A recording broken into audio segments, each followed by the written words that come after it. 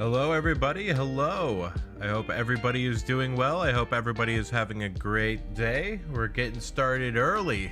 We're doing some last minute prep for Wintertodt. I meant to do this a couple days ago, but was not able to find the time. But yeah, we're gonna do some last minute prep for Wintertodt. Still have to get 50 fire making, still need to get a house built and everything. So we're just gonna start off with some real nice chill wood cutting, fire making. Gonna switch over to teaks the moment I hit level 35 wood cutting. But yeah, just gonna spend a little bit of time. Only have 15 levels to go here.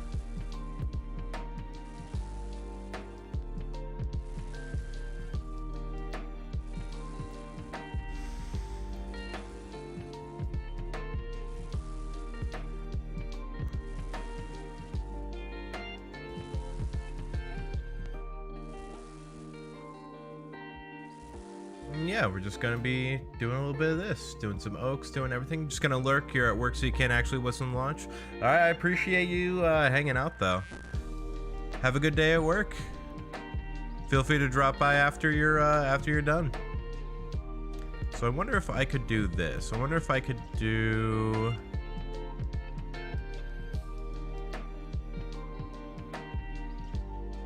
Let's do this. Set fire making.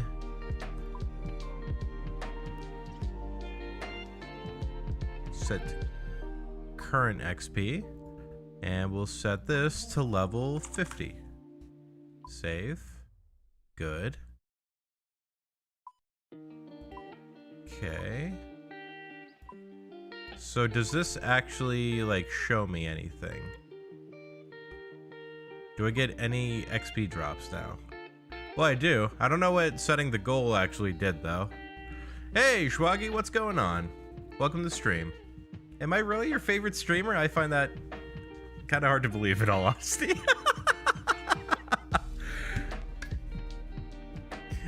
I'm sure there are other RuneScape streamers that are better than I am, that's for sure. But I appreciate that. Need to shake this up a bit more. Favorite low-level cape-attaining streamer? Hey, I'll take that.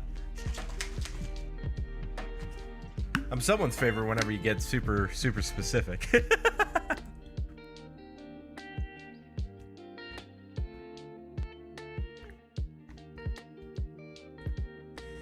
Yeah, I was debating on getting this knocked out before stream today, but I figured it'd only take like an hour or so to get 50 fire making, maybe 2 hours. Because the moment I hit 35 wood cutting, it's early enough. I think teaks are available, so I should be able to do teaks. The only thing I'm worried about is that it is a national American holiday, and it is also apparently Canadian Thanksgiving. I just found that out today. So I'm worried that there will be some people online because of that. However, because this is not a major national holiday for America, I don't know. I don't know how much viewer count. I don't know how much player count is going to be impacted. We'll find out. CG dry streak enthusiast streamer. Dude. Here, I'll say this. I am going to be going 12 hours regardless, but if this hardcore dies, I'm just going to finish out the 12 hours by doing CG on the iron. I don't expect the hardcore to die though, so that's going to be like a big if. Actually, honestly, if the hardcore dies, I'm just gonna roll another one. I have a bond on my main that I just haven't used. I think I bought it for the last bingo where I was a captain in, and I got it as like participation awards for those who were in my team. But 3 of the 4 people in my team declined it, so I just had 3 bonds on an account, and I used 1 to bond up a PvP account. I used 1 to bond up another friend's account to get him into the game, which... Exciting news. Captain Scrublord, the guy that I played RuneScape with on Thursday night, that stream is on the channel. He's actually playing RuneScape a bit more. I actually got him into the game a little bit. He's not playing in an efficient way by any means, nor do I expect him to. I want him to have fun with the game. I don't want him to hate his life like I do. But it's awesome that I actually got someone to play this game.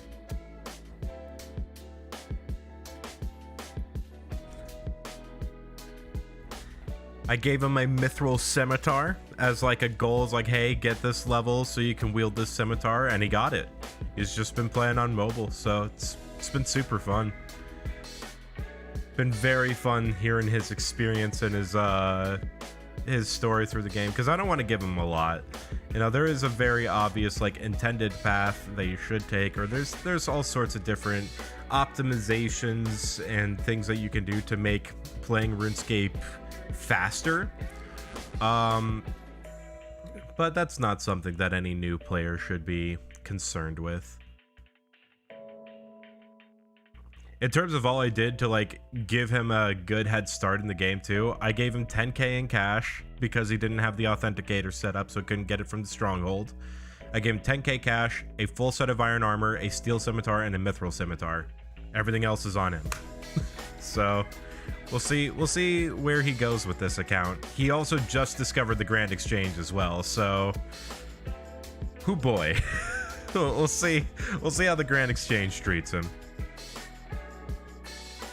He actually might be popping in today. Right now I am sitting in a voice call in my girlfriend's server, and I just have it as a free join, so any other streamer who wants to join in on the fun and have a nice little chat will pop in. So Kurt may be hopping in, my girlfriend Lunar might be hopping in as well.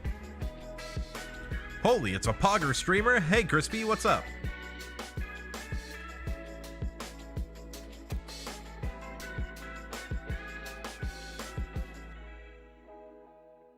By the way, if you all are not quite familiar with YouTube streaming and with how YouTube chat is laid out, I have put in a command for Truffle, if Nightbot will wake up and actually post the link. Truffle is a browser extension that you can get for YouTube. There it is. It's a browser extension that you can get for YouTube that makes chat feel much more similar to Twitch chat. It's a extension developed by a team that Ludwig hired, and is a very, very good extension. So highly recommend it if you are new to the YouTube streaming scene and don't like the way that chat looks, because Lord knows YouTube's default chat is not great. Shooting for 70 attack, leaf blade axing, blood veils. All right, nice. That's right, you're on your ultimate, right? What are your goals for that account? Because I am curious. Ultimate Iron Man is such a different play style to regular Iron Man.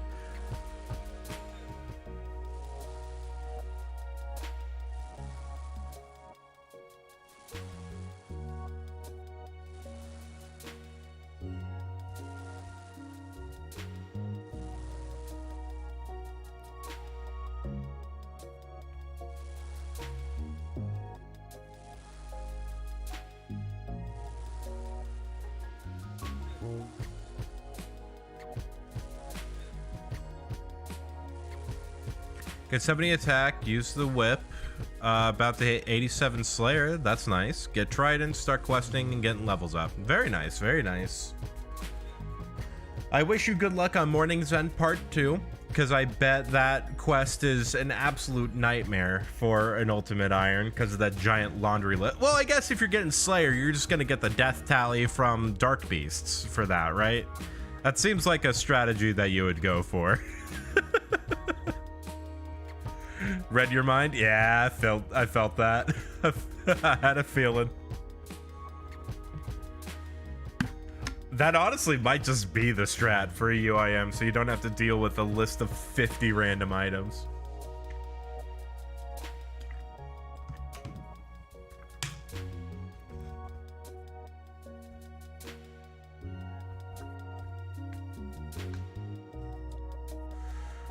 I need to remember to actually make myself more careful now, because I've been playing on my iron, which doesn't have that death limitation, so I've been going in throwing at myself at things willy-nilly.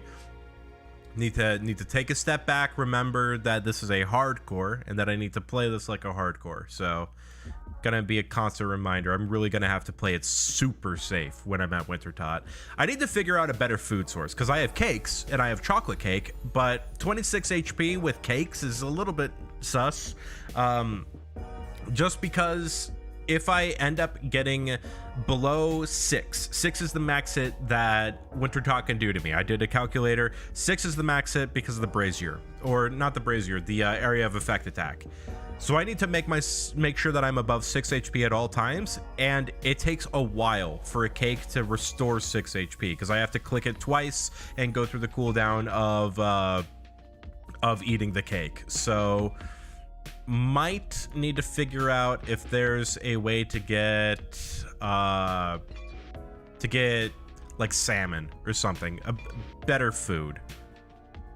You did Morning Zone Part 2 on your task account so early it was nothing but pain. That sounds like pain. What motivated me to do Morning Zone Part 2 on my iron was a hard clue.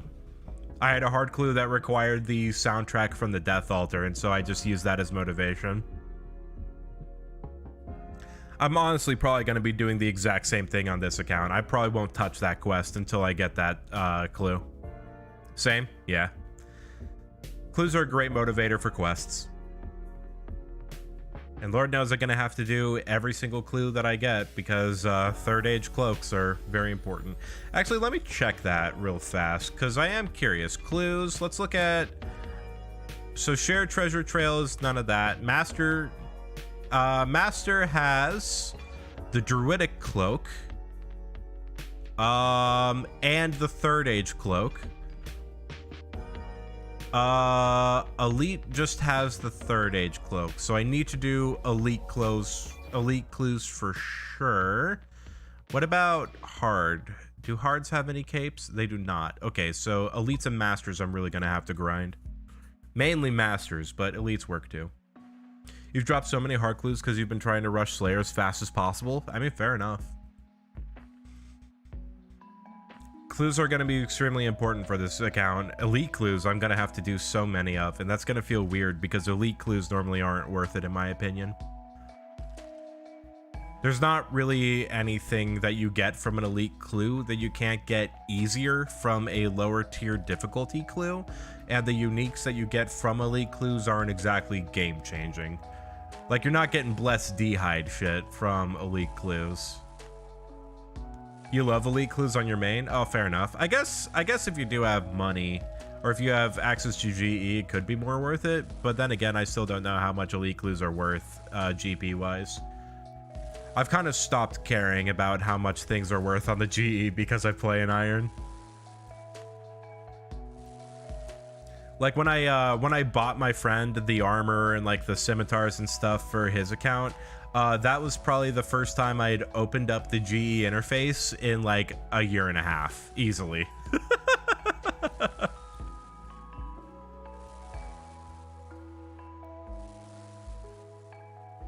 You just stack your caskets, you don't actually open them? Oh, fair.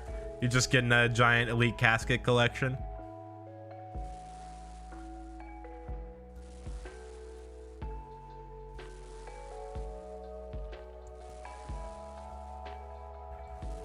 I should probably be local recording this, but I don't want to record a giant 12-hour file.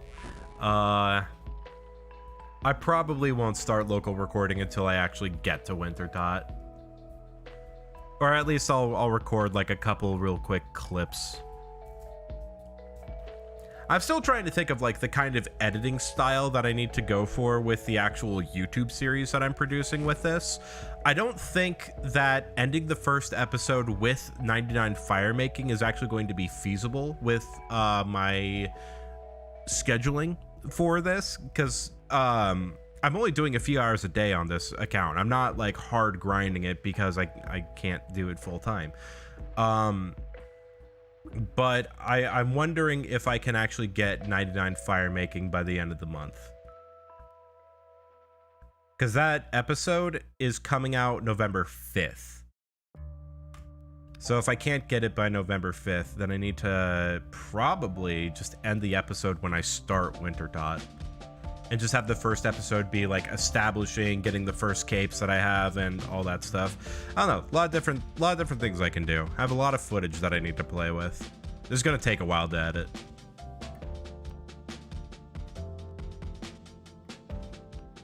Yeah, now that I'm trying to actually start making YouTube content, I understand why now that I'm trying to make RuneScape content for YouTube, I understand why it takes so freaking long. Is not only this game just takes a while, but now I have to sit through all the several hours of footage and to get the little juicy bits that I need. And plus, I'm gonna have to do some voiceovers, some B-roll recording, and all that stuff. It's gonna be fun. It honestly is going to be a high production value series. It's just actually providing that production value is going to be challenging. Do you know how many capes are in the game? I actually don't know the number. I should probably know that, shouldn't I? You'll find it when you get home and send it. Oh, please do. That'd be fun. You just realized you have to do beginners for Jester Cape and the shoulder parrot. I'm already 5 beginners down on this account. No, 5? What's my beginner?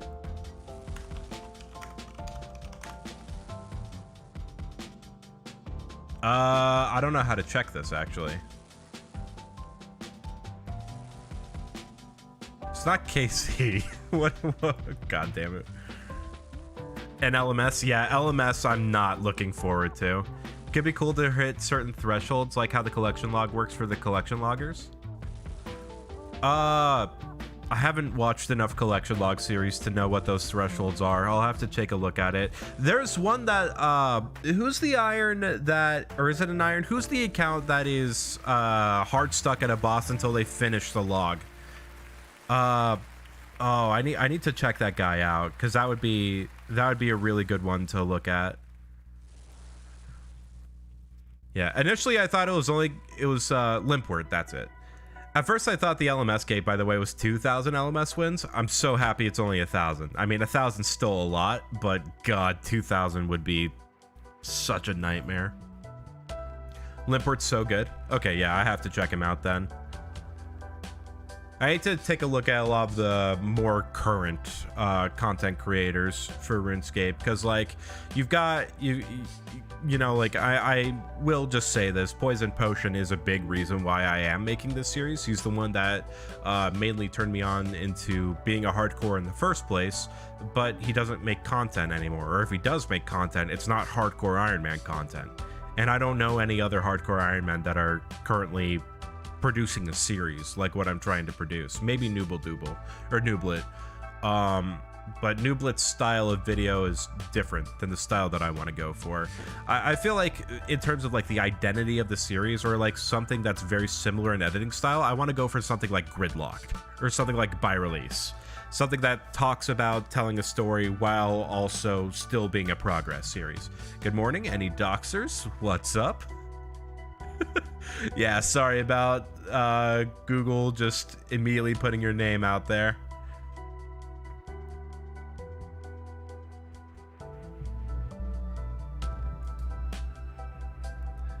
No one making a hardcore Iron Man content? Fine, I'll do it myself, basically.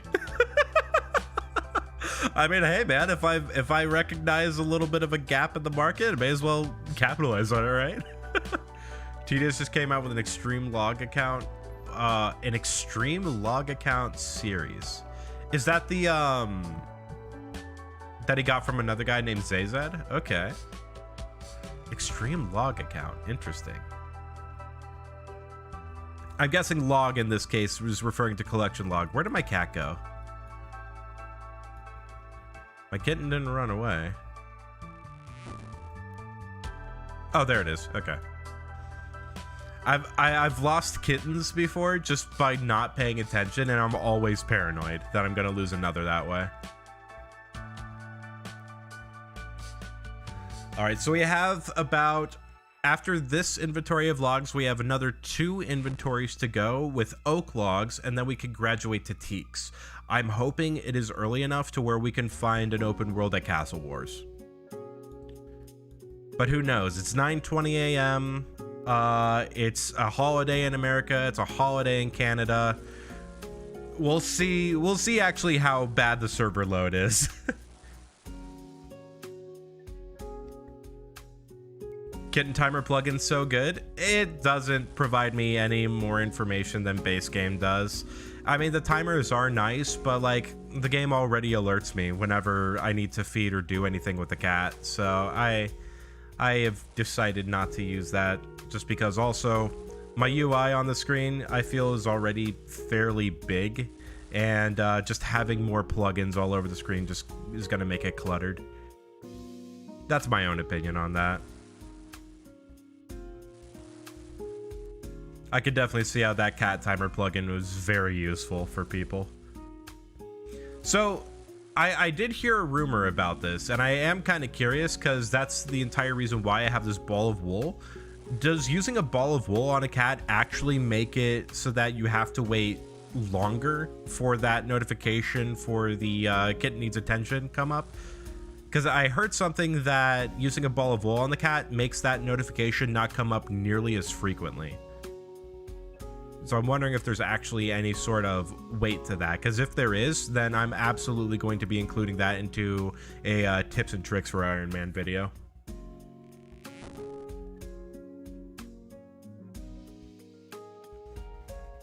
Because I think everybody knows about the Karambwanji, but not many people know about the ball of wool trick.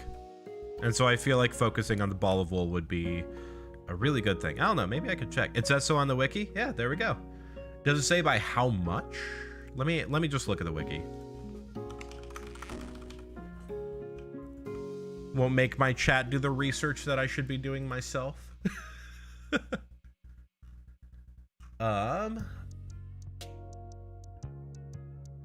For increased attention duration. Okay, maybe I should just look up kitten.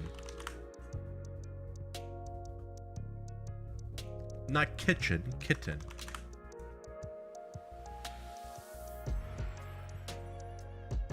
"25 minutes, 51 minutes. Wow, that's more. That's almost double. Not quite double, but that's a pretty significant increase.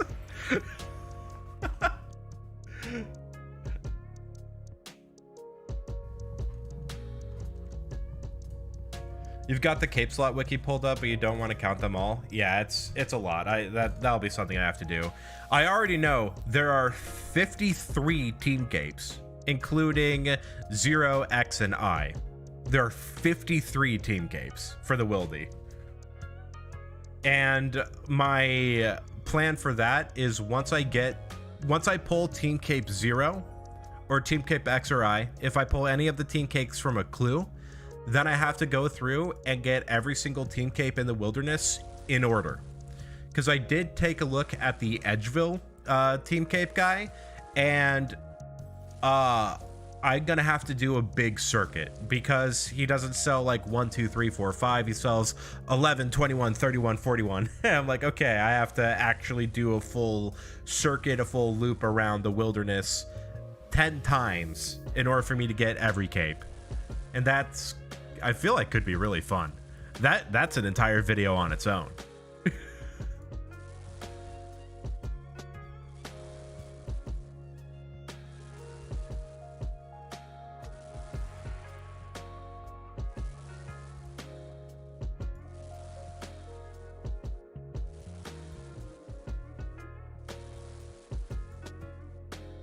$39 fire making, let's go. 11 more levels and then we're there. All right, one more inventory of trees. One more inventory of trees plus 1 log, and we are good to start on teaks. I just hope I get an open world. That's my only hope.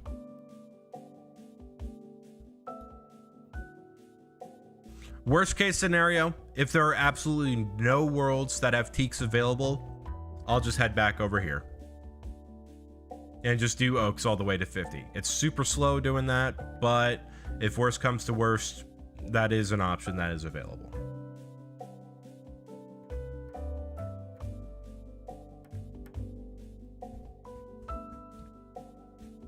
Also need to figure out a good fletching method to get my fletching up. I think I'm going to use feathers and make headless arrows on the way over to Wintertot, and then Daddy's home for construction. And then I think that puts me at all the levels that I actually need for Wintertot.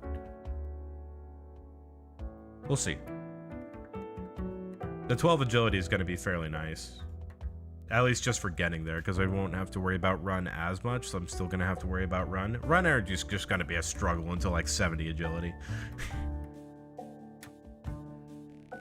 Could do teaks on Oozer. I would need to buy water skins for that, and I would really rather not.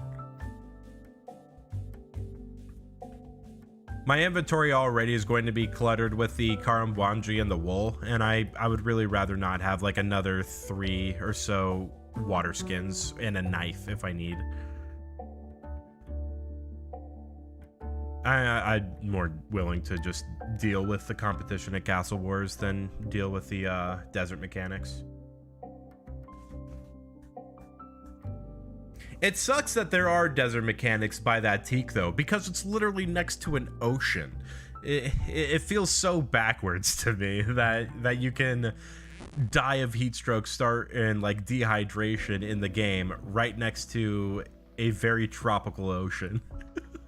You can't drink salt water, but I don't think the beach would be that severe in my eyes.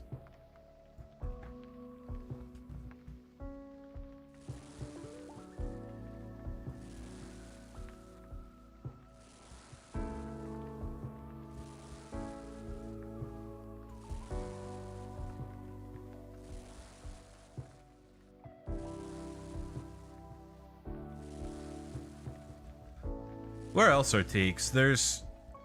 I know Apatol and Prif are out because I just flat out don't have access to either place. Is it really just Castle Wars and Oozer that have teaks? If so, that's a yikes. I am thinking about that idea of teaks on Oozer now a bit more, though. That isn't a bad shout.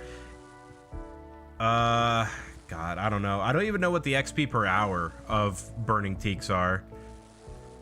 Because if it's like significant, then that actually might be worth it. If it's something like 40k, I think it'd be more worth looking at.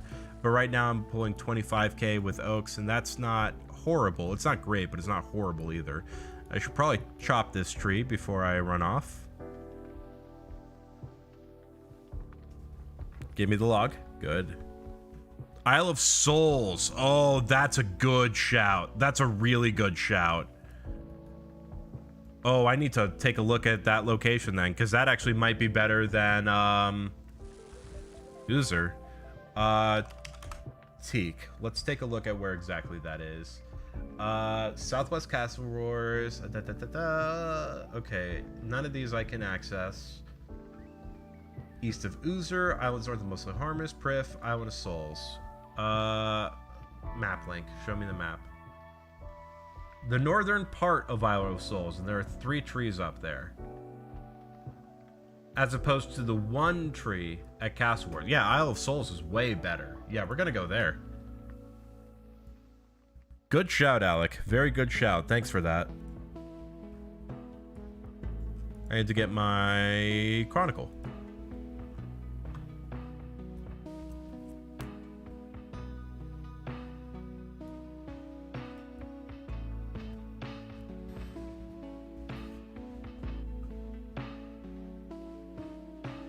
Oh, I found the thieving world. Nice. Oh, well, hey stream. Don't look. I need to get an actual BRB screen.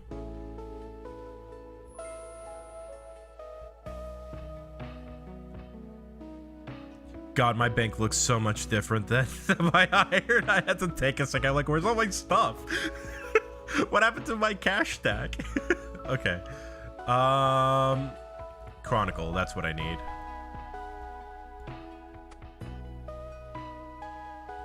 Let's do this. Can I swap this to teleport? So I'm curious, if I remove this, is this still teleport? No, it is wheeled here, but it's a teleport 1 click there. Okay. Learning menu entry swapper a bit better. There is a TikTok that I am going to be producing tomorrow that is tips for survivability on a hardcore Iron Man, and that swap left click option is going to make a major appearance, because that means that every teleport is an emergency teleport now. Unless it's jewelry that you have to rub. That's the only exception. Thank God you didn't see his bank pin. You would have been able to steal his cakes at 6K gold. I mean, that's what's in there now. But, you know, a year from now, it might be different.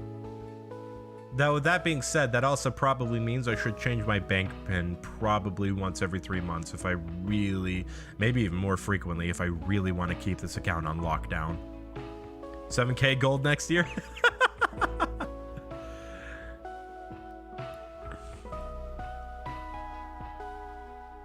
The dream. I'd be rolling in it. Imagine needing a bank pin, Exotub. Just carry everything on you. You have a bank pin, Crispy. You have to have one in order for you to make an iron.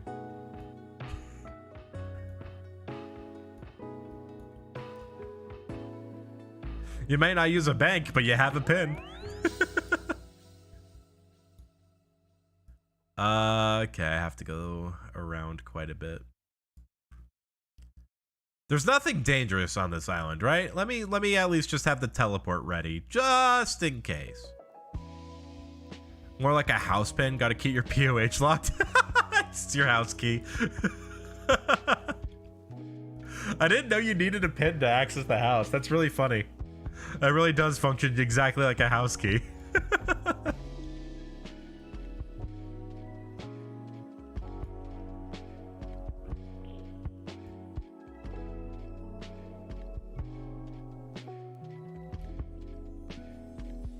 Okay, how far do I actually have to travel? Oh, that's so far. Wait, teak / mahogany. Oh, level 50 for mahoganies. Okay. I was gonna say, I thought it was only 35 for teaks. Alright, this is gonna be quite the trek. Pretty sure I can't go that way. Yeah. Alright, time to follow the road.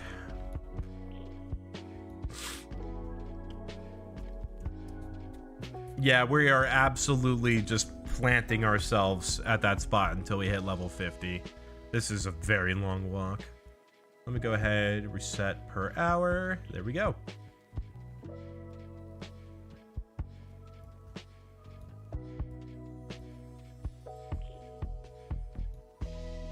I don't think I need to be worried about any mobs, but I am kind of like keeping an eagle eye out just on the off chance. I don't think there's anything that can one-shot me in the overworld here. There are dragons. There are blue dragons here, but they're in a cave. So I'm not as concerned. Let's go high road. Why not? High road looks fun.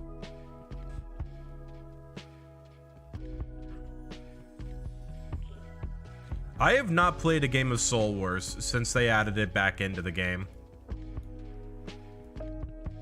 Just haven't really felt a want to.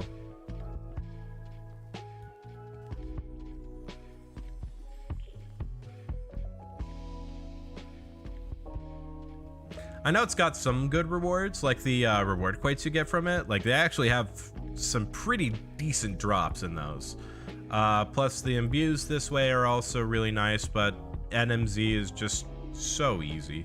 Nightmare Zone, you could just literally sit there and just fall asleep and the game plays itself. So I don't know. Maybe not for imbues, but maybe if those reward crates have like other really good resources, I might send a few Soul Wars. I don't know.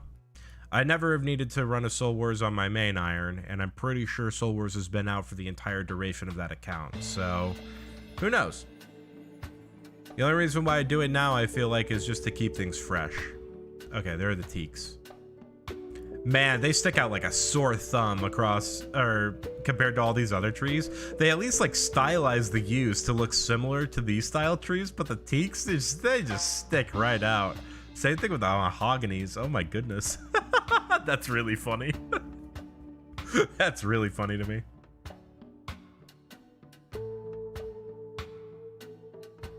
All right. There is one person here, and they are 2-ticking. I'm just gonna take this tree, so that way I am not interfering on what this guy is doing.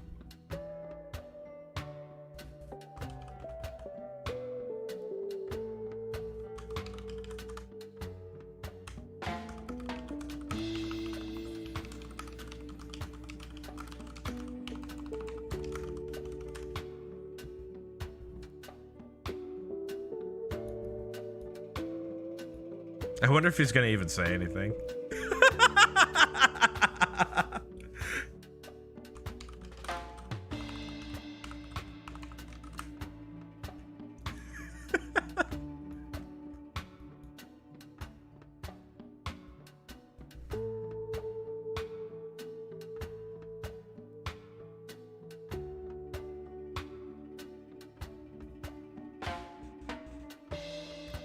Okay, so chopping.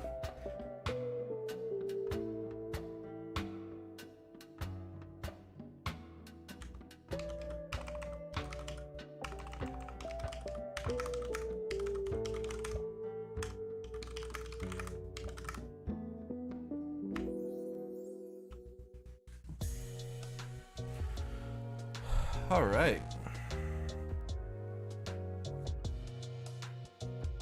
Yeah, just waiting like, what is that, 5 seconds? 6 seconds for the teak to respawn? That's not a big deal.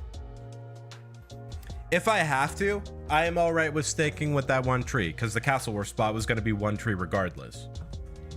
XP waste? This moment right here is XP waste. If I really didn't want to XP waste, I'd have an herb, I'd have tar, I'd have a pestle mortar, and I'd be 2-ticking this thing. Though I don't know if I even can 2-tick with my levels and gear. Can a steel axe and 35 wood cutting 2-tick a teak? That is a tongue twister right there. Burn your logs while I wait for it to regrow. That is a good point. That is a good point. I could have done that. Hey, a bird's nest. I hope I don't get... This is gonna sound weird, but I hope I don't get many, because I want to avoid banking as much as I can.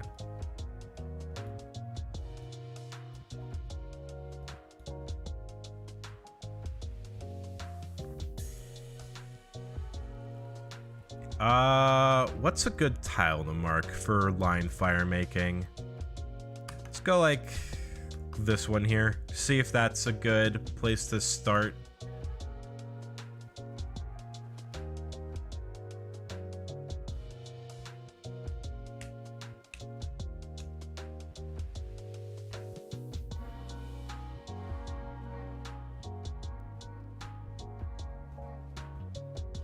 So yeah, even the mahogany tree they changed a little bit to at least make it look similar. The teaks just look so out of place. It's so funny. Why do they look so bad?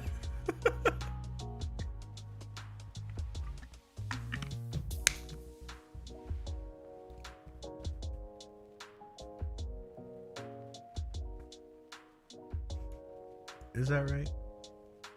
Oh no, that is actually not a good tile. That is in the way of something. I think honestly, just starting it at the head of the path might be a better idea. I end up running into flax and a tree, so let's actually move it down one tile. Man, this tree is not falling over. I appreciate that.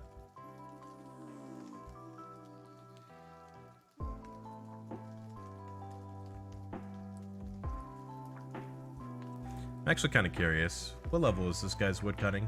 Okay. Okay, just doesn't have too long to go. If the high scores are to be believed.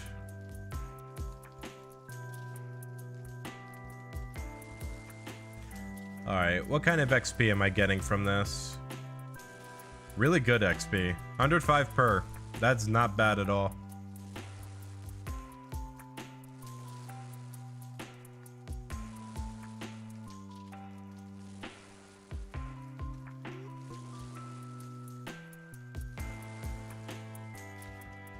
It's what, 600? I can actually calculate exactly how many this will take. Let's just see after this line what sort of XP per hour, or how many actions we have left. Oh, got a hungry kitty.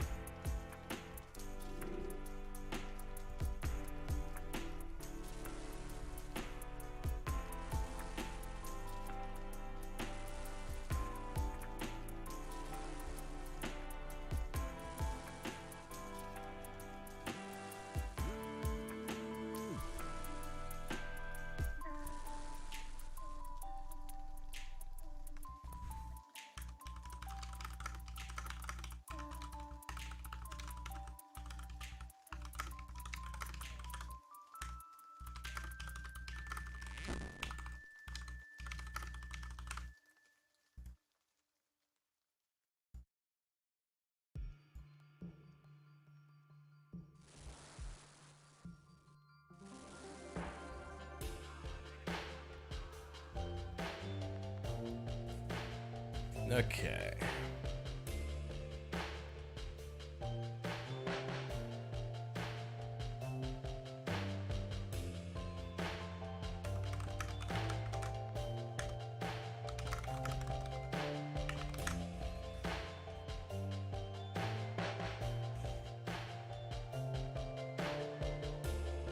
All right, cool. Now we have these trees available to us.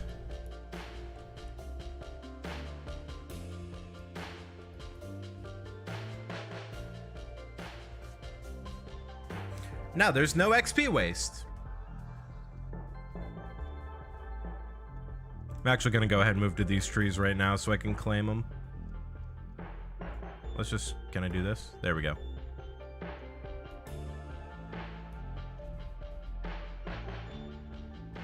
In the spot.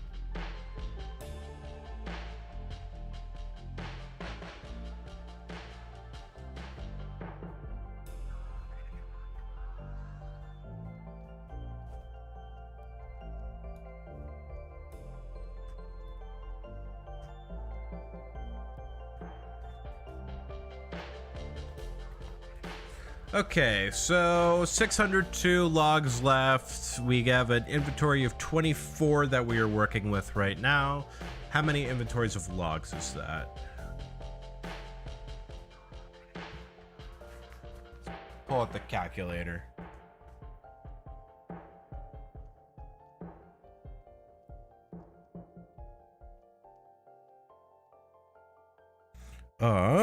Let's see. Why I say 602 divided by 24? 25 inventories. A little bit more. Okay. Not that bad. Just gonna take some time. Yeah, I'm thinking in like 2 hours we might be able to take on Wintertot.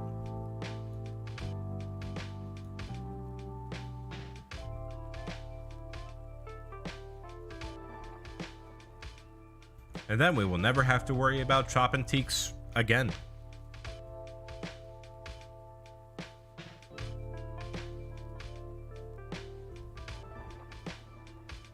So I am kind of curious. I want to look at the Osiris guide right now just to see what levels they recommended for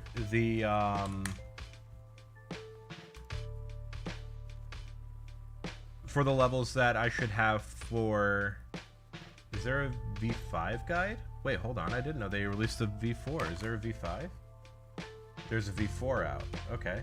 I just want to take a look at it real quick just to see what, like, tertiary levels they recommend for Wintertot.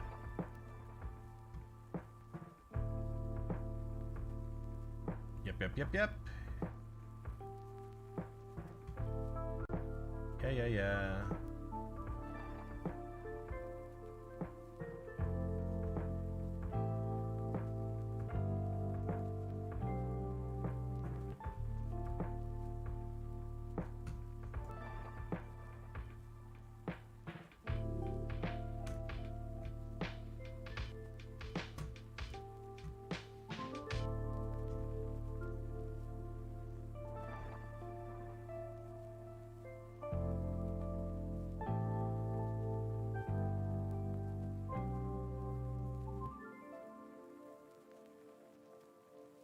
Oh, he doesn't even do Wintertot anymore.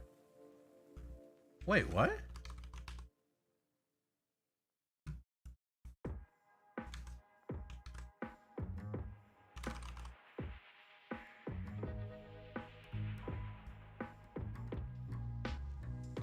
Make your way to Wintertot. If you see wolves near Wintertot. She's now 15 fletching, 20 construction. Okay.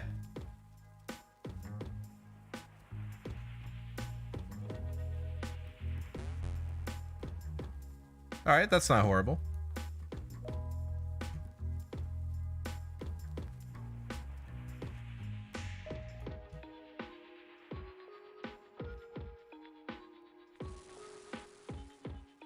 Just realized I had the wrong chat displayed. Now we should be good. I hate that it doesn't by default set my chat to live chat. It just does top chat, because I feel like I miss things if I don't have live chat on. Even then, I feel like YouTube chat sometimes censors things. Like I had someone try and link a website that was not a YouTube website earlier. I turned Nightbot off to allow that to happen, but YouTube itself would not display the link whenever it was posted. It was super strange. And like, it wasn't any community guideline or setting that I have on my thing. I have links freely available to post based on how my channel is set up. And it was very, very strange. I've also had another speedrunner buddy of mine tell me that they can't chat in my chat. Like whenever they type and send a message, it just doesn't go through. And I have no idea why. They're not banned. They're not restricted in any way. It's very strange. I will say chat is probably the weakest part of YouTube. Unfortunately, because everything else is freaking incredible.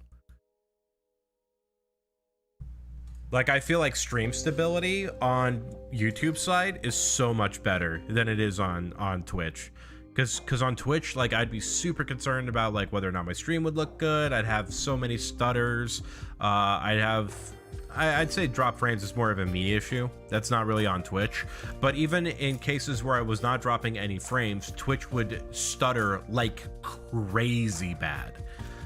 But on YouTube, I have like perfect stream quality, in my opinion. Like, it's exactly where I want it to be. I'm even able to stream at a higher bit rate by default on YouTube than I can on Twitch. And like, I'm not even monetized. I'm not even a YouTube partner.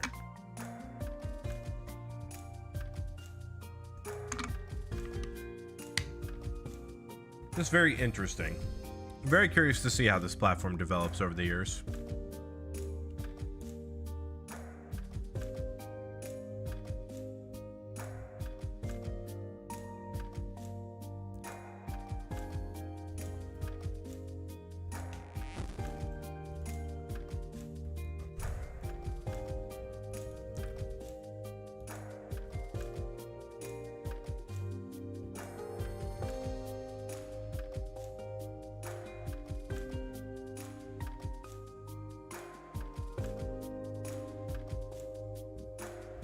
I also am needing to figure out what I need to do for food, because yeah, food's a concern that I had not thought about, or I did think about briefly yesterday, but did not take any steps to actually deal with. So I'm probably gonna have to DoorDash a few things during stream, which is a yikes. That means this stream is gonna be expensive, but it'll be worth it because it'll be a 12-hour stream, I guess. I don't know. I kind of just figured that since I had the off day, and because Wintertot was going to be such a massive grind anyway, may as well get like a good chunk of it done in one sitting. Because what, Wintertot 99 fire making from level 50 is like a 40-hour grind. So yeah, I'll get like a quarter of the grind out of the way. Maybe a little less. Probably realistically more like a fifth to a sixth of the grind, depending on how quickly I get through the rest of this. Just turn AFK extender an hour and go grab food. We get to watch Cape Freak stand idle.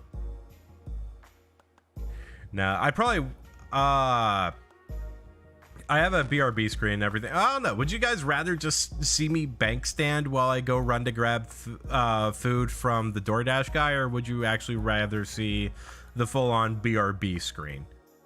Because this is what the BRB screen looks like. Now, obviously, I'd be taking away the time, but like, that's actually what the screen looks like. Would you prefer just seeing this and just me bank standing somewhere, or would you rather see that BRB screen?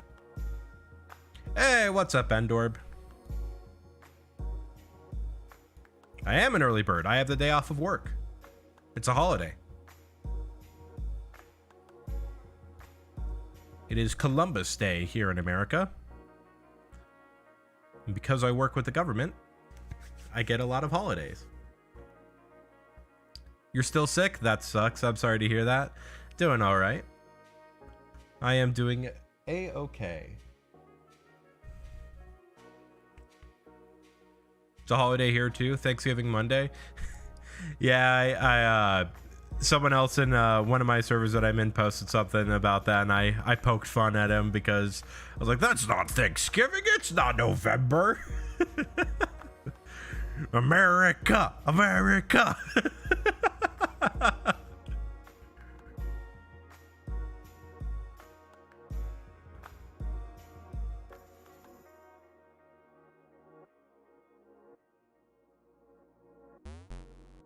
Every country has it at a different time. Yeah, I know. And everyone is wrong. I'm kidding.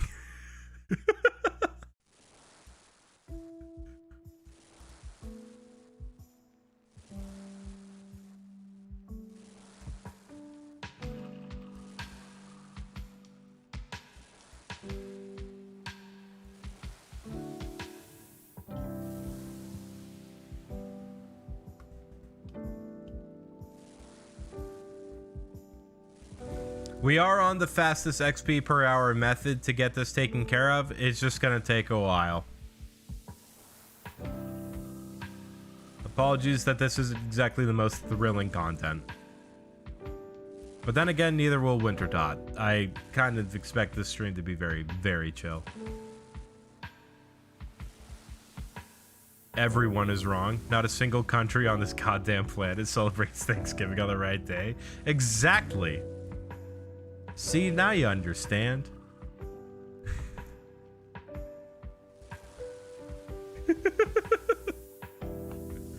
We joke about this, but I'm sure there are people that actually think that unironically.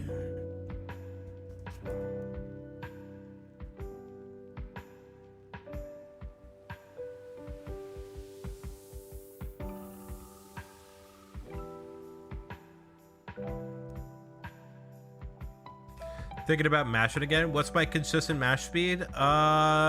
Consistent is probably 15 to 16. My fastest is like 18. Button presses a second. Let's find out.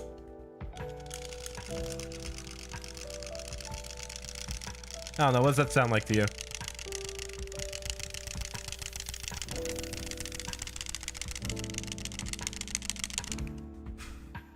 Data observed.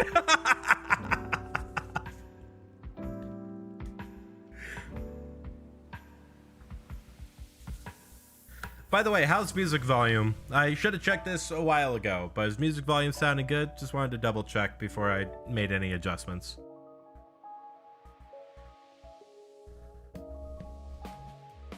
I really should get an audio setup to where I can switch the mix to hear exactly the way that the audio is balanced for stream, but I don't have that capability yet.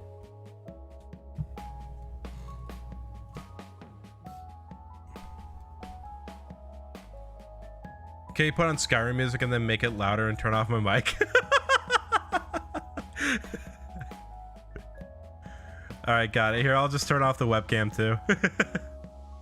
We'll just do Skyrim music to the video of chopping down a tree over and over again. Volume fine? Okay, awesome. Why Skyrim music specifically?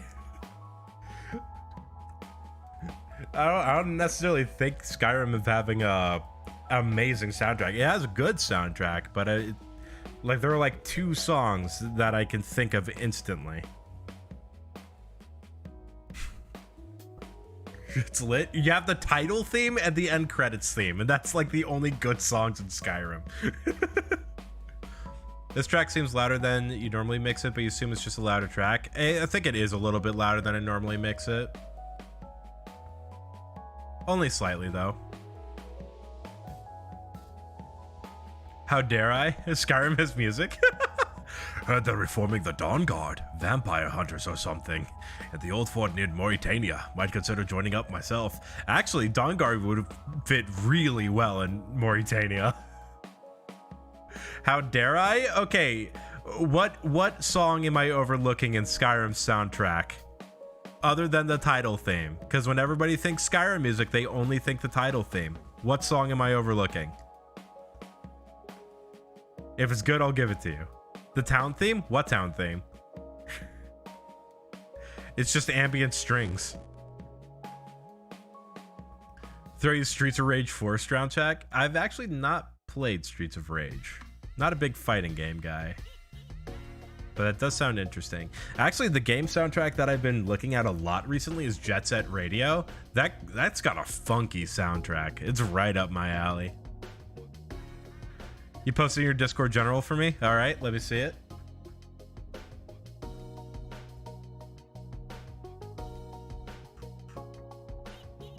Yeah, it's just music and ambience. That's just the general song of, that's just general sounds of Skyrim. That's exactly my point. It's just ambience.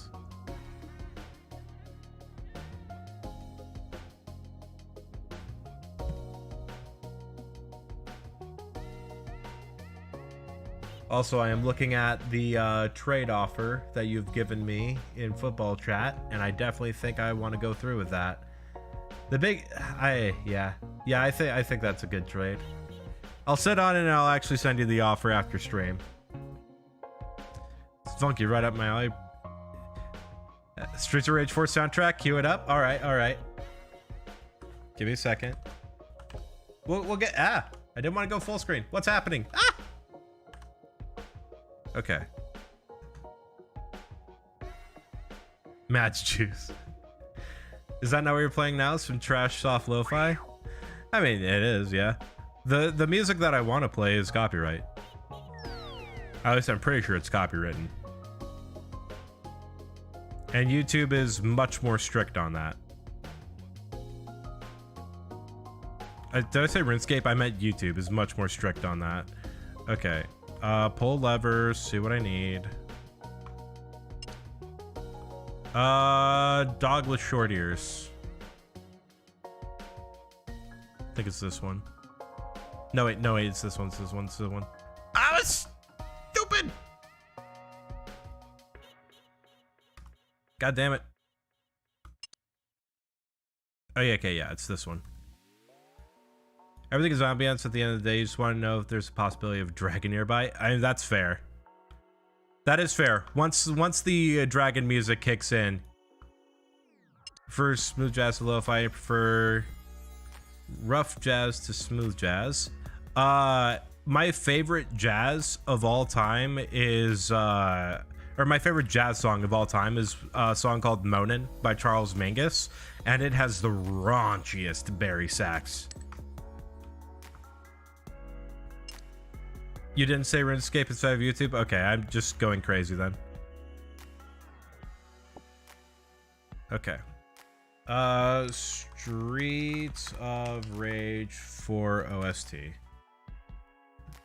My friend forever, yeah. Is there like a particular song that you would recommend from that soundtrack? If so, could you link it to me? Hey, Chaos Runes. I'll take that. That's why we do random events. If all goes well, hopefully we'll be done with work for today. Hey, let's go. That's hype.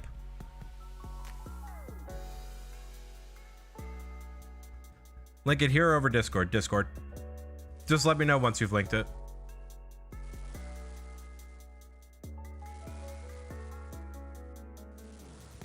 I mean, I have been trash talking Skyrim's music. It's not bad. It's just not memorable is the issue. Only the title theme is memorable to me. But like, I literally can't think of any line of music or melodic line from Skyrim like I can with Zelda or Mario or something like that. And I know they are completely different games, but like, if we look at other fantasy things, let's look at Skyrim versus Oblivion even. Oblivion is an extremely varied soundtrack. Skyrim does not. And Oblivion came from the same developers years before.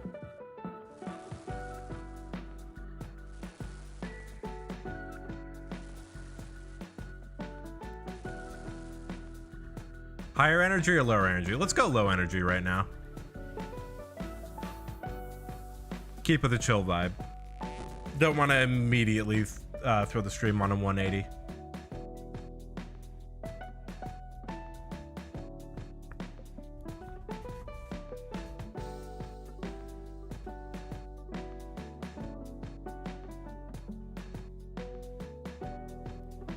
The opening bit when you go into a tavern is always memorable to you. In which game? Skyrim or Oblivion?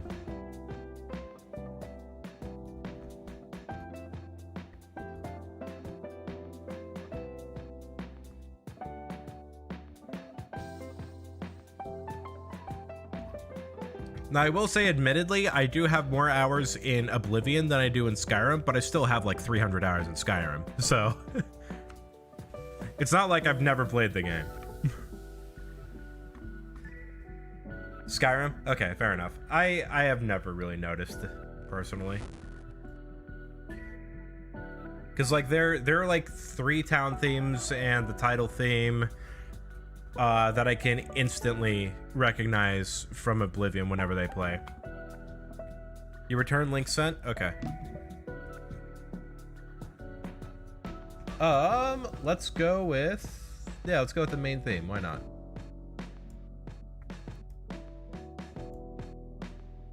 Pasting go. Go ahead and swap things around. We'll pause that for a second. Oh, where is YouTube?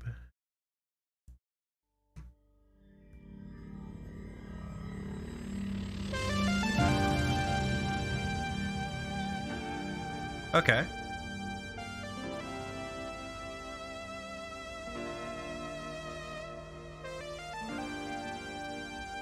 Interesting. Hey, Latchy, what's up? Which after 50 seconds is high enough energy to be in Smash? I mean, like, low energy is... When I say low energy, I just don't want it to be, like, full-on drum and bass. Just right out the gate. Or, like, 180 BPM, just... Oh! Wouldn't really fit the vibe right now.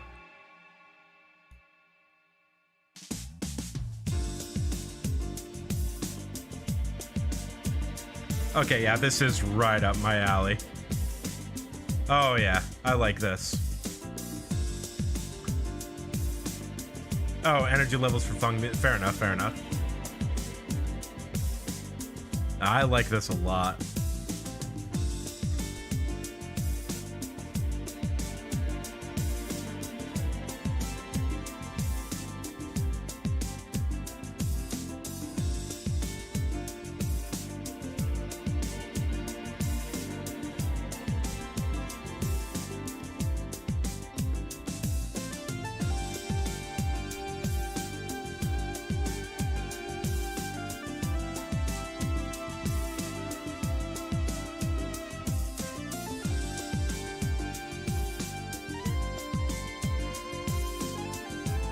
You want the soundtrack in Smash, then you'll have fights to a track called Character Select, and it'll be 50 other side songs. I'm very curious now on what this Character Select song is going to be like.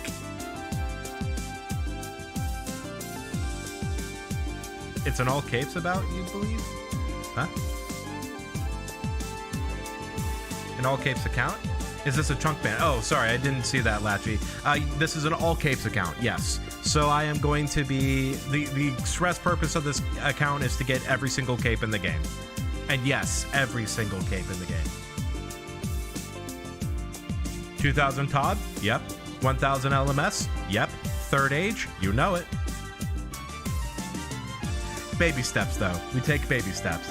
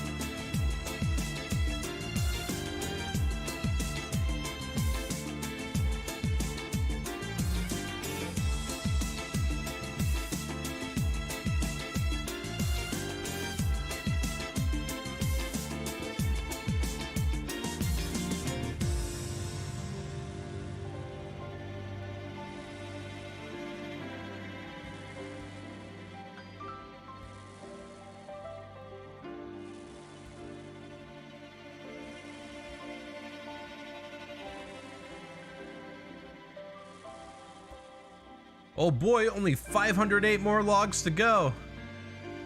It's gonna take a while.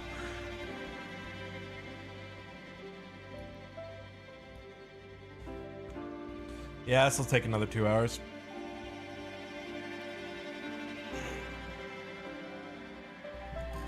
This honestly chilled right back down. And then it went back into the groove. We'll take it. 508 more logs? Yep. I need to get level 50 fire making in order for me to be able to start the winter tot. And I am at level 42. So 8 more levels.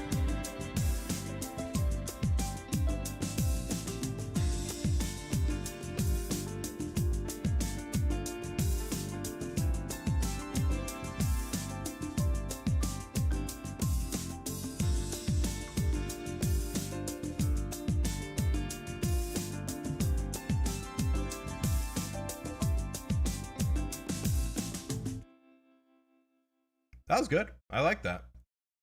That was real chill.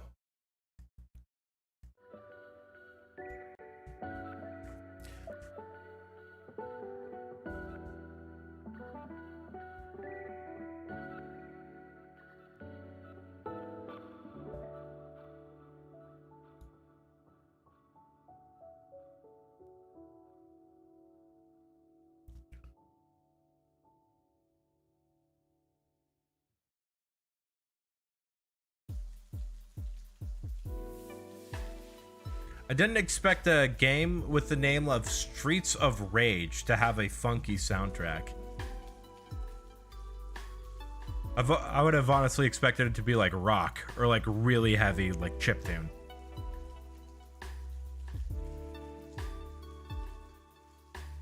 Just something chaotic. But no, not at all. I was very pleasantly surprised. Now, granted, I still haven't heard Character Select. And by the way that you're talking about it, I have a feeling it's going to be a very hype song.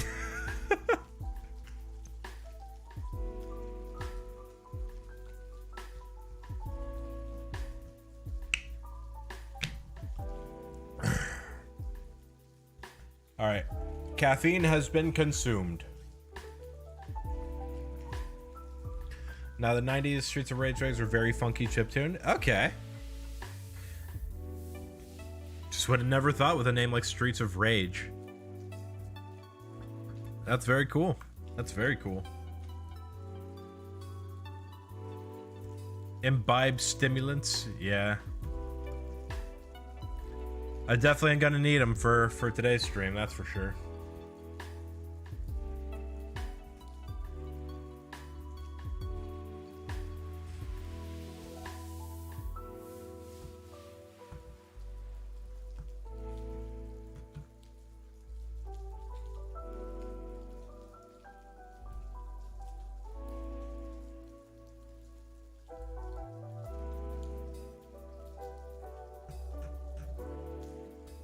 Rain 3 was released in 95, 4 was released in 2020. Wow, it took... Okay. Shows just how little I know about Streets of Rage.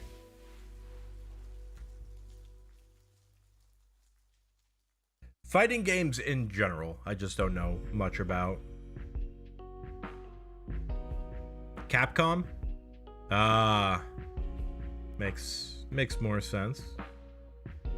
So wait, they have Streets of Rage and Street Fighter?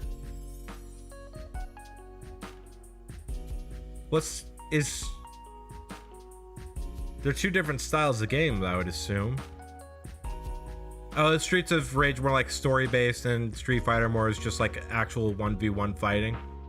That would make sense. Like a side-scrolling 2D beat 'em up. Oh, yeah, that's what you said. Beat him up. Okay, cool. Glad to know that I've got it. You're home now. Where can you send that casket? Do I have a Discord server? I do. I actually think you're in one. No way! No shot!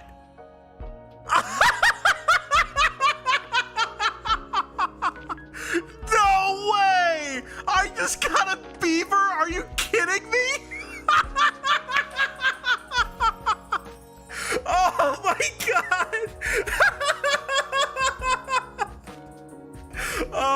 Okay, we are are sending this to the Discord, and I am posting a big giggle to Zach.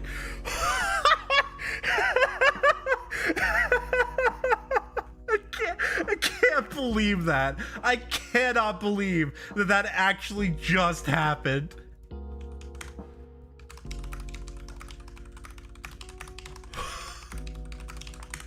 I wasn't even recording. Well, I have the stream, but I wasn't local recording.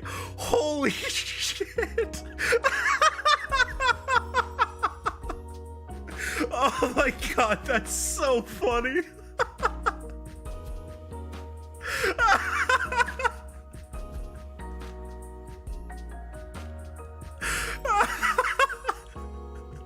Oh man.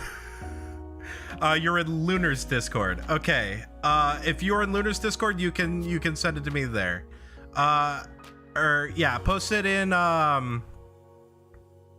Lunar's Discord. Sorry, I'm whew. Put it in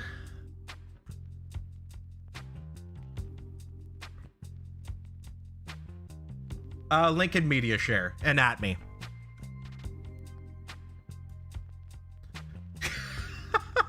Oh my god. I laughed myself lightheaded. I did. That's really fucking funny. Well, this beaver is...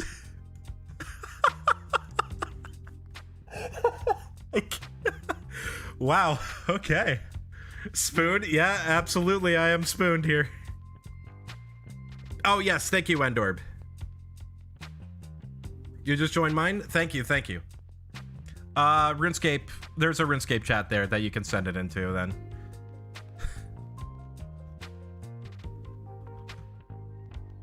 For some reason, I thought you were already in my Discord. Okay. Guess I was wrong on that. My bad. Let's take a look at this. Oh, I got your name mixed up with someone else. There is another Alex that I know, and I got your names mixed up. My apologies. But yes, in my Discord there is a yeah, you got it. Oh my god. that is impressive. 127 hard I thought you were only stockpiling elites. That's incredible. 127 hard caskets, 21 elites, 49 easies, 26 mediums, 59 beginners, and a master. Are you waiting for like a rainy day to open those up?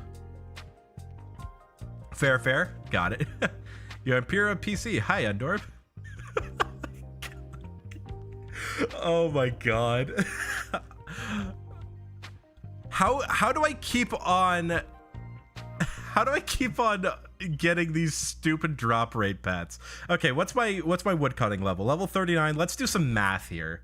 After I do this line of fire making, we're gonna do some math. I want to know just exactly what the drop rate was on this particular beaver, and figure out just how scared I should be for end game grinds. Stupid drop rate pets because streamer. It actually is what it is. It's the streamer luck. Oh my god, the streamer luck is real.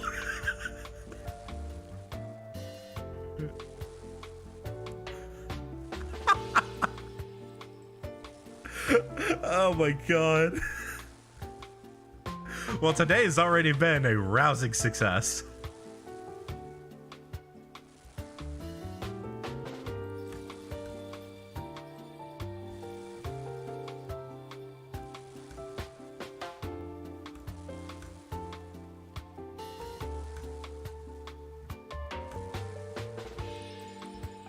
All right, let's look it up. 43 fire making, yay! Last time you opened them, Dragon Warhammer was like 26 mil. You wanted one, so you opened until you could afford one. Overall, you want to hit the clue milestone, then open. Fair enough, fair enough. What is it, 600 clues for the milestone? That's a lot. Okay, beaver. Let's see.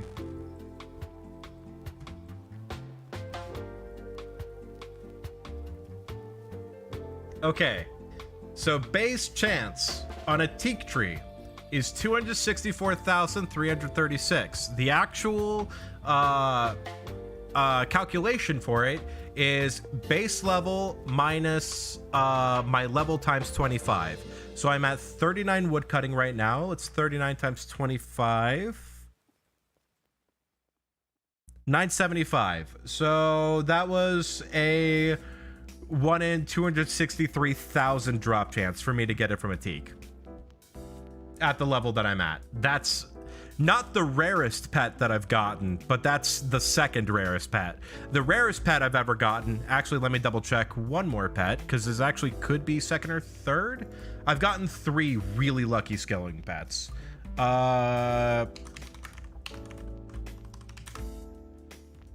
Let's see, what was it for Sears Village? Okay, yeah. So that is the second rarest pet that I've gotten. My first rarest pet was a heron on my main that I got from Karambwanji at like level 60 fishing.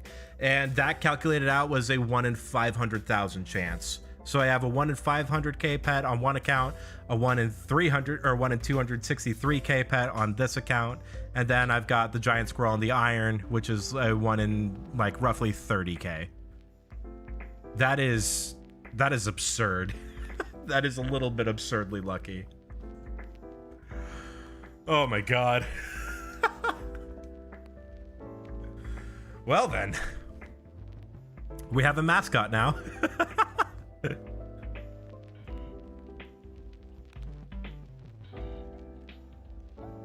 A part of me wants to send a corrupt gauntlet just to see if I could get a Bofa, but I need to stick with the hardcore grind. I'll do the corrupt gauntlet run tonight. I'll do one corrupt gauntlet run before I end off stream tonight, just to see if I could get lucky and get an enhanced seed.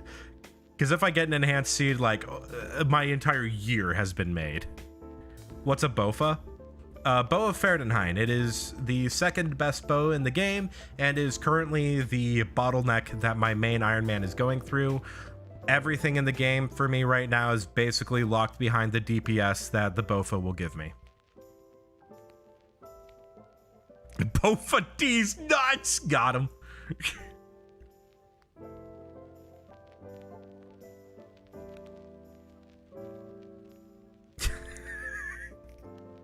What a day. What a day, man. That's so absurd. Oh, Zach's gonna be so mad. I can't wait to see him pop into stream. Oh yeah, I should also probably do this. Wait, not that channel. That's not the right channel for this. Hold on. Posted that in the wrong Discord channel. This needs to be in the RuneScape Drops channel. We're gonna start it off with a freaking pet drop. Or, aside from my torture. Okay. Oh yeah, I should also probably post this.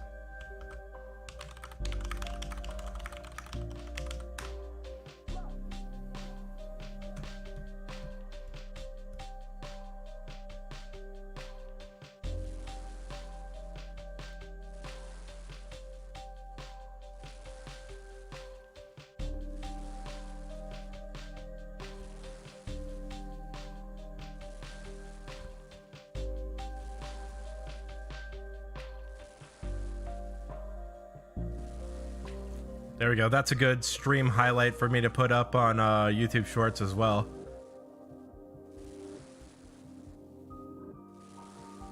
We'll just have to go back and clip that later.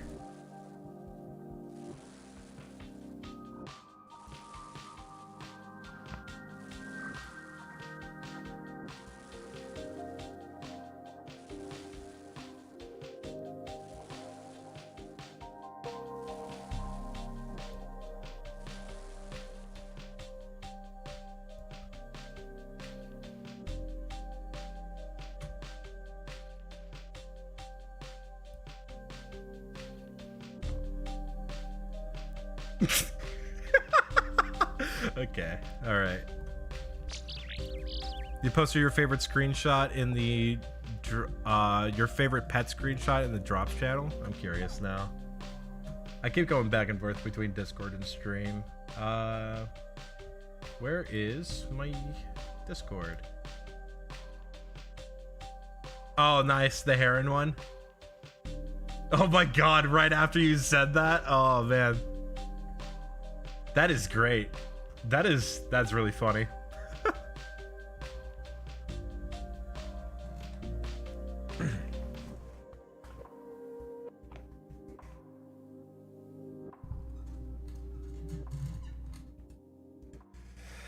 Whew, still got that adrenaline flowing through me. Oh my god. Huh. This account's been blessed. That's all that means. This account is blessed.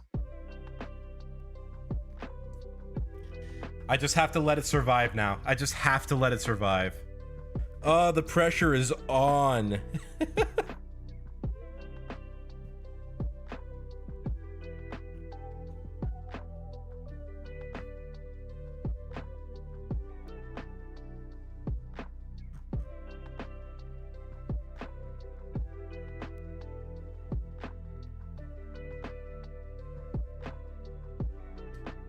What if I get the Phoenix too? Like, if I start off this account by getting 2 pets. Oh my god. I don't expect the Phoenix. Honestly, the biggest thing that I'm hoping for with Winter Tot is a Tome of Fire. In fact, I'm almost making it a full-on requirement for me to have a Tome of Fire for Winter Tot. Because it's just way too damn useful to not have it. It's going to be super good for using Ivan's Blast, and it's just a really good like transportation tome. You have the rare opportunity to get both pets in the same day. I really do. I really do have a quite rare opportunity. We'll see if it works. The Phoenix drop chance, if I remember correctly, is significantly better than the Beaver, but we'll see. Phoenix is stupid rare? Is it? What now that I'm talking about this, what actually is the drop rate of the Phoenix? Phoenix drop rate is oh, it's based on your supply point, but the base drop rate is 1 in 5k, and that is also giving a base chance of 2 independent rolls for each supply crate at minimum. So it's more like a base chance of 1 in 2,500. It's 1 in 5,000 per roll. Each crate gives you at least 2 rolls, so each crate gives you at least a 1 in 2,500 chance to get the Phoenix. That's really not bad. That's actually a pretty easy to get pet.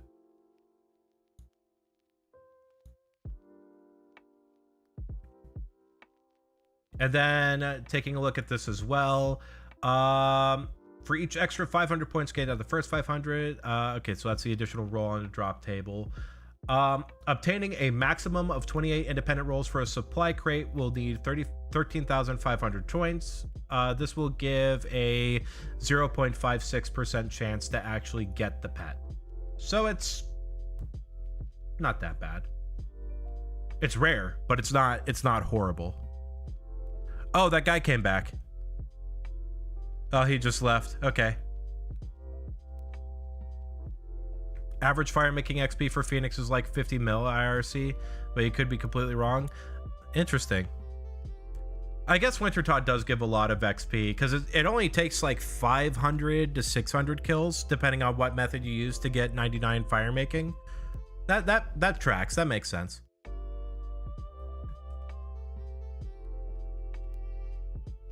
Because 2,500 Winter Tot kills would put you on drop rate.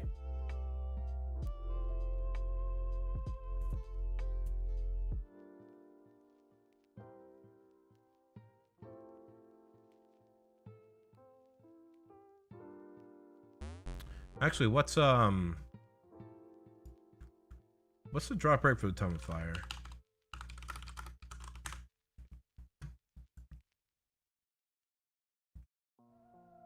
Ooh, man, my heart's pumping. I wonder why.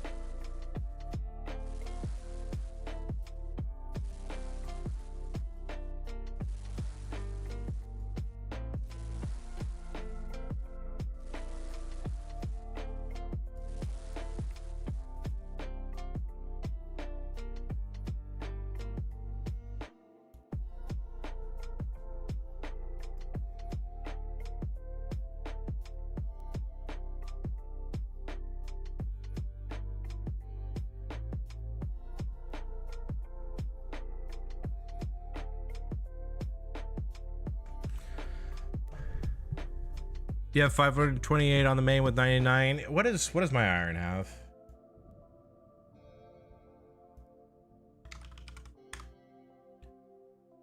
I have 549 on the iron, but at the same time, I also did run like 3 or 4 solo KCs after 99, so it's probably more like 3 or 545 for me. I ended up like fletching part of the way there, and then once I got a certain level, I just full sent fire making. When you got your beaver, you're like 100k XP away from 99. The guy that we keep mentioning, Zach, I'm pretty sure he has a Skillcape in it and still doesn't have the pet. I don't know what XP he's at, but he still doesn't have the pet after Skillcape, which is kind of a giggle considering what just happened. Actually, let me look him up. I'm curious to see how much XP he has. I also can't remember if it's on his iron he is dry on it or if it's on his main. Okay, his iron only has about 5 mil woodcutting XP, so I think it's actually his main that he's dry on. Yeah, he's at 86 mil woodcutting XP on the main, and I'm pretty sure he doesn't have the pet yet.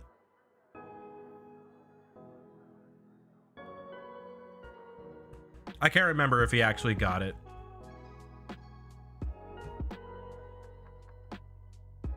He did get it? Okay, so 86 mil to get the pet for him on his main. Still, that's insane.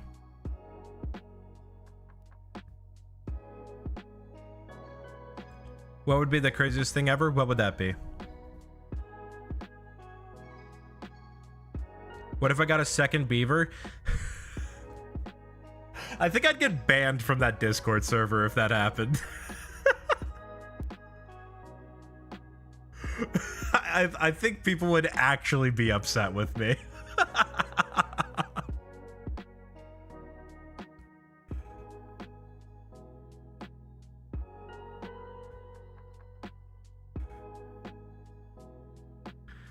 McClan was doing a fire making skill of the week. He went hard and gained 11.2 or 11.19 mil XP in a week. That's intense. We don't tolerate cheaters. No, it's not we don't tolerate cheaters. It's you are too lucky to be here. Which is funny because that is an incredibly lucky drop, but my luck doesn't count in the place where it matters, which is Corrupt Gauntlet. I guess for every one of these that I get, that adds another 500 KC to my gauntlet. Only makes it fair, right? I'm gonna go triple dry on Gauntlet.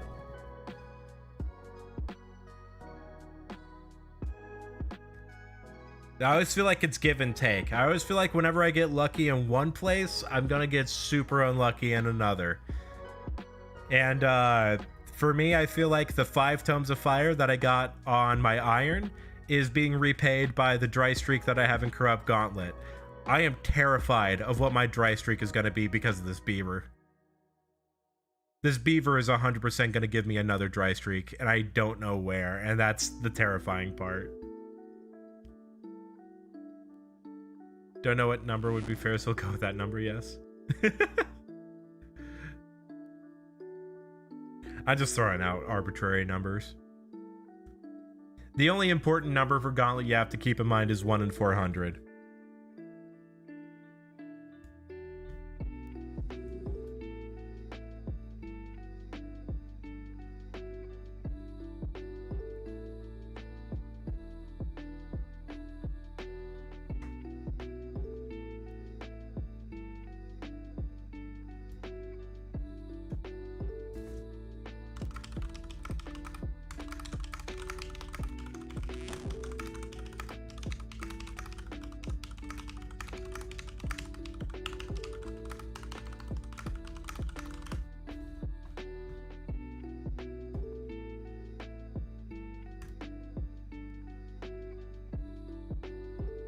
There is a poll going on in game right now? What's the poll for?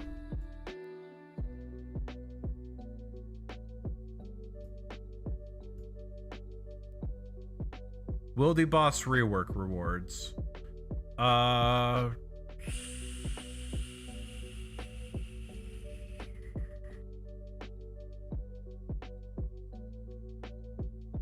Oh my god. Well then. That'll be important to watch, because that might make the Wildy a more dangerous place for when I have to get my team capes. Looks like a lot of number stuff for later. Yeah.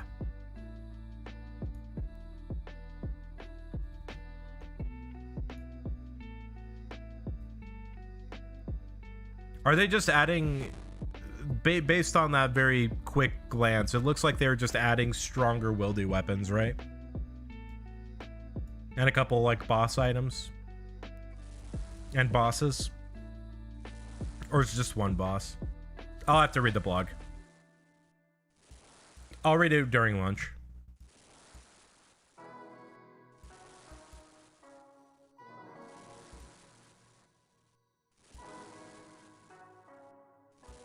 Or I could just pull it up on stream and we can read it while I do this.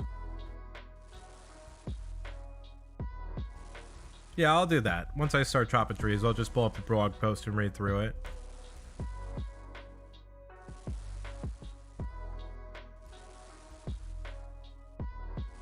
Have a little fun exploration of what this game is going to be doing to us.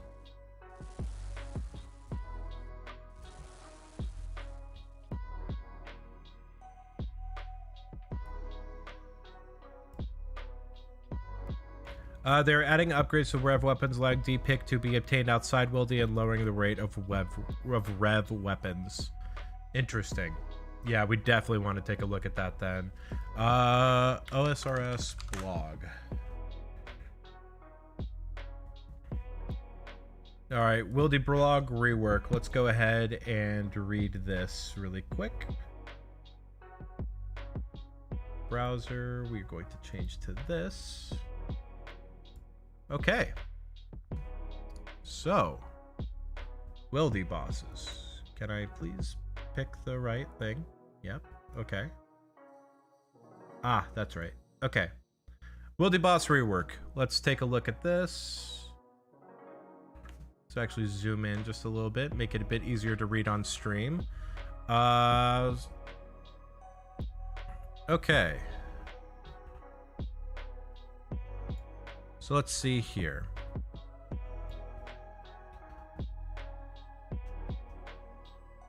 Back in August, we shared a design for the Wildy boss rework. It brings to bring Vetion, Callisto, and Venenas more in line with standards we've set for content. Sure, we plan to rehome these bosses in a proper multi-way combat environment and breathe some new life into the multi-PvP community, an area that's been lacking attention for a long time. Okay. These would be encounters you would tackle with your friends, but their punishing design meant that players instead found ingenious ways to solo them in safe spots in order to obtain some of their juicy loot for themselves. Much like every other boss. They'd move into their own layers, connected by escape caves, giving each boss a new set of attacks and a unique environment so that you and your thrill-seeking friends can take them on like never before. Okay. MVP system for loot. Yeah, I was gonna say, they can't make these super intense because it's an active PvP area and we're gonna have to deal with PKers and the bosses.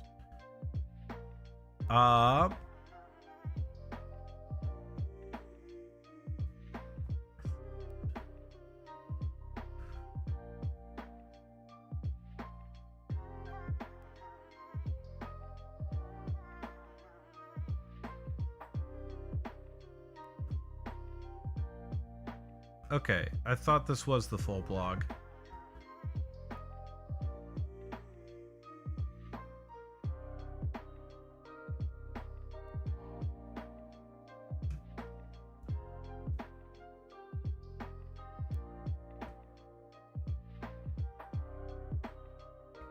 Okay, Thamramon Scepter.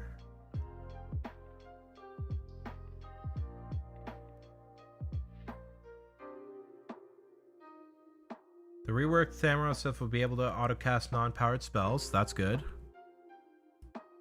Oh, Revenant bonus against NPCs will still apply. That's good. Accursed Scepter. Skull of Vetion will be a rare tradable drop from Vetion. Wow.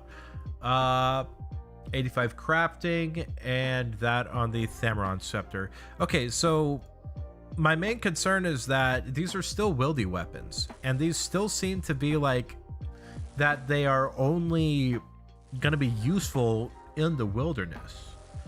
So I don't know if these would see any use outside of wieldy. What does it look like? Oh, that does look cool though. That's a very cool design. It's also a condemn, so I guess that's the spec.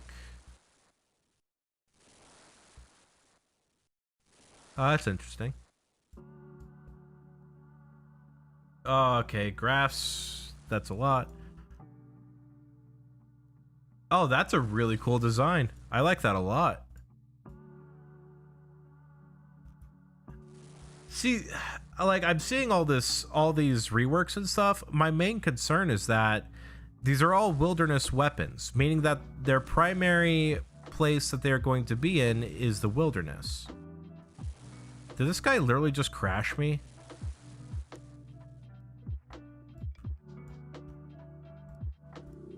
Nah, whatever, I don't care.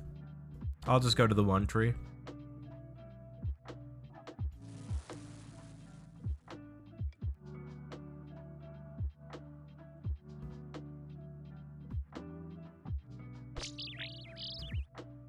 Oh, a beginner clue nest. Let's go.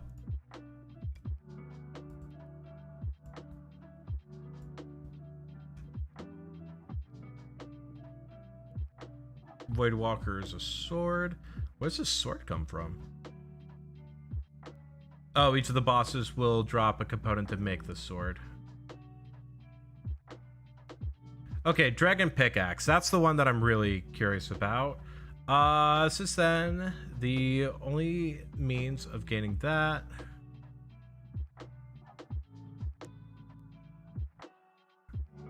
One in 400 from Calphite, and a skilling focus source. And making the drop rate more common from that.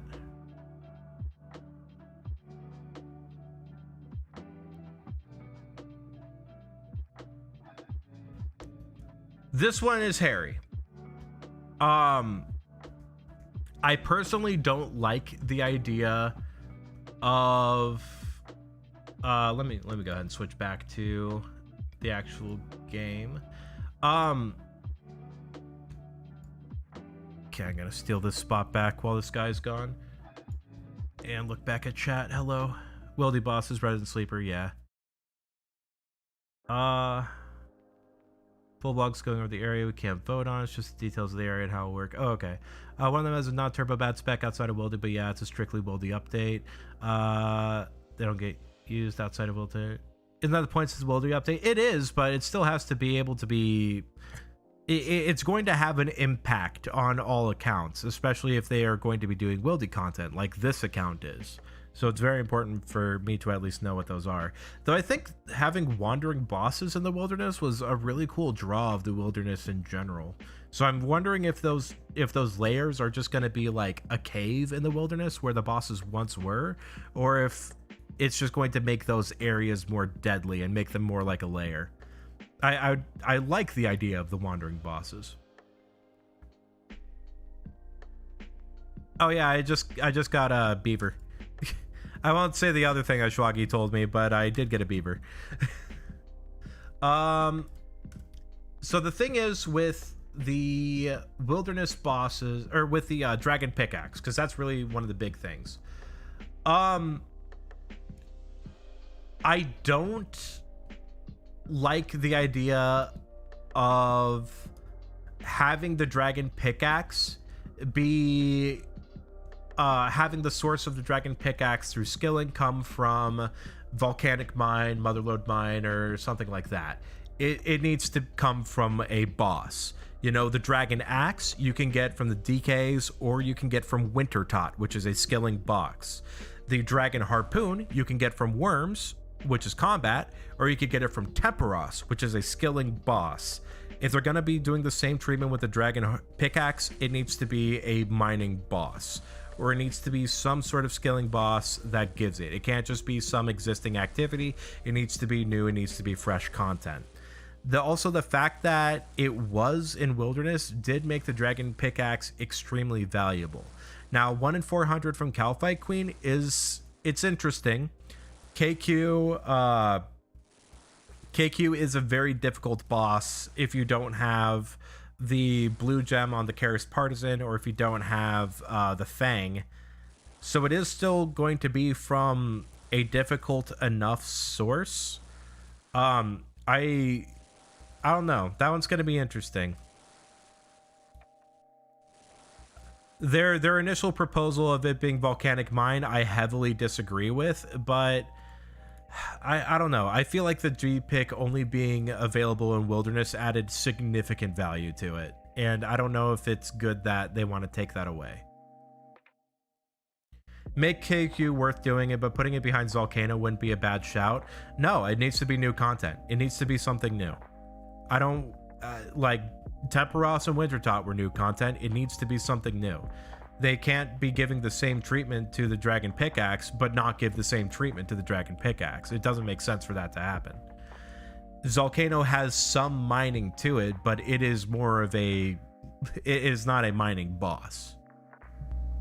I don't know. That's the only reason why I think they shouldn't go there. Plus, it also already has the ornament kit. You just get 2 dragon pickaxe things from the ornament kit. I don't know. That one, they need to make something new for that. They can't repurpose old content. They need to make something new. They're also adding single way combat variants of the bosses as well. Interesting. Okay. The single way combat variant is going to be weird to look at. I don't know. I really will just have to see how a lot of this plays out. Gut check is kind of eh. I'm worried that Wilderness is going to be more active, which, I mean, it is good for the longevity of the game, but bad for my account. But in terms of the dragon pickaxe changes, I don't know. KQ seems like a good boss to put it on, but I just prefer them make something new.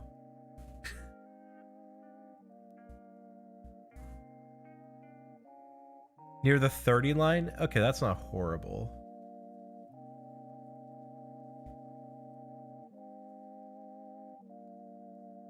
I mean, because Venenatus is like right on the 30 line. Just above it, I think. I think he's 36 wildy for the South Say spot. And I'm pretty sure Callisto is just under 30. Vetion is 100% above 30. That's like level 35 Wilderness for sure.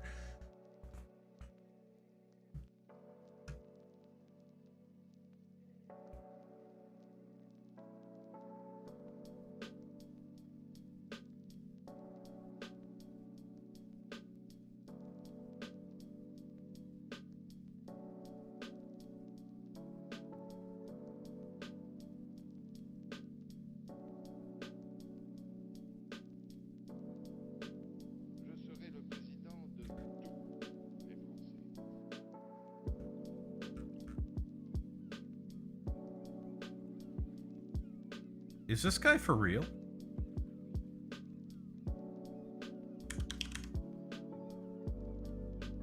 We'll just do that. See if he hops based on that.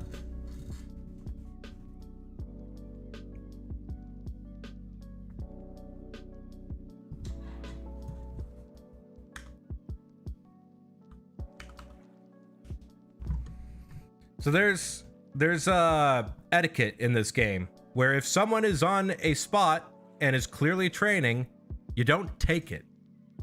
This guy did that. It's what we call a crasher. And the fact that he's just question marking me is a little bit weird. The only new D-pick spots in the actual life pool are Blast Mine and Volcanic Mine. So that to me just feels like they're trying desperately to revive dead content. And if the content wasn't fun to do to begin with, then I don't think that that's going to change much. I'm just gonna hop. This guy's clearly not understanding RuneScape etiquette, so I'm just gonna burn these logs and hop.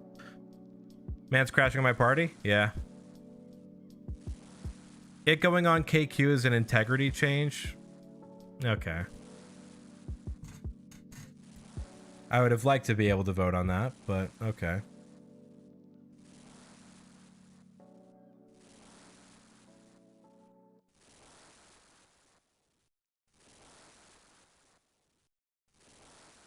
What do those campfires do again? Nothing. It's just me gaining XP.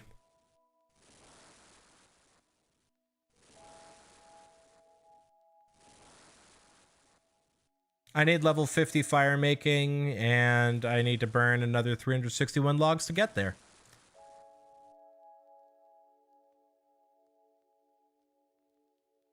You thought they did something? You can cook on them, but that's really it.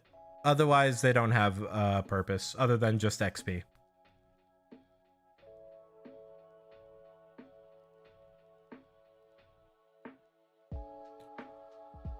Allows you to make things and gives you buff to XP. Yeah, they also got bonfires in RS3. It's so much nice. You don't have to do line fire making. You just throw it all in the same fire. What's the fire making skill good for then? Good question. That's a cape. I would say Wintertop, but Wintertop wasn't out when fire making got made. That's something very recent. I think it's the axe comes from Rex, the harpoon comes from worms. Putting the pick behind KQ is more than reasonable, considering you can kill the 4/2 on a level 50 combat account. Yeah, that's why I'm not like upset about KQ it being locked behind. I just don't like the fact that they don't let us vote on that. That's my only thing. It just feels kind of weird that that's not a part of the poll, because that would easily pass. That would easily pass.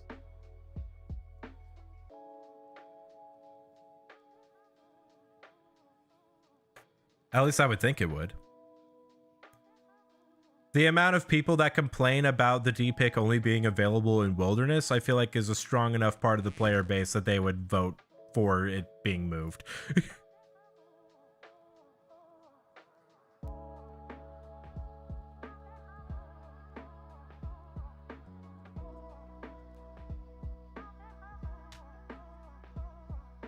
And KQ is a hard boss too, so it's not like they're just making the D-pick free to get. KQ is still very challenging and requires some very specific gear to be able to efficiently kill.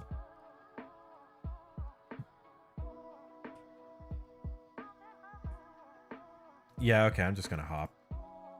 This guy clearly doesn't understand what he's doing.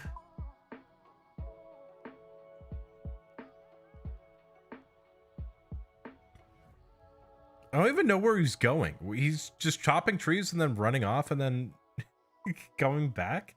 What's this guy's deal?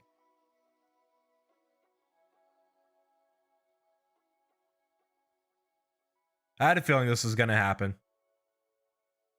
People don't respect low-level accounts, so they will crash them at Teaks with no regret or remorse. Unless he understands what he's doing is fine being a douche, that's exactly what it is. I don't think he doesn't realize what he's doing. I think he just doesn't care about some random hardcore that's chopping Teaks and is probably going to die in a week anyway. Which is such a shit mindset, but I can't control that. I can't control the way another player views my account.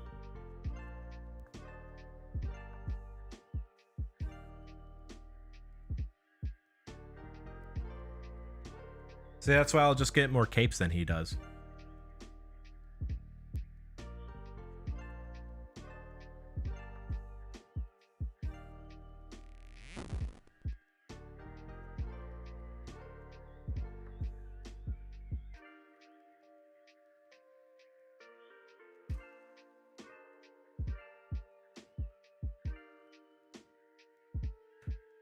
So I'm curious. I know that there are a lot of max cape variants that you can get. And I've seen a lot of like parody Max Cape variants. How many Max Cape variants do I actually need? So there's the one Max Cape, and then I have Artie Cloak 4. Why? Ava's Accumulator? What? Ava's track accumulator, yes. Or the accumulator is weird. The assembler makes sense. The accumulator, Artie Cloak 4 are weird. Max Fire Cape, of course, the classic. Max Infernal Cape, that's actually prestigious. The 3 imbued Max Capes, so we're up to 8. Masori Cape is 9.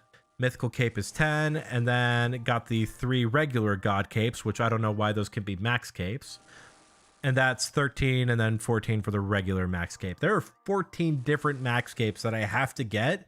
Each one of those costs 2.277 mil per cape times 18, or sorry, times 13. Whoo boy, some of those capes are a little silly.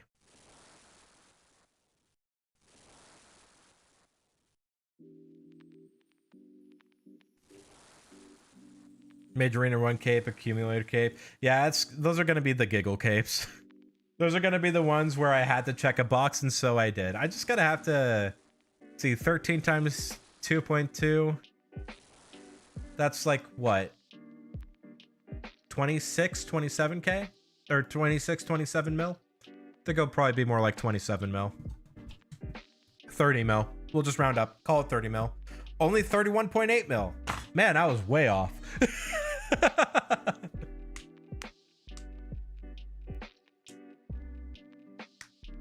That's okay. That's just Gauntlet.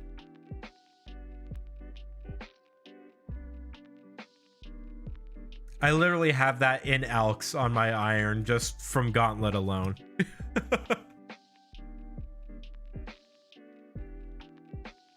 800 KC will do that to you.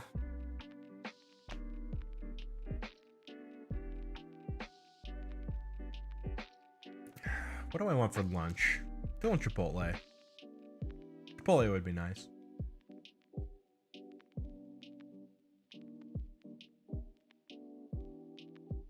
Gauntlet is wild. You hate how bad you are at it. Dude, Gauntlet's hard. It's really tough to learn. I've just done it so much at a point where I can fully turn my brain off during it. But that's after literally 800 kills. So it's just... It's no longer at a point where it's hard. It's just soul sucking. It just doesn't feel good running Gauntlet. I literally get mad over armor seed drops because I already have full armor and I just don't need it. For lunch, I should eat vegan lasagna.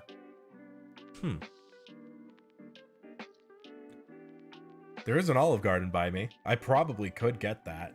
The vegan lasagna, there's so much cheese in lasagna. How would that even work? There'd just be spaghetti at that point with flat noodles. Unless there's like a good cheese substitute. Vegan cheese? Yeah. All the armor seeds is charges for my armor. I have 5,000 crystal shards. I have more than that. I've got plenty of charges.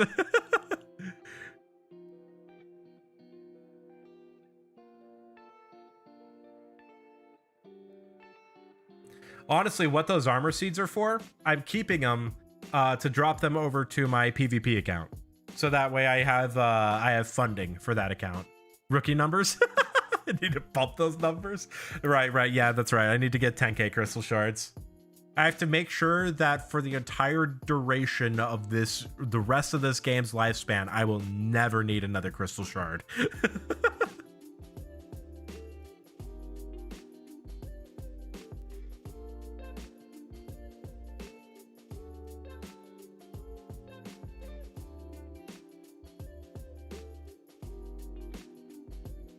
How close is this cat to growing up?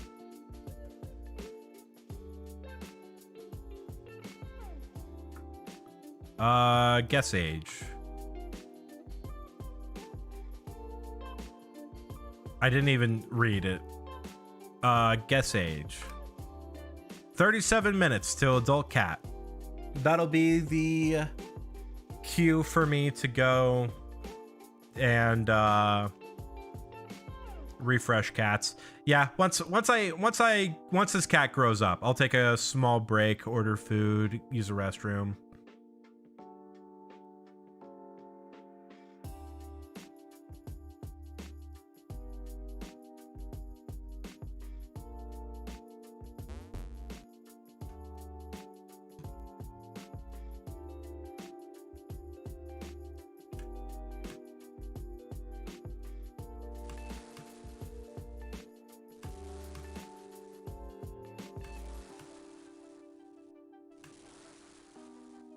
I've actually never played Kirby and the Crystal Shards. I've played like I've never finished it, I should say. I've played like the first 2 levels, but for some reason I couldn't figure out how the copy mechanics work. Now, granted, I was also a kid when this happened, but the copy mechanics in Crystal Shards confused me a lot, especially because there was no visual difference to Kirby whenever I had an ability, so it kind of confused me. I was very used to like Kirby Superstar Ultra for the DS by the time I got to Crystal Shards. So it's just the age of the game was a little jarring for me. Even though Superstar Ultra was based off of a game older than Crystal Shards. That 2D to 3D switch, man, it's brutal. I don't know of any game that has actually stuck the landing on the 2D to 3D switch. I think every game has had some trouble. Like Mario 64 is probably the closest, but camera controls are so bad on it. And the fact that that weird 3-handed controller was designed for Mario 64 in mind felt very strange. Ocarina of Time is a super clunky game as well. I don't think that 3D transition did very well. Sonic, we already know what happened. Sonic still hasn't stuck the landing on the 3D transition. In some cases. I will say the new Sonic Frontiers game actually looks pretty nice. I'm curious on how that's going to be. I probably won't buy it outright, but I know Lunar is super pumped for it, and so I'll be watching her stream as she plays through it. It's 2.5D. It still is 3D. Ocarina of Time is a better transition to 3D than Mario 64. It's good, but it's not... It didn't, like, nail it, is the issue. Do you have to get the locked versions of capes? If you lock an untradeable item by using a Trover parchment on it and paying some money allows you to keep it if I die over 30 wild. If I die, it's over. So it doesn't matter. In terms of like actually getting the Trover apartment to lock those capes just so that way it has a lock status, I don't see why I would. The only thing that's different is the code that it's stored under the hood, just basically saying, yeah, it's an Infernal cape, but it's got a Trover parchment on it. There's no visual difference. So I don't think I'll go that far. I don't think I'll Trover parchment all those capes, but because even if I die, like, it's not even gonna matter. If I die, the account's done. They are a variant. That's mainly what I was asking. Yeah, okay, I figured that out in a moment after I was talking and rambling for a bit. Yeah, no, I'm not gonna go for that. It's not necessary in my opinion. There's no cosmetic change to the cape. The only thing that's different is just how it's handled in the game's code. So, not worth it. That's what you figured, but wanted to check. Yeah, gotcha. Yeah, sorry, I tend to ramble on a little bit, especially with things that I haven't necessarily fully considered yet. Because I'm not gonna lie, I didn't even think about the Trover parchment until you brought it up.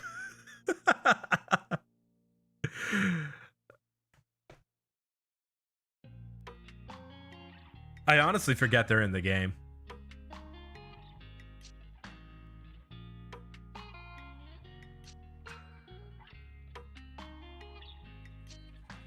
Shows you how much I do Wildy content as well.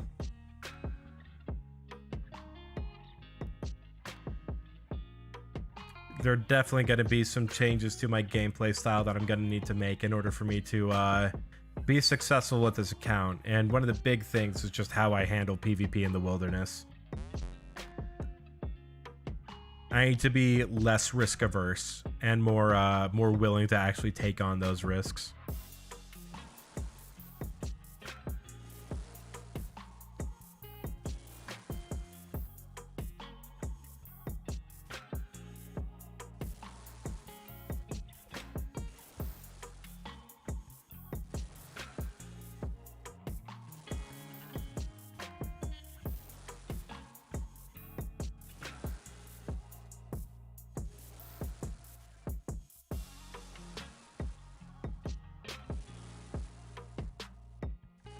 I should figure out how to get games necklaces.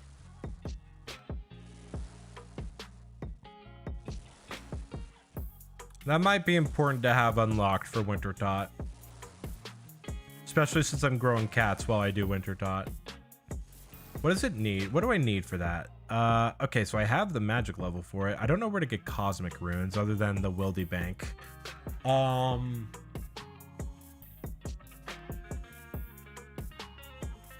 What's the crafting level required for a sapphire necklace?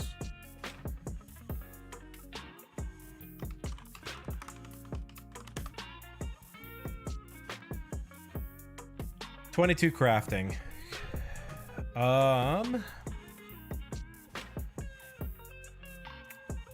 I could do goblin diplomacy.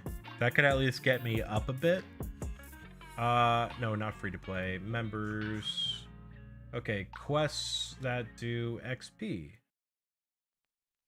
Okay, so I've done Sheepshear. I have done Missile and Mystery. I guess Dwarf Cannon, Goblin Diplomacy are the two quests that I should do for crafting. And Murder Mystery as well. Okay. Got 3 quests to do.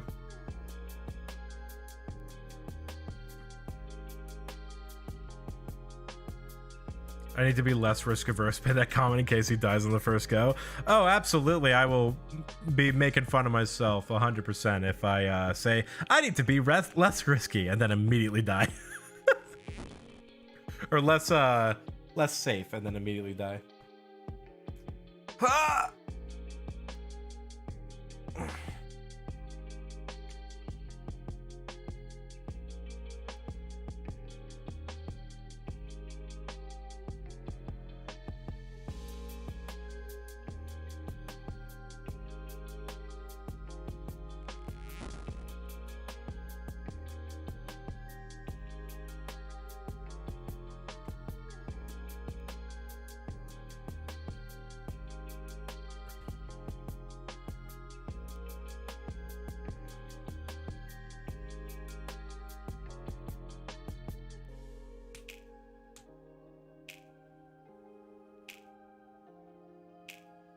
You could do thieving to do the feud quest to unlock the runes for Malleemore Sane.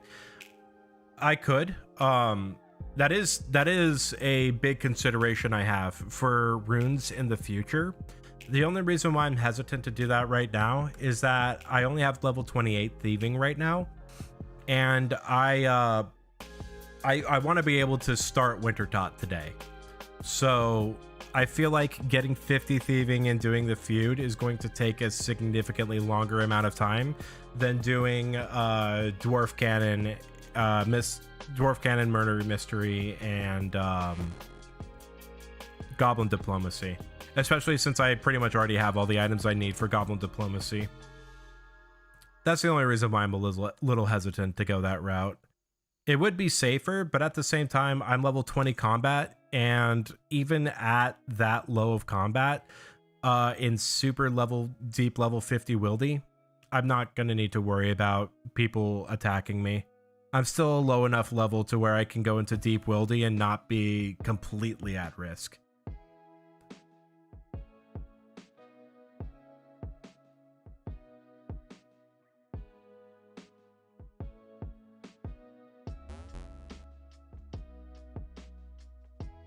I say that, and that a level 40 pure is going to come out of nowhere and just absolutely destroy me.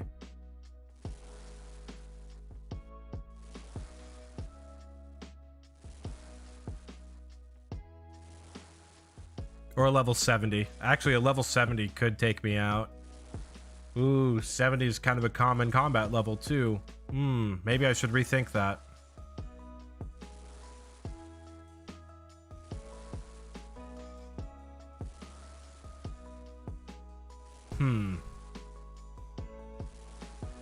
That is concerning. But how many people really do PK down there? Am I big enough to get stream sniped yet? I don't think people will be stream sniping me. Tough to say. I'm gonna have to sit and think on that one for a little bit, actually.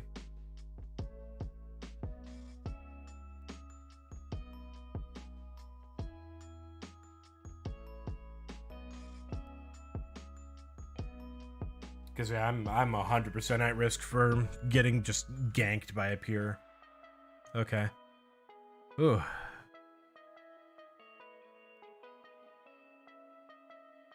Plus, also another reason why I'm a little hesitant to do the feud is, or to do the thieving route is because I only have 5% Hosidius favor, and I have to gain another 10% in order for me to be able to start thieving, and I just don't want to do more.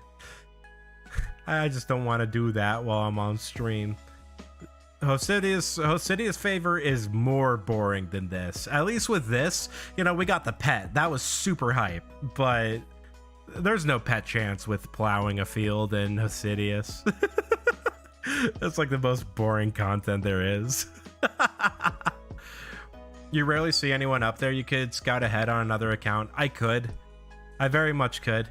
I don't know though, because another part of me feels like I shouldn't scout. I feel like I should completely self-make this hardcore. And go with a bit of a riskier approach with that, just for entertainment reasons. But I don't know even that, because that could just be unnecessary risk that I'm putting upon this account. And while I do want this to be entertaining, I don't want it to be stupid. So I don't know. That is an idea. Because yeah, I too also rarely see anybody up there, but the one time I do, I don't want to be in a bad spot because of it. Because I do know that there is a skull trick at that lever, and people do try and skull trick that lever pretty frequently. Doing risky content doesn't mean taking unnecessary risk.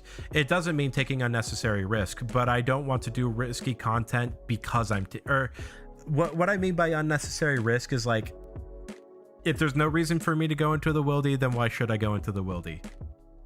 Because going into the wildy just to like let's talk red spider's egg.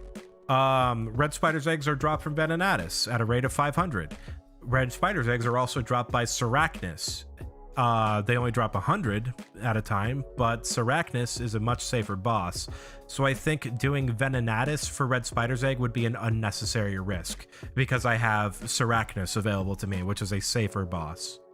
That's what I'm referring to, is why do harder content if it's not necessary for me to. Sarachnis is so much nicer. Oh, it is. You don't think that particular skull trick works with skull protection? That's good. I don't know much about the new PK skull prevention. I know that they added it, but I don't know any mechanics. I normally have my player attack option set to hidden anyway.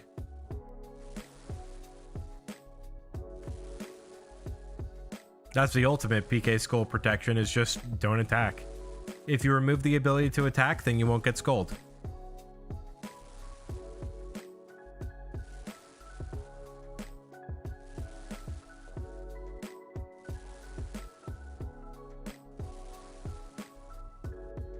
That also means you have to turn off auto retaliate, because that's a very easy thing to overlook.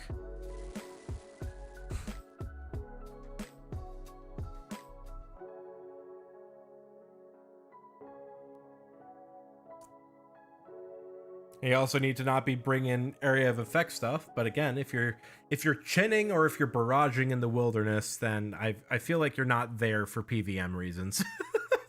I feel like if you're bringing barrages into the wilderness, there's a very specific thing that you're trying to do. Actually, no, that's wrong. You could do it with Scorpia. Scorpia is really where that would be kind of monka, because that one is best done with barrages. There's no right answer when it comes to the wilderness. Say just getting just the whole account insta-gib by someone out for blood is a lot less entertaining than scouting first. Yeah. New changes to the Wildy Slayer Cave make barraging nice as well. Oh, okay. I will probably not do any Wildy Slayer on this account.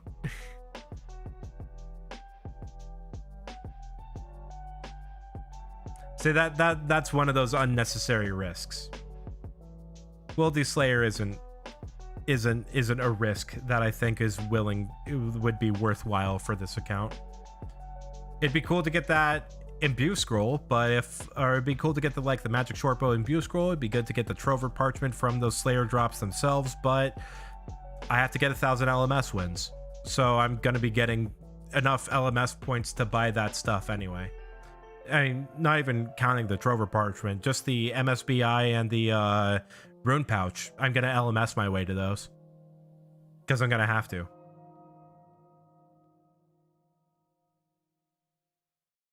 I'm just worried about LMS because I am very, very bad when it comes to PvP. It'll be a little embarrassing, that's for sure.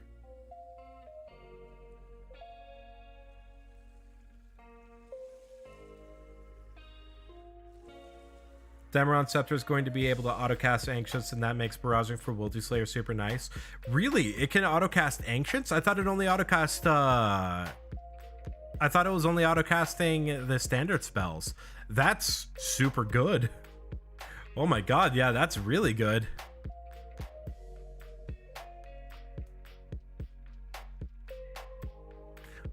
I wonder what the new... Did they say what the new drop rates are going to be for the Wildy items? With the rework they're adding that? Oh, okay. Because I know current drop rate for Wildy weapons is like 1 in 15k. Or something stupid. And that's not considering like being skulls or an amulet of avarice or anything like that.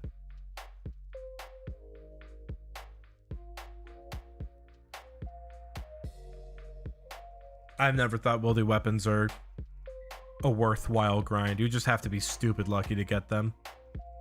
I mean, I have shown that this account can be stupid lucky, but do I really want to roll those dice on Revenants? The poll is 20% more common. That's pretty significant.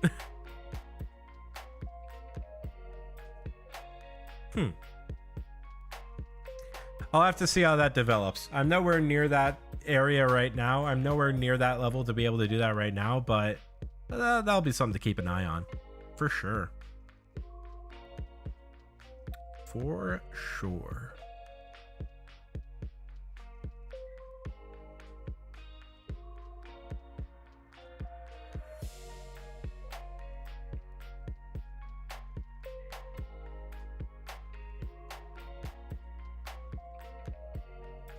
What's the examine text of the beaver? Looks like it's gotten through a lot of wood. Not on this account.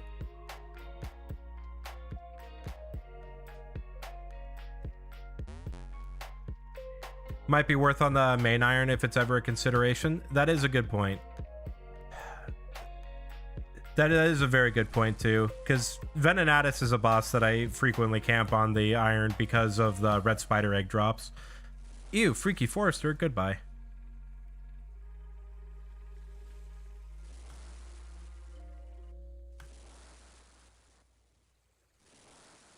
But like even then with Venenatus and what I want to do with Venenatus, the bow is the only item that would be really super useful for me. I would be doing Slayer with Duradel, so Slayer tasks and Wildy Caves also would not necessarily be a big draw for me.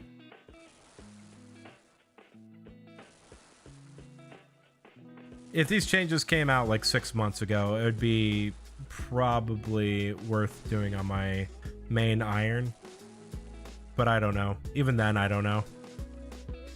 There are definitely changes that are more geared for mid game rather than late game. At least from what I can tell, they seem to be more aimed for mid game than late game. I don't know. A lot of research to do on that one. There's so much stuff in this game to keep track of, man.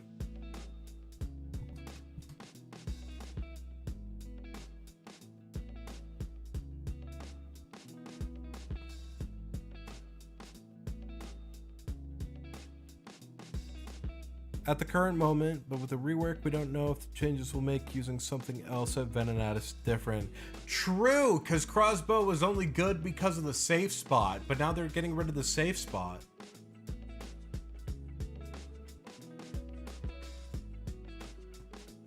I completely forgot that was the only reason why Crossbow was super good, is because of that weird safe spot.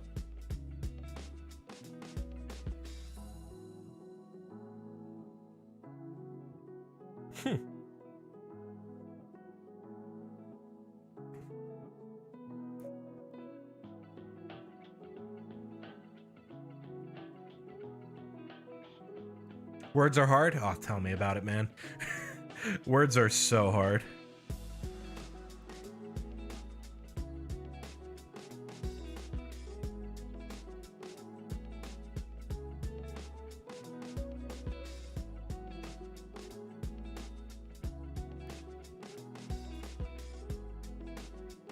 Communication, man. I know, right?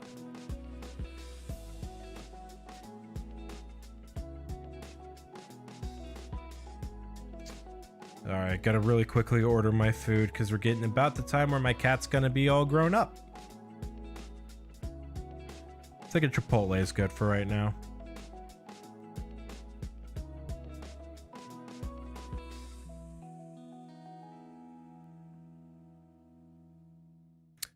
Let's get rid of the chips and guac. I don't need that.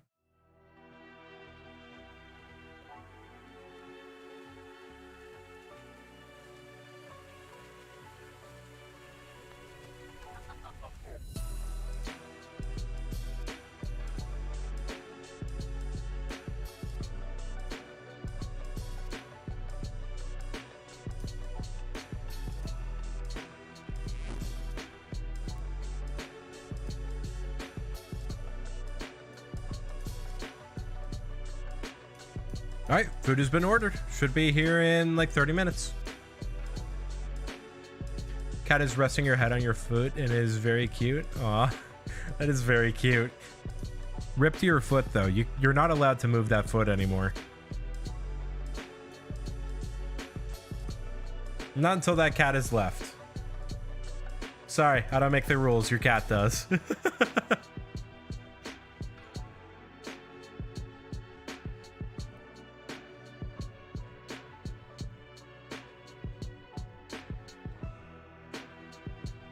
For real, yeah.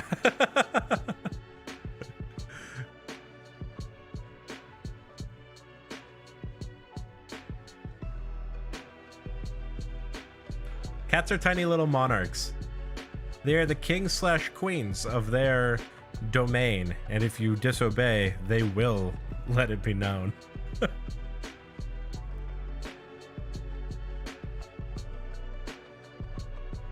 Meanwhile, dogs, on the other hand, are the court jesters. They don't care what you do with them. They're just happy that you're doing something with them.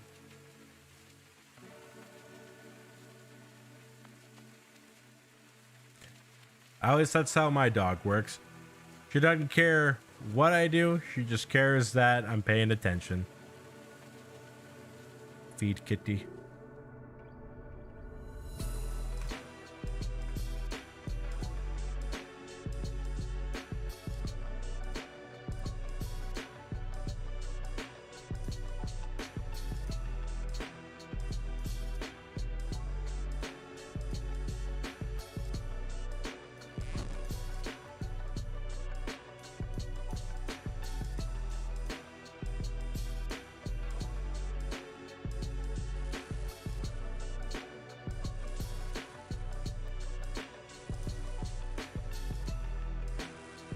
I wish you could change the direction that your characters stepped off whenever they did a fire, because they always step to the west.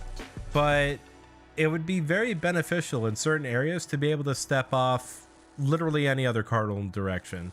So that way you could just do the line backwards. I get why they do this, because they have to have the characters step off in a direction just by the way that this mechanic works. I just don't like the fact that it is always the same direction every single time and it cannot be changed.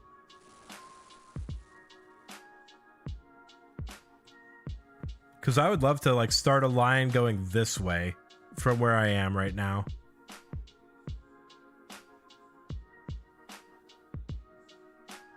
I don't even think RS3 has that fixed. They just fixed it by making only one fire, which I mean, I think that is a better fix.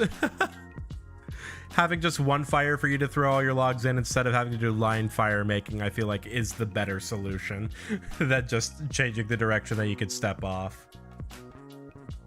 That's an RS3 mechanic I would not be mind getting added to old school. Line fire making is very messy.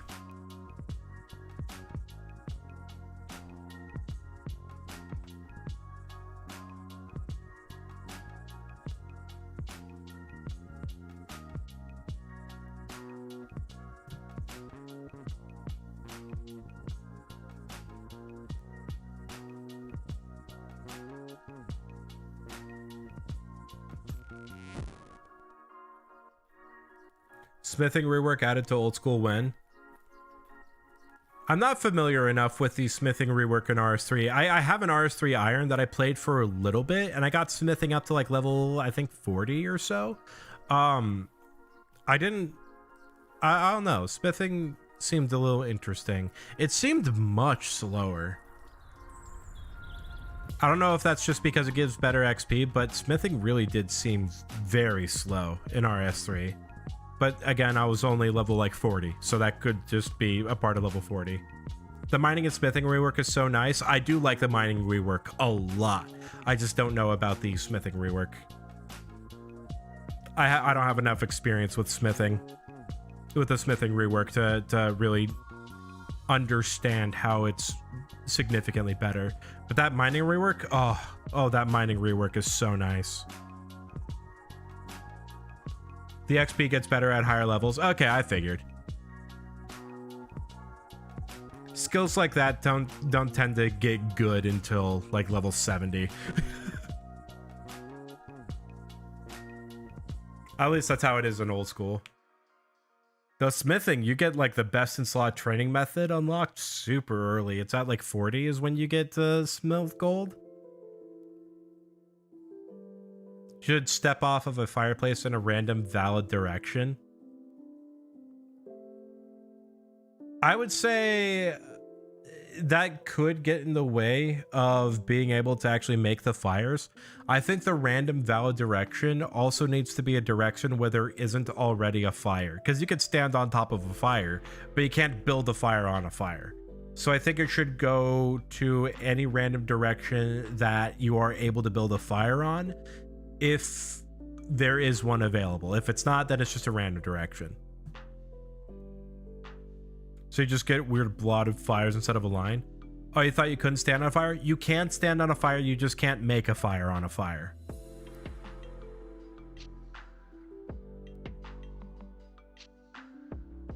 If you get yourself cornered, it's your own damn fault. That would be really funny. Just seeing someone getting cornered with a whole bunch of impassable fires and be like, help! I need a teleport!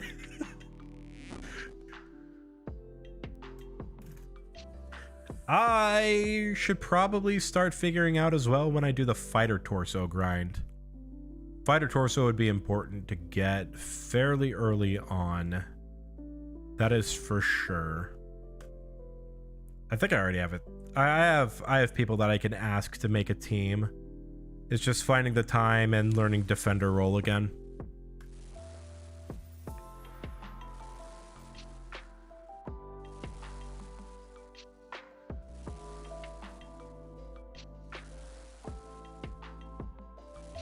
You show your fighter torso, take Sephiroth's shirt off.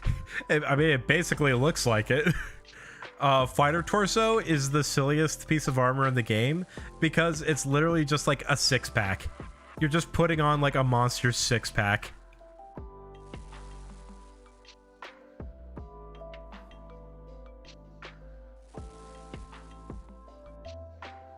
Let me know when I go to BA, you'll be down to help. I appreciate that. I will definitely keep that in mind. That six-pack on the armor has historical precedent.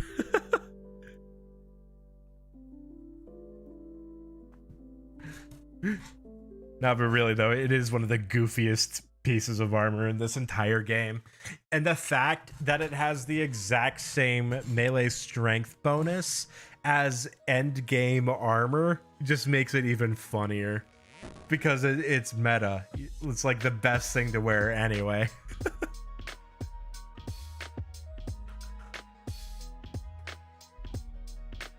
I think that's really the only like super goofy piece of armor that people always wear. I don't think there's really any other like meta piece of armor that just looks silly.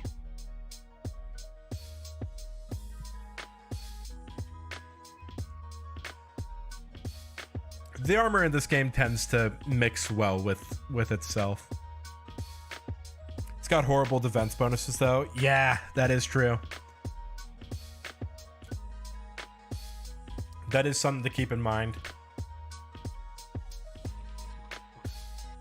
But hey, that's why you got Barrow's armor, right? Get Darok's body, Torag's potty. Don't need to worry about any hits. Speaking of barrows, I need to start drilling into my head that I cannot fight Darok without prayer. I need to make sure that I am not arrogant and decide to go, yeah, I can kill Darok, no problem. I don't need to pray. Because I have witnessed like 3 or 4 hardcores die from that boss because they just didn't want to go back and heal their prayer. It'll literally be to the point where I just carry an emergency prayer pot with me at all times when I do Barrows runs.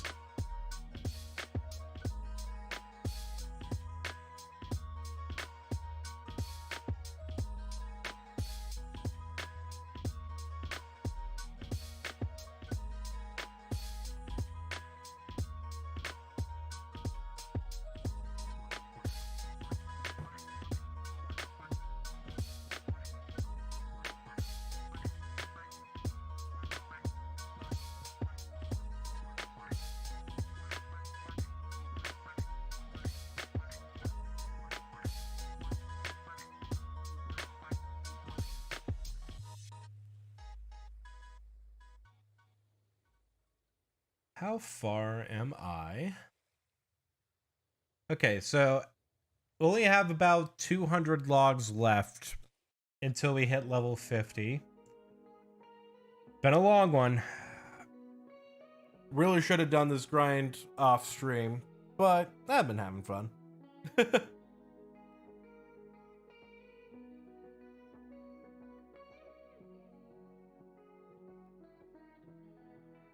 So I took, what, 3 hours of a 12-hour stream? We still got 9 hours of Wintertot. Ish. Still have to do Daddy's Home first. What an unfortunate quest title. I always hate it.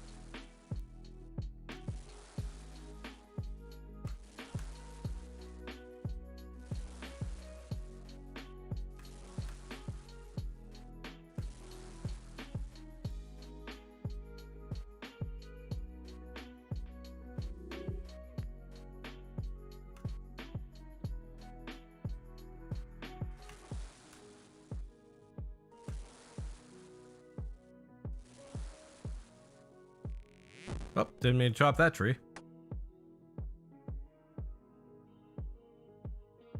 I'll be right back. Gonna use the restroom.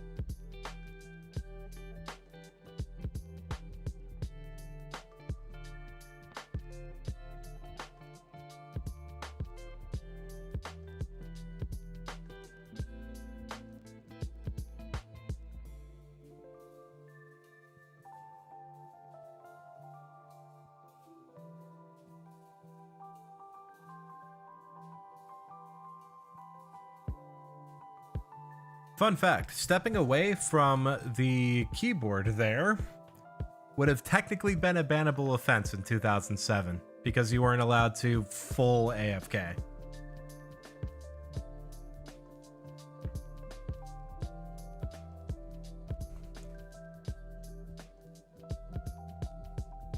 Why is my... Oh, that's interesting.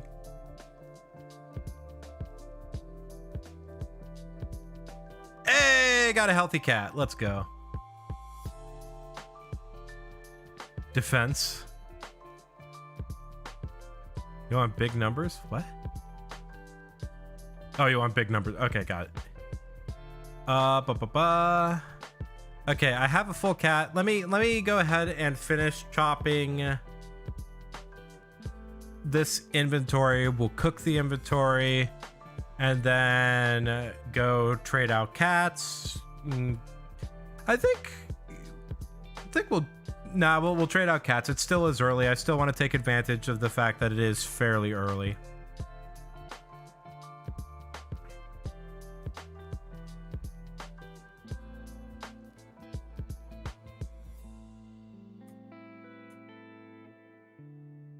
So what do I need? I need 6 bolts of cloth, I think, for Daddy's home.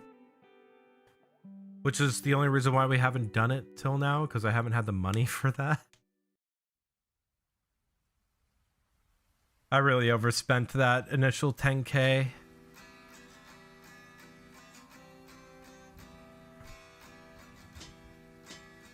That's partially why I want to do Winter Tot so early, is because money. You get money from Winter Tot, just cold hard cash. And having a couple 100K would be really, really nice.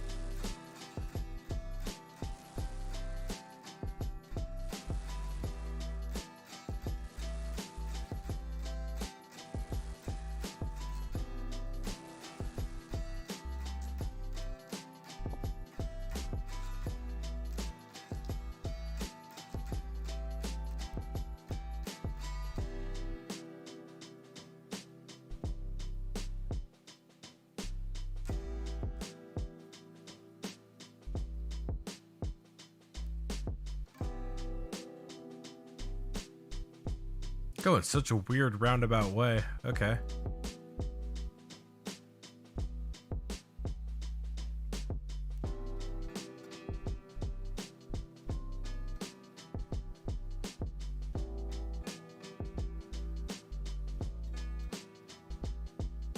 I'm also trying to figure out when I should do the 43 prayer grind. That's going to be extremely important to do sooner rather than later.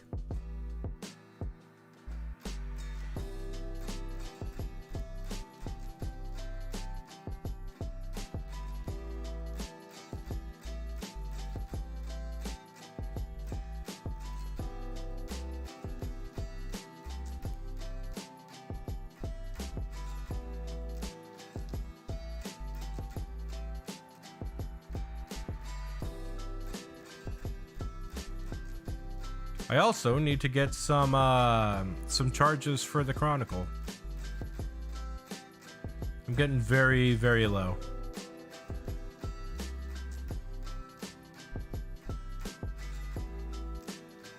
Oh, I need to get runes first.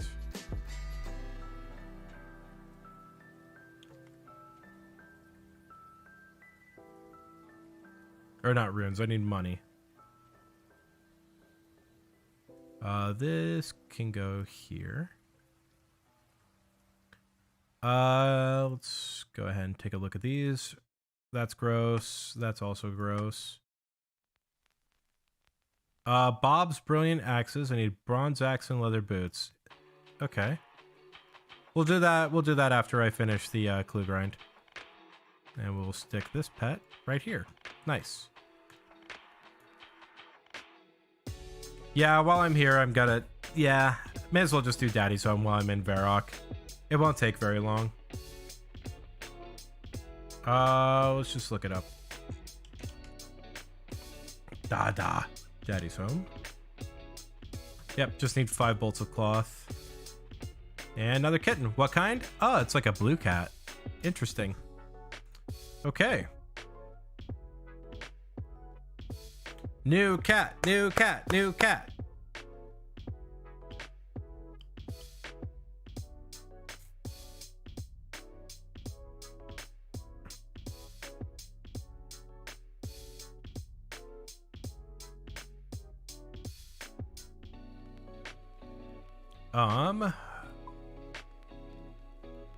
Okay, I need these, one of these.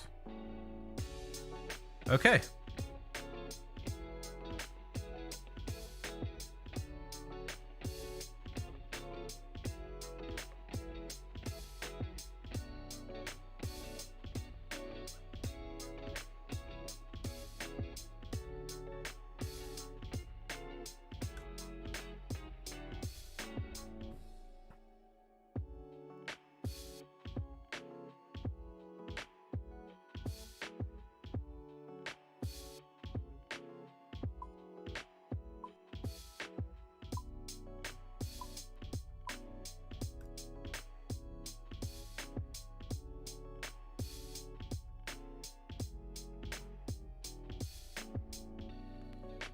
So, regale us about this quest, and we're about to embark on considering a daddy and his home. There's a guy whose house is a little bit messed up, a little bit broken, and so we're gonna go in and fix it. That's it. That's literally it. The main reason why we do this is because I'm pretty sure we get a house for free for doing this. And we also get construction experience and construction supplies. I need 5 of these. Yes, perfect. And construction, the reason why we need construction right now is that Wintertot is not just a fire-making activity. There are a couple other skills that also get trained along with it. There's mainly woodcutting, fletching, and construction. And construction is done by repairing the braziers that are going to be in that boss fight itself. But if you only have level 1 construction, and if you don't have a house, then you're not allowed to fix the braziers. So we're trying to try and get around level 20 construction, so that way not only can we fix the braziers, but we also get a little bit more XP for doing so, because it scales based on your current level. So that's the entire reason why we are doing this, is so that way I can get some passive construction experience while I do Wintertot. Because it is very important. What kind of favor? Tell me more about the job. Tell me where he lives. Fantastic. We now know where this guy lives. Time to deliver a hit. We're gonna take this guy out. This suddenly turned into a Hitman game. Varrock is a Hitman level. That actually would be interesting. Designing Varrock around it being like a Hitman 3 level, where you have to like kill the king or something, or kill the wizard that's in Reldo's library. That'd be fun. I'd play that. I'd play the shit out of that. Hitman's such a good game. That's one of my favorite games to play outside of stream. If I just want to like dick around in a world or dick around in a giant map, it's just such a good game for that. All right, old man. Let's go ahead and get things removed.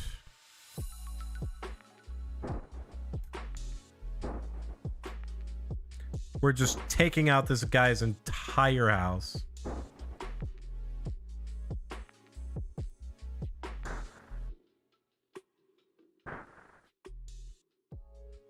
All right, sir, you have no more furniture in your room. You have none of it. Wow. Okay. I didn't realize that this gave me just a straight up tutorial on how the skill of construction works. That's funny.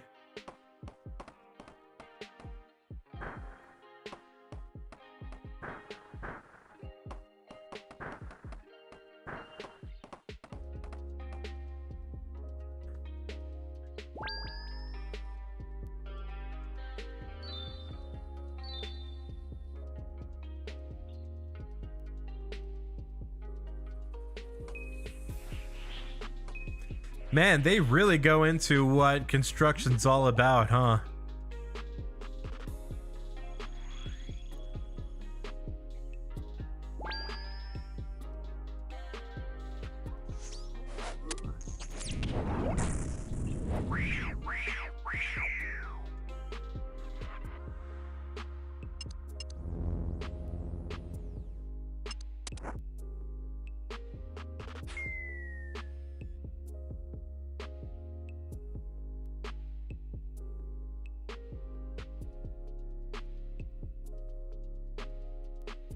All right, here we go.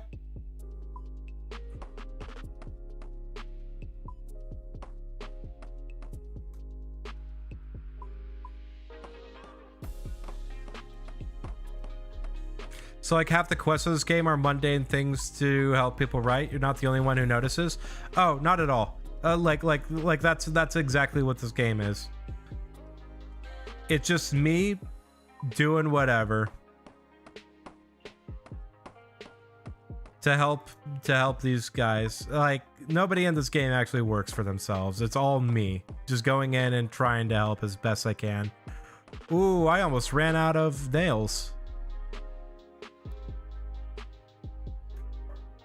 Okay, I need to take this to the lumber mill. That's good because that'll give me opportunity to buy more nails. It's just Stardew Valley, no farm challenges in MMO.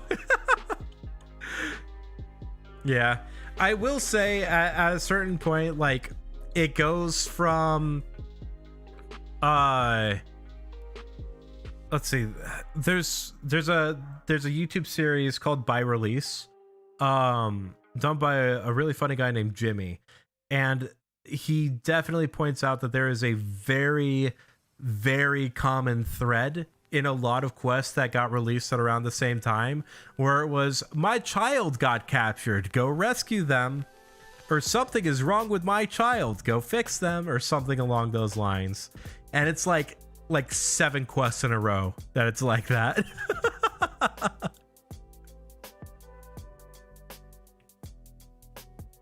Now, to be fair, this is also not a full quest. This is a mini quest.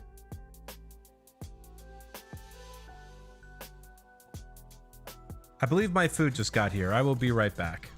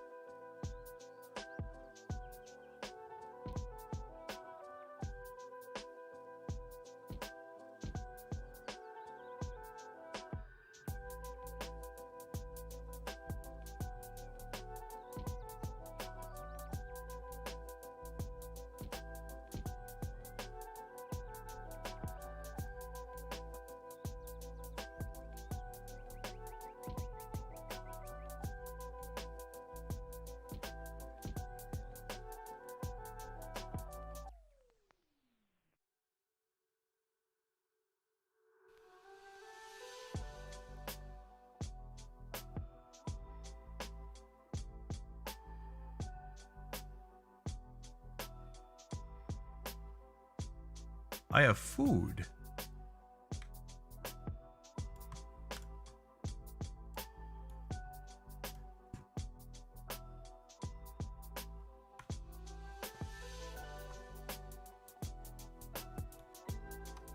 Okay, there we go. Once I finish this quest, I'll actually go ahead and throw on the full-on break screen and eat my food. I don't want to eat it while on camera. I feel like it's weird.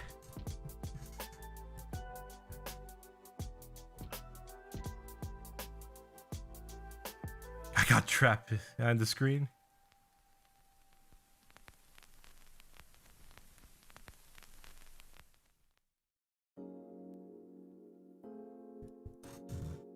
So when I got down, my mom was giving me grief for having the dog bark while this person delivered the food and I wasn't there immediately to get the food from them. I'm like, okay, first off, 11:47 was when they told me and I went down at 11:47. Second off, they don't call me whenever they're delivering the food and they never have. So like, I don't know what they want from me. There was literally things that are just outside of my control.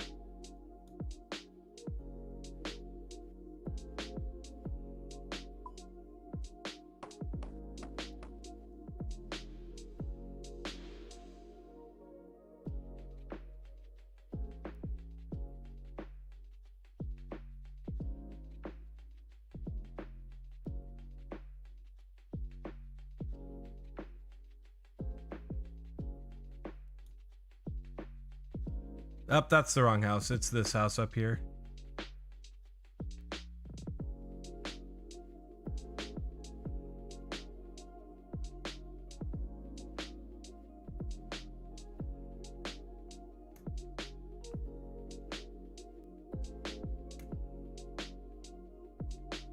All right, there we go. 400 construction XP. I have a house in Remington as well as a crate of supplies. Let's go ahead and just drop that. Don't need that. So we just went from level 1 to level 8 construction really quickly. Nice. How many things do I actually get from this? Okay, that's a good bit of supplies. Why do I have a Faldor teleport tab? Okay. All right, awesome. This is actually like a really, really nice set of supplies here.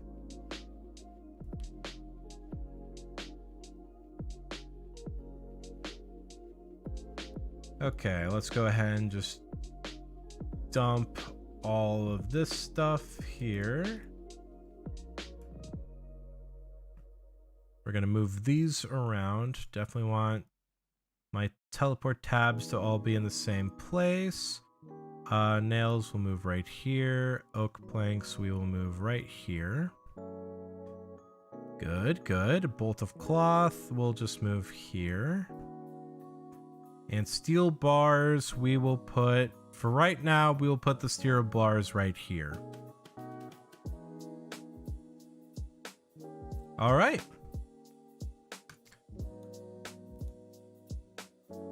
So your mom gets you to wait for delivery? I mean, as at a certain point, I get it, but also at the same time, the fact that I was doing what I'm doing today has been very clearly communicated multiple times. So I don't understand where the question came from.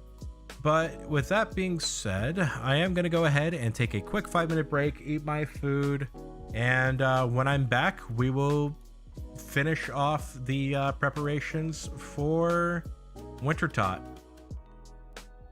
Be back in just a moment.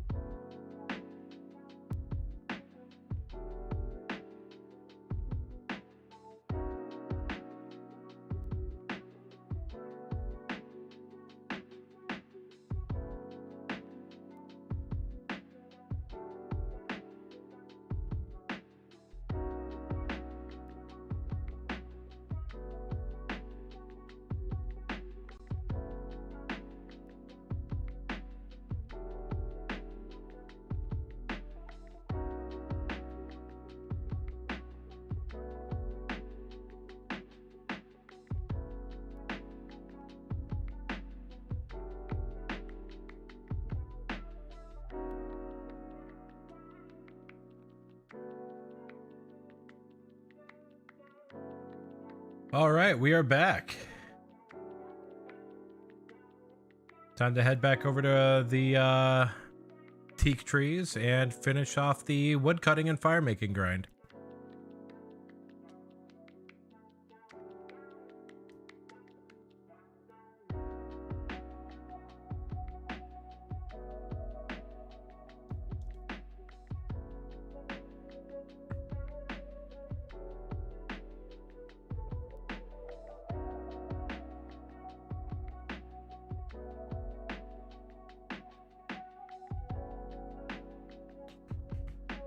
Also got refills on all my drinks as well, so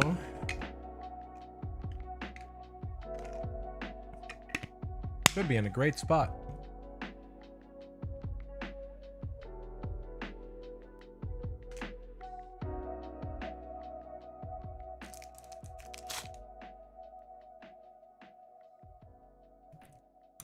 Uh-oh. I think it's hungry. Well, then give it food.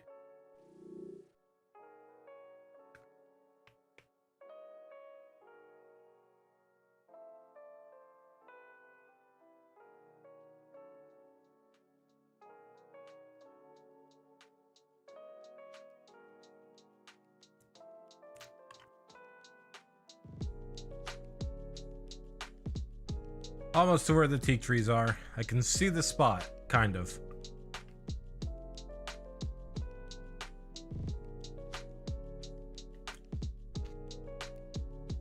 I bet you someone has already taken over the spot too. We're probably gonna have to hop around a little bit.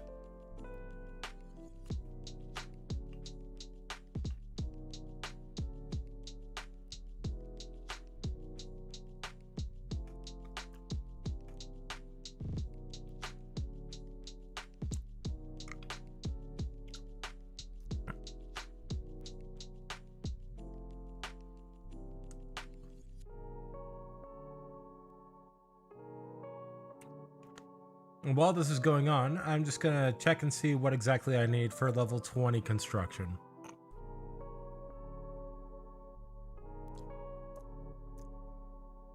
So a wooden chair is what I can make right now.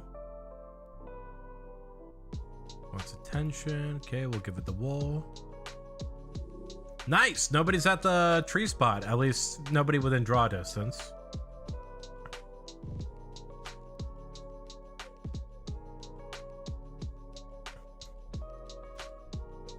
Okay, so it is wooden chairs and then rocking chairs at level 14. How many planks is that?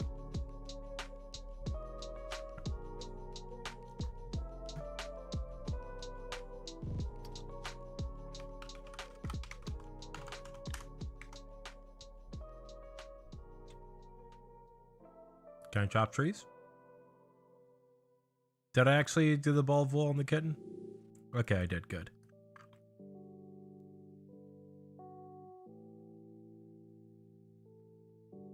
Three.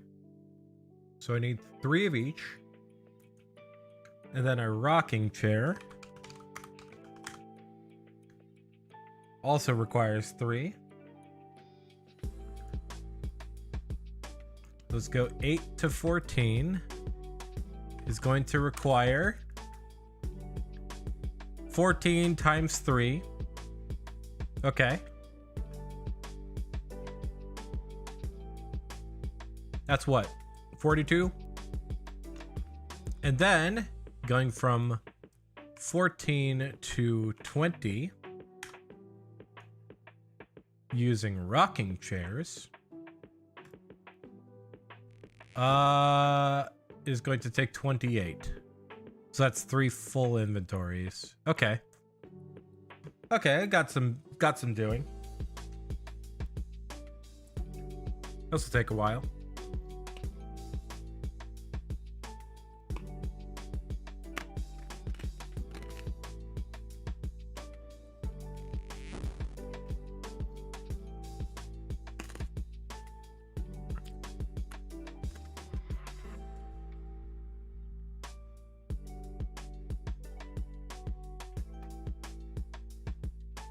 All right, and I've had dessert. Nice little lollipop.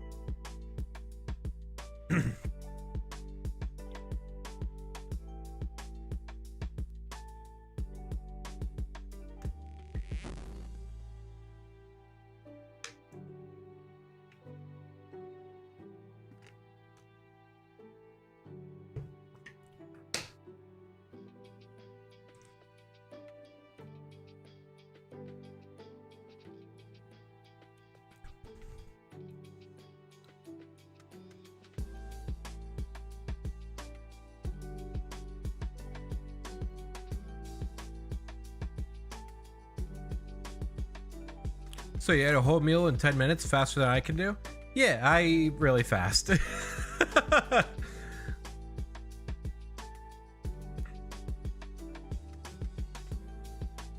have a very strange, unnatural talent of being able to just devour immediately.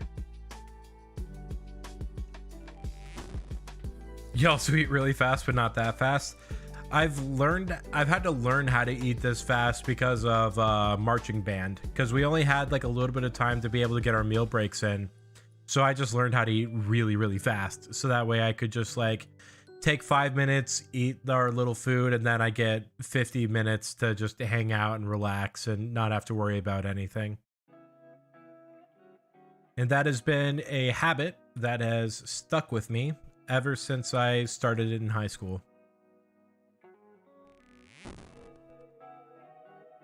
It's also unfortunate because this means that I can eat a lot very quickly before my brain registers that I'm full. So I tend to overeat fairly frequently because of that, which is bad. I need to not do that.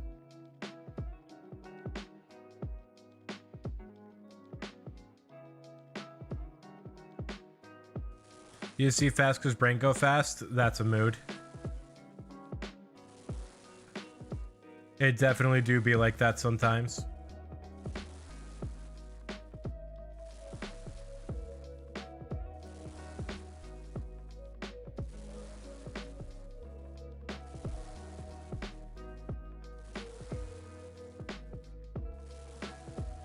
You also drink super fast because you constantly take sips. I just take big gulps.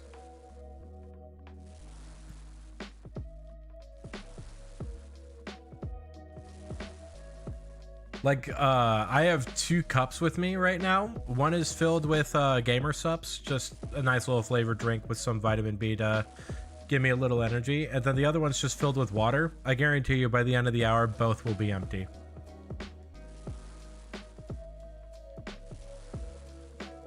And they aren't like small either. Like these are full-sized drinks.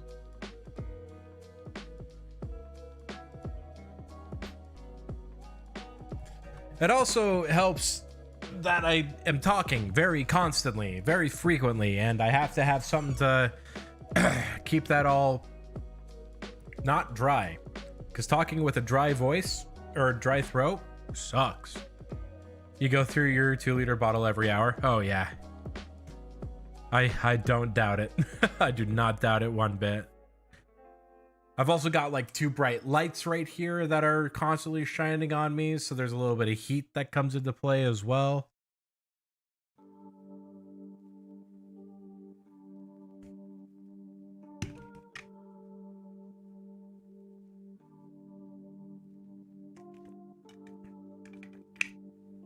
Do you do 7-hour streams a lot? I know you do stream kind of frequently, but I never see how long your streams go. I typically just stick with 3 hours. It's weird having a stream go this long and still feel like there's not even halfway. Your average stream duration is like 5 hours? Oh, okay.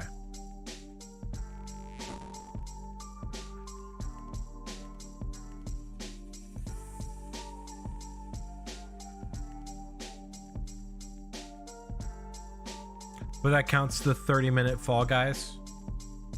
All right, that's it. It counts. If it's streamed, it counts.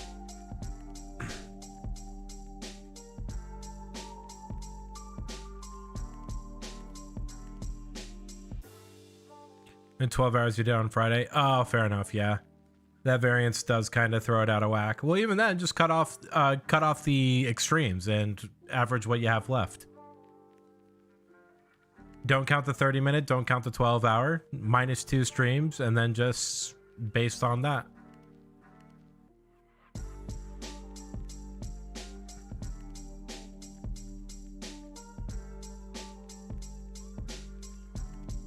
Five to 8 hour streams? Okay, yeah.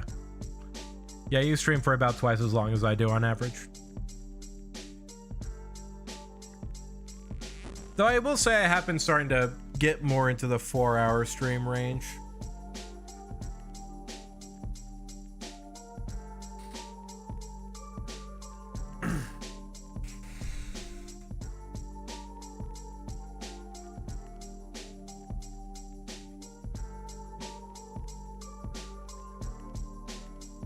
I'm also on hour 4 of a 12-hour stream. I'm on hour 3 of a 12-hour stream.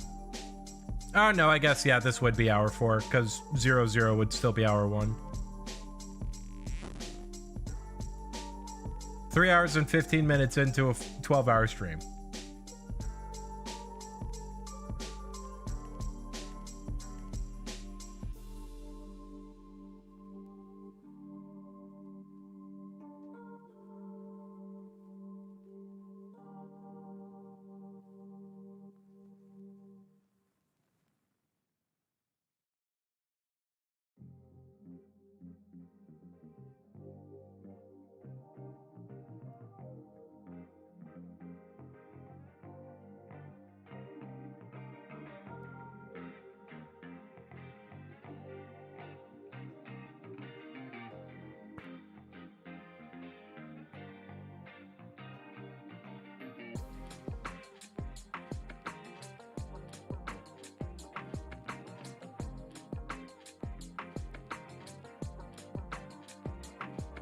All right, so we have 44 actions left until we get to 49 fire making.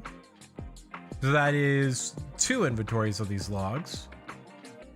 And then we'll have 1 more level after that, and then we'll be done wood cutting for now. I cannot wait until we are done wood cutting.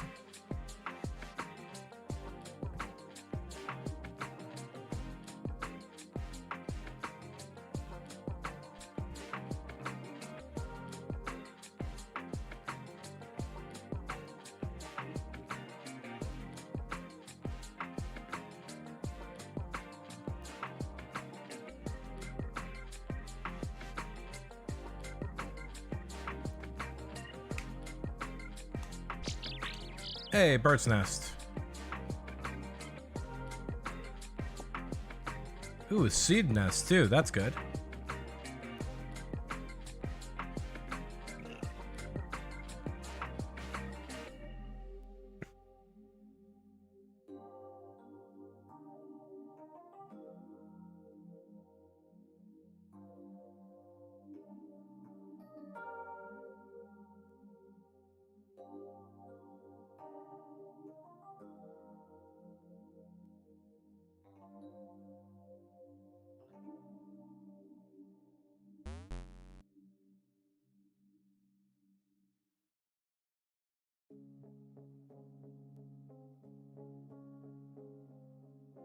Did I actually use the fish on the log? Is that what happened there? Whoops.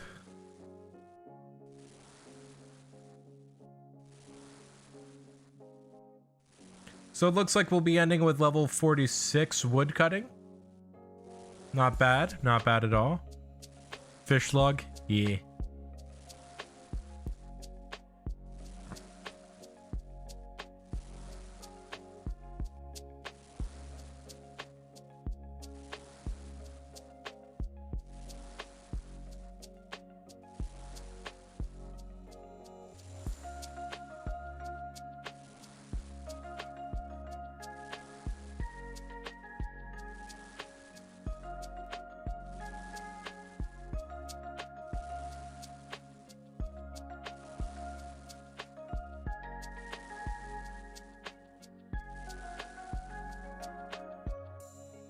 All right, let's go.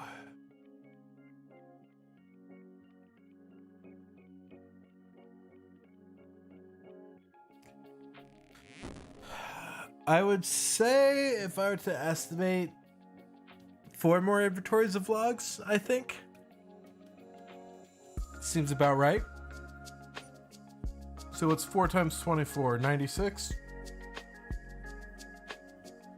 Yeah, I feel like that's about right.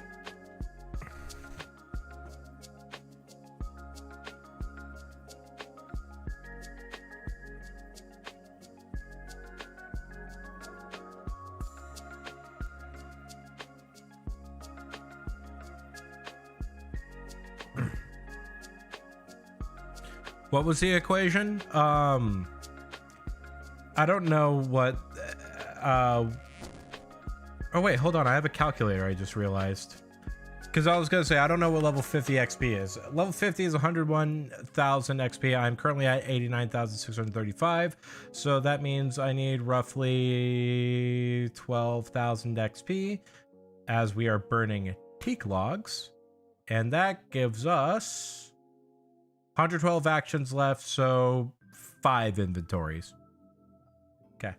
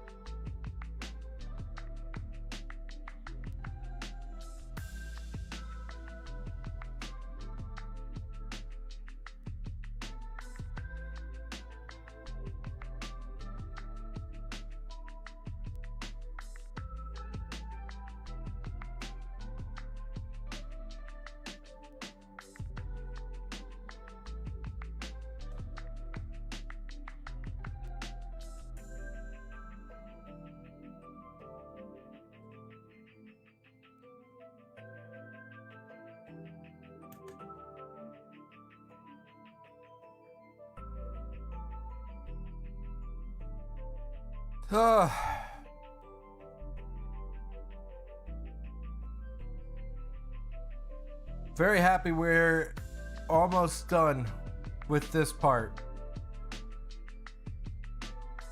I always forget how long this takes.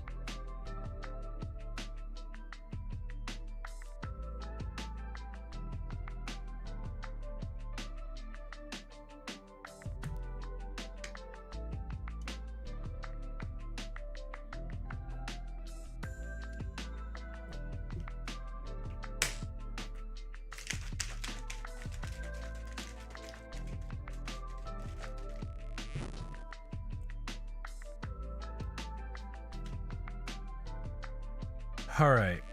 Oh, nice. That's rare.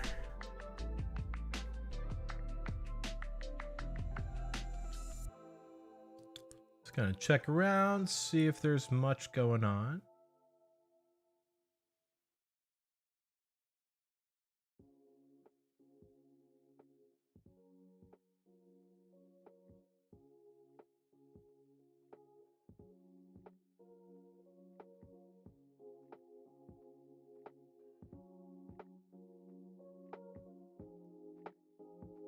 Here.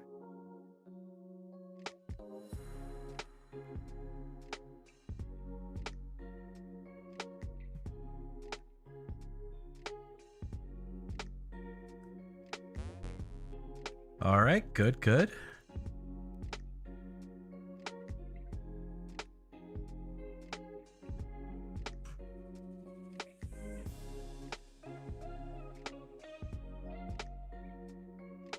Uh-oh. Am I dropping frames? A couple. Looks like I've only dropped like 500 frames so far.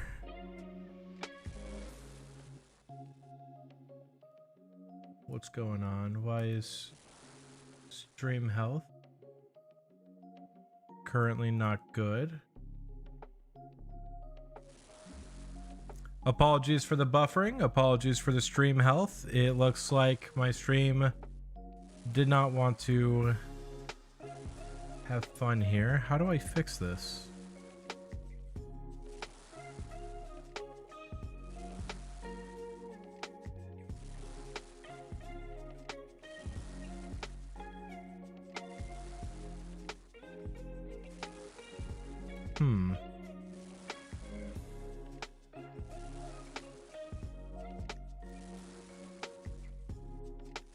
YouTube is not receiving enough video to maintain smooth streaming. What do they mean by that? I'm literally fine when it comes to OBS reports. I'll refresh YouTube real quick, just see if that is giving me some more accurate things. Nope, it is still saying that is not... Okay, no, there we go. Now it's fine. Weird. I wonder why it was having some trouble. Apologies for the buffering. Not sure why it was buffering, but it should be good now. I think that was a YouTube hiccup because on my end, all my frames and everything is working as expected. So I think that might have been a hiccup on YouTube's end.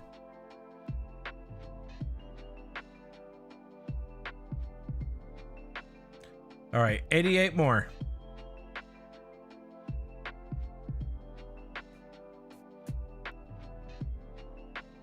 That's not even 4 full inventories. That's like 3 and a little bit.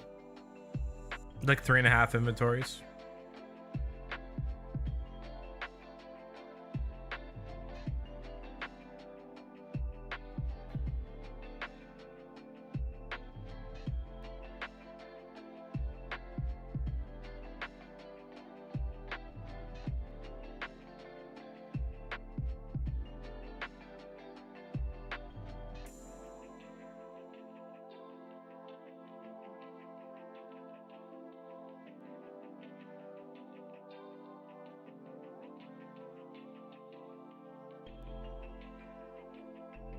Why is my quality at 360p? It should be at 1080. The heck? Okay, I'm just gonna have to figure that out later. I do not know why my stream is running on such low quality.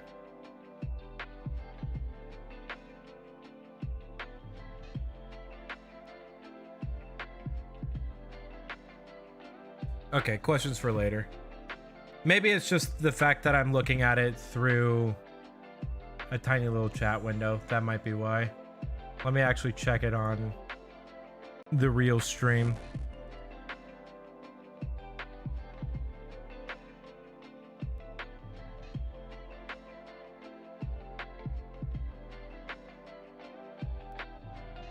Yeah, nah. Works fine on the normal stream. Weird. Guess I'm just freaking out on my end then.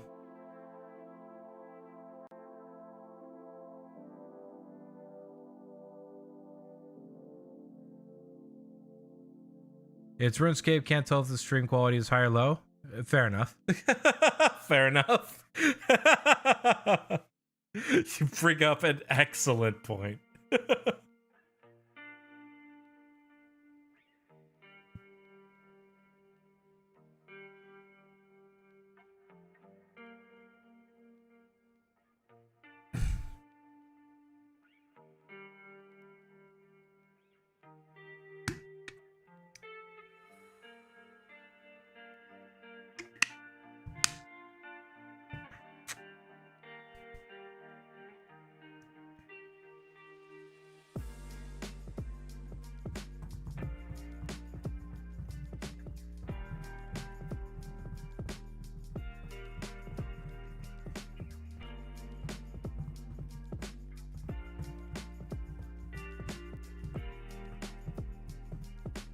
Hungry cat, eat fish.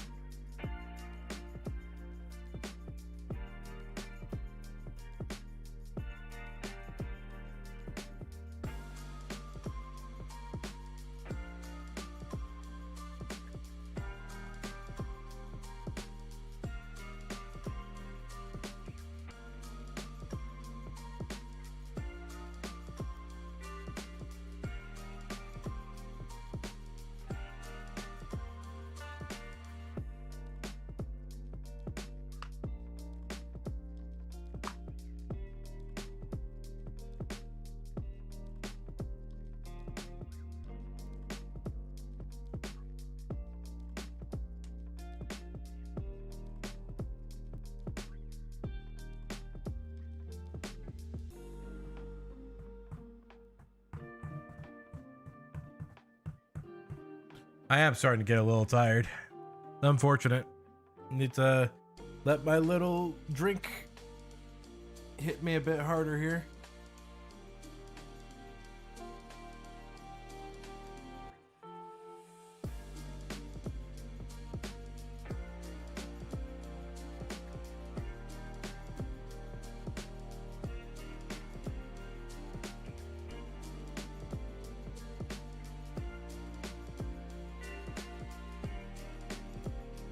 Perhaps standing up and doing some stretching? Yeah, probably.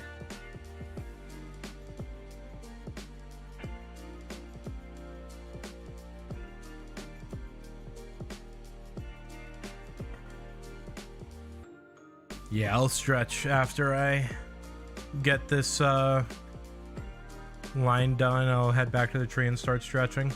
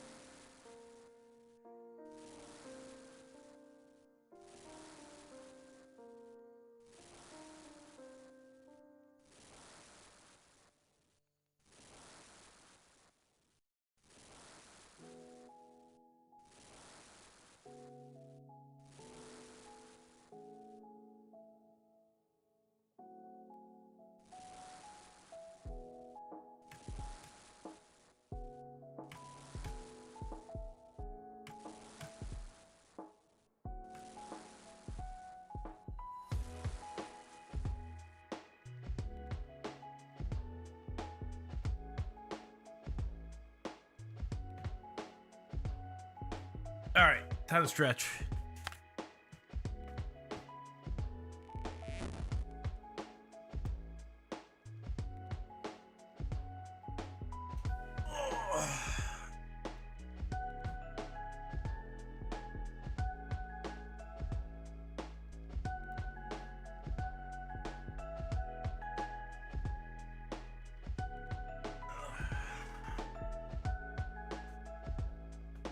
Okay, yeah, that did feel better.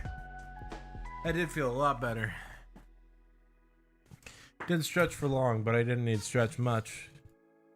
Plus, also, I stopped chopping a tree when I did that, so I kind of need to make sure I keep chopping trees. Otherwise, this is only going to take longer.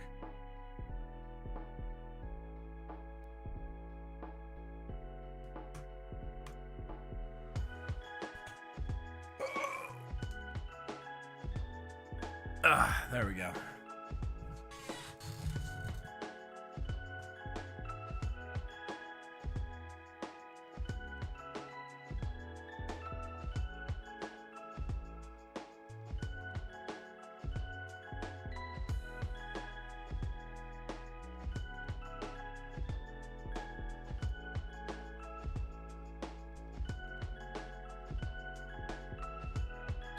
So I found out there was something, feel less tired? Slightly. There's something I found out about YouTube recently called a redirect, and I'm kind of curious on how those work.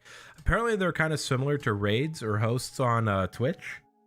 And so I seem less out of focus for sure. Oh, was my camera not focusing on me?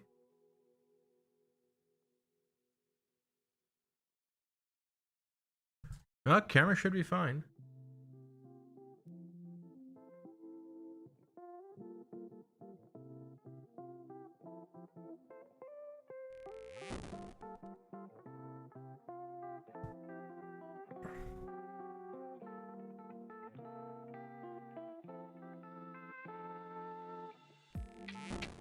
Less in focus?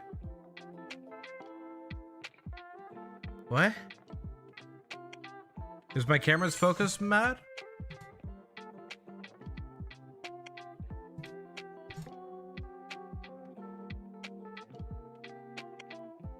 Camera focus looks fine for me right now. Yeah, I think it's just quality you're seeing stream on. You'll send the screenshot.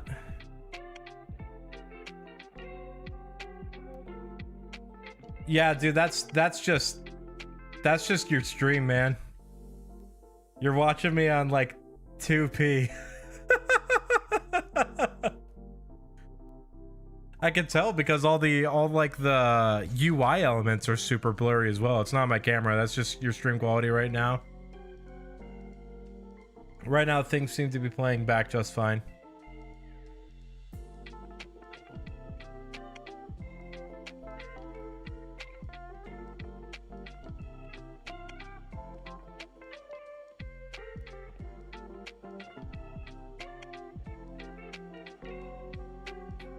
You're 5 seconds off live, so you can click the live button. You get good quality again. Oh, interesting.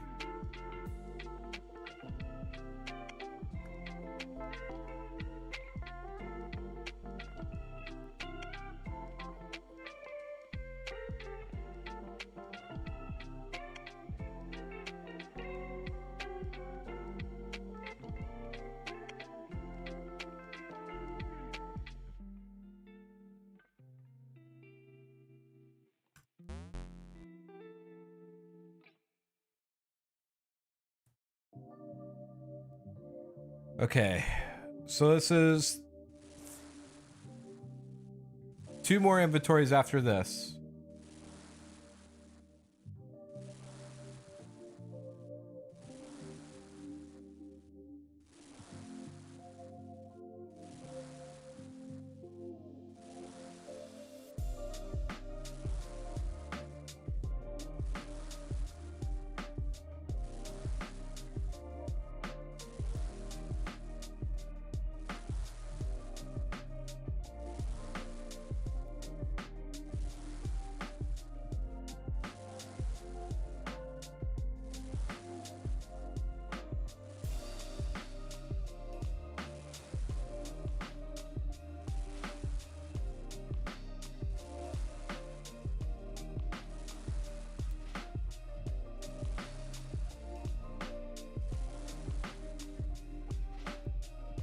Dang, I thought I wasn't going to be getting another woodcutting level, but it looks like I will be.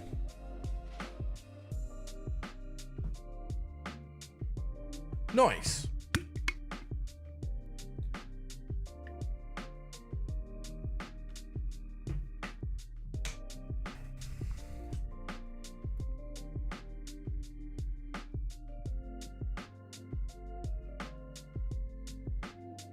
So while games super chill, what are some books you really liked? My favorite book of all time is The Count of Monte Cristo. Really like that book. The ultimate revenge story. Let's see. I really like The Hobbit. I still need to read Lord of the Rings. Haven't read that one? Oh, it's great. I highly recommend it. It is a big one. It takes a while to go through. The only reason why I read it is because I had to for school. But I really did enjoy it. It's a thick book, so it takes a while to get through. I like the Harry Potter series. Don't like the author, but I like the series. I've read The Hobbit.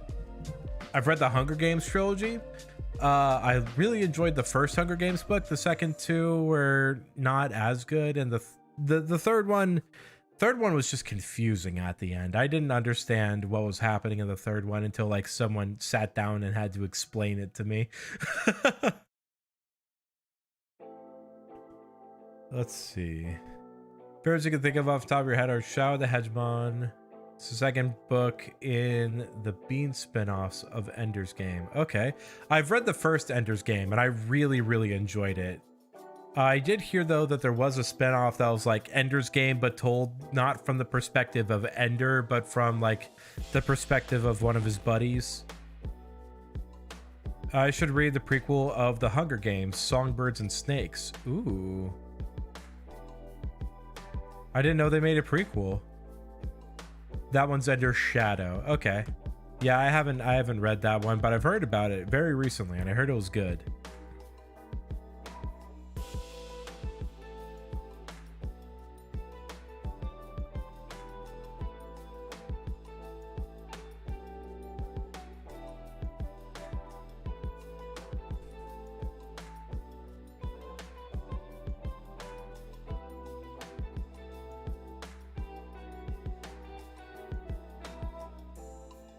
Oh, it's okay. It goes into President Snow's backstory. Interesting.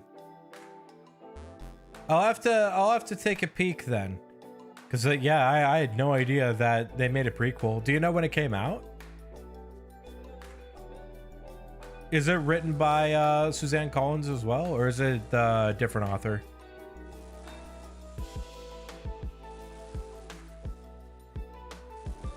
You also really enjoyed To Kill a Mockingbird when you read it. To Kill a Mockingbird is great. That is a fantastic book.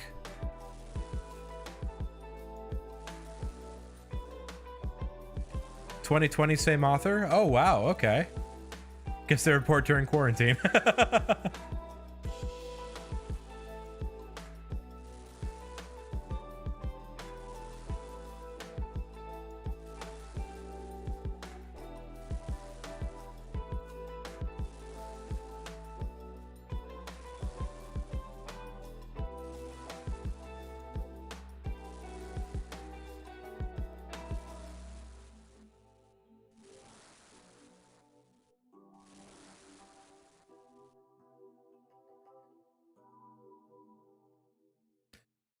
What sucks though is one of your favorite books you read for school you don't remember the name of. Oh, that stinks. Do you remember what it was about?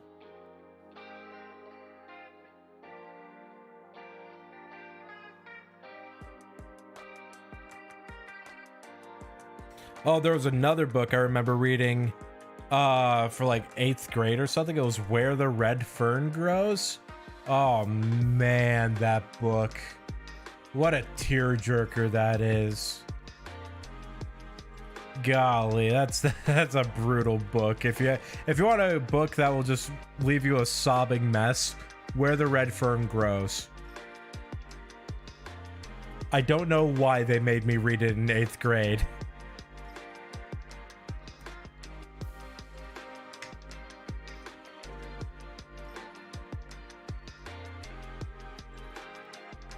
Biography of a woman who became a journalist in New York, and she grew up in poverty and constantly did dangerous stuff. I don't think I'm familiar with that one. Interesting.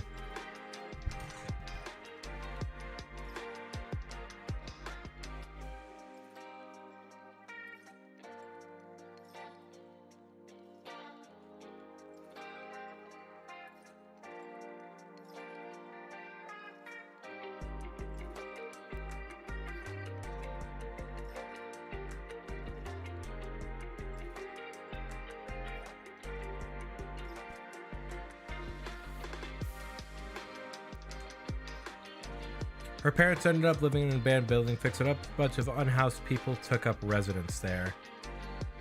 Yeah, I definitely not read that book.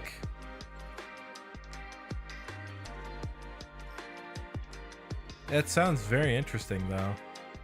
If you find out the title, send it my way.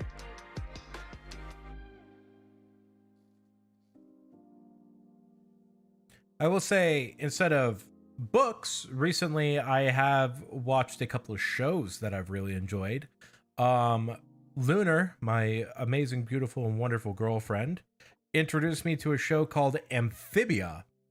And oh boy, I think Amphibia honestly is one of my top 5 right now. It's one of my top 3 animated shows for sure. But like, oh, it's so good. I highly recommend. And if you have Disney Plus, it's on Disney Plus, all 3 seasons. Highly recommend watching Amphibia. 3 seasons, 20 episodes of pop. Each episode coming in at a total runtime of like 22 minutes or whatever it is. It's got like a SpongeBob format where it's one 24-minute episode has 2 12-minute adventures. Same exact thing with Amphibia, with a couple of like full-length episodes here and there. Absolutely one of my favorite shows of all time. Another one of my favorites, I love Gravity Falls. Gravity Falls and Amphibia come from not the same exact creators, but a lot of the same creators that worked on Gravity Falls also worked on Amphibia. I believe the format's called half episodes. Yeah, so it's half episode format with a couple of full episodes mixed in. And that's level 50 fire making. We are now able to enter the Winter Tots prison. Ah, boy. All right, well, time to get started. Also gonna start up the local recording as well. Okay. What's the best way for me to get to where I need to go? Because I also need to get planks.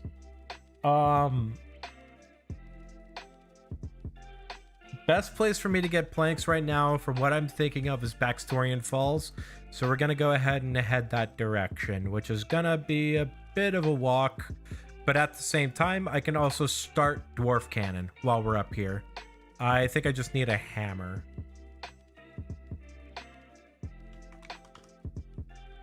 Do I need a hammer?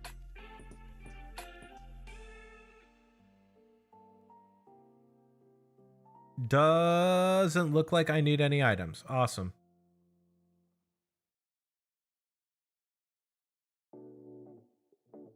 If did I try watching Netflix She-Ra? I did not. I actually just canceled my Netflix subscription as well.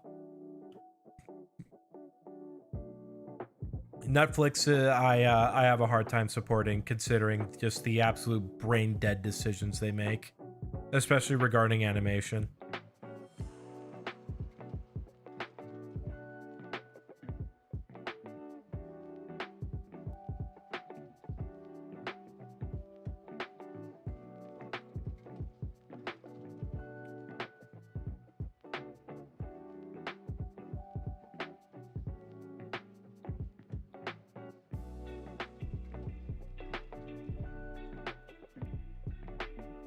Like, whenever you have people who are trying to be in charge of the content on a site say that Boss Baby is the pinnacle of animation on the website, you lose my support. And unfortunately, that's exactly what Netflix did.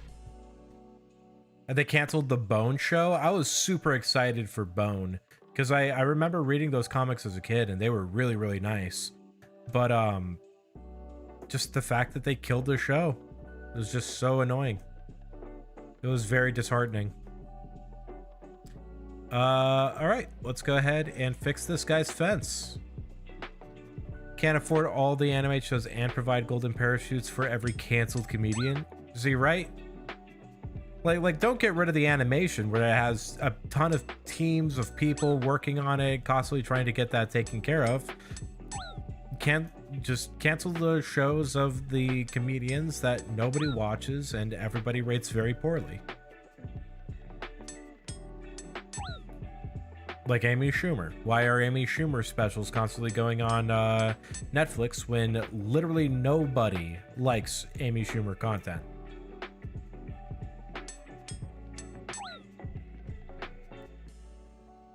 Does that knock me out of it? It does. Dang it. Okay. Come on. You can do it. Fix the thing, please. Oh my god. How am I having such low health? Come on! Fix the thing! Thank you. Only 4 more to go.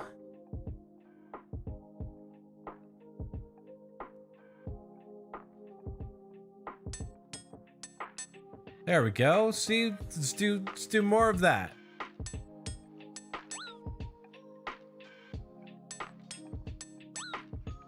Come on. There it is. I still have 2 more railings I need to fix. I don't know why it's telling me to go over there.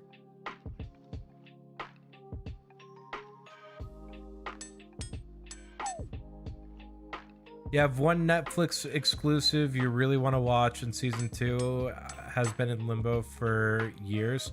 Brand New Animal. Oh, okay. I've heard of good things about Brand New Animal. I just haven't seen it. Where is the last railing? There it is. Come on. All right, there we go. Now we fixed the railings. Now we can continue the quest.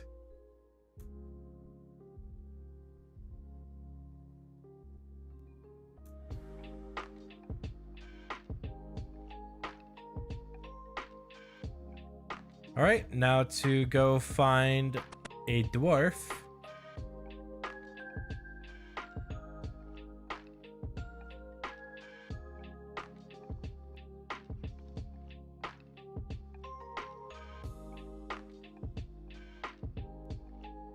Oh boy, a skeleton. We have dwarf bones.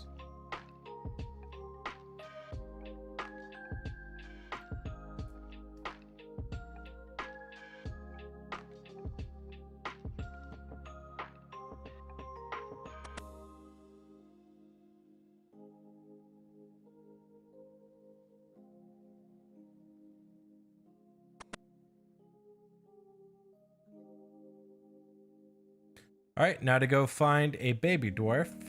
I'm gonna have this at the ready just in case I need to emergency teleport away. I don't think I'll need to, but I'm also not at full health, so better safe than sorry, right?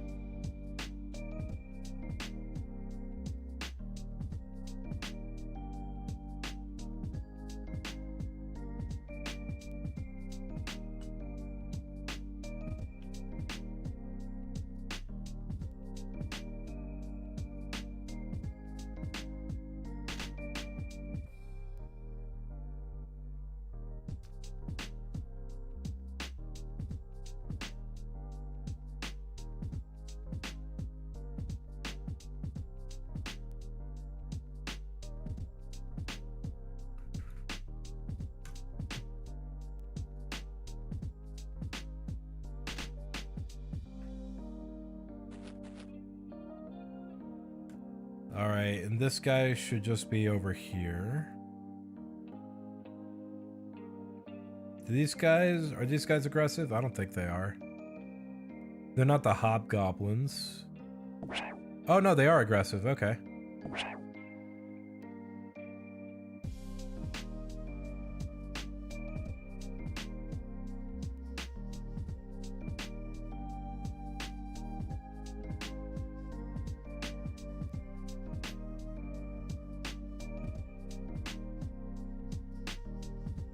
Look at him go. All right, just save the dwarf. Now I gotta do like 2 more things in this quest and then I'm done.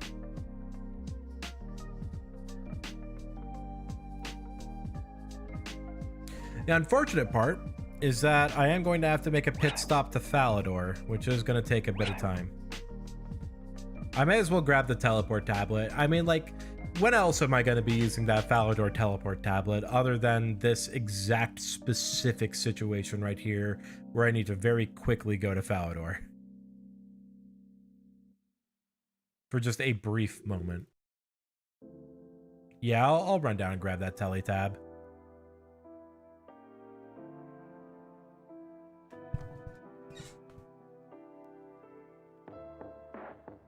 It'll be a bit of a, I wouldn't say a waste. It'll be a very strategic usage of a teleport tablet, which I cannot make for several more levels. The house tabs are the ones that are super important to me because those are like the safest of emergency teleports because in this game, whenever you get hit or whenever an enemy attacks, it already has calculated damage whenever the attack animation starts 9 times out of 10. There are a few exceptions, but if someone does an attack animation before I am ready and I teleport away, that damage will still be calculated by the time I teleport. So there's a chance in some cases where I basically do a tick perfect teleport at the same time as my health hits 0. And if I teleport to an overworld location like Falador or like the Kandarin Monastery, that counts as a death because I'm at 0 health in the overworld. That counts as a death. It's not a safe death. But if I teleport to my house, the house is handled very weirdly in that it is on a like separate plane of existence. So if my HP hits 0 within my player-owned house, that doesn't count as a death for the hardcore. So house tabs are very safe because if I do a tick perfect teleport at the same time that I die, I won't lose my hardcore status. Post teleport death is fun. It is, and I've seen it happen a few times. So I just like having a safer option available to me.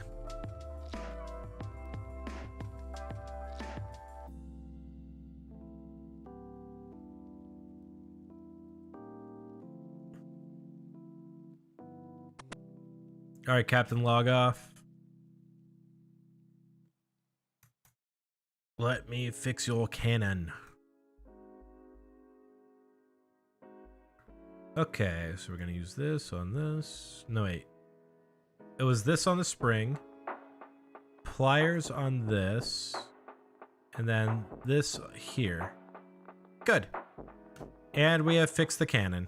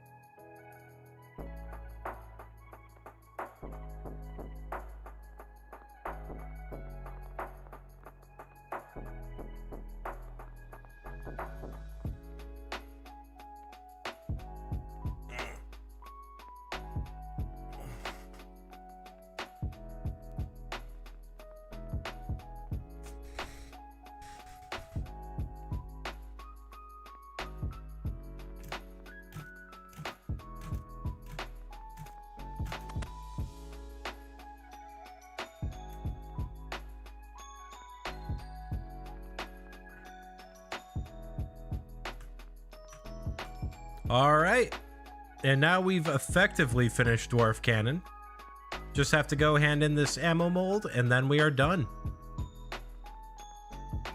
And we'll see if that puts me up to level 22 crafting. If it does, great. If not, then I have one more quest that I can do in this area very easily.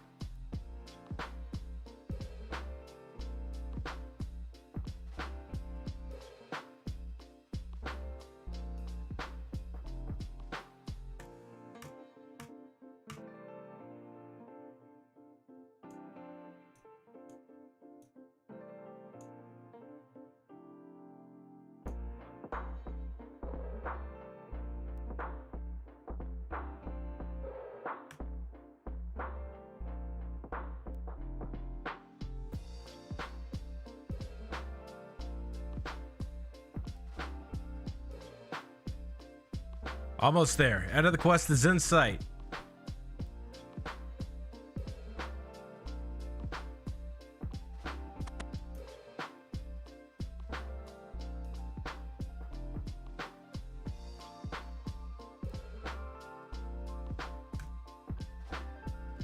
Level 12 crafting. Okay. So we are going to need to do another quest.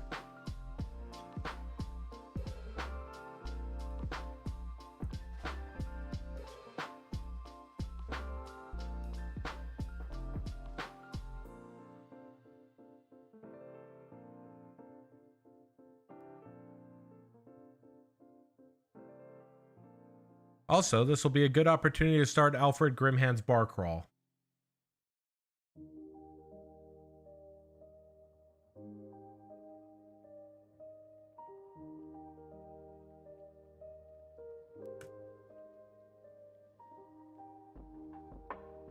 I've noticed that my minimap has been having a lot of really weird border issues like this. I wonder why that is. I guess it's not really visible on stream because of my head.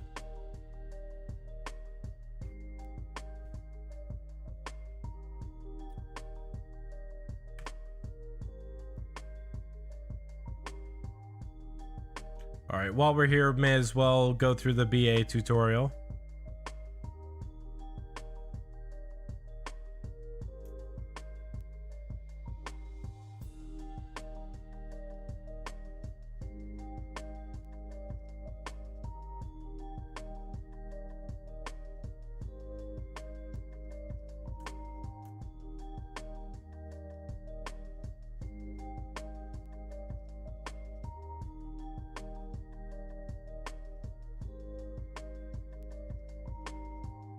Okay, so this is the bank we're going to be using. We are going to need, what was it, 28 times 3 and 14 times 3. Let's get like 150 planks. Actually, let's actually calculate it out. So 8 to 14 requires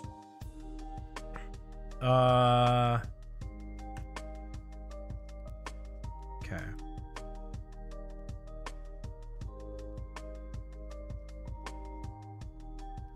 So it requires 14 actions, which is going to be 14 times 3 is 42. And then it was 28 times 3 is quite a bit. Yeah, we'll just gather planks. I'm thinking too much about numbers. I just need to gather planks. We'll go ahead and start on World 302 and just go through.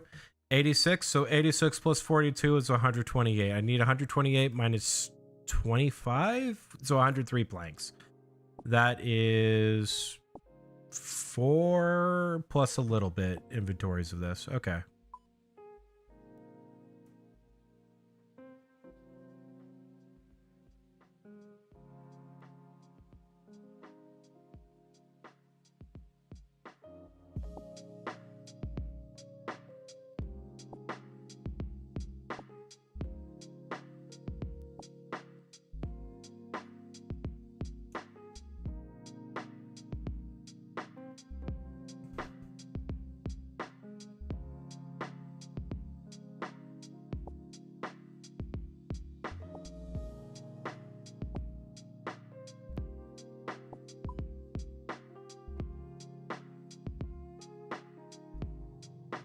Day ruined. Hi, Zach. What's up?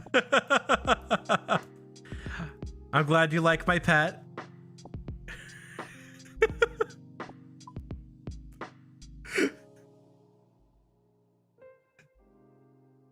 If it makes you feel any better, I'm probably gonna die a winter tot anyways.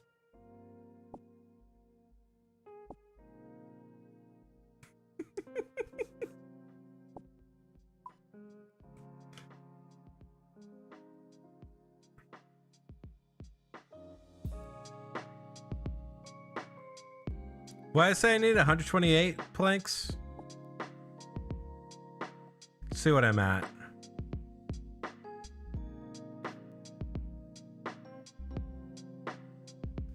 Check your DMs when I get a sec. Okay. Do I have a profanity filter? What?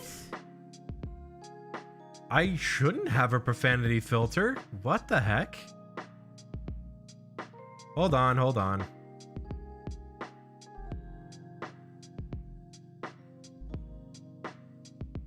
Because this has been happening a lot, and I don't know why. Yeah, there are no blocked words. Oh, it's because I'm also looking at top chat. Hold on, that's my bad. I'm looking at the wrong one.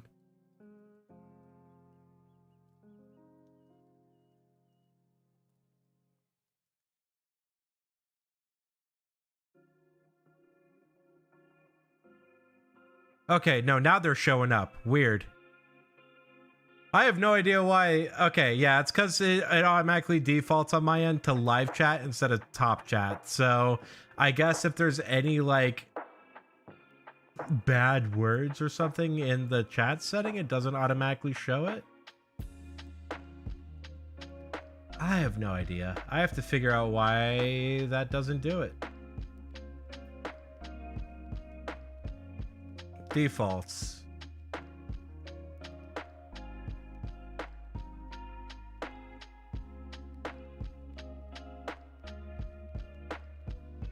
Weird.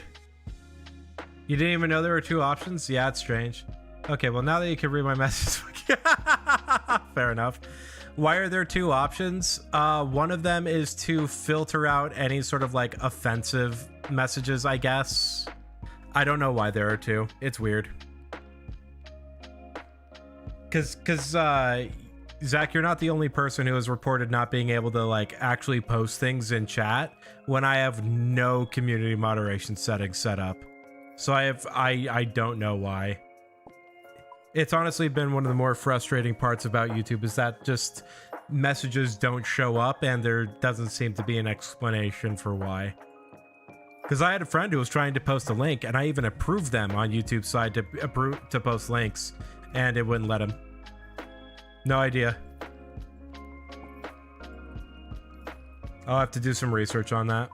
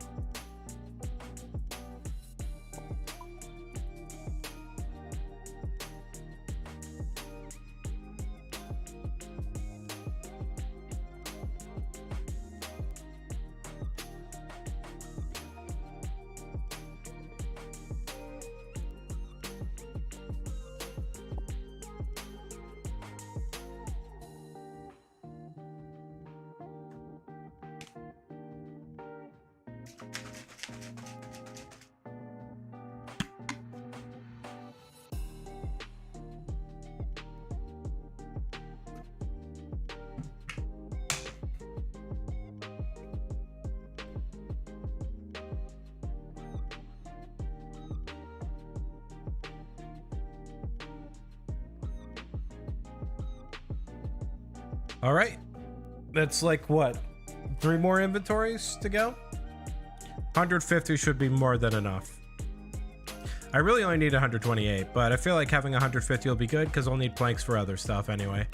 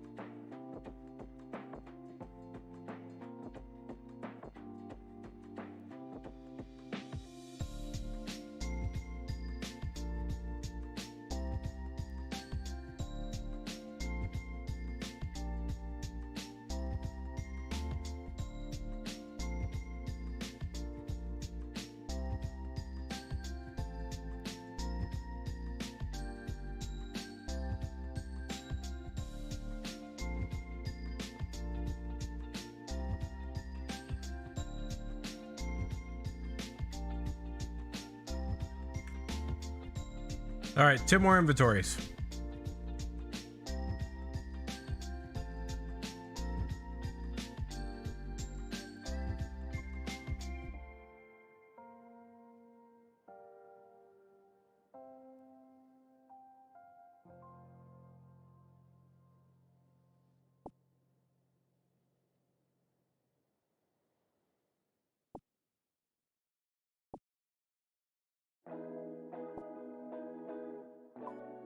Puts a blanket on these chill vibes. Or puts on a blanket for these chill vibes. Yeah. Oh, I just realized I forgot to pick up the Clue Hunter stuff. Let me go look up where that is while I'm doing this.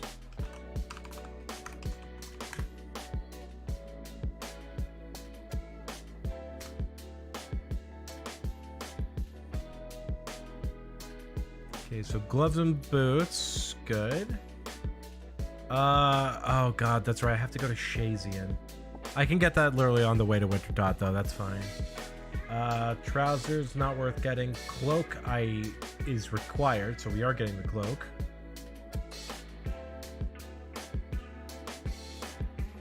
All right, yeah.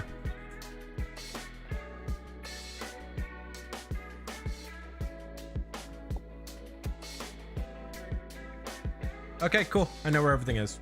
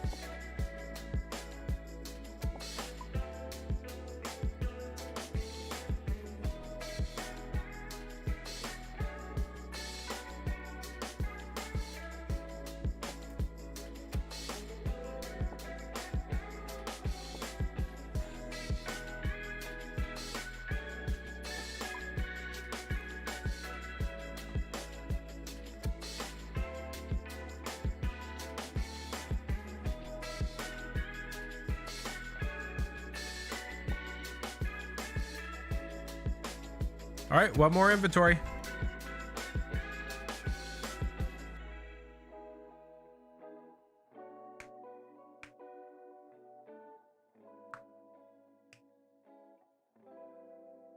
I'm very happy that hopping worlds all over the place doesn't force you into I'm really happy that hopping worlds doesn't force you to pick or re-enter your pin every single time.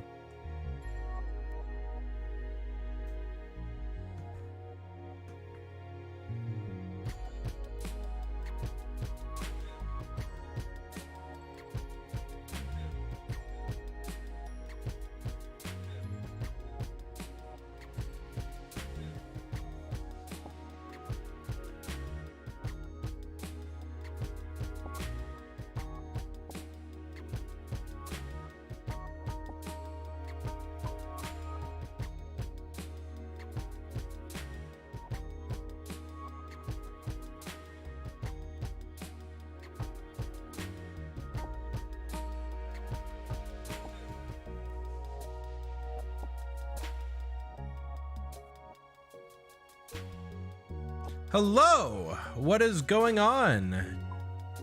Chana? Masala? I have no idea how to say your name, but hello anyways. Welcome to stream. Apologies if I butchered the pronunciation of your name.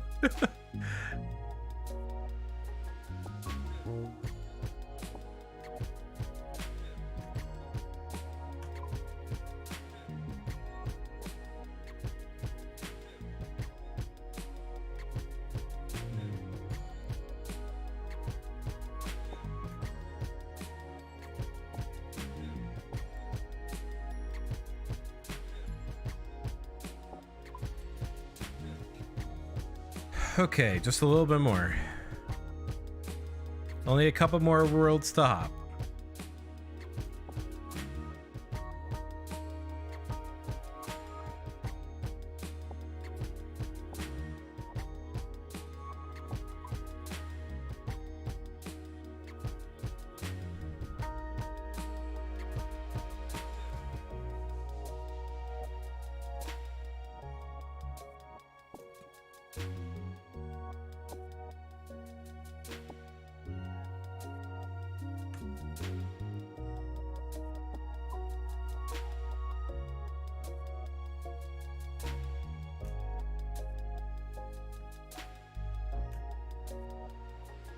Okay, got all the planks I need. Now I need to gather. Let's see, what is it? I think I need more nails, so we're gonna get more nails. 90% certain I need more nails. 53, yeah, we definitely need more. So we need more nails. Let's... Okay, we're gonna go ahead and do this beginner clue as well. I definitely need this, need 2 of these, need all of these. I need leather boots and a bronze axe, which I don't have either of. Okay, cool. We can put this away though. I'm going to go use the restroom super quick. I will be right back.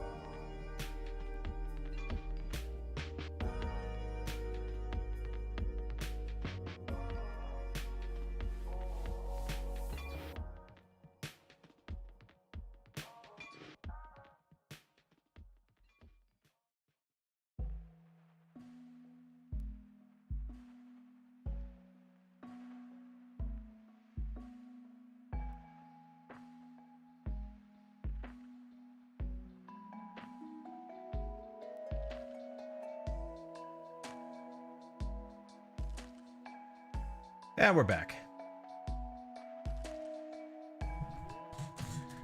Okay. Home teleport. Do I have the Chronicle with me? I do. I need to buy more cards for it. I'm only gonna buy like 3 more cards though, because I do need to at least still make sure I have enough money to train construction. Let's go down under this trapdoor so I can get myself boots. So as a boots and a bronze axe. Okay. Boots are not right there. Where are the boots? There they are. Okay, boots got. Now for a bronze axe.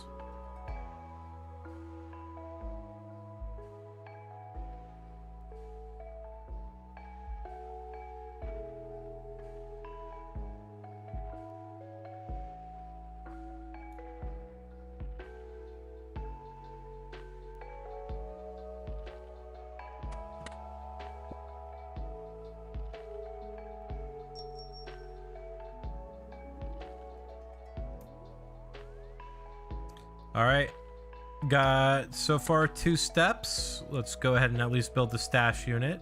I need level 12 for that. Okay, good to know. Archmage Cedrador. Okay, that is in the direction I need to go.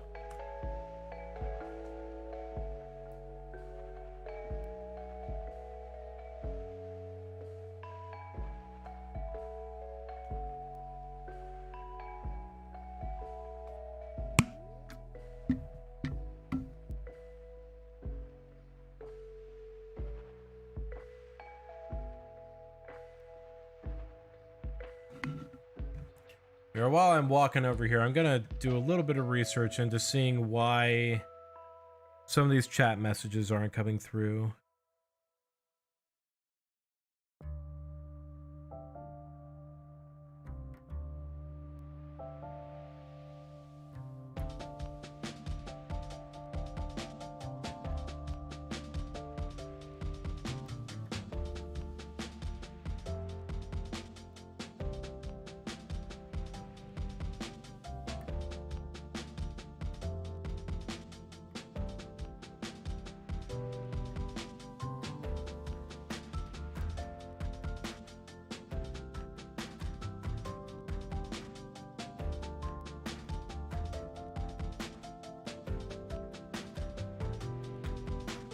Okay, let's see.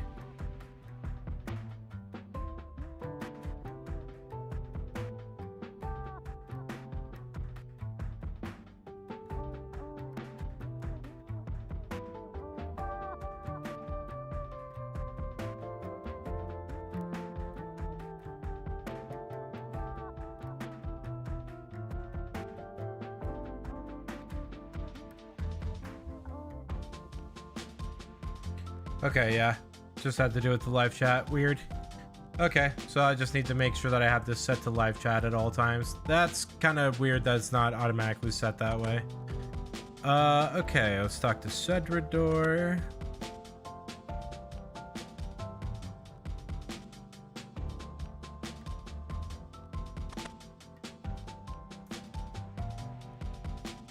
Hey, Casket. All right, let's see if I get anything good. I mean, nature runes. I'll take nature runes. Steel dagger, I can sell that. How much for? 75, huh? Well, I can sell it, just not for much. I may as well drop it. It's not really that worth it. Water runes and nature runes, though. Nature runes especially are very good.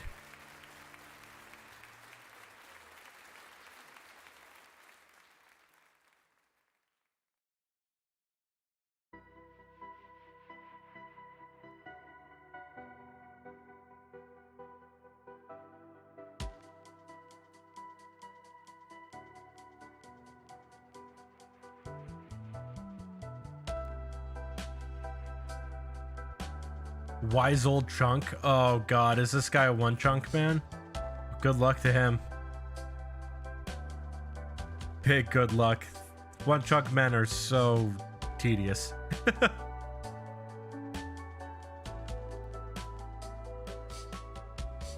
Okay.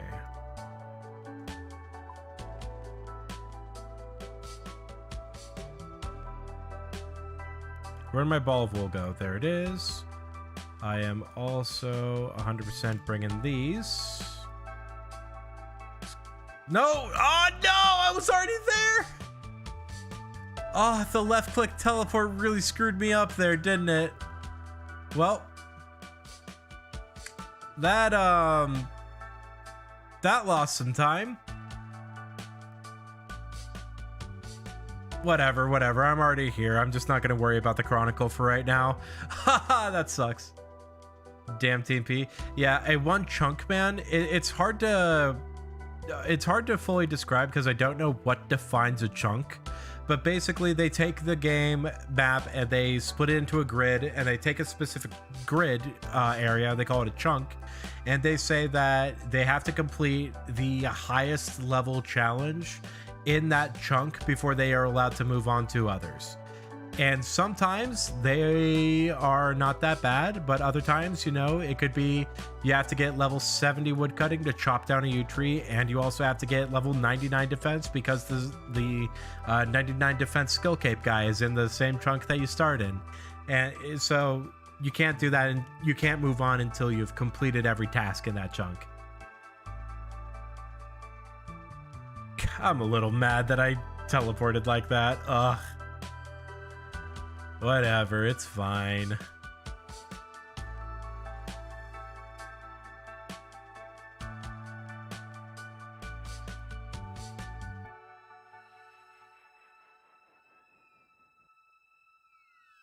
I'll be able to go to Draenor Village again in a moment.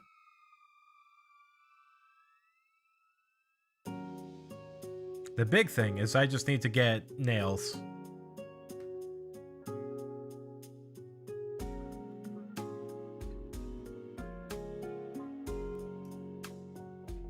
Not many nails here, huh?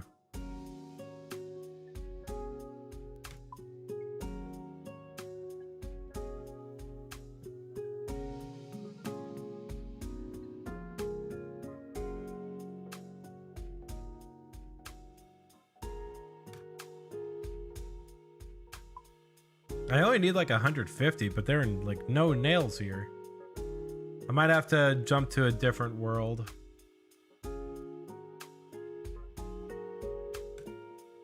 Yeah, there are like no nails.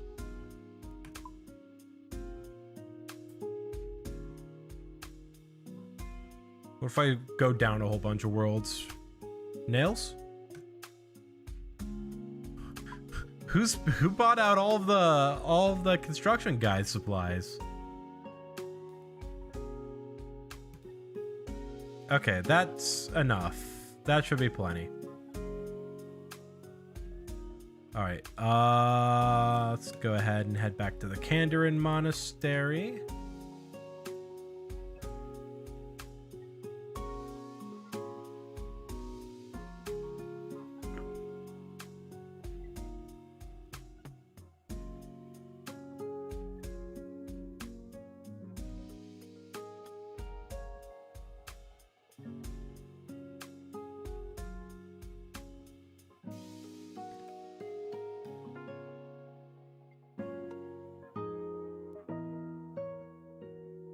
Oh, yes, while I'm here, I should definitely get the Clue Hunter stuff. I should honestly just get into the Clue Hunter gear right now before I go do the rest of this. Let's deposit this, grab a shovel. I probably shouldn't have deposited Boots of Lightness right away, but I'm about to get the gloves and the boots.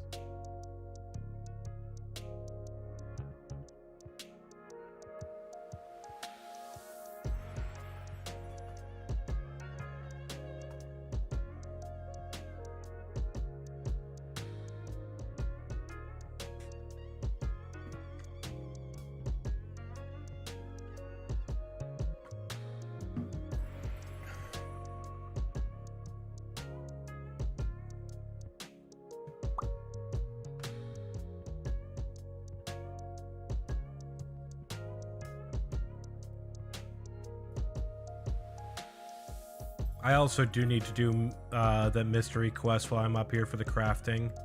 I hate that the crafting is so important, but at the same time, so out of the way. Okay, where exactly is this thing? Right above the bridge. Next to the tree. Okay. Right here.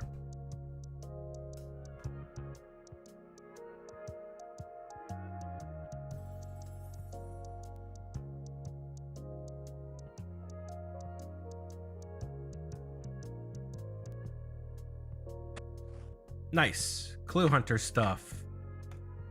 Now let's go back to the monastery and get the cape that I need. Because yes, there is a cape with this particular set.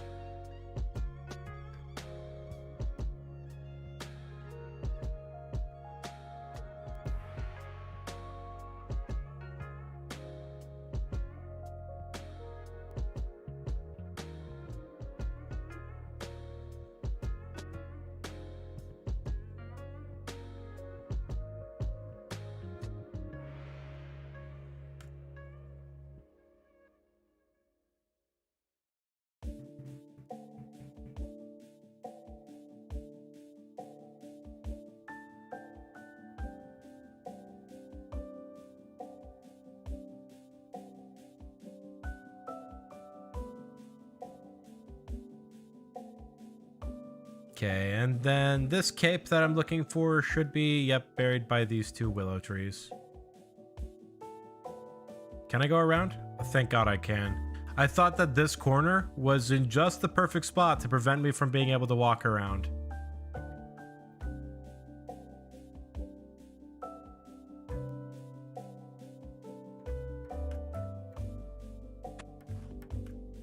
Clue Hunter cloak. This is a good looking cape too. This is a really nice looking cape. I'm very happy that it counts as warm clothing. Okay, and let's go ahead and do this.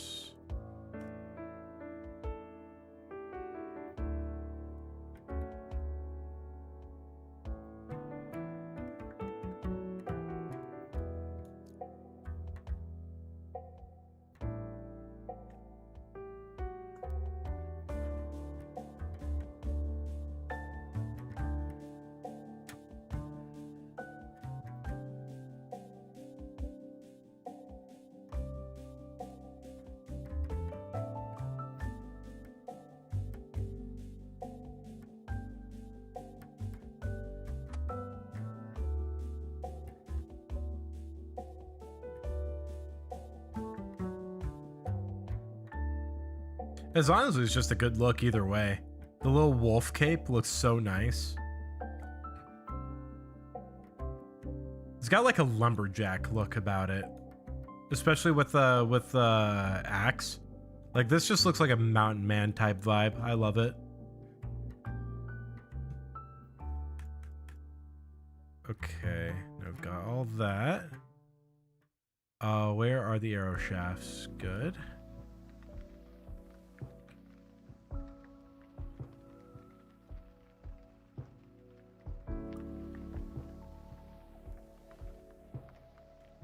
All right, cool. Now we have that done. All that's left is to basically just build and take down chairs until we hit level 20 construction.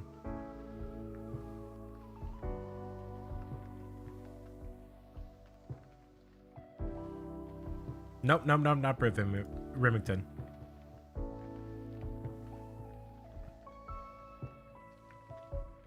All right, cat's hungry. Let's feed cat. Also probably means it might be...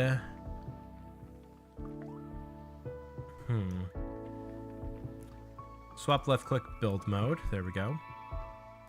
Cat might be about ready to need the wool as well. So the reason why I brought the arrow shafts is for... Oh, I need to pick up my follower?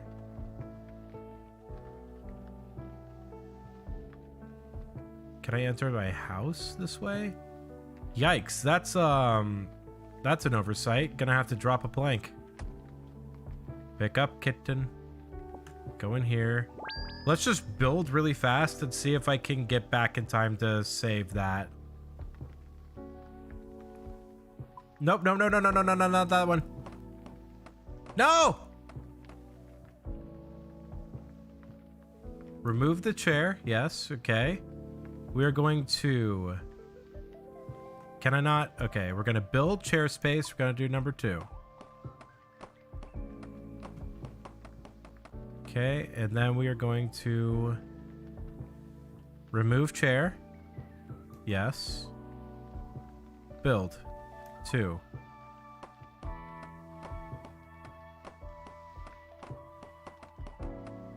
Nope, not examine. Remove. Yes. Build. Chair. There we go. Remove. Yes. Build. Chair.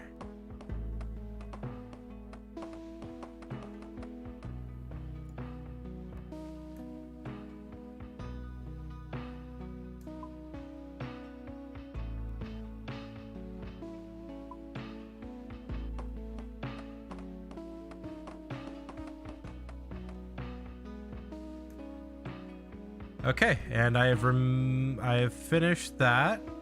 Level 11 construction. Is the plank still there? It is. Let's go.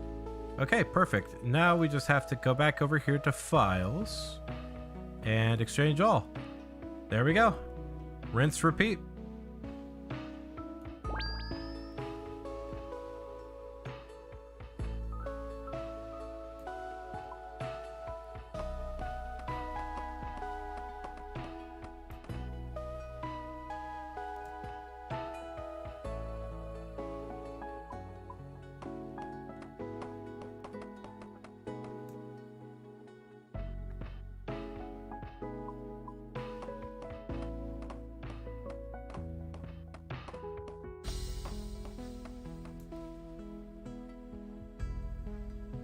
Nope, not rug space. Build chair.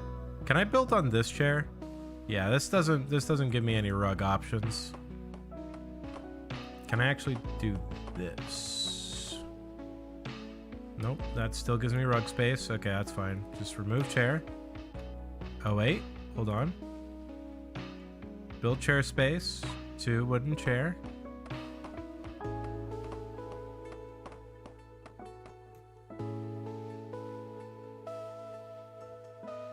All right, 1 more level and then I can start building rocking chairs.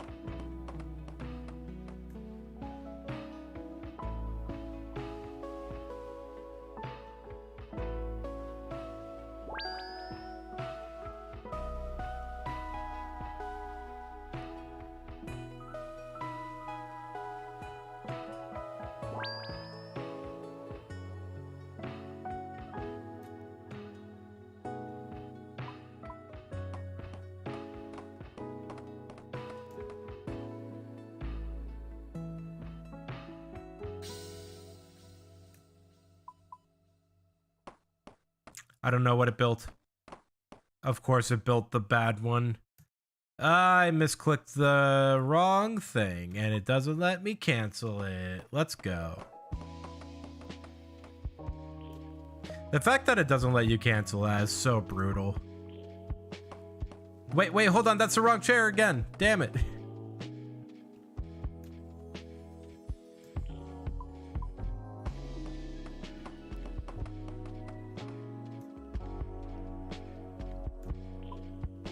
Okay. This should be fine now.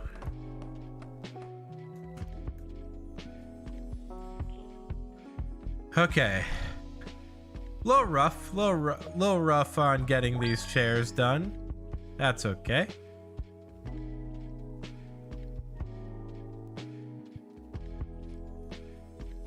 Oh, I need to get 5 more levels.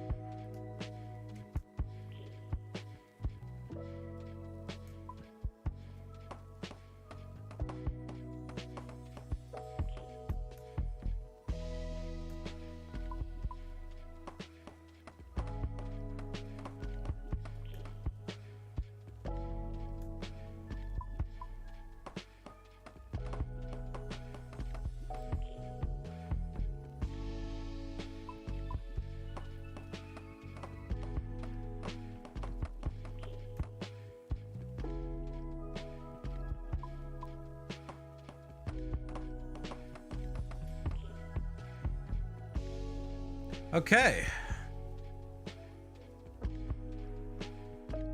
I'm glad I grabbed those extra planks. I definitely needed them.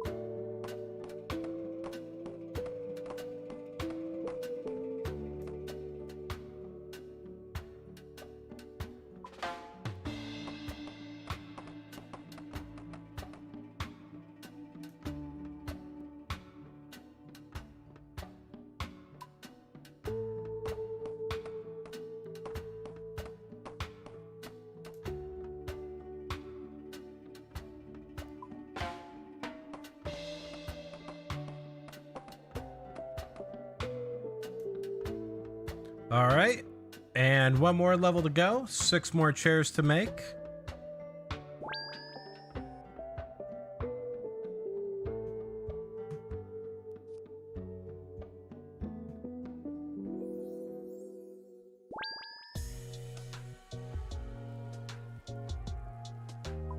I believe this is the last inventory, if I'm doing my math right.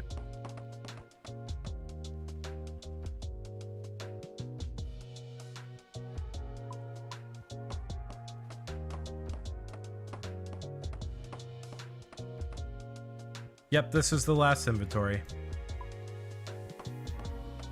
Oh, I'm running out of nails. No! Hopefully I can finish in these nails. Oh, I think I can. I think I have exactly enough to do it.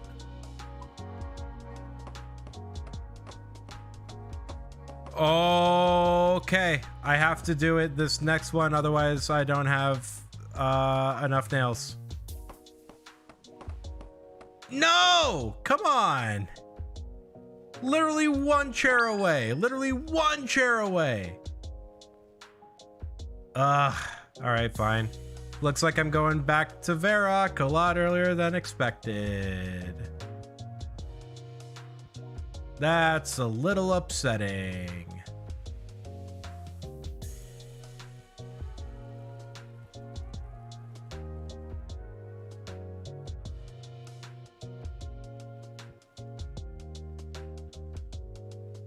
How much are one of these? 100 feathers? I need...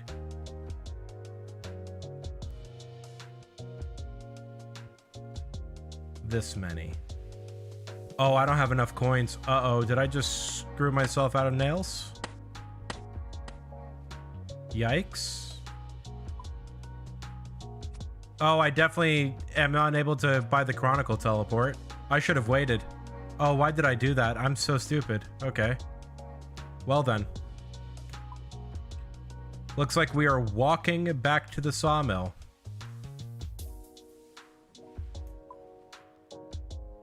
So I can purchase 5 nails.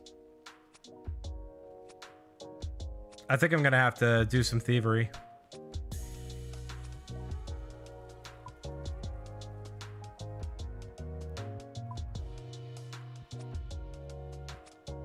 That's annoying.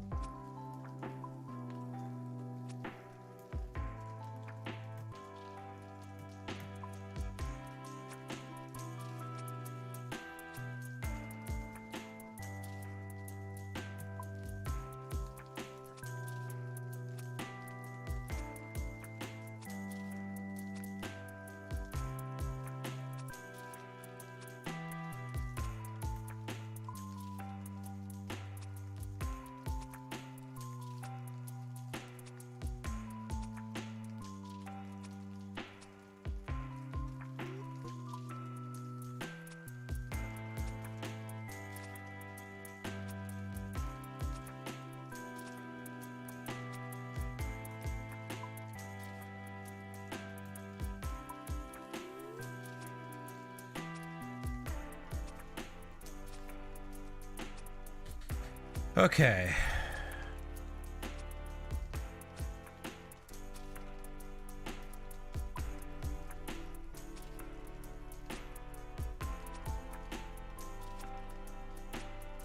Only level 12, huh? Okay, so that means I need to most likely fletch some arrow shafts on the way there. Yeah, I need 3 more levels.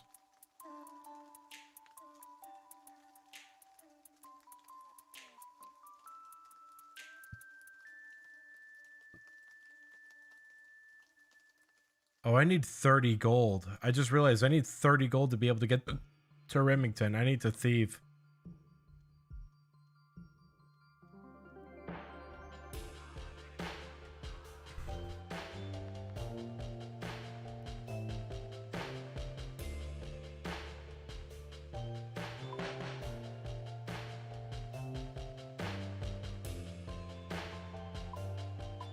Grab knife, grab the logs, good. Just drop cat, keep walking, and do some fletching.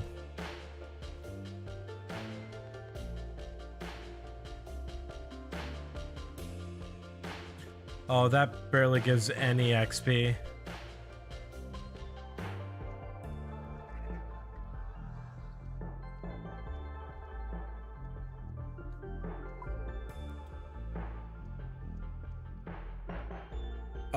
I need to figure out how to get some arrows. Or at least some feathers, I should say. Let's look at the fletching calculator, see what I can do with it.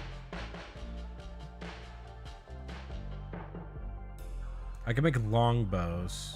That wouldn't be bad. Can I make any oak yet? No, I cannot. Okay.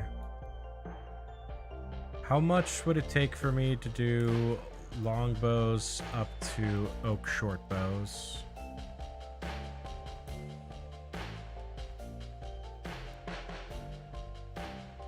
Wait, oak short bows is level 20. How much would it take for me to get to level 15? 76 logs to get to level 15 if I just make longbows. Yeah, the feathers and arrows are so much better XP, but it's just the money. The money is the hard part about that. How much are these? 3 coins each? I can buy 5. I can buy 7. And now I have $0. Since we have our home teleport back, we're gonna home tele to Lumbridge, and I want to thieve up to 250 gold. I just need some money. 250 sounds like a good part.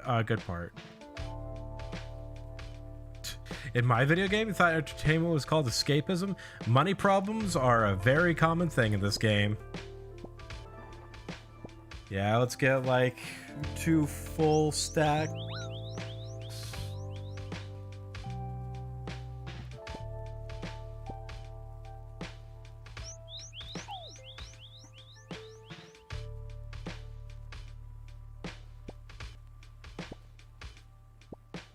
Failed to pickpocket the level 2 man. Yeah, I know.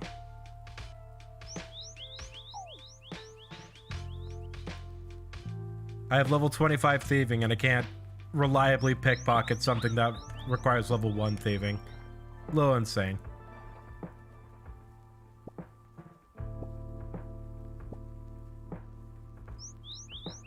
Why can't I reliably pickpocket this?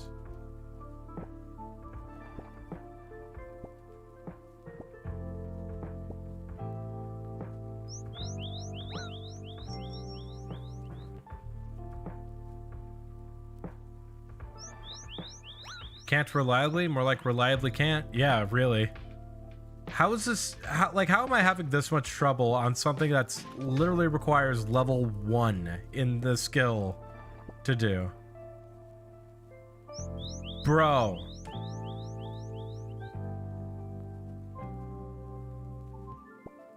Literally just let me steal all of your money.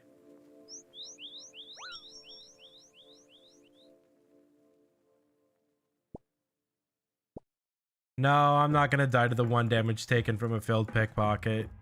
It'd be a little ridiculous if it got that bad.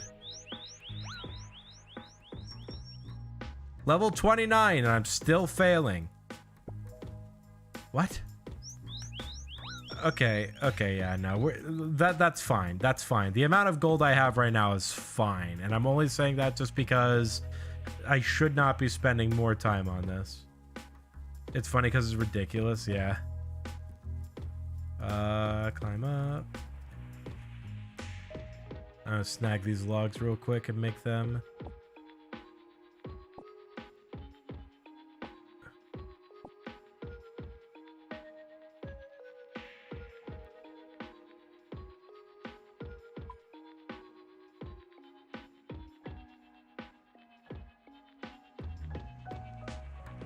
Okay, there we go. 210.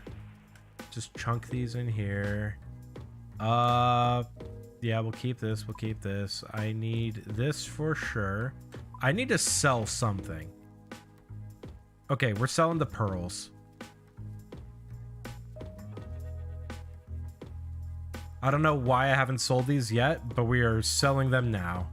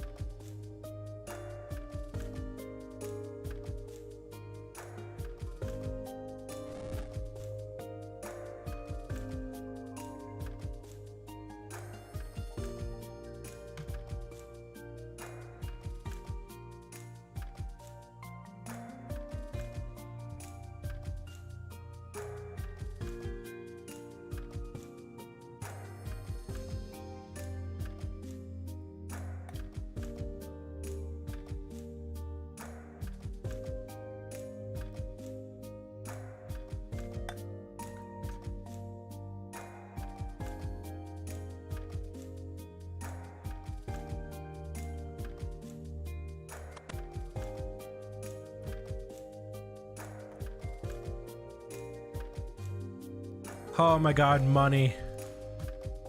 Oh my gosh, I have money now. I should have done this a long time ago.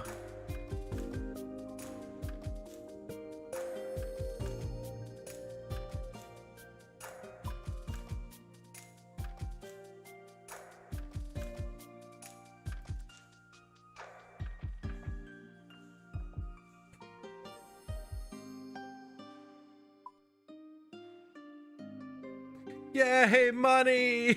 Yeah. Basically me right now. Oh, didn't mean to kill the rat.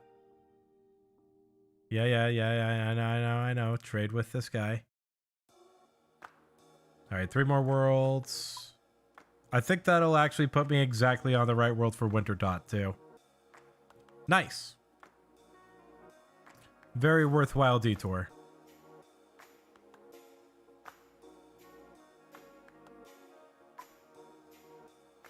So the reason why I'm selling these for, or one at a time, is just simply because of the way that the shops work.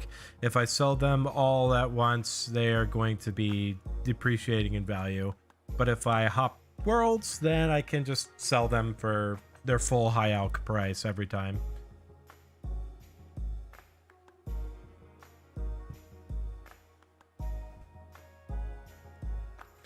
Oh my god, 1300 gold. That feels so much better. I'm gonna grab the arrow shafts that I need as well. And then, yeah, it's just basically finish off fletching and go to Winter Tot. We're getting close. We're getting super close.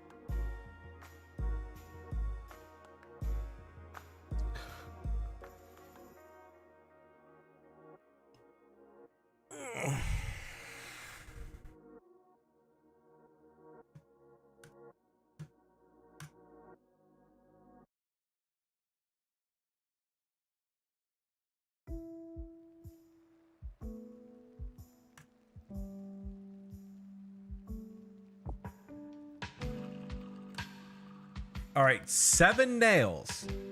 Can I build one chair with 7 nails? Let's find out.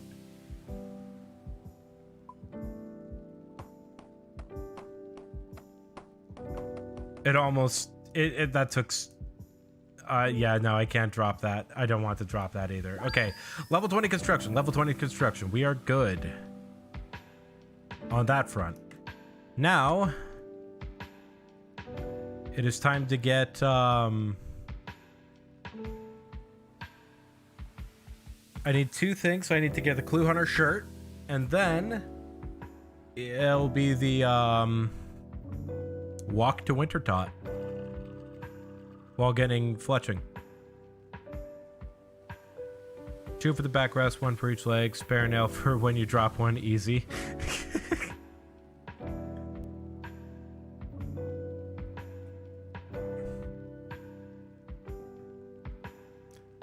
Okay, 225. These are what? 100 each? So I need 1, 2 plus 25. Boom. Perfect amount.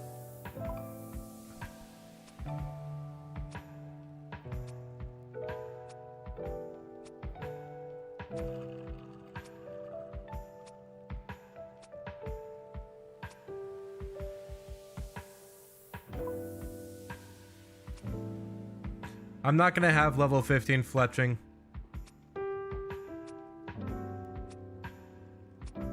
That's okay. I mean, I'm gonna be there literally until 99. I can start off being 2 fletching levels under. That won't be that big of a deal.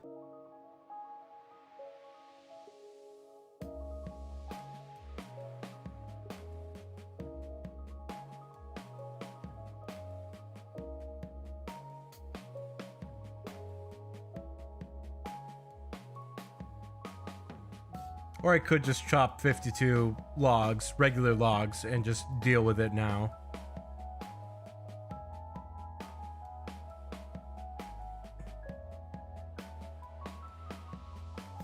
Wouldn't be a bad idea. It's only 2 inventories.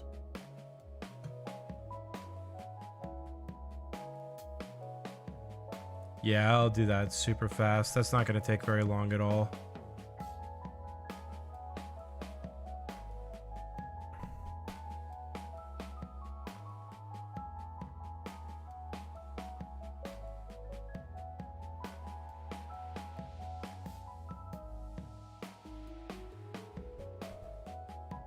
Wait, I probably don't even need to chop them. No, I'm already in Corend.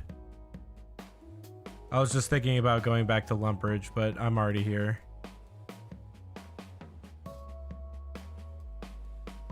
Okay.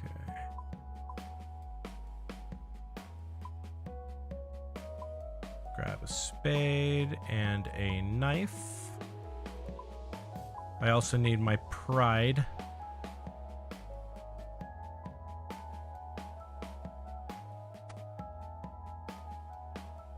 Nice. Okay. Where is that actual thing for Shazian? Okay, yeah, it's like right up here. Okay. Yeah, we'll chop a bunch of the trees in this area. Yeah, we got a whole bunch of trees right here. We'll chop a whole bunch of trees, make a whole bunch of longbows, and then chop more trees, head over while we are fletching the longbows. Oh, is this a nice little 3 spot? Oh, hey, a beginner clue nest. We'll take that. We need those.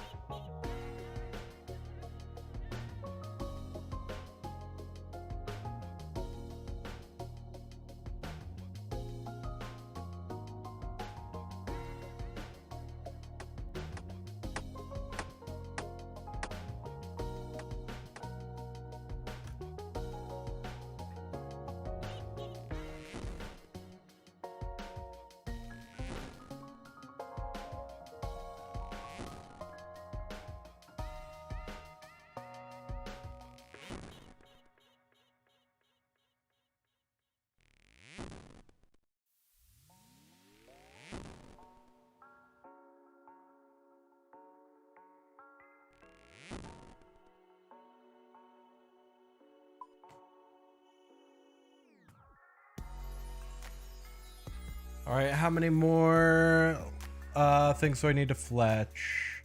31, okay. So a bit of ways to go.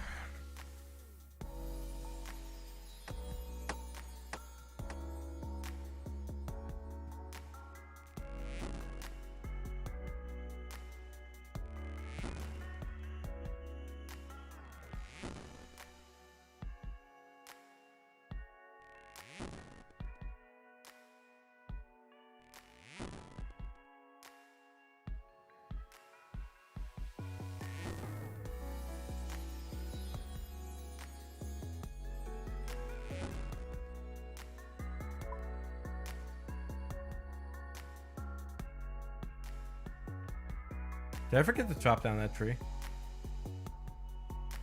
100% did.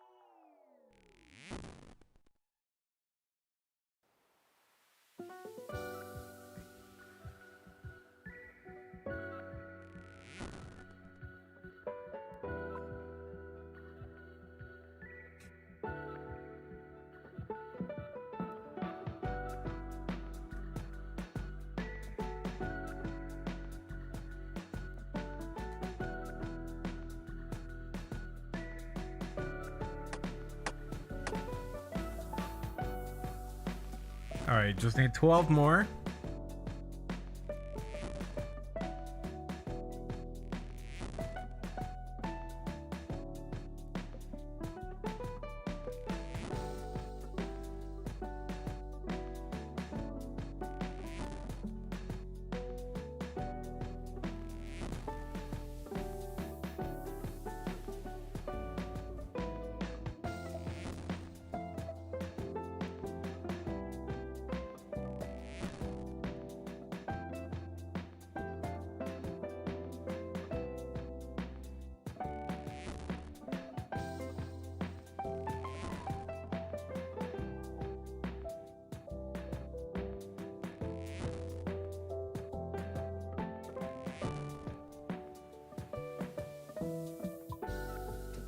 Okay. All right, now we're at 15 fletching after these bows are done.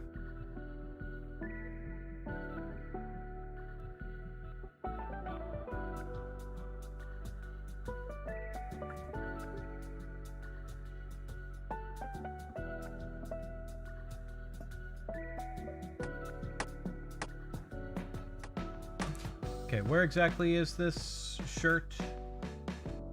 Literally right above this bridge. Okay. Is it this bridge? Yes, it is.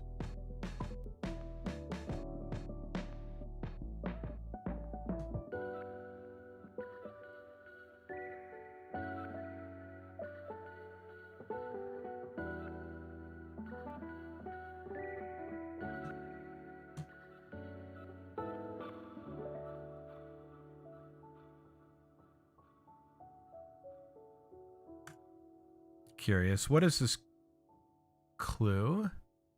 Ah, Falador clue. Okay. We'll do that after we grow the cat.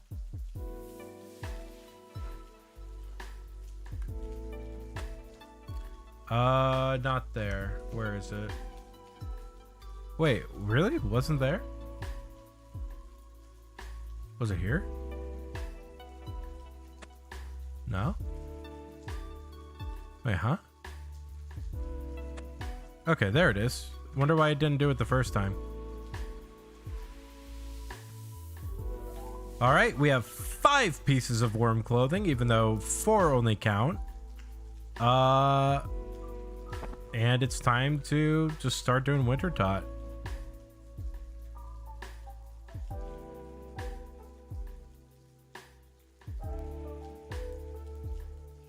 Once this loads up, I'm gonna go ahead, use the restroom again real quick, and then yeah, it'll be time finally, almost halfway through this entire stream, to start winter tot. I'll be right back.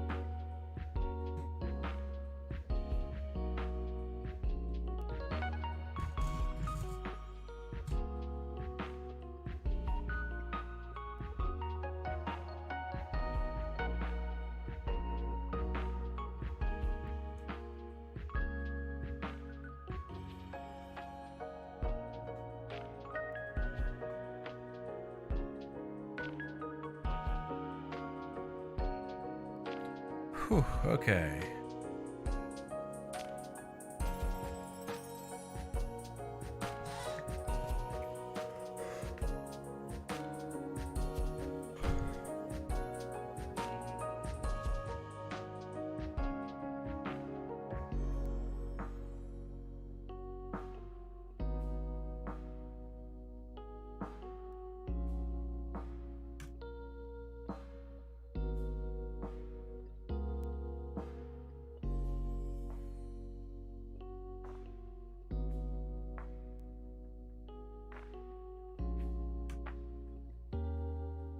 All right, I gotta go ahead and start getting prepped for winter tot, because I'm going to turn entity hider on and hide other people's pets as well as other people.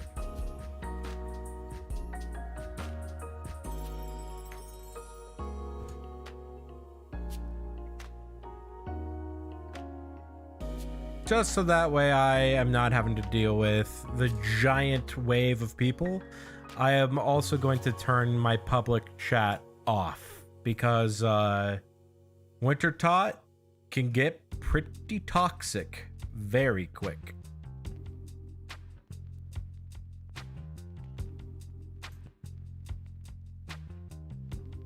Am I on the right world? Sure am.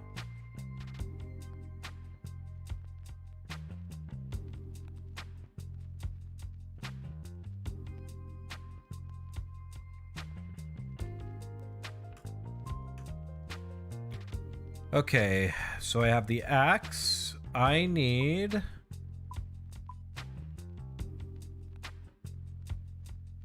this, and a hammer. I'm actually going to put away the ball of wool for now.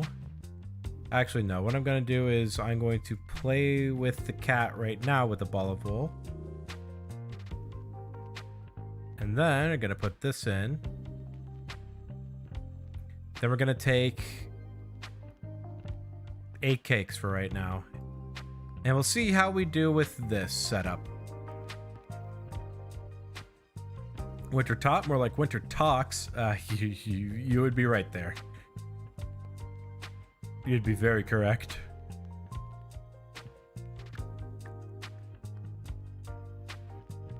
All right, so welcome to Winter Tot. This is where I will be spending a good chunk of time. Is there anything else I need? Hammer? Nope. All right, cool. Basically, the idea is that I'm going to be chopping these roots. I'm going to be fletching one inventory of them, and then I'm going to be throwing them into these braziers in order to damage this giant swirling vortex monster. Winter Tox sounds like a new Pokemon name. It does. It sounds like a regional variant of like a Toxtricity or something like that. There are a few things I need to look out for with this. The first one is that the air itself is bad. There you take cold damage if you are just standing out and have no or you just take cold damage while you're out doing the fight. So there's a constant source of damage over time.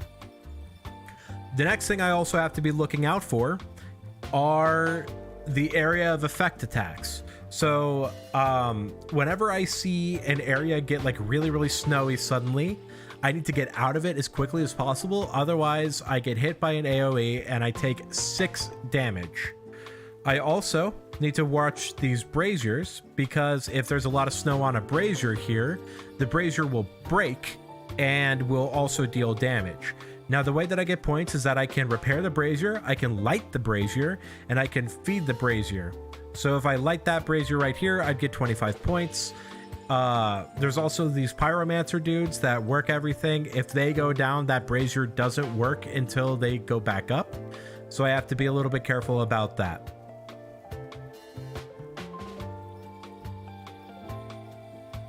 And just to give an idea of what this place looks like with other people, there's a lot. And half of them just ran out, but there's so many people here. But we're just gonna hide them all because we don't want to see them. I also have a nice little timer right here to let me know when the next round starts. And it is time to send full focus mode. I mean, maybe not full focus mode, but I need to make sure I don't die. HP needs to be above 12 at all times. I say 12 because that gives me enough of a buffer so that way if I get hit by both a brazier blow up and the AoE and I take cold damage the same tick, I don't die. Wonder why the max Esset is just as you turn player visibility back on. The round ended and people are going to bank.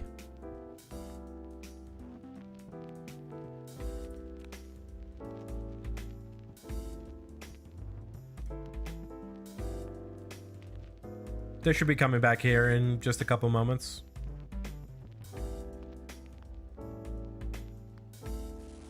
All right, lit the brazier, so now I am at 25 points. 500 allows me to qualify. I'm going to be taking 3 damage every 6, and I just need to make sure I heal it off. Take a damage a lot more frequently than I would like. Now, fortunately, the lower the Winter Tot's energy goes, the less damage I take, and also the higher my fire making level is, the less damage I take, but there's a lot of ifs in that. I have to at least make sure I can get that. Come on, Fletch.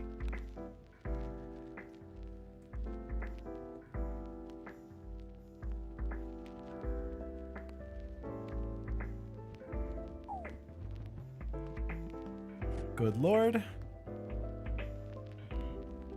Good God. Taking so much damage right away.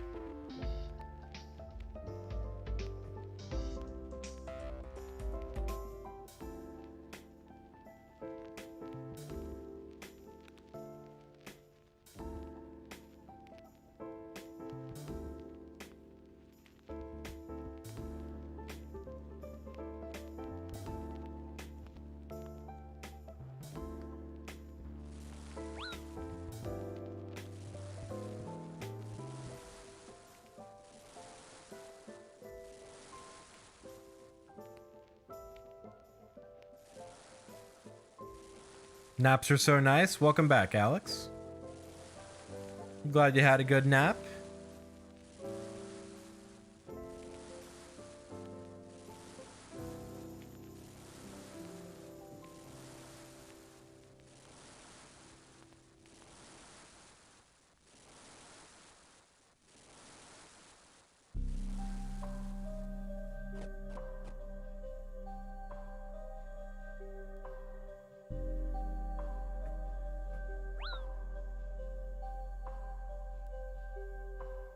I might need to figure out a better food source if I'm going to be taking as much damage as I am, as frequently as I am.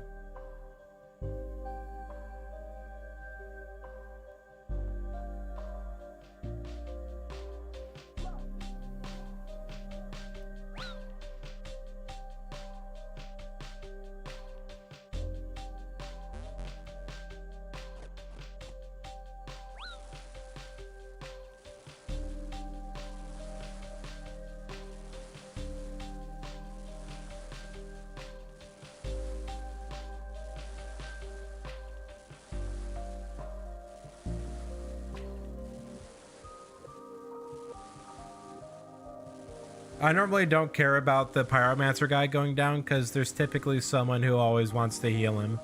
So unless the pyromancer goes down for a while, I should just be safe to keep on full sending this. Alright, now that we're getting towards the end, I'm going to full send everything that I have once Wintertot energy heads to 10%.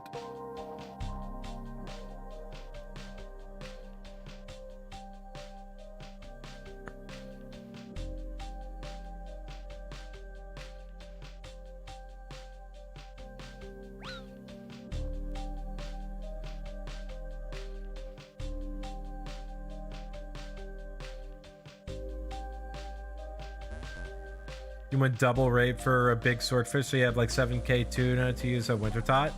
Ooh, actually Temperos wouldn't be a bad idea to get some levels. I don't have the level though for Temperos yet. I'm 10 levels out. I also need better cooking.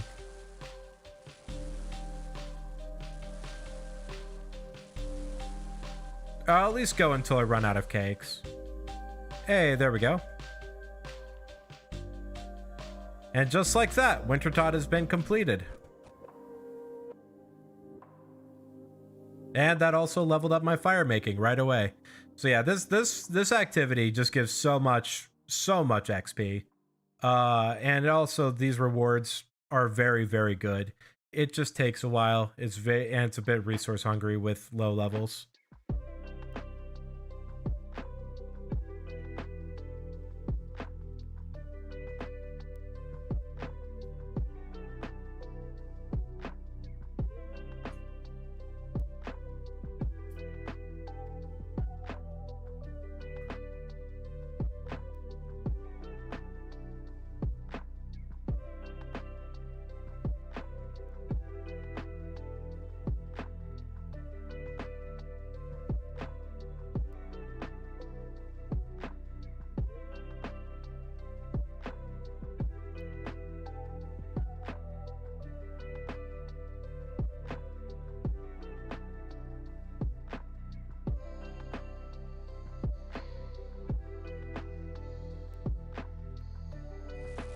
Current task on the iron is Wintertot, but you've been here for about 50k, so you don't want to be. Yeah, Wintertot definitely does get old pretty quick.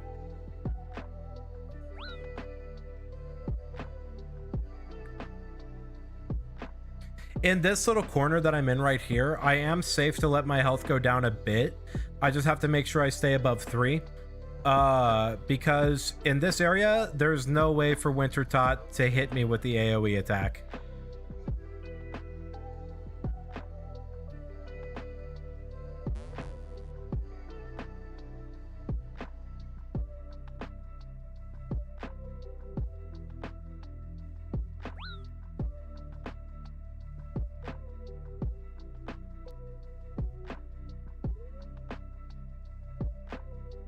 It's the best little corner. It absolutely is. Oh, need to heal. Heal twice because that spooked me pretty bad.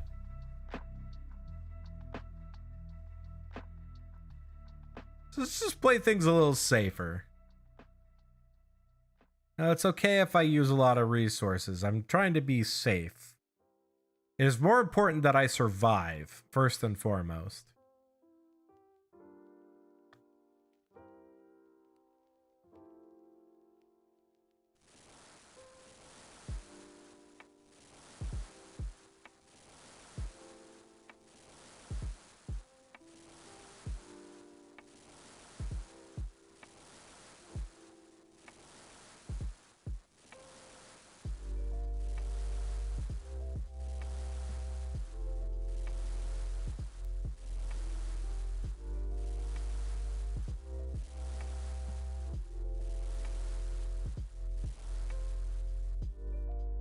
That was lucky. Someone died. There's bones on the ground. Oh no. Are you in 307?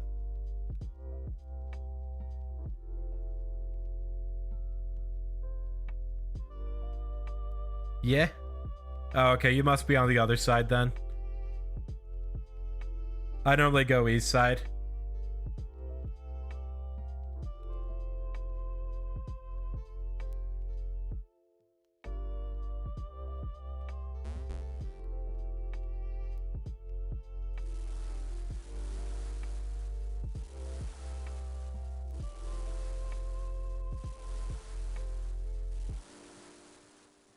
Oh, someone picked them up? Oh, I didn't even notice. I've got Entity Hider on, so I'm not seeing anybody. Wait, light it, light it, light it. Yes, it counted. Let's go. I just saw something happening on the brazier, and my first instinct was to run away.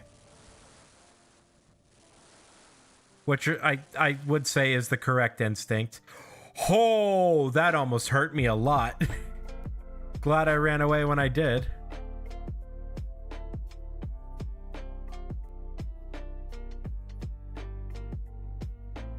Same in public off. Oh yeah.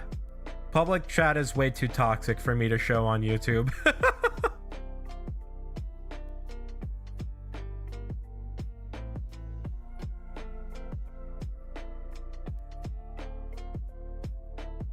Oh yeah.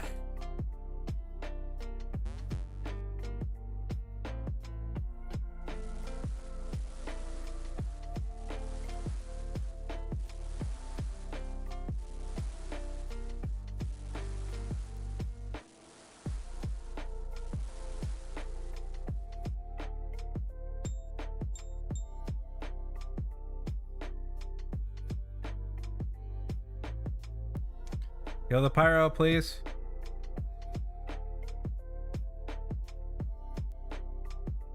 Okay, it didn't matter.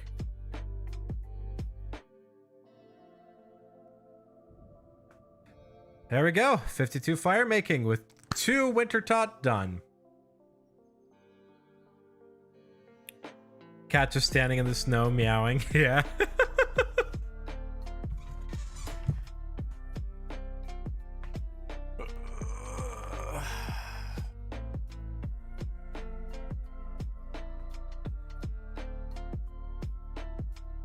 You got a Ranar seed? Nice, nice. Ranars are always good. Do you play an iron or are you a main?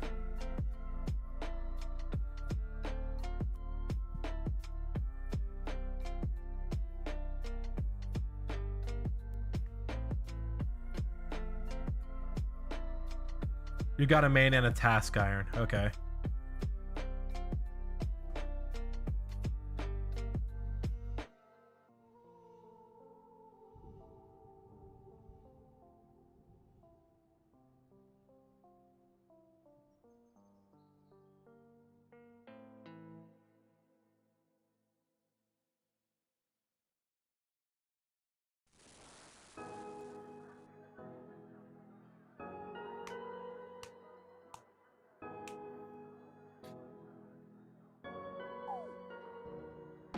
If you've seen TDS's Generate Task series, that's what it is. I had a feeling. I've not seen the series, but I do know what it is. There are a couple of YouTube series I need to start watching. I need to watch Limpwort's collection log, Locked Iron Man, or if not, I need to watch his collection log, Locked Account. I also need to see Task Generate. Those are the two like big ones that I just haven't seen yet that I need to. Fletch?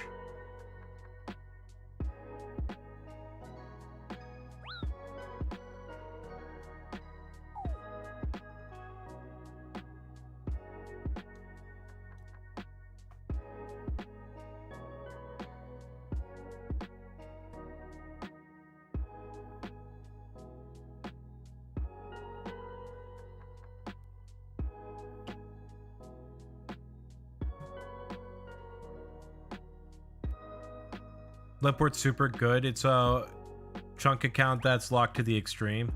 Yeah. If I remember correctly, it's if they start the collection log on anything, they must finish it before moving on, right? That's just insane to me.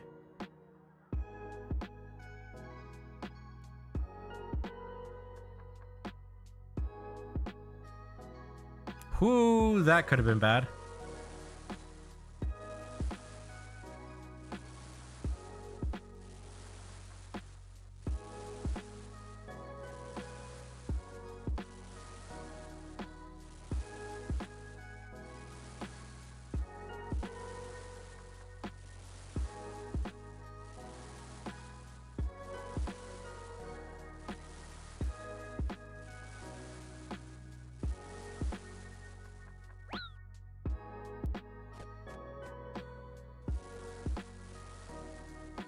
I got very spooked there.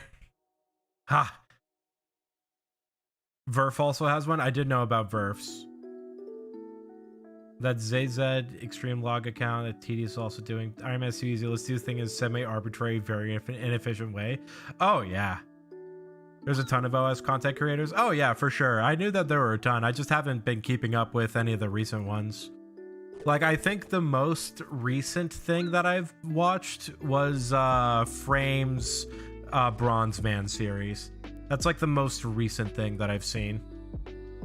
And then before then, it was the Poison Potion High Risk Hardcore.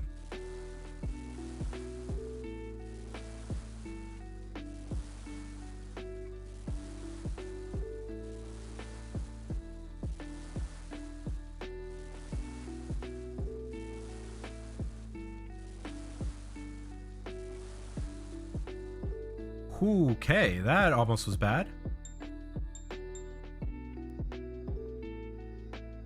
Nice, nice. Free 50 points, let's go.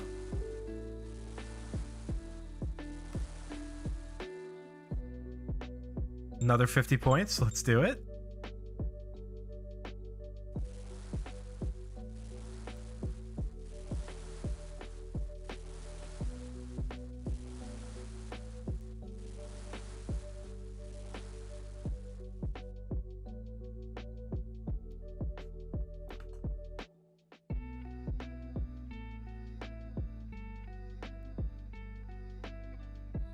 Oh, bones. Someone's dead.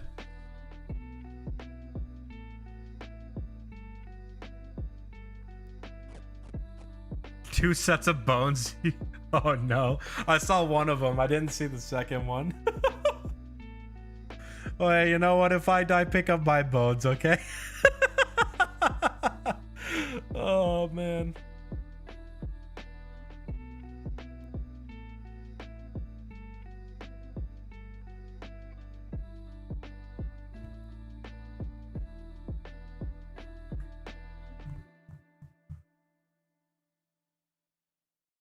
Appreciate it. Okay, so I think I can get 4. I know for sure I can get 3 crate trips. I think if I'm pushing it, I could get 5, but I think I'm going to stick to 3 to 4 crates. I want to have at least 2 full cakes for every winter tot, I'm thinking. Because I have almost gone through 2 full cakes per winter tot.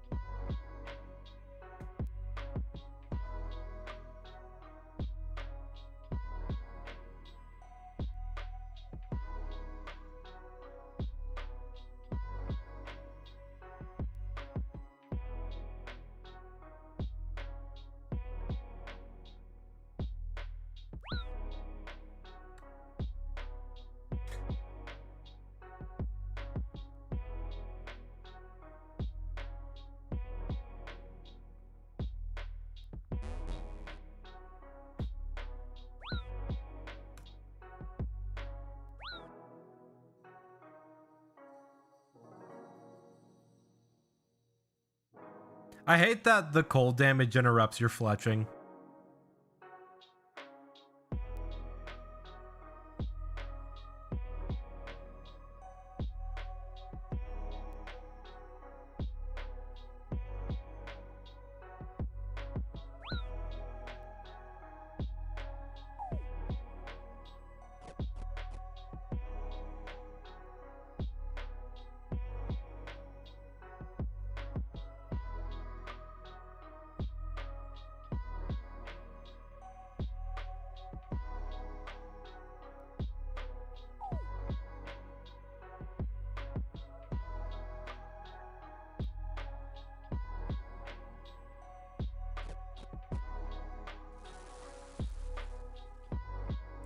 Not my side. Okay, get back over here. Okay, good.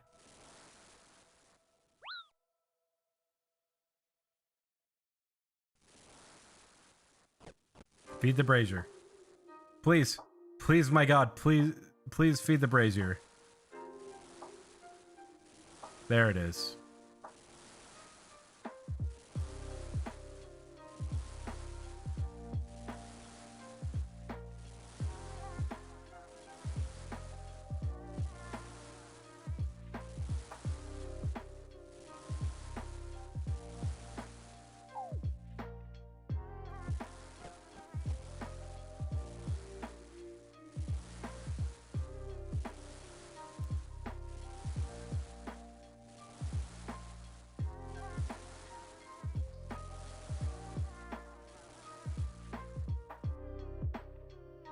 Also, yeah, much that you have to pay to it because of that.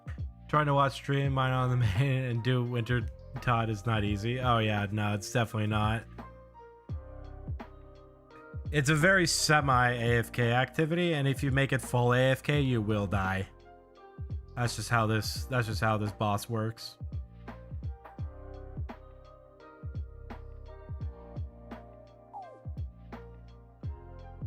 Thanks for that. Appreciate it, Winter Tot.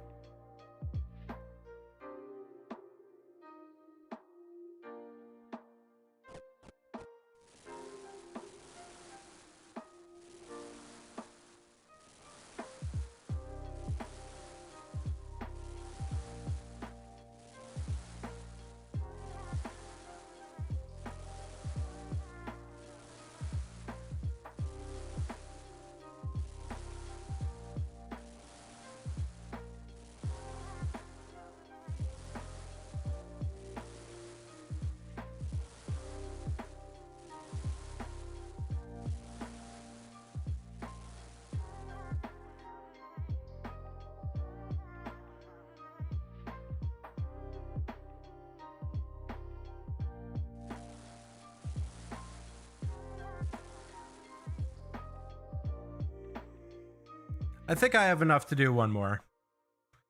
I can at least get 500 and then step out.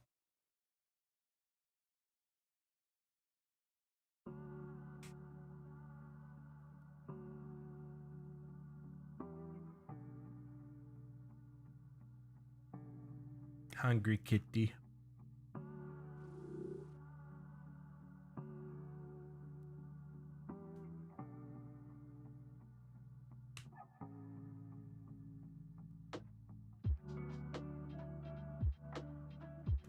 How close is this getting to growing up?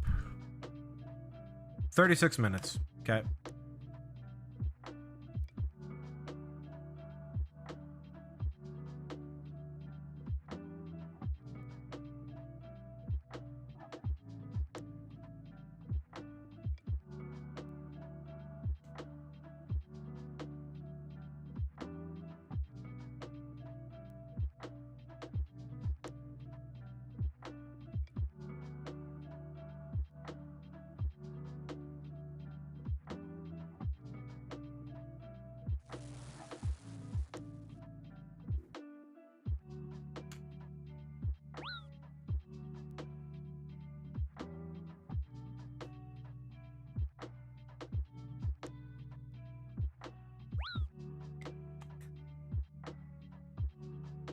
Makes me sad seeing those purple highlighted drops on the ground.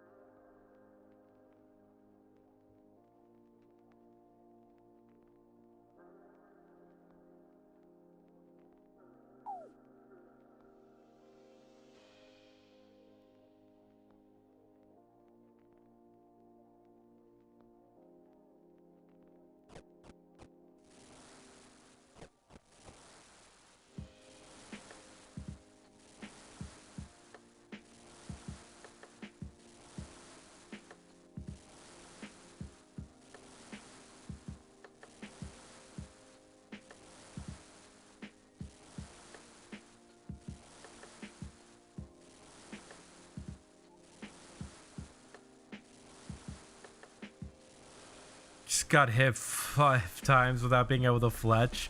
That sucks. I hate it so much when that happens. Never is a good feeling.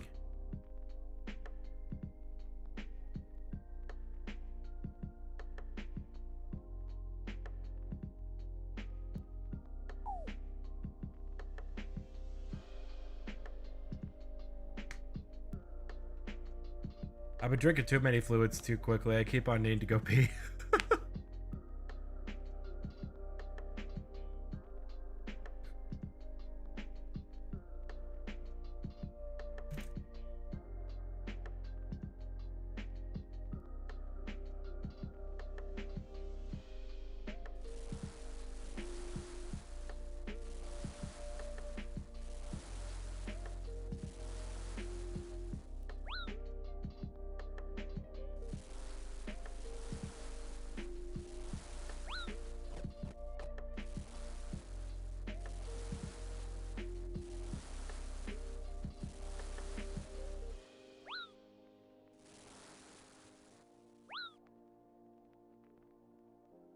Alright, that's enough of that attempt. I'm gonna go use the restroom while it goes through this last little bit.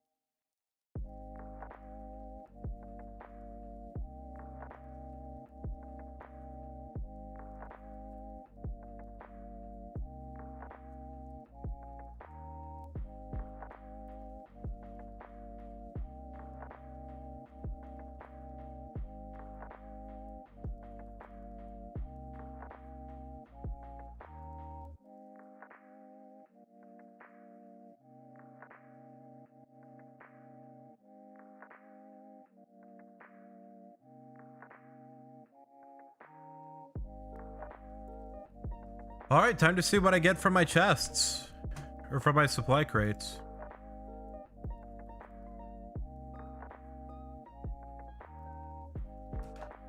All right, let's just go ahead and stand here. Yes. Hey, gold ore is nice. Salmon, let's go. Trout. Okay. You know, the money is really the big star of that.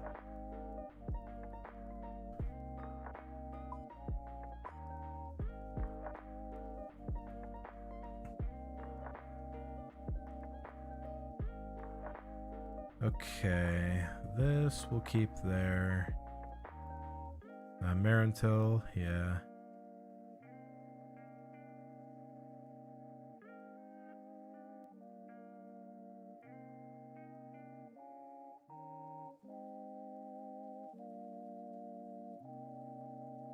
That looks good.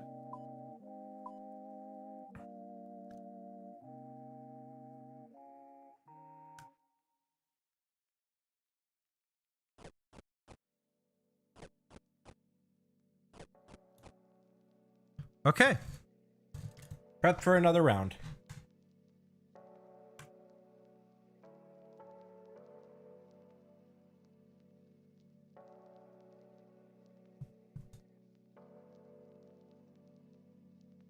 So far, we are at about 139k XP per hour when it comes to fire making. It's pretty good. It's a pretty good XP rate.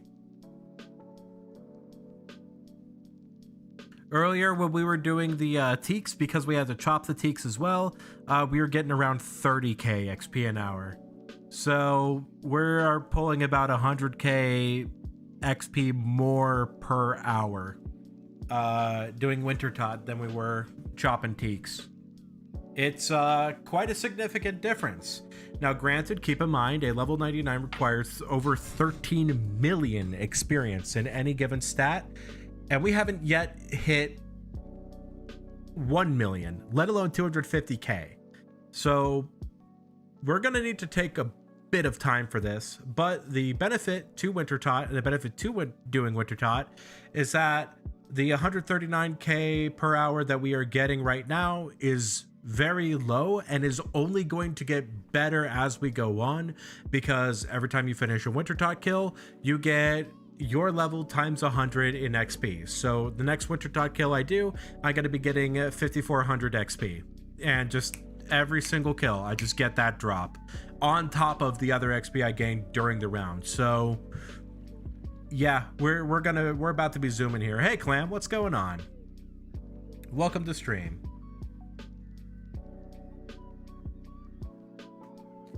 Just wait until the next round, because I joined in a little bit too late to be able to do this round of Wintertot. So far, only 5 kills in, and nothing notable. But, you know, I did get that beaver earlier today. That was pretty cool. And it's really funny, too, because there's a chance that I could get a phoenix today, and that would be 2 pets in one day, which would be just ridiculous. What level was it? Like 36? It was super low. No, it was level 39. Change the name to Pet Freak. Oh, it's the mascot. It's 100% stream mascot now.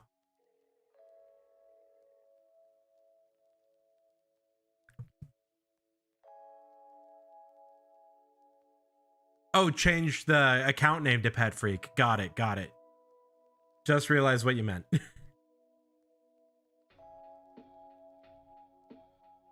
That would be an interesting follow-up series to this, where it's not get every cape, but get every pet. That would be a really interesting follow-up to this.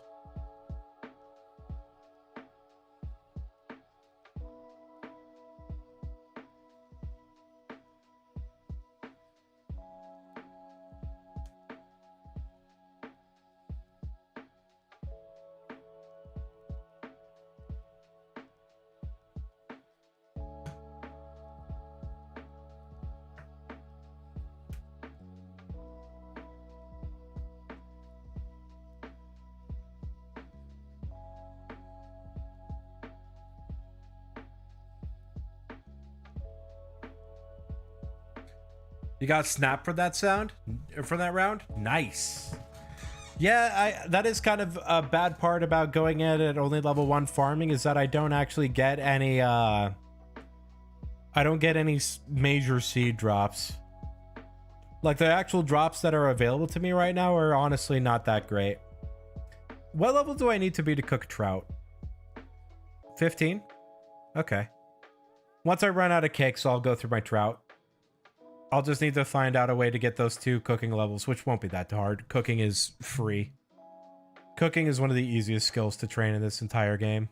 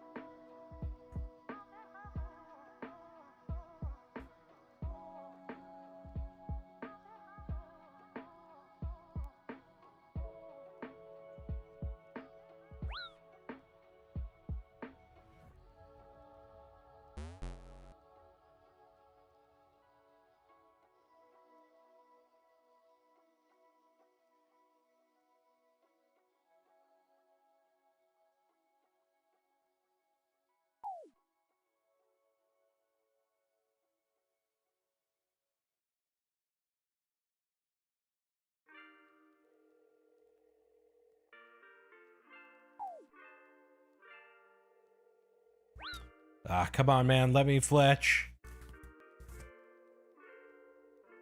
Stop making my fingies so cold and let me fletch.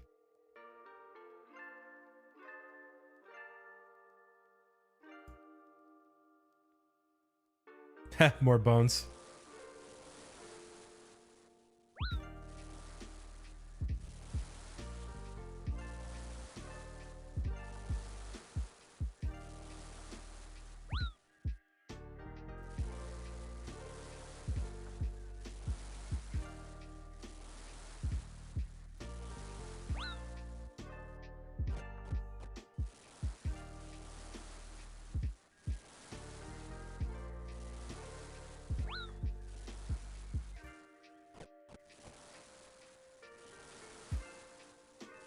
Got a fire making level. Let's go.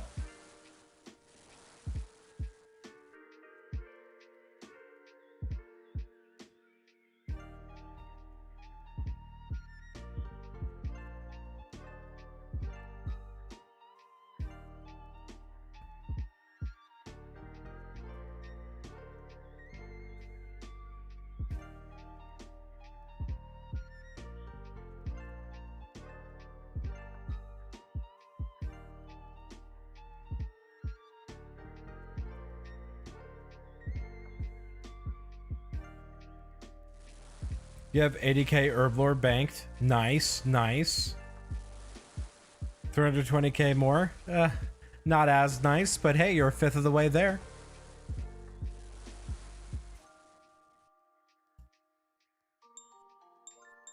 Or a fifth of the way to 400, I should say.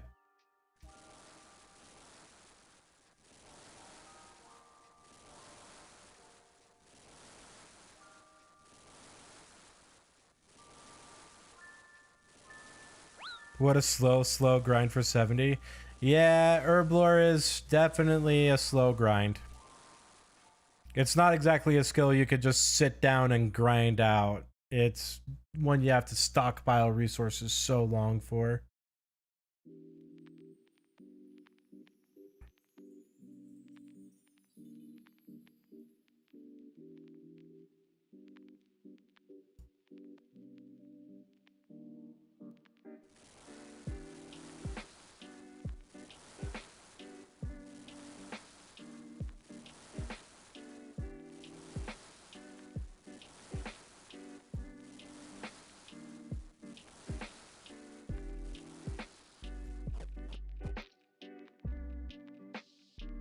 All right, nice. First kill of the trip.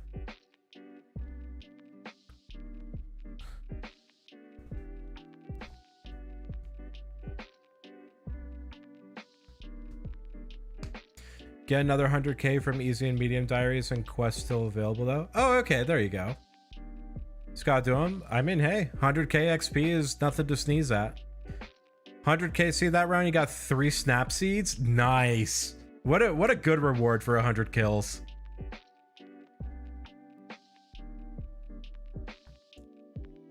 I'm wondering how many kills I can get.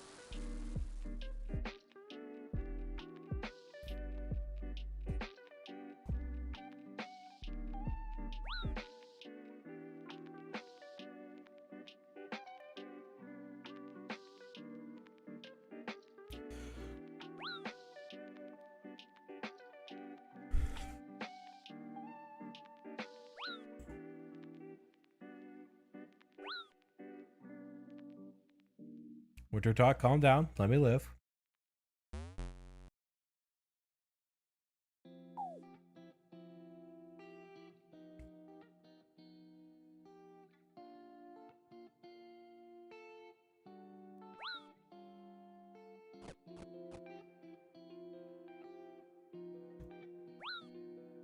Oh, I'm only taking 2 damage now? Wait, what? Why am I only taking 2 damage? I mean, I won't complain. I will start complaining, though, if it keeps doing that to me. I guess I got enough fire making for it to only do 2 damage to me now. Nice! That means that I'm going to be lasting a whole lot longer per trip.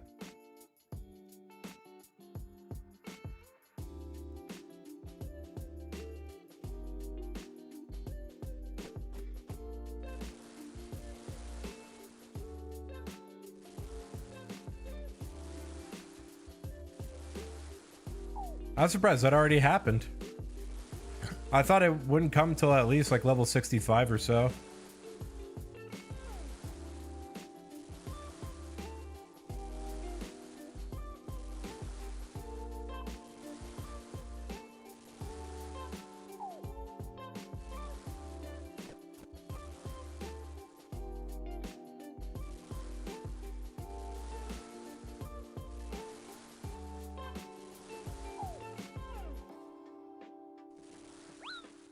Bruh. There it is. Ugh. Sometimes it just takes a while for that kindling to go into the fire.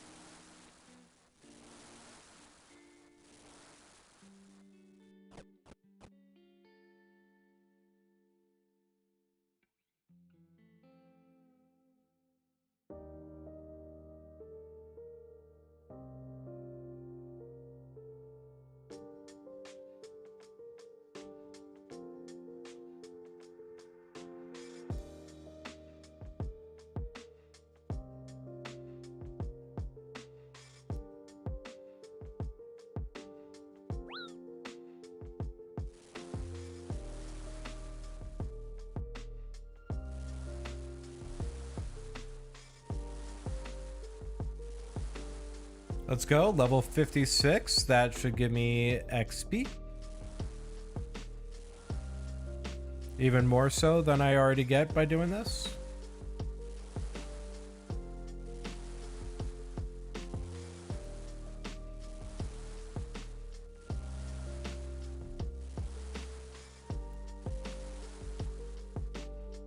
Nice.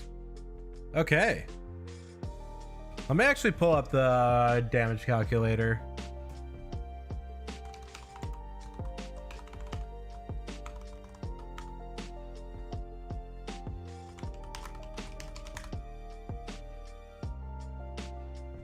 Okay, so let's do this. Let's go Cape Freak.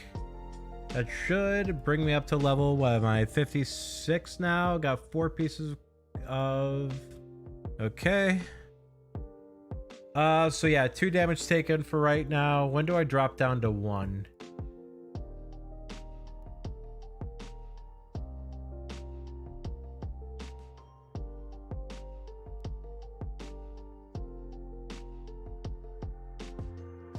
Level 82 is when I drop down to 1 damage taken.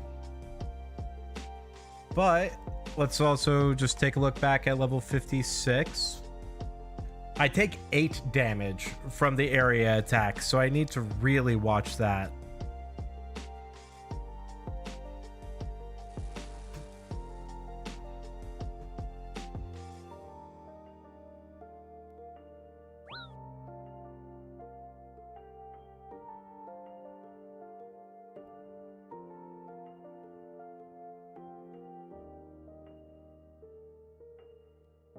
I'm pretty sure I've not been in danger of the AoE attack at all, but the brazier still does, what was it, 5 damage to me? Yeah. So I think I need to at least keep myself above, like, 9 health at all times. Also, just realized I didn't fletch.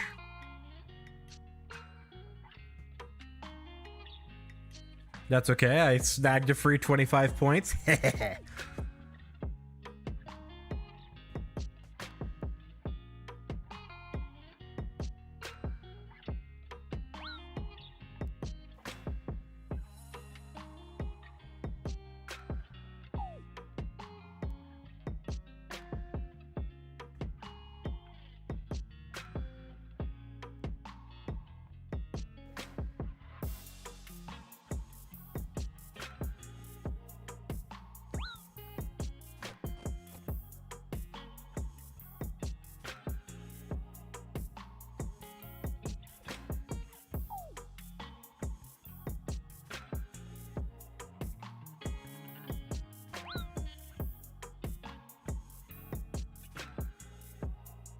Cat's hungry, need to feed it after the round.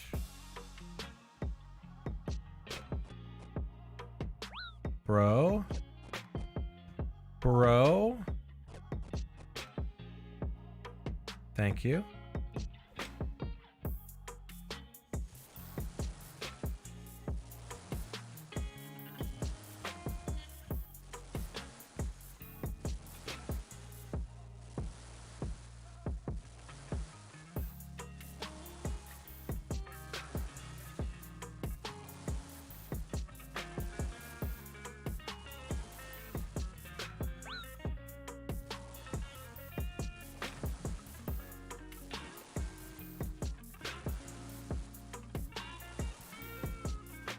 This is also why I like this spot. I am out of range of that AoE attack, so I should never be in danger of it hitting me.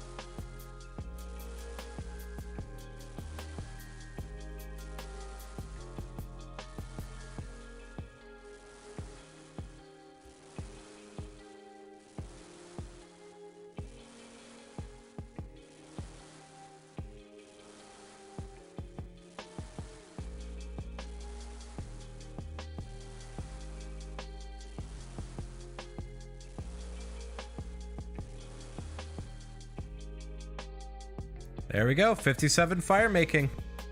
Just rocketing through these levels now.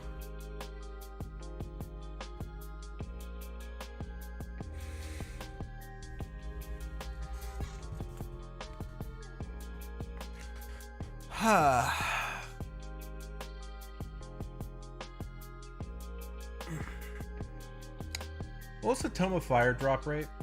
I don't think I ever checked.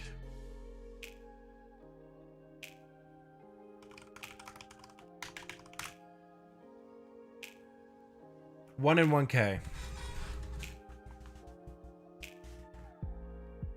So once I hit 500 KC, I will be dry. Considering every single crate will be a 2 open crate. Oh, I should probably feed my cat, huh? There we go.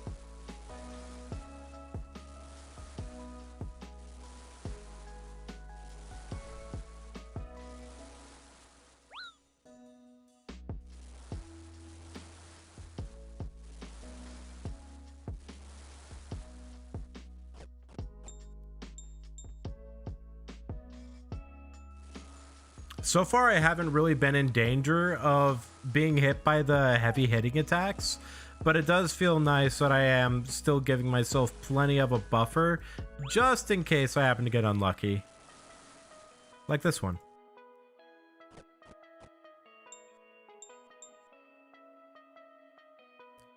"21 construction, let's go."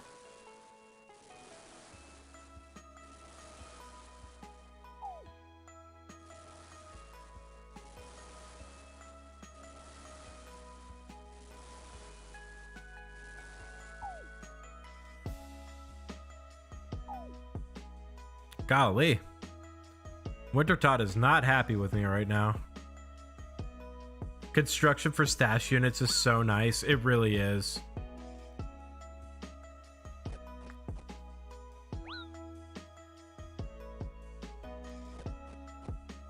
I don't trust being able to do another round off of one cake, so I'm just going to go ahead and bank after this skill.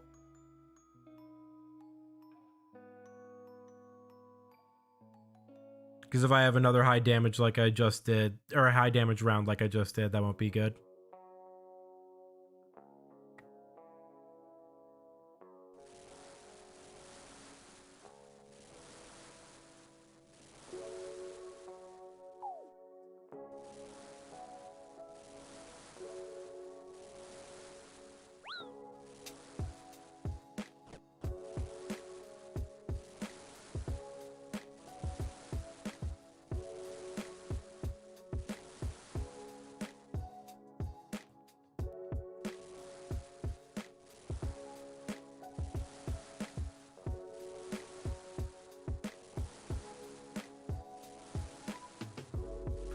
Ooh, okay. Oh, almost took some damage there.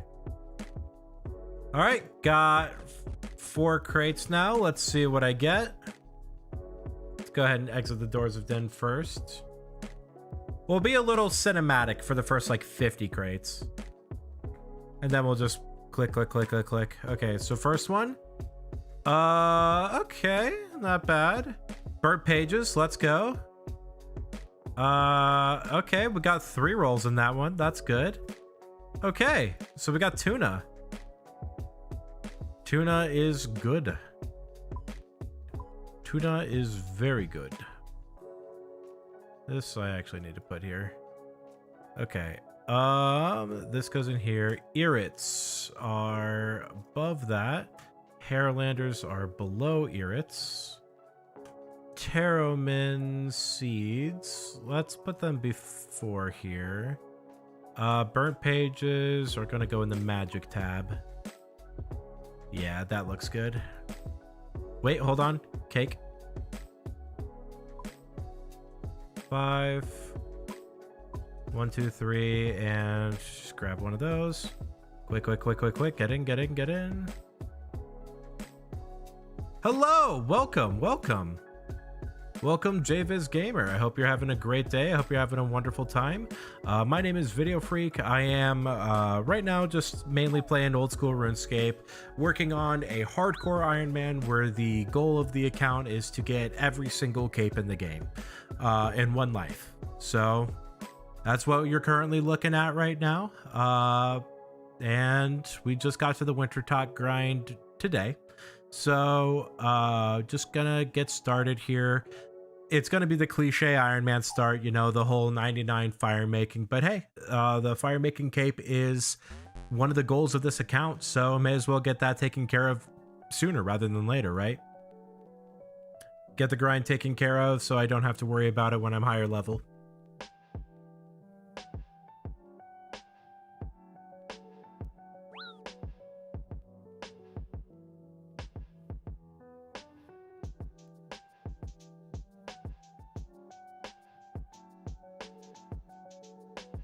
Not played RuneScape ever since you've heard that it was on mobile. You're back again. Oh yeah, the mobile is great for getting people to play the game. Unfortunately, it doesn't have all the nice fancy bells and whistles that all the PC versions do, which I definitely need for like the end game content. But it's very, very nice if you just want to relax, play RuneScape, kill some cows. Are you out of here, Endor? I'll see you later.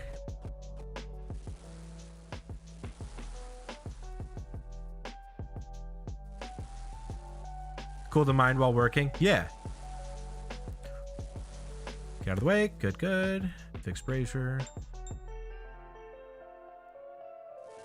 Okay, good. I should be caught up on points now.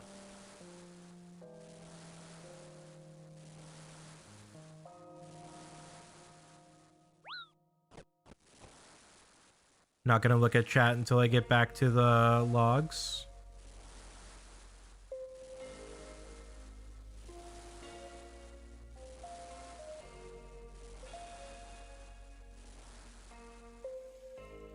Or fishing? Yeah, fishing's nice. I pretty much sent full 99 on my main Iron Man just doing car on bonds with the fish barrel after Temperos came out. It was the most AFK activity I've ever done in this game. It was so laid back.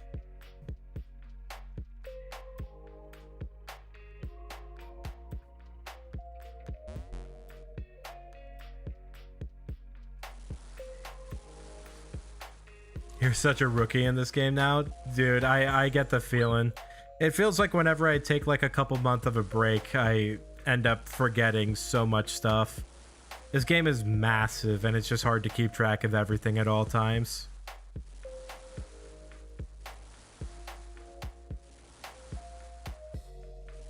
Let's go. 58 fire making. And my cat grew up. Nice. Actually, that means I'm going to go ahead and immediately bank after this trip so I can get a new cat going.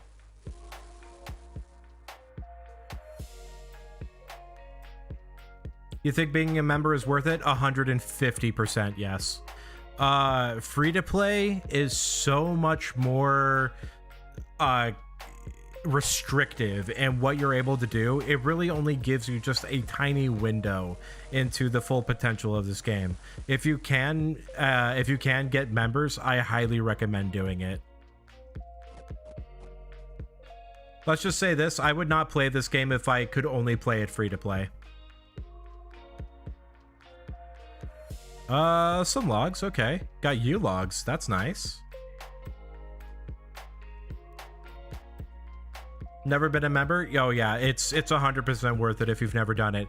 This entire area that I'm in is members only, and if you care about XP rates, right now I am pulling 139k fire making XP per hour just doing this activity.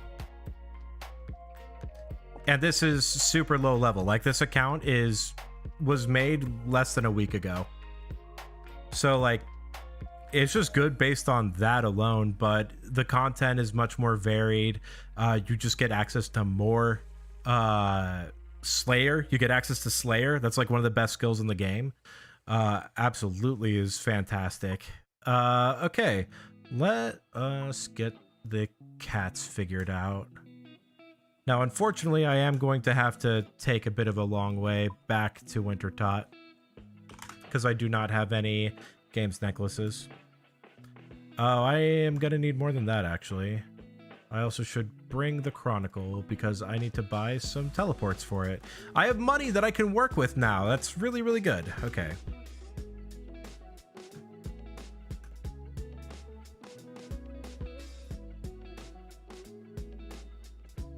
How much is members now? It's like 12 bucks a month. You just subscribed? Hey, thank you very much. I appreciate that.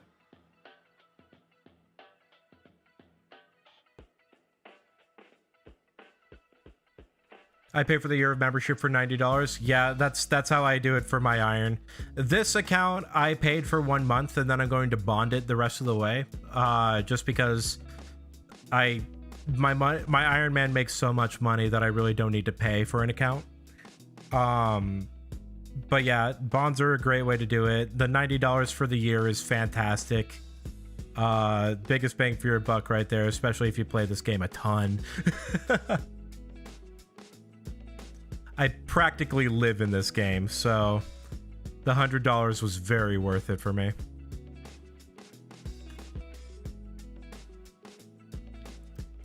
Okay, let's go ahead, head back to Draenor. We're gonna get like 10 cards for the Chronicle.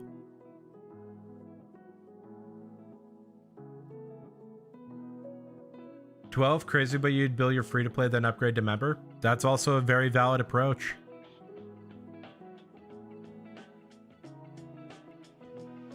Yeah, with the amount of hours that I've put in this game, the amount of money that I pay for it, it's like, I pay probably like 10 cents per hour that I actually play the game. So it's a little bad.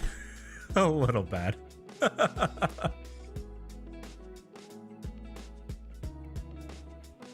You're already at 38 smithing? Nice, nice. Did you do the Knight Sword quest? Knight Sword is such an overpowered quest for smithing XP.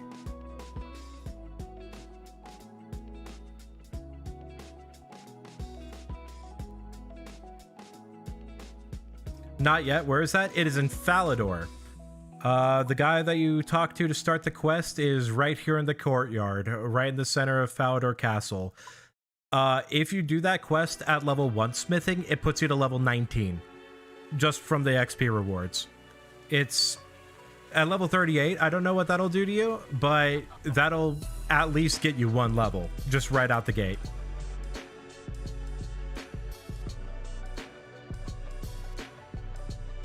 $29? No, 19.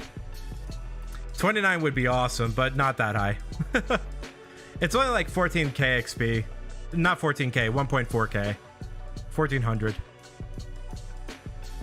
All that hard work you did, hey, it didn't go to waste. You still have that XP. That XP is not going away and nobody's taking it from you. This just helps you speed up the later levels a little bit more now.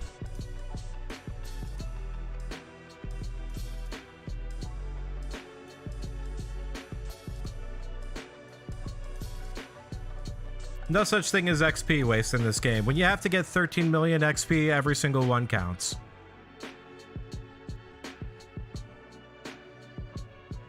It gives you 12k? Okay, hold on. I gotta see this now. What's the actual calculator for that? Okay, so let's go with 1 XP. So let's go 0 XP. What was it? 12725. Yeah, you're right. 29. Level 29. Okay, yeah, so that's a lot more significant. I thought it was only 19. Wow, you were totally right. That's so much better than I was thinking. You only have 800 gold? You don't need gold. The only thing you really need are 2 iron bars. You need a red berry pie and a pickaxe. That's all you need for that quest. Each one of those you can easily make on your own. You should not have to go to the Grand Exchange to buy any of that.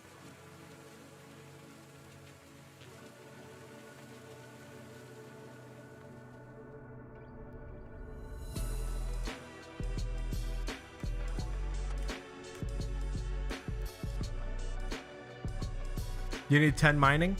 Not if you buy the iron. Or do you need 10 mining to actually start that quest, actually?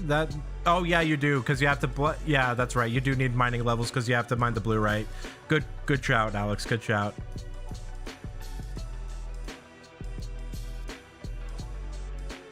But still, 10 mining's nothing. You can get that with Doric's quest. And that just requires you to bring ores to a dwarf. And if you already have the ores in your inventory, well, that makes things very easy.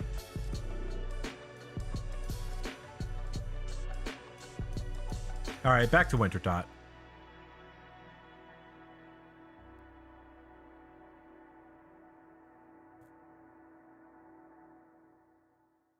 Smithing is 22. Spent so much hour mining and smithing. Nice.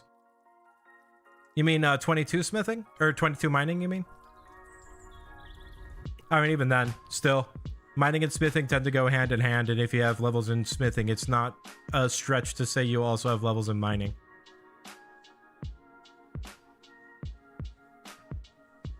Yeah, whenever you get the opportunity to do quests for XP rewards instead of just grinding, it almost always is going to give you more for a shorter amount of time. I always recommend doing quests over just hard grinding. But I also get that some of these quests are very tough to get through. Not just difficulty, just mental fortitude wise. Like Romeo and Juliet and Rat Catchers. Oh, those quests suck. But there's no getting around them. At least if you want a Questcape, there's no getting around them.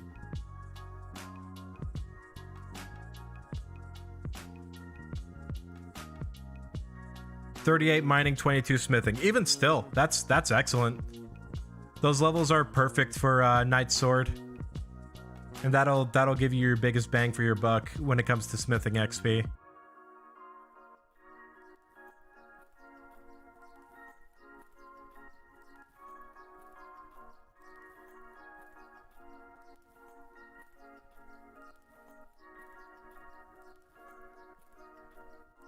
I hate the furnace and anvil locations. Where are they in free to play? I'm not sure. I know that there's the furnace in Alcarid, which I think is the closest furnace to a bank, and then you've got the anvil in West Varrock that should be closest to a bank as well.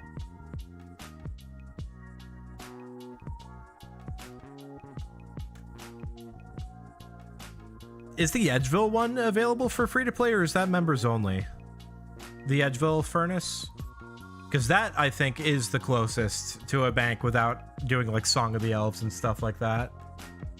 Anvil and Varrock is best, Edgeville for furnace. You forgot, to be honest? Oh, fair enough. Lumbridge? Oh yeah, you got much better spots for tiles. Oh, it is F2P. Nice, yeah. If you go up to Edgeville, that is the closest furnace to a bank that you can access. And then, here, let me just show you the map because it'll be easier to show you that way. So you've got Edgeville, you have the bank right here, and you have the furnace right here.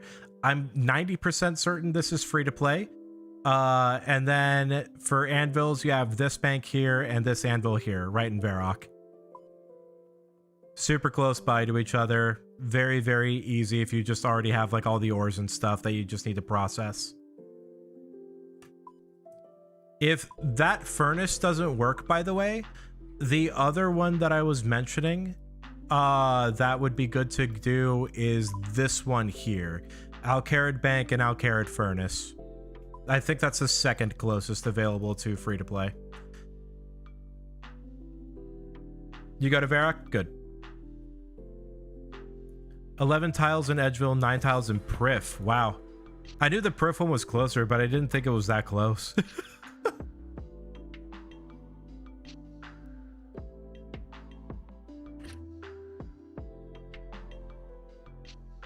Prif is a ways away, though.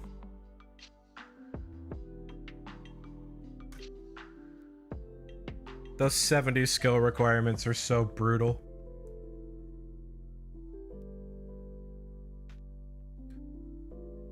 You have about 1.5k iron ore, been going about it since last week. Nice, nice.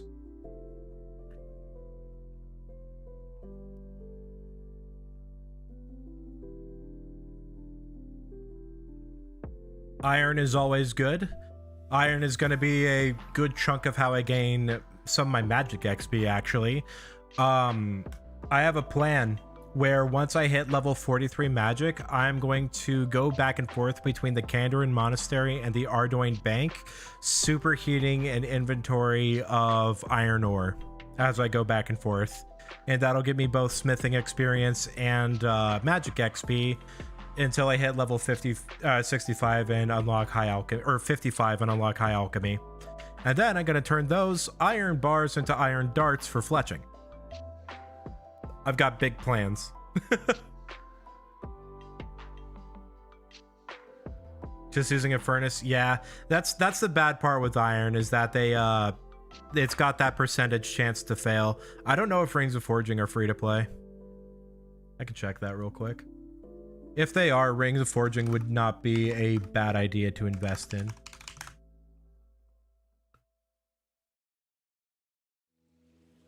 It doesn't say whether... No, it's not members only. Nice. Yeah, okay, Rings of Forging.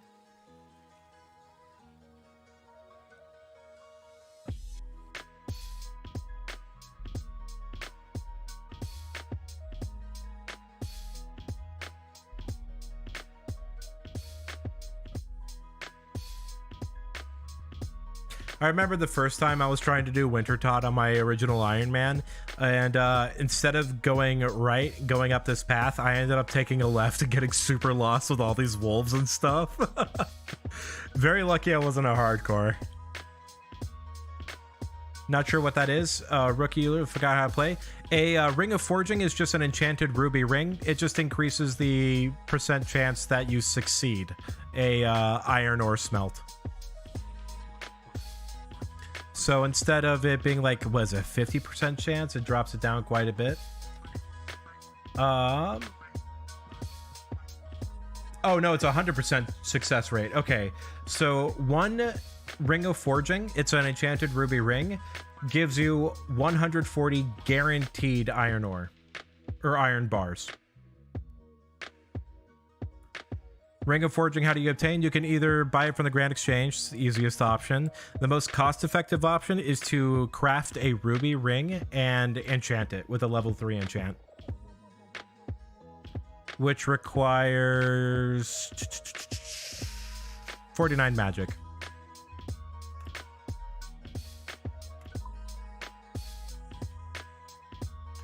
Okay, should be good to go now. Let's go ahead and head back into Winter Tot.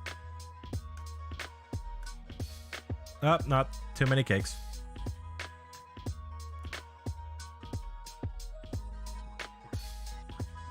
Crap, yeah. Getting it vanilla isn't exactly the fastest way, but if you have some spare cash and you're willing to drop some on a Ring of Forging, it'll make your life smelting iron ore way easier. Of course, play the game as you would like, though.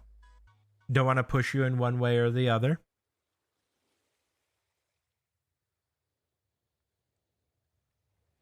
I just play this game with a very efficient mindset, so I tend to try and hyper focus on the fastest methods to get certain things. If you actually wanted to know the fastest method to get iron ore, I would tell you get membership and then do blast furnace. No, that would get you steel. Yeah, I'd say get membership and then cast superheat item. Or superheat item is the fastest method to get iron. But I don't want to force any of those ideas upon anybody if they are not willing to do it. How to sell your iron bars? So if you go up to the Grand Exchange, the Grand Exchange is up here next to Varrock, literally just west of the castle. This is your marketplace. Literally anything in the game can be bought and sold here. And I mean anything in the game can be bought and sold here. That's your best shot of getting more iron ore and getting rid of the irons that you have. If you're a main account. If you're a Iron Man, you're going to want to smith those into something that you can sell, like a plate body. And sell the plate body to Horvik is pretty good. He sells it for, I'm pretty sure he buys for high alch price. 500 bronze and 200 iron. Yeah, that'd be good to either process and sell the Horvik if you're an Iron Man, or go up to the Grand Exchange if you're a main.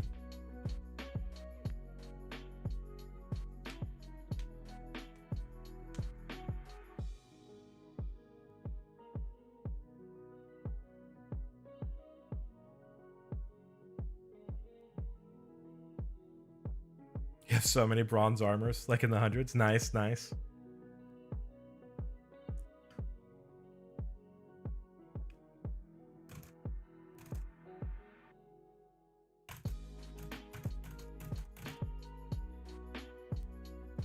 Got my F keys all set. Gonna do some major bossing here.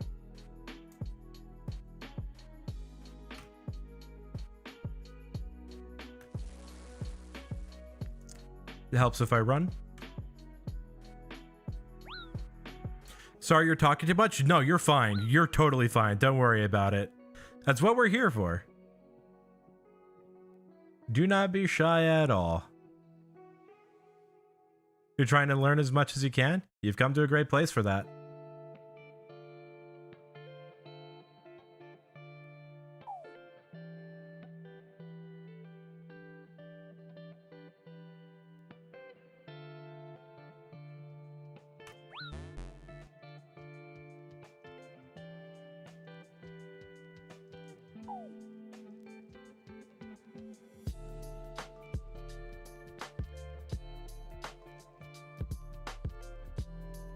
Yeah.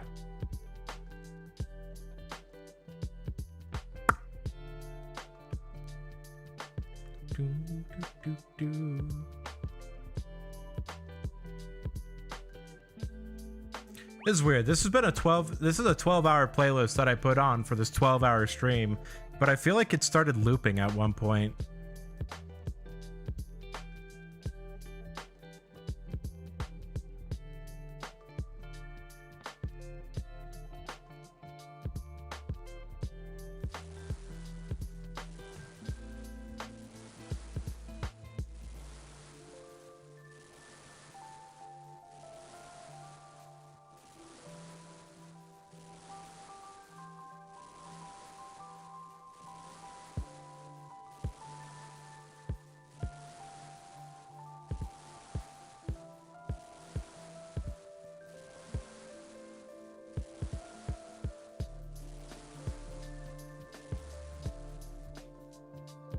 Yeah, go for it. Sorry, I was looking at the brazier because that part requires some focus, because if I don't focus, I die. Yeah, go for it. I don't care.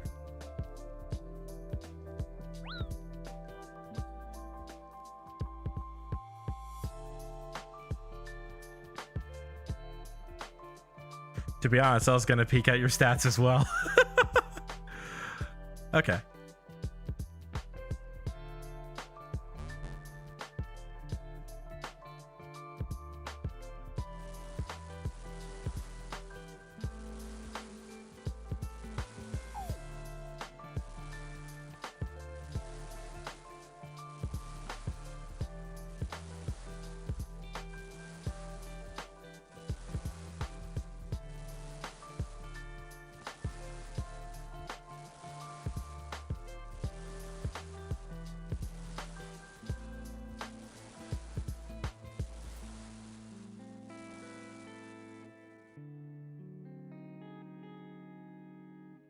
Yep, it's part of Runelight. Honestly, you could just look up any character, or you can look up any player on the high scores if you know their username. But there's a plugin with Runelight that allows you to just do it in the plugin as well.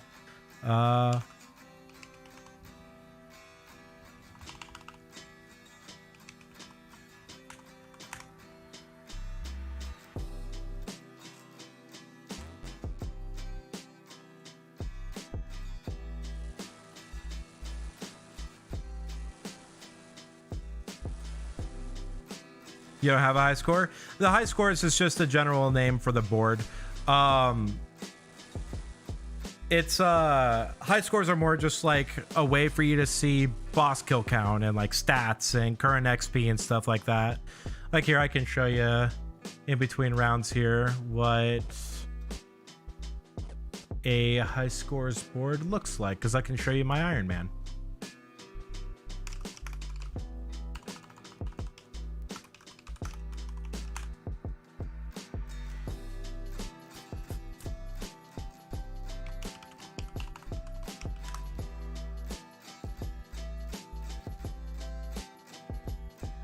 So yeah, if you look right here, this is what the high scores are. They're just a list of stats for people. Call me freak right here. This is my Iron Man, and you can just take a peek. You can see my exact XP. You can see all my levels that I currently have on that account. If you scroll down more, you can see like my boss kill count and my exact rank when it comes to those kill counts. This is the most depressing one right here, the Corrupted Gauntlet, 818. I am missing a 1 in 400 drop there. But yeah, it's a nice little way to kind of take a peek and see what other people are doing.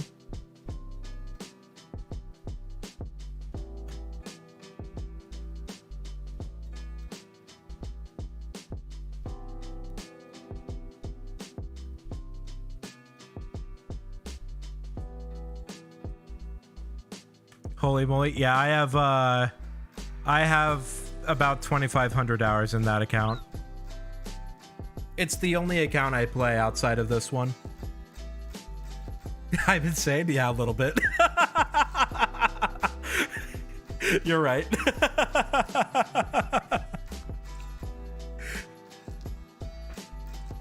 Thank you. I appreciate that.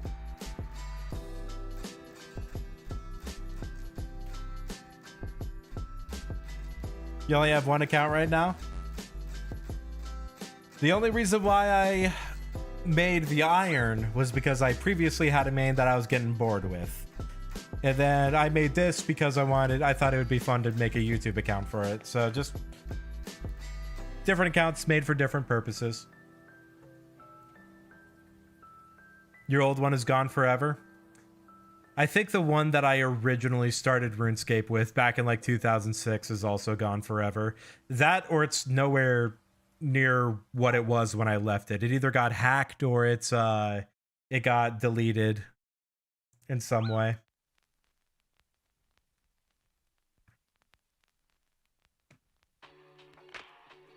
I'm not too broken up about it. It was not a good account.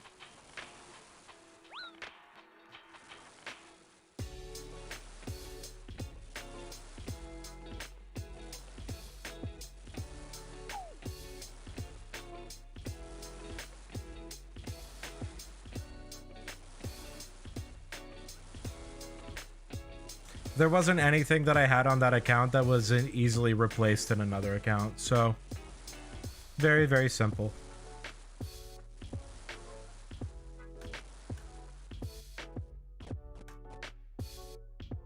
Main doesn't have any super high KCs, but lots of AFKing time. Oh wow, 3,300 hours is a lot. Is there like a 3-month for being a member? Yeah, there's a 3-month plan. I don't know what it costs, but there is a 3-month plan. You're able to regain your 18-year account after not being on it for 18 years. Maybe it's just that I haven't tried hard enough.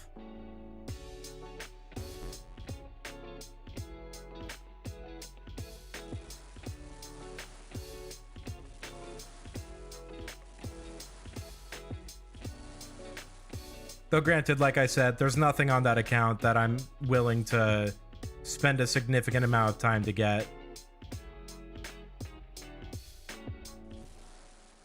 Let's not stand right there. Let's stand right here instead.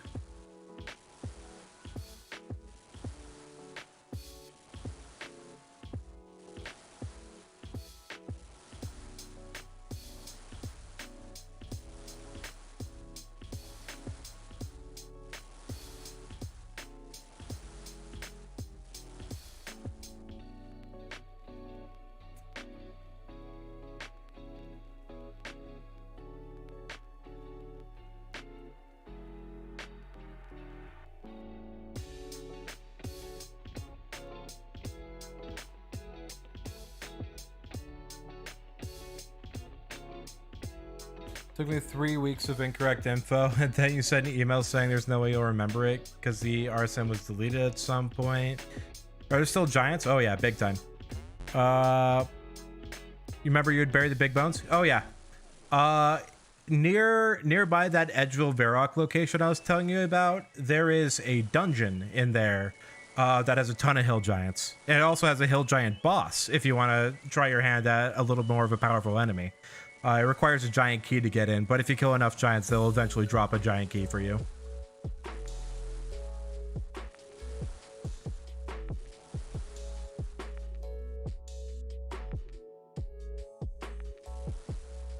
Remember? Nope, it's a free-to-play boss.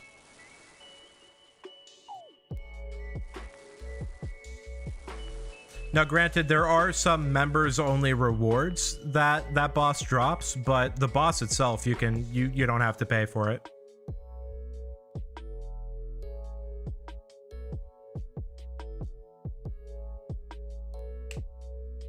They agreed and gave it back? That's lucky. Jagex normally is not that kind. Didn't have anything on it, but now you have it into Skiller. Hey, there you go. Little background moneymaker. You play it mainly on RS3 or OS? Or on old school?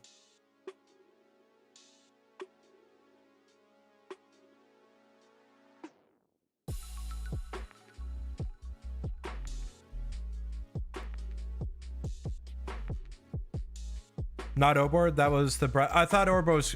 for some reason, I thought Obor's club was members only. Okay. All right, cool. Never mind. There are no members only drops from those bosses. You don't play RSC? Fair enough.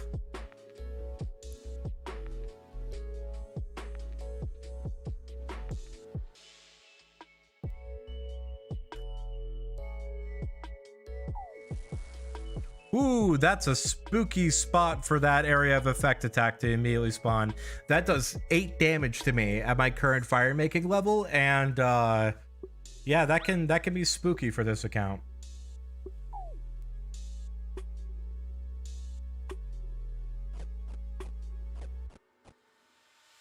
Just devour the whole cake. Why not?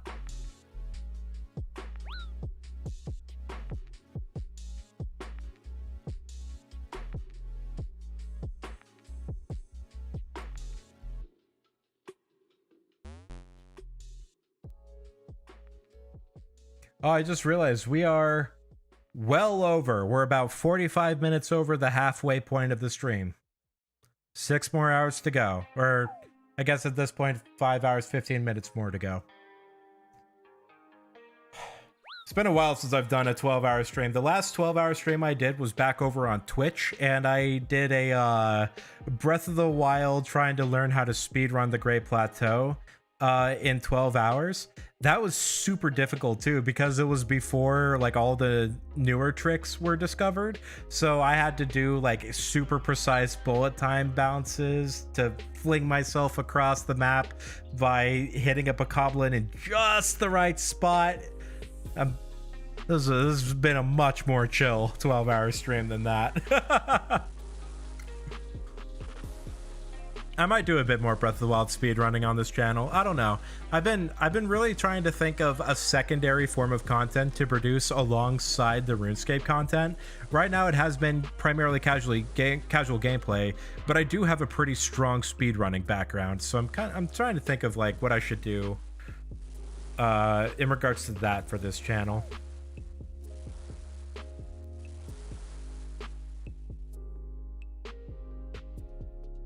Think old school is better version because of nostalgia. Yeah, that's fair. I definitely initially played old school RuneScape because of nostalgia, but if you give RS3 a chance, it will surprise you.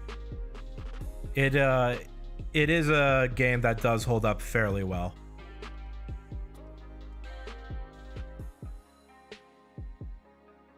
It still does have that like RuneScape vibe and RuneScape charm, but EOC really isn't as bad as people make it out to be. It's different, that's for sure, but it's not a bad system. It just is a different system that you have to take time to learn. Just don't think of RuneScape 3 as something that should be OSRS, and you'll be fine.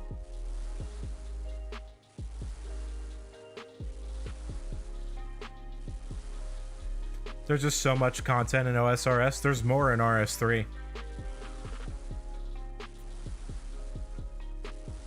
RS3 gets way more content than OS does.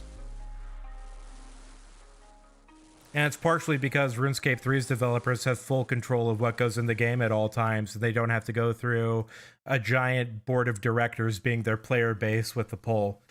The poll is a double-edged sword. It's great because the community has an active say in what goes in and out of this game, but that also means that development takes significantly longer because they have to have a much more fleshed out idea of what they want to present is in order for us, the effective shareholders in the game, to approve or deny it. And RS3 does not have that, which leads to bad decisions like EOC, but also leads to good decisions like putting Zamorak as an actual raid boss. Like, holy crap, that's so cool. I want that. I want to fight Zamorak.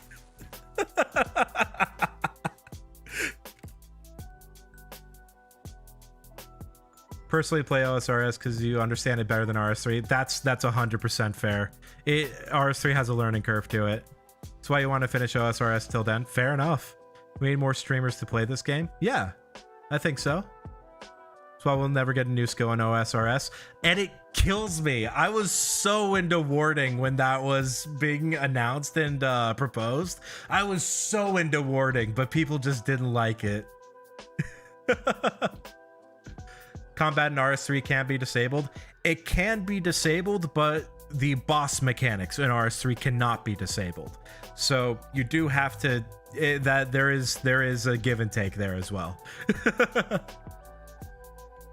If a boss uses ELC combat mechanics, the old school RuneScape style of killing it isn't exactly going to be great. BRB, all right, man.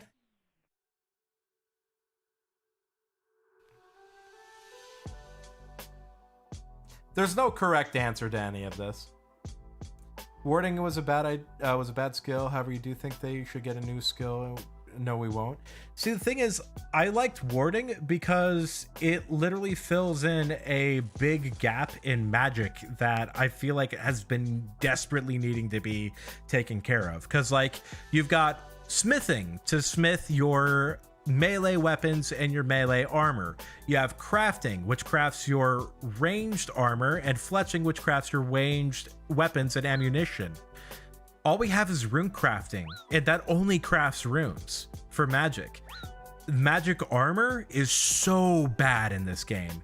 There is very little diversity in magic armor. There's very little available in general. Like right now on my super late game Iron Man, I'm running Mystics, which is something that I unlocked at level 40. I have level 98 magic on that account, and I'm running Mystics. And it's because I just haven't gotten lucky in Arams, but the only other option that's available to me is Ancestral, which requires Chambers of Xeric completion. And that's super late game content. So there's a lot of holes in magic armor that desperately needed to be filled, and I felt like warding was going to be a good way to fill those holes, but it unfortunately did not pass. So we are still stuck with that being the situation. I really hope they take a look at that and add something to fill in the tier 40 to tier 70 gap, just because that's a 30 level gap of no increase in magic power. And that's also partially because of how broken magic damage scaling is in this game, but that's a separate problem. You only have 2 99s? I have 4 on my iron.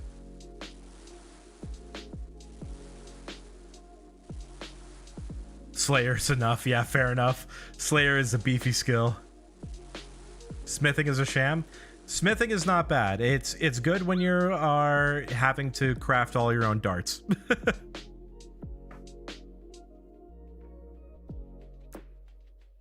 My mindset when I play this game is very different because the only accounts that I've really invested a significant amount of time in are Iron Men. So I pay a lot of attention to original drop sources and the ways to get those items from their intended sources instead of GE.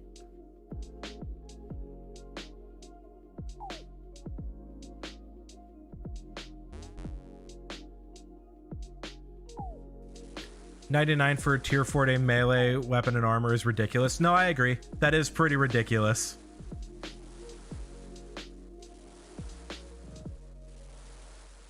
Especially when you look at things like the Zenite, which require 98 crafting, is like actually best in slot, but 99 smithing only gives you something that's like only best in slot for free to play.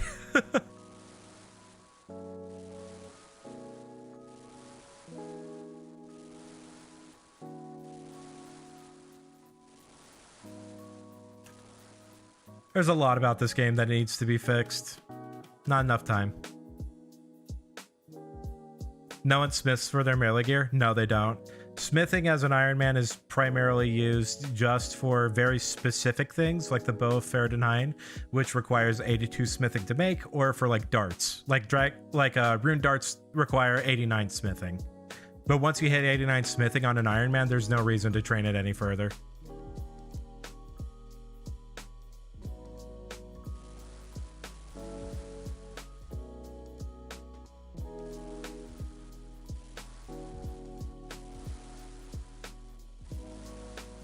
I'm pretty sure 89 is the highest tier. Unless there's some other rune item that gets frequently used, I'm just overlooking. But I'm pretty sure rune darts is like really what the smithing skill ends up stopping at.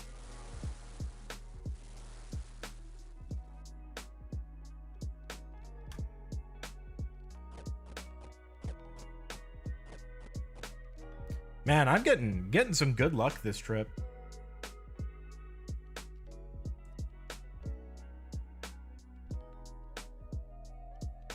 What else is an absolute scam skill? Fire making is the biggest scam. It's a fast skill, and Wintertot makes it good, but like,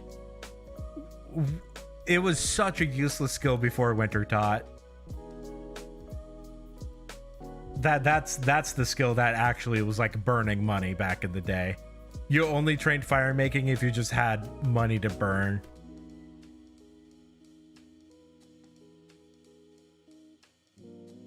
Hunter is also one of those that once you hit level 70, there's no reason to train Hunter any further unless you're getting the cape. Or you're wanting to do the 5 box trap method for black chins. Or red chins. After that, no reason to train Hunter. And even then, I think chins are starting to become much less viable because ranged options are getting significantly better. Like, if you have the Boa Ferdinand, there's no reason for you to ever chin Arma, because the Bofa is just a better method. Herbivore? True, true. Forgot about Herbivore.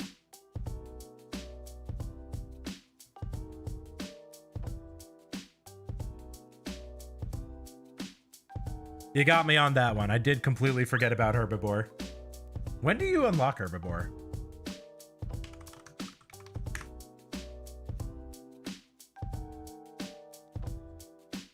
Okay, level 80 Hunter is when it stops being useful. Unless you do things like Dragon Imps, then it's 83. I guess my point is that it's only very niche uses. Lucky Imps. Lucky Imps, I'd rather just do a clue for a Lucky Imp reward. Nobody's pulling Ranger boots off of a Lucky Imp. Settled was super lucky he was able to get the RCB off of a Lucky Imp. So, I don't think that Lucky Imp should ever be seen as reliable.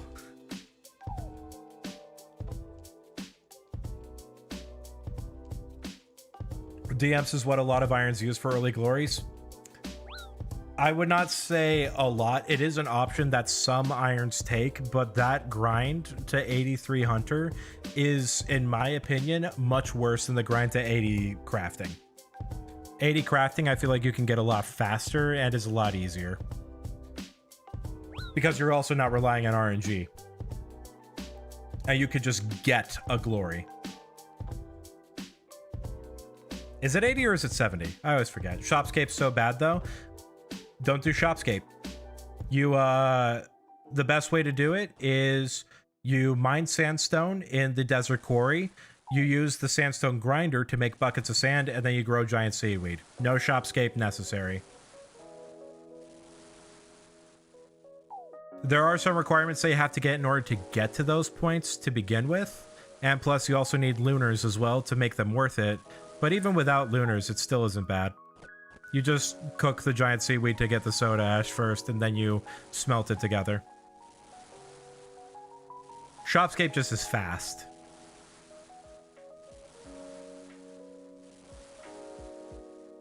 You hate Shopscape? I do too. Anything that requires you to hop worlds over and over again just to buy one resource is not fun to me.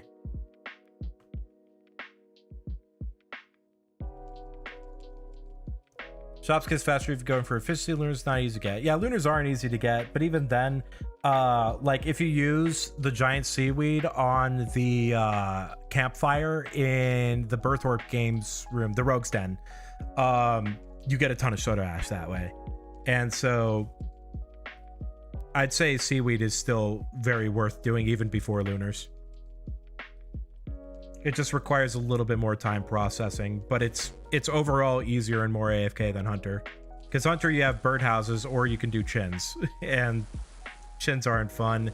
Getting to the level to get chins is also a very horrible grind. Falconry, so bad. I hate falconry. I have to do falconry on this account, though. I just realized I still need to get the spotted cape and the spottier cape. Why did I do this to myself? Hunter is personally one of my least favorite skills. That's why I'm so hard on it right now.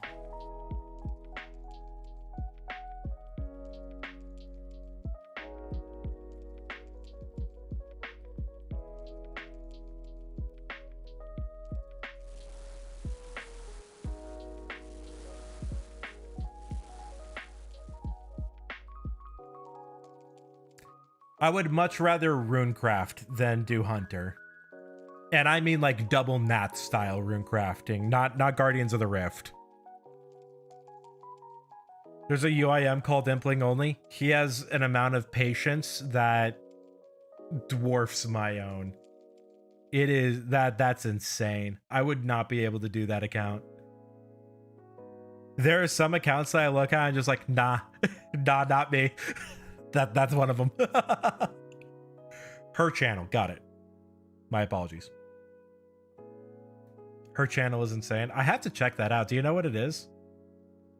You're cool to post it in chat if you want.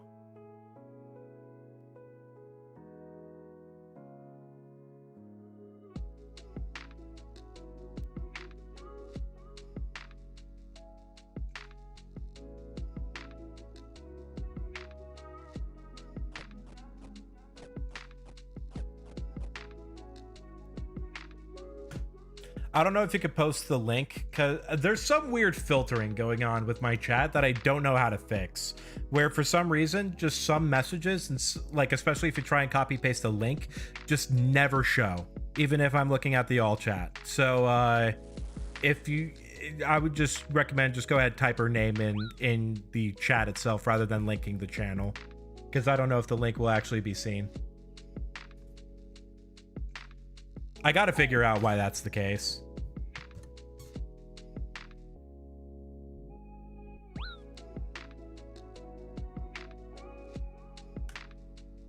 Or to see if I could just straight up turn the YouTube filter off for my stream and have Nightbot filter it instead. I'd much prefer it running through Nightbot than running through YouTube. Because Nightbot I have significantly more control over.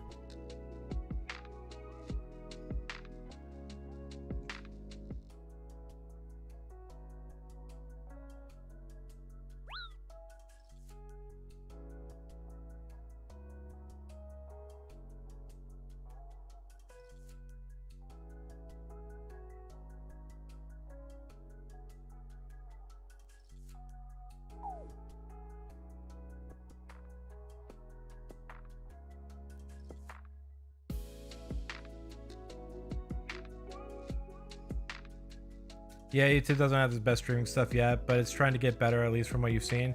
Yeah, a lot of the changes that YouTube is making are very, very promising in terms of the longevity of the platform. I really do feel like they are making active steps to try and make this a much better streaming environment. They're just a little bit behind Twitch, which is unfortunate, but by the other side of that, I think Twitch is trying to do everything it can to end itself as a streaming platform. So it's kind of a sticky situation. Let's just say that the reason why I'm on YouTube right now for streaming is not because of what YouTube is doing, it is because of what Twitch is doing. I'd still be posting shorts and videos like I normally do, but the streams themselves, this isn't YouTube pulling me to them, it is a Twitch pushing me away from them.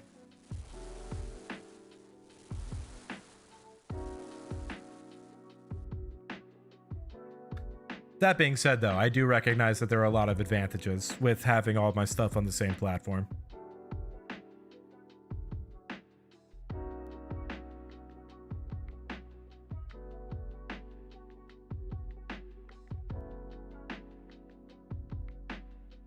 The biggest thing that drove me away is the fact that the ad experience on YouTube is really, really bad now.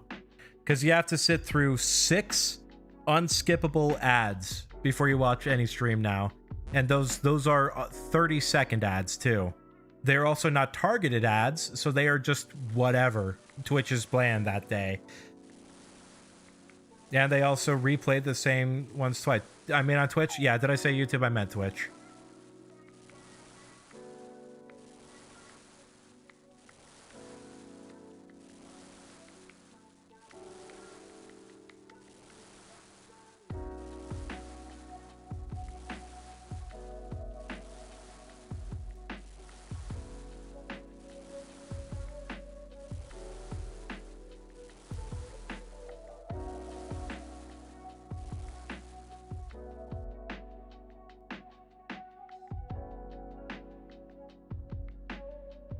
Plus, also, all that stuff that happened just this last weekend with TwitchCon, whoo, boy, is that a whole situation on its own.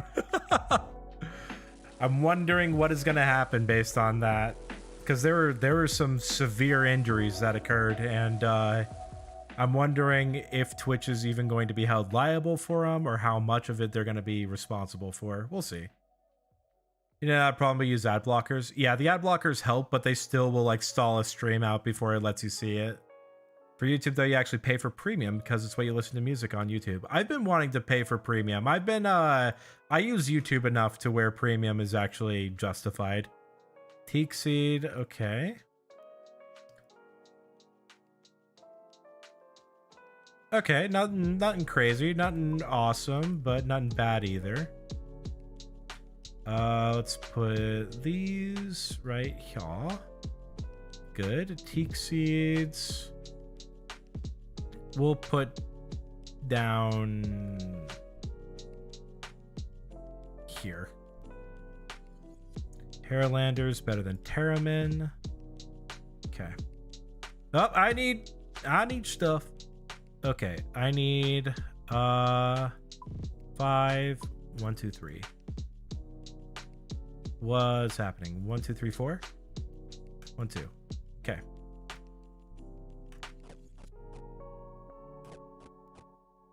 Might have just missed the start. Yeah, just missed it. That's okay. I still have enough time to get enough points.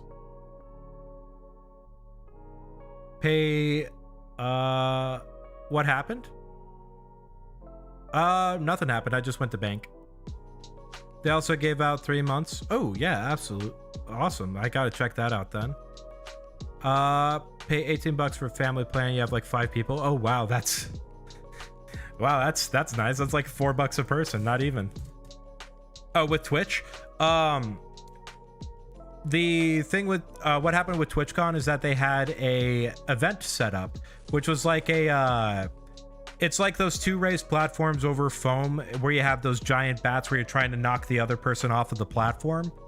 And so there were 2 streamers that went up. One streamer knocked the other one off the platform, and in celebration, they jumped off the platform and landed in the foam beneath them on their butt.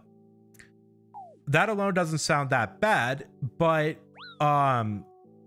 that fall and her hitting the fall injured her to where she was not looking okay after she did it, and they ended up having to take her to the ER, where it was found that she broke her back in 2 places.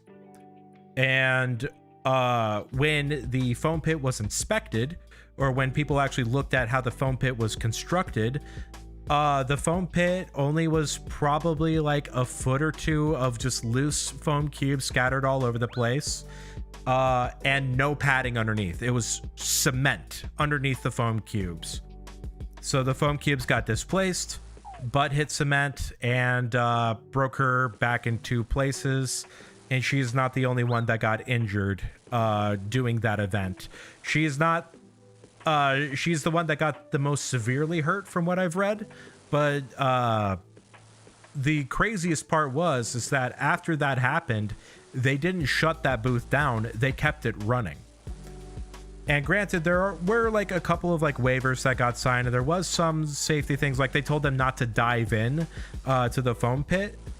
But still, if a jump from not that large of a height into foam is enough to break someone's back in 2 places, and people are intentionally being thrown into this pit as a part of this game, I'm very surprised we didn't see more severe injuries coming. Like, what if someone got knocked off and their head hit the ground?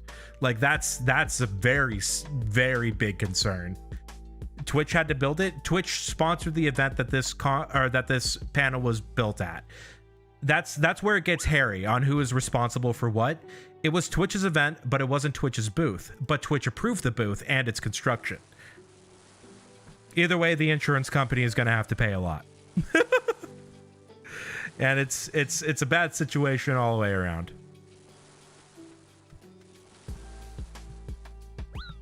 Oh, I looked away at the wrong moment. Glad I was not at low health. That's why I stay above it. Oh yeah, that's a liability. Yep. Yeah, it's rough to say. It's really going to depend on who's got the better lawyer. I think Twitch is the better lawyers, if you ask me. Amazon is a big company and they do not let go of money very easily. So I don't think that they will get sued to hell and back, but I do think that their public perception is going to be marred quite a bit by that event.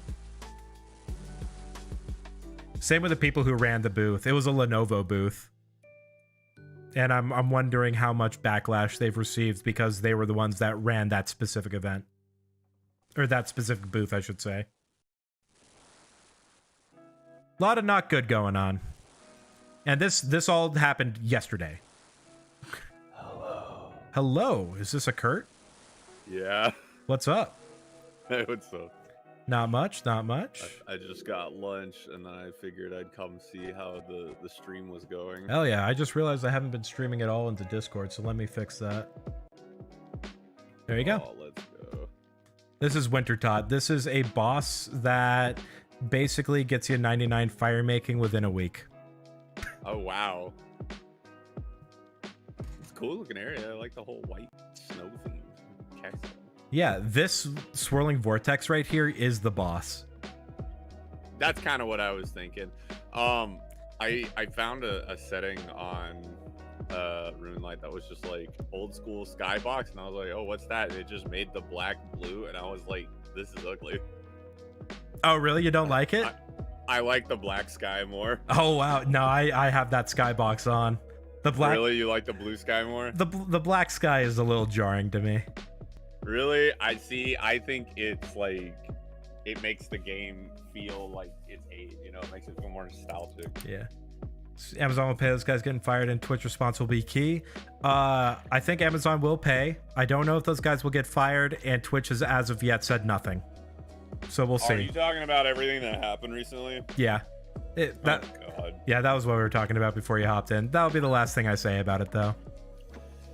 All I'm gonna say is that shit's a fucking mess. Yeah. Also, to introduce who just came on call, stream, this is Captain Scrublord. Hi. Or also known as Kurt. I have a Twitch channel. It's Captain_Scrublord at twitch.tv. I also have a YouTube channel. It's Captain Scrublord. It's got my funny TV face. Yeah. If on my channel, I had a stream with him recently where I introduced him to RuneScape, and we also had a very fun race in Elden Ring, which is why he had to play RuneScape. He. I regret nothing. I had a good time.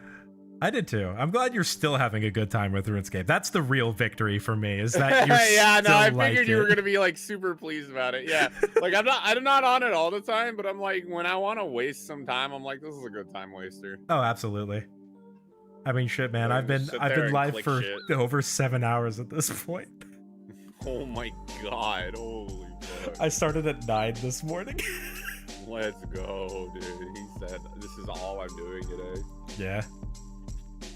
No, that's I feel you. Since I think since Lunar said we're doing solo Monday Night Frights, I've decided to call up the boys and do some Halloween Call of Duty Zombies stuff. Nice, nice. And we've downloaded some custom maps. They'll be pretty cool.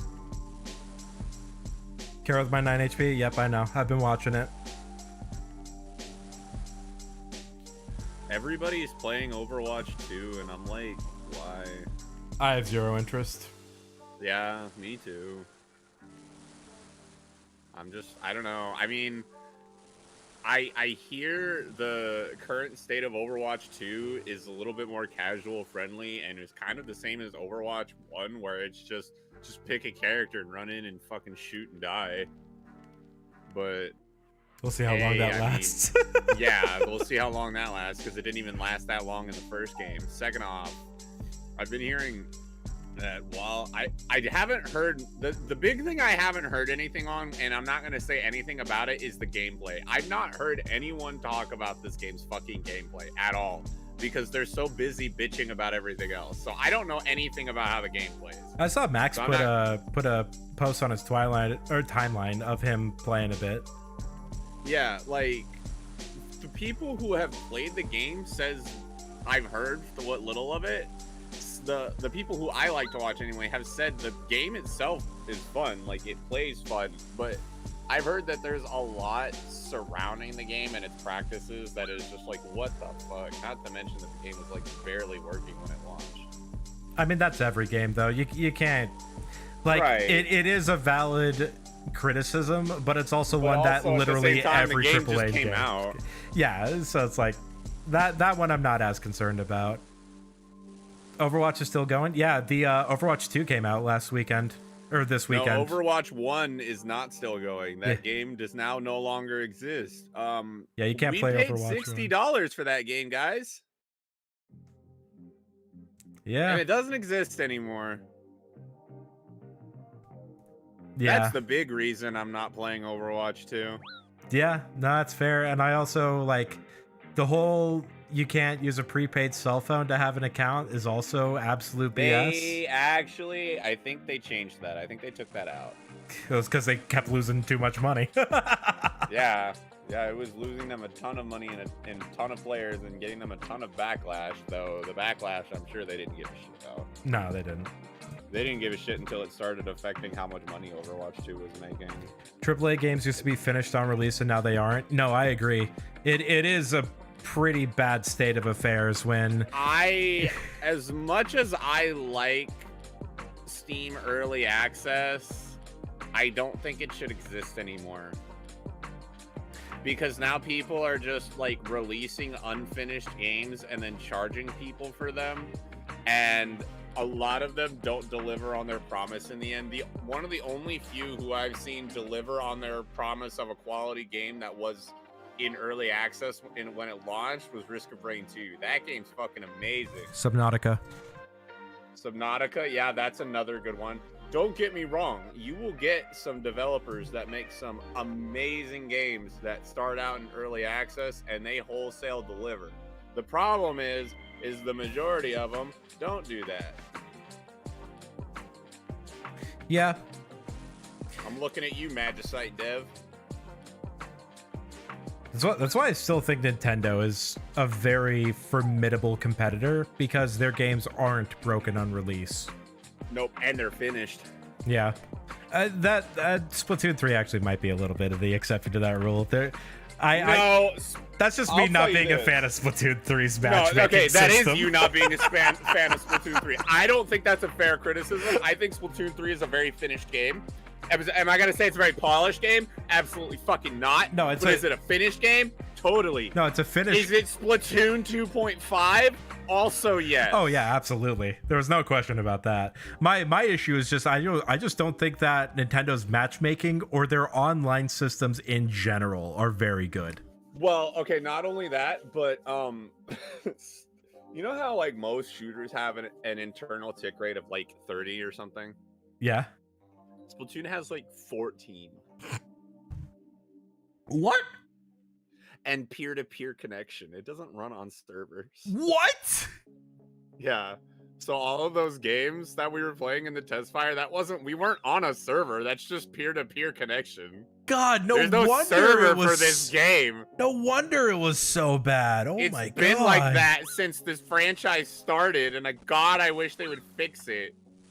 That's why you would get sniped, but the shot would go 5 feet to the left when you were out of its hit zone and would still die. Oh my god, that makes so much sense. Because I swear to God, like that game tilts me like none other. Yeah, do you see why we stopped taking it so seriously? Yeah. I mean, like, it's like, I like the game, don't get me wrong, and you can play it seriously at LAN parties, which is how high level competitive players do. They play at LAN parties so they don't have to deal with that hideous online problem. I mean, even if I'm not playing something like competitively, I still want to be able to, you know, show skill. I guess is my thing. I mean, I have a terrible internet connection, and I can still go into games and go like 14-1. Yeah, I don't know. I'm just bad at the game, honestly. Yeah, there is a harsh learning curve to Splatoon.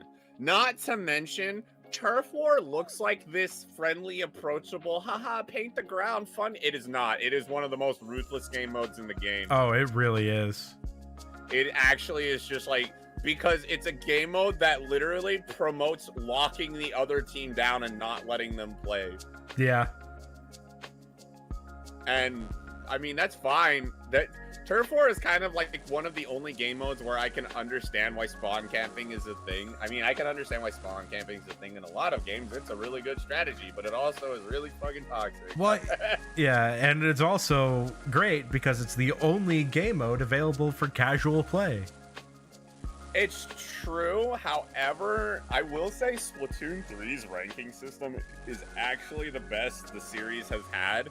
Not only that, but as far as how the ranking system works on an individual versus team basis, I actually think other shooters should take notes from how it works. Because you not only get evaluated on your team's performance, you get evaluated on your own performance. So even if you go on a losing streak, you can actually still rank up if you're a good player. Yeah, that's fair. So I think their ranking system is good. And to be fair, I've heard a lot of pros say, if you're a casual who is having a hard time, go into ranked mode, destroy your rank, and then just go from there. That's not a solution, though. No, it's not. It's more, in my opinion, that's kind of like a band-aid to force yourself to find the skill level that you're at, but eventually you'll find your skill level. Yeah, I don't know. I wish Turf War had the same kind of thing where it's like you could get like a Turf War power and you would get matched with people with a similar power. Yeah, that'd be nice. That's what Splatoon 2 did for its Splatfest. Jackson, you would have hated this last Splatfest. You would have not had fun. Oh, Gear Grub fun? Yeah, no, Bro, it was bad.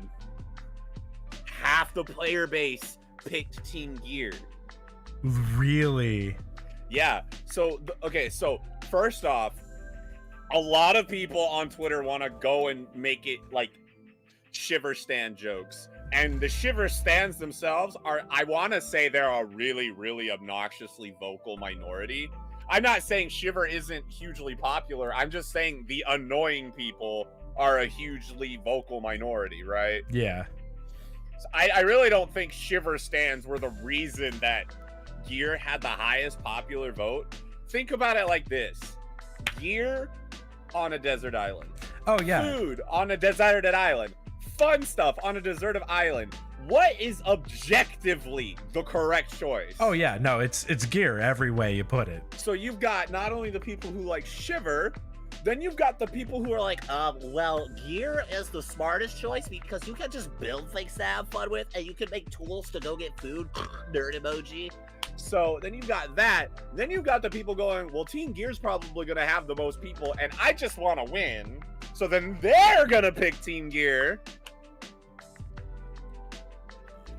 Yeah, definitely wasn't a well thought out one. That's for sure. And then people look at Fry and go, I don't like her forehead. And then they're going to pick Team Gear. Fry gets too much hate. I love Fry. I think Fry is adorable. And if you want to hate Fry, then you're just going to have to fight me. She's a little gremlin, and that's all she needs to be. She is. She's just happy to be here. It's like Big Man. Though I like all three of them, honestly. I like Deep Cut. Big Man supremacy. Yeah, dude. Big Man is the ultimate life form. Big Man is the best. I almost want to pick Big Man's team every time just to spite the Shiver Stands, but then again, that's like also one of the fundamental problems I have with the Splatfest is that a lot of people will also pick based on idols, and I'm like, come on! I mean, I understand you like them, but also make a decision based on the option you like, which is what I like about this new upcoming one, right? It's what starter do you like? Grass, fire, or water? And I think that's just a better way to do a triple choice. Yeah, that'll actually be like a dead even split, I think. I think so too. I think it'll be more evened out, especially because it's not the fact that it's like the Pokemon one, but the fact that it's like there is no correct answer. It's just, what do you like the most? Yeah. And I think that's good. Even if there is a huge unbalance, it's not because it was like, oh, this question is rigged. It was just like, oh, I guess people just like that one the most. I can live with that. But bro, the matches, some of the most brutal matches I'd ever seen. Like, me and Lunar literally got, like, we weren't allowed to come off of our spawn cubes. Oh my god. It was, and that happened a few times. It was really, really, really bad. Like, legitimately, if I was playing the game with you, I would have just shut the game off.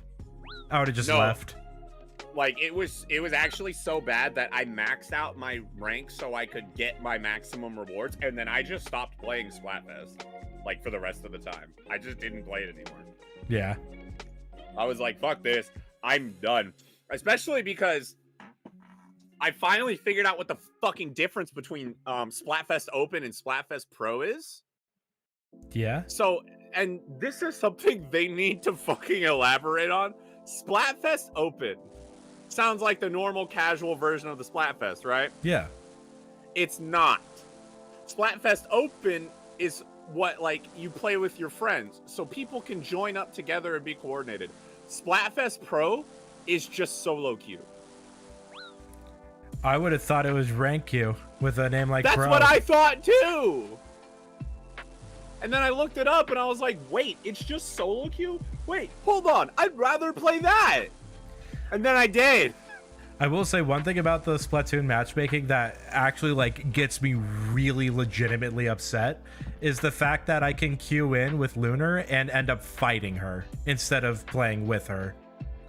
I hate that really so much. Rare. Okay, so that's how really the game rare, used dude. to That be. was like literally 2 out of every 3 games we played last time we played. Like, that's actually really interesting. it took so much luck to actually be able to play with the person that I wanted to play with. Okay, so my question is, did you start matchmaking together or did you just drop into her lobby? No, we started matchmaking together. We joined up and then queued up. Okay, that's weird because if you matchmake together, you should still be on the same team. I've never heard of that happening. No, before. maybe it was just not broke it, or maybe it wasn't fixed because this was still like maybe day 1 or 2 when it came out. But like I remember being legitimately upset about that because I'm like, I don't want to play against the person who I know can just wipe the floor with me. I want to be able to play with them. And I'm sure she didn't want to play against you either. You know, so it's just like it sucked for both of y'all. Well, she didn't care because she's just playing Splatoon, and that's just what she cares about. And more power to her, honestly. I wish I could be like that. I can't though. Like, it takes a while to get to that mindset. I envy it. Yeah, it's like I get that, you know, you need to just stop caring about that stuff, but like it's really difficult for me to not care about something if everything the game is telling me I'm doing sucks. If the game is just constantly telling me you suck, you're bad, you're just getting killed over and over and over again. Turns into a Shao Kahn complex at some point, doesn't it? Yeah, it's just like I don't have fun with that. It's like I don't want to be the best, but I don't want to, like, you know, feel like I'm the worst. Be the very best, but I don't want to be the worst. Yeah, exactly. It's like that's the part of Splatoon that really gets me, is because it's like if you're not really good, you just feel like you are bottom of the barrel, absolute complete trash. I'll agree. Getting dumpstered on in that game fucking hurts, and it happens so often. It happens a lot. It happens. That's why I play Aerospray. Yeah, that's why I don't play. Good, fair enough. Honestly, for you, I would just say only play when you're playing with friends. Yeah. And even then, like 30 minutes at a time at most. Yeah. Unless I'm having a ton of fun with it. Right, and I feel like eventually, after playing the game enough, you'll hit a stride. But right now, baby steps. Even then, it's like I don't want to have a giant warm-up period to feel competent at a game. That's. Oh no, I don't mean like that. I just mean like just getting used to the game over time.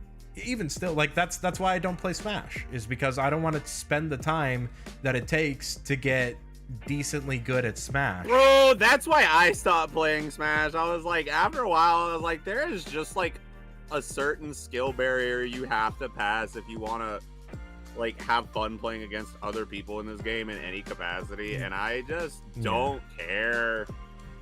It's like I don't mind losing. I mind getting shut out. That's the part that gets me. Like, if I lose by like a couple points, that's fine. But if I constantly lose by a large margin every time, what are we trying to prove anymore? I suck, you win, and let's just stop. Splatoon is inherently a spaghetti-ass game that promotes you being stupid fucking aggressive. Yeah. Yeah. But it's not like normal where it's like, oh yeah, be aggressive and you can be kind of dumb because it's hyper aggressive. No, it's like you have to be aggressive, but you also have to be good, because if you're not, you're gonna die in like a second. Yeah. No, that game is a much higher skill barrier than I am willing to throw myself at. It's a much higher skill barrier than I think Nintendo intended. Nintendo made the goddamn game. They had 3 tries at it too.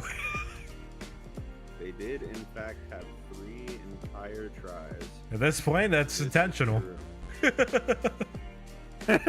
At this point, it's just by design. Yeah.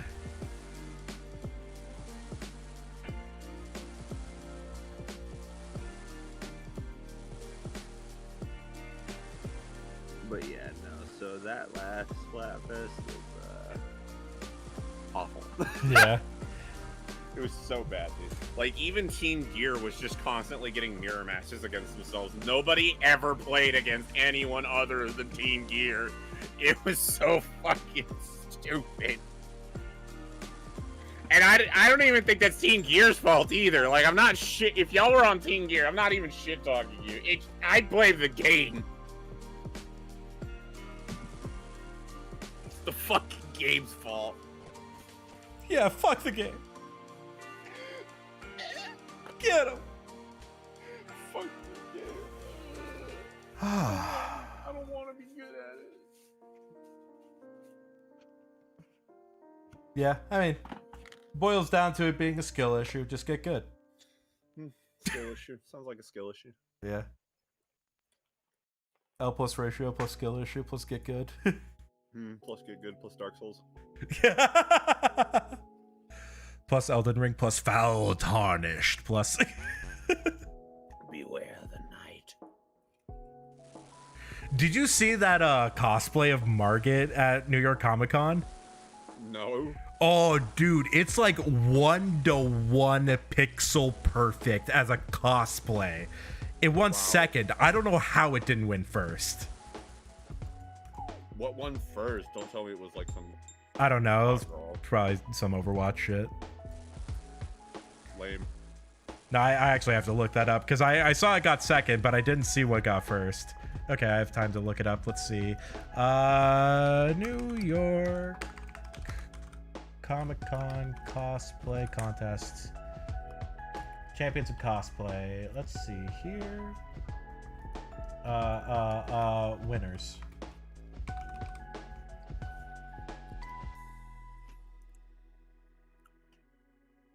An Outlander cosplay. Wait, that was 2021. I was like, what the fuck's an Outlander? Can I see 2022? What the heck? Why is that not literally the first one? Not allowed. You're banned.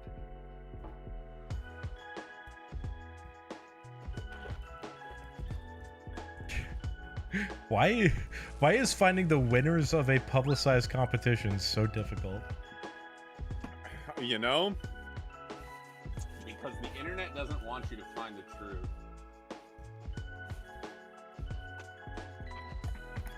That's my final answer.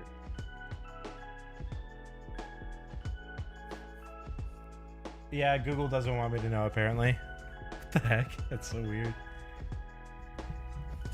Because I'd love to see what beat that Margit, because that Margit was, like, really good. See, I would say I would too, but if it was something dumb, I would just get mad. Yeah, true. So wait, is the reason you level up fire making while fighting this boss because you have to light the fucking things to damage it? Yes. RuneScape, you're so weird. Oh, yeah. Oh, yeah, it is. Hold on, I gotta feed my cat a fish. Because I'm bringing my pet cat to the giant demon monster, you know? RuneScape, you're so weird. I have to grow it so that way I can trade it to people in West Ardoin for cats that, or I want to need to trade the cat for 200. I'm gonna trade my cat for cat. Now I gotta trade my cat for 200 death runes. That doesn't sound like you're gonna trade it. That sounds like you're gonna kill it. They're hungry. What? I actually think that's a pretty common. I'm the ASPCA pullover. Ooh, that was a little spooky. That attack that just landed where I was standing, yeah, it killed 3 people. That attack would have done 8 damage. That was to me coming to save the cat. Yeah, I'll have my revenge. this is the hardcore Iron Man, by the way. So if I die, GG. I'm coming to save that cat. I'm gonna kill you. No, listen, I'm not selling the cat in order for it to get eaten, much like everybody says in this game. I'm selling the cat so it can be used to catch the rats that are plaguing West Ardoin, because they have a really bad rat problem. You better be trading that cat so I can live free and catch rats. I'm like 90% certain that's actually what it is. There is a dialogue option that actually tells you what they do with them. And I'm 90% certain that's what it is. But when you actually hand in the cat, they just go thanks and give you 200 death runes and don't acknowledge it at all. If that cat dies, I'm hacking your RuneScape. No, Toad, I need this. No, I'm hacking it. I'm gonna walk into the middle of a death pit and die. No! I'm the antagonist now.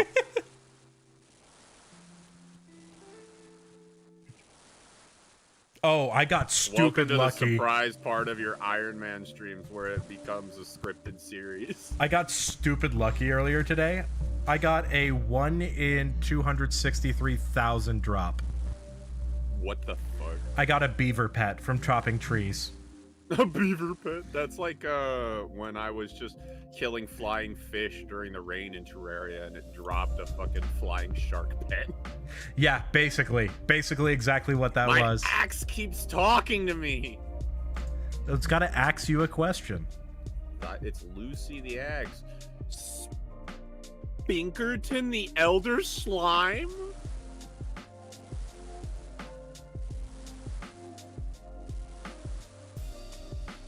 I think I have enough for one more round. Man, this will be a 7-crate trip. That's really good. That's really good for this boss. I normally only get 3 to 5. All my B-nades trying to kill the wall of flesh, and I have no more B-nades, and that's just not good. We should play Terraria sometime. I haven't played it in literal years. I just know that magic is really super good overpowered. Time to jump in. Everything at the end is super overpowered. But magic up into the wall of flesh is overpowered. I don't know. I've been playing expert mode with like pretty much purely melee, and I've been really going nuts. Yeah. Because I remember back in my day, when I played, melee was like the worst. For a long time, it was the worst right off the bat, but they've buffed it recently, and they've also reworked it in 1.4.4. Oh, that'll do a lot. Yeah, it does do a lot. It was like, because you got the all of the pre-hard mode swords do shit now, and they've also reworked and buffed some of the hard mode swords. Yeah, because you got stuff like the magma blade, and then you've got the literal mini shark. Yeah, no, the volcano, the fiery greatsword. Now every time you slap something with it, it explodes. Oh my god, that's awesome. Yeah, and the initial hit and the explosion both do damage independent of each other. Dang. Okay. So it's like 2 hits at once. The Knight's Edge now has a crazy slash effect behind it, but then it sends like another spinning slash out forward. Knight's Edge. That was the crazy strong pre-hard mode weapon. Yeah, now it's insane. Is a Terrorblade like absolutely ridiculous? Yeah, they reworked it. It's got a huge slash now, and the blade beam, instead of it being a single sword, is now like a huge arc slash. Nice. So it's easier to hit shit with. It does a little less damage, but its range is a lot bigger. That's good. Bigger is always better. Pumpkins! I'm picking up pumpkins. Because they entered Halloween mode.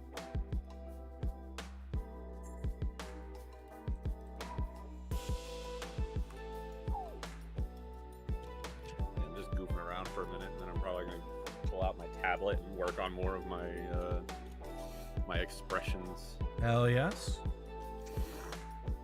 I need bean-aids.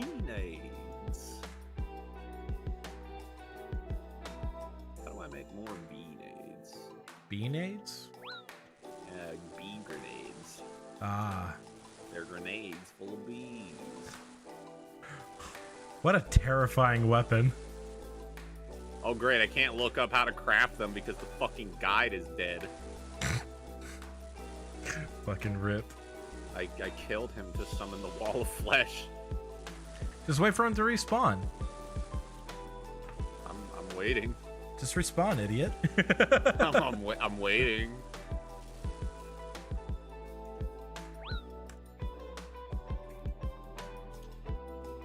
He's still not here. So you should look at him and just go, "Don't be dead, idiot."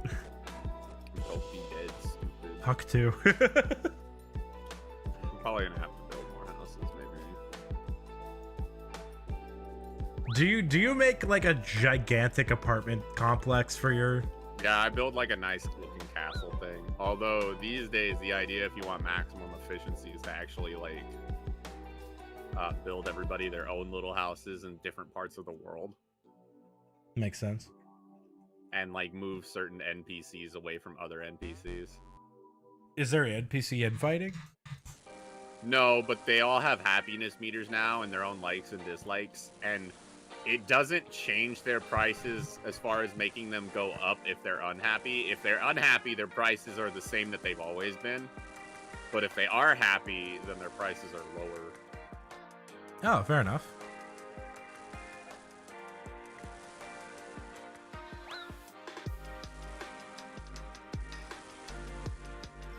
Yeah, nice little system.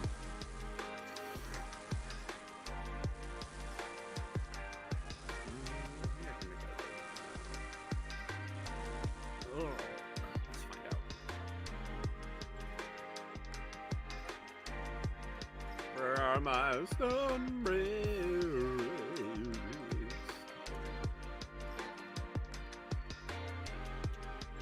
You ever eaten a stone brick before? Nope. Can't say I have. Delicious. It's fucking delicious. Oh my god. I need some sawdust. Some sawdust? You good, bud? It's just Scout got a new item in TF2. It's a new lunchbox item. It's just a Ziploc bag full of sawdust. I gotta say, I fucking love how TF2 has lasted longer than Overwatch. Yeah, By TF2 quite a literally significant lasted bit. longer than Overwatch 1. What are you gonna do, Overwatch fans? Alright. Let's get lucky. Let's get lucky. Let's get a unique. TF2 confirmed the superior game. Here we go. Here we go. Also, I just realized, have you been... Okay, you have been audible this whole time. All right. First one. I got double coins. That's nice. Willow seed, You're raw double salmon. Coins, anchovies. Oh, I got magic logs. No, maple logs. Damn it. Okay. Magic logs? No, maple logs. Uncut emerald. Magic logs are good. I need 12 for a quest. Uncut emerald, you say? More burnt pages. Would you describe it as chaotic? Nah. Silver ore. Lovely. Raw trout, raw salmon. Okay, I've not gotten any really good drops from here yet. Okay, time to figure out where I put everything. Tarrowman goes after Guam. Willows, honestly, I'm gonna incinerate. Saltpeter I will need. We'll put that in here. Saltpeter is going to be very important in the future. Maple logs we'll put behind the U logs. Are those the U logs? No, those are regular logs. Where do my U logs go? Oh, here they are. U, and then willow goes back here. Nice, nice. Diamond goes here, and silver ore goes here. Nice. The good part about this boss is that it helps me organize my bank as I go through. I'm gonna go use the restroom real quick. I'll be right back.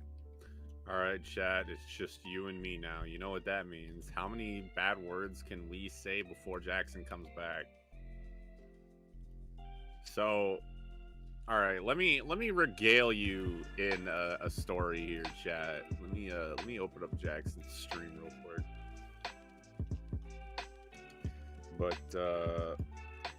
I was but a boy in my Terraria game, and it was time to fight Skeletron. And Skeletron in expert mode is very, very hard. I don't know how many people have played expert mode in Terraria here, but he's makes me sad. They were like, okay, so Skeletron has infinite defense until you destroy both of his hands, which, okay, that part's not bad. The bad part is when you break both of his hands and then he starts shooting flying tracking skulls at you that do shit tons of damage and doing his spin dash attack a lot.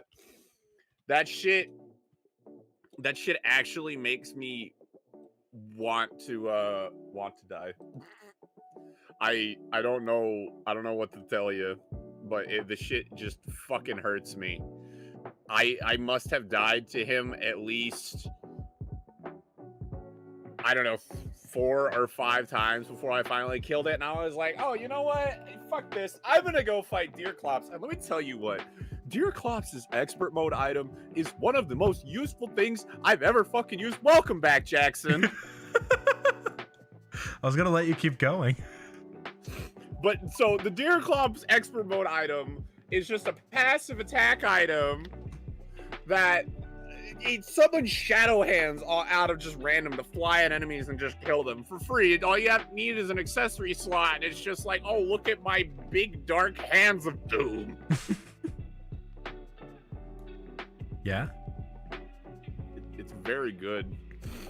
Sounds like it. Very good item. Very good item. I don't know how useful it'll be into hard mode, but it's fun. You ever played Don't Starve? I played it like once. Don't Starve makes me sad. Yeah? It's very hard.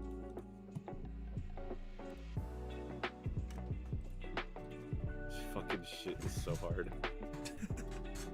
I want to play Oxygen Not Included, even though that's, I think, just as hard. I just like the idea of how that game works more. Oh, yeah? Yeah, it's like a more colony crafting and management thing. Okay. Yeah, it's pretty nifty. Alright, let's see what NPCs spawn now after I build these 2 extra houses.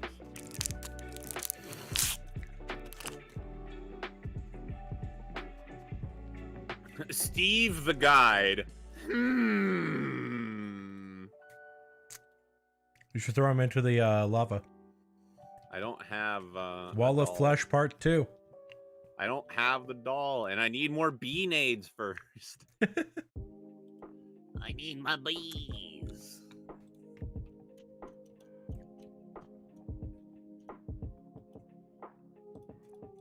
You don't understand. I have nothing without my bees. Bees, what the fuck? Ayo, bees. What the fuck? Wow, you do that really well. Bro, they tripping, bro. She made fucking Bees. What the fuck? That's impressive how well you can do that. You missed the whole bit the other night where I started doing a bunch of impressions on Lunar stream. Have I done my Shaggy impression before? I think so, yeah. Like Scoob, we gotta get out of here, man. Yeah, you've definitely shown me that one. I also did what is it? Johnny Bravo and Hank Hill and shit. God damn it, Bobby. What have I told you about carrying that purse around in public? God damn it, Bobby. God damn it. But Dad, that's my purse. I don't know you. That just sounded like a demon was crawling out of you. But Dad. But Dad. Buh, get away from me, you disgusting little freak. Buh. Buh.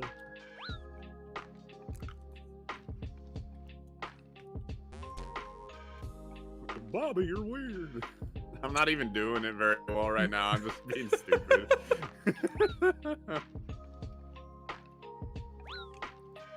Isn't that what counts at the end of the day? Just being stupid. Yeah. Yeah. All right. Who do I buy grenades from? Is it the demolitionist? I would assume. Yes. I would assume that the demolitionist sells you explosives. Give me all of your grenades.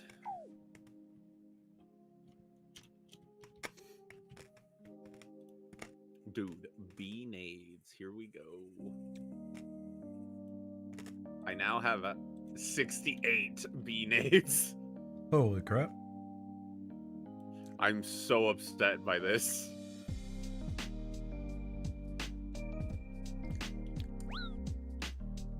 Why can't I have one more B-nade? Chat, can I have a free B-nade? Does anybody have a B-nade that they can give me? No. What? What? Do you have a B-nade, Jackson? Maybe. No. Give me the B-nade! No. Yes! Hand it over! Why? Because I need it. But I need it Give too. me the B-nade right now. I need it more. What? For what? I'm not telling. What could you possibly need a B-nade for in RuneScape? Winter tot. I don't think bees affect him. You haven't tried. Have you? No, that's why I have a B-nade. Where'd you get the B-nade, huh? Your pocket. Well, that's my B-nade then. Hand it over. But it's in my hand. Do they give it? Give me my B-nade now. Can I pull the pin and then give it to you? No. That's not how that works. But You just hand me the entire B-nade. yeah, I'd give you the entire B-nade pin and all, but the pin With won't be in the the pin inside of it still. Well, now you're being specific. Like, what do you want? Okay, I need the B-nade with the pin still inside of it so I can use it for the wall of flesh. But I have Is that have specific enough? but the winter tot. Is the bee gonna affect the winter tot? I don't know, maybe. Well, then find out. Okay. Do it. Throw the B-nade. I'm waiting. I'm watching your stream. Where's the bees? It didn't work. I don't see no B-nade. Where's the bees? Streamer. Streamer. Where's the bees? Streamer.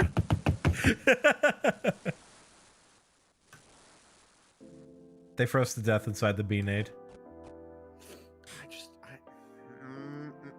You're gonna tell me that you took my B-nade out of my pocket, my hard-earned B-nade, and you killed my bees.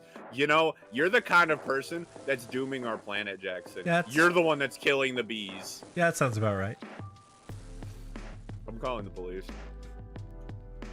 No! That's what I thought. That's what I thought. That's what I thought. That was the police right there.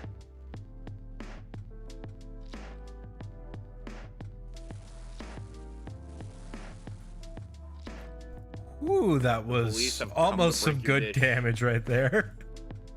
The police have come to break your dish network. No, not my dish network. I need that.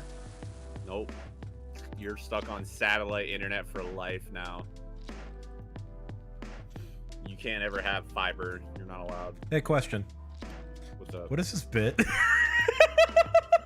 Fuck if I know, dude. I'm just going. I'm just fucking around. I don't need a coherency to continue a bit. Yeah, fair enough. I'm an incoherent monster. That's fair. Maybe I think too much. Maybe I should stop thinking. Yes, empty your mind of everything except fine dining and breathing. What? Why fine dining? Why is that You one? not seen that episode of SpongeBob? No. Empty your mind. Empty my mind. Empty your mind. Empty my mind. Empty your mind of everything that isn't fine dining and breathing.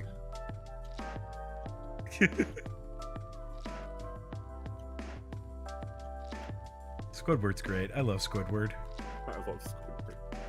I hate that I relate with him so much as I grow Everybody older. does. We're all Squidward. Yeah. He's Squidward. He's Squidward. You're Squidward. I'm Squidward. Are there any more Squidwards I should know about? He, she, we, Squidward.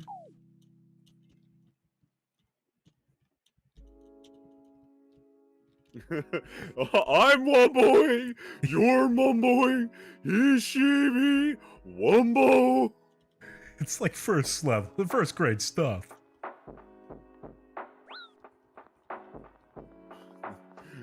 You have it set to M for mini. You have to set it to W for Wumbo.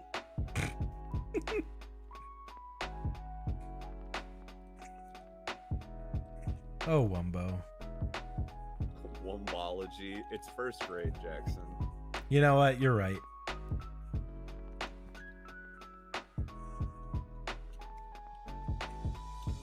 I've killed the 100th demon eye. Let's go. My eyes are demonic. They Man, added a TV head so I could be on brand in this game. the fact that I've been live for 8 hours is starting to hit me. You can't stop now. You said 12 hours, mister. I did. I'm just hungry. I want food. Go get food. But I'm streaming. So, you're doing a 12-hour stream. That counts for a 30-minute break. Not while I'm live. Well, when else are you gonna do it? Well, I DoorDashed lunch earlier. Much to my mom's displeasure because my dog started barking while she was on the phone. How I was supposed to know that? You got me, but Get pranked, Mom. I figure that because of that earlier interaction, DoorDashing food again would not be the greatest idea. Well, sounds like you've only got one option. No, you're right. You're gonna have to eat you. Call Lunar. Wait a minute. What? Hey, yo, hold up. This took a left turn. Hey, yo, back up. Hey, get away from me. What do you Hey, mean? why? Hey, back. I said back up. I've literally not moved. Not a single movement other than my mouse. This is the bit now. What do you mean the bit? I don't understand. I'm just hungry. Get in my belly. No. I don't get it, man. Bro, people used to scream, like, yell that around at the high school that I used to go to. They'd be like, get in my belly! I'm like, what the fuck are you saying? You sound stupid. Well, you know what that's from, right? No. That's from Austin Powers. Oh, I've never seen Austin Powers. It's an interesting movie series. It has been a while since I've seen it, but there was like a Scottish guy who was like the fat Scottish guy that was very prominently featured, and one of the things that he just yells is "Get in my belly." What the fuck? Alright. Let's see. I need to go extend the platform down in hell because I actually almost beat the wall of flesh on my first try. I just ran out of land to run on. I ran out of arena space to run on my first attempt doing it. I somehow was still able to do it, but I had to do some crazy parkour. Oh, on Wall of Flesh. Yeah. Well, it's a lot nuttier. I don't know if you've played since expert mode's been introduced, but it gets nuttier. Not only does he do more damage and have more health and everything, but the lower his health gets, the faster he moves. Oh, that's spooky. So to the point of when he's almost out of health, he's actually about as fast, if not faster, than your Hermes boots. Oh, that's spooky. Which means like lightning boots are a mandatory thing for this fight. Like he gets stupid fucking fast. It's fucking wild, dude. I don't know why, but that's giving me the urge to play Minecraft again. And it's been a hot minute since I've played Minecraft. Actually, no, it hasn't been a hot minute. I literally played 1.18 when it was out. I want to play Minecraft again. Bro, when I'm literally going to bully Lunar and be like, survival, multiplayer, bit/series for our little group. When? We'll call it Lunar SMP. Lunar SMP. Is Lunar going to be the next Dream? I don't know how I would feel about that. You know, this is a, oh, don't kill him over the fire. Don't, stop, imps, stop. What? Sorry, I was having a panic attack. A voodoo demon showed up and my summons were attacking him over the lava pit. Oh, that's always great. We're okay now. Anyway, I was gonna ask Jackson, how would you feel if Lunar got insanely popular and you got on Twitter one day and you just saw like a ton of people simping for her? You see, you act like that's something that I haven't already been like obsessively concerned over. I mean, like, on one hand, flattering, absolutely flattering, but on the other hand, oh my god, I have to... But at the same time, you're like, I gotta buy a gun. I've gotta line the perimeter. Yeah. Get away from here, you unhallowed fucking goblin. You unhallowed goblins? Yes, you fucking mongoloids. God damn. Dude, no, if people, like, I really hope people do not simp over me. I just, like, the idea of stan culture and whatnot frightens me. Yeah, stan culture definitely terrifies me.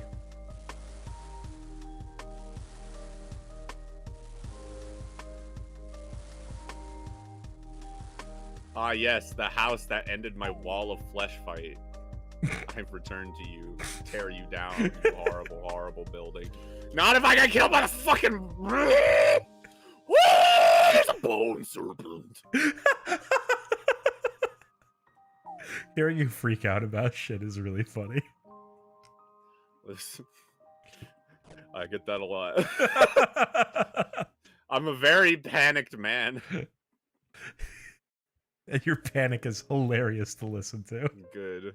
I'm glad my panicking is viral energy.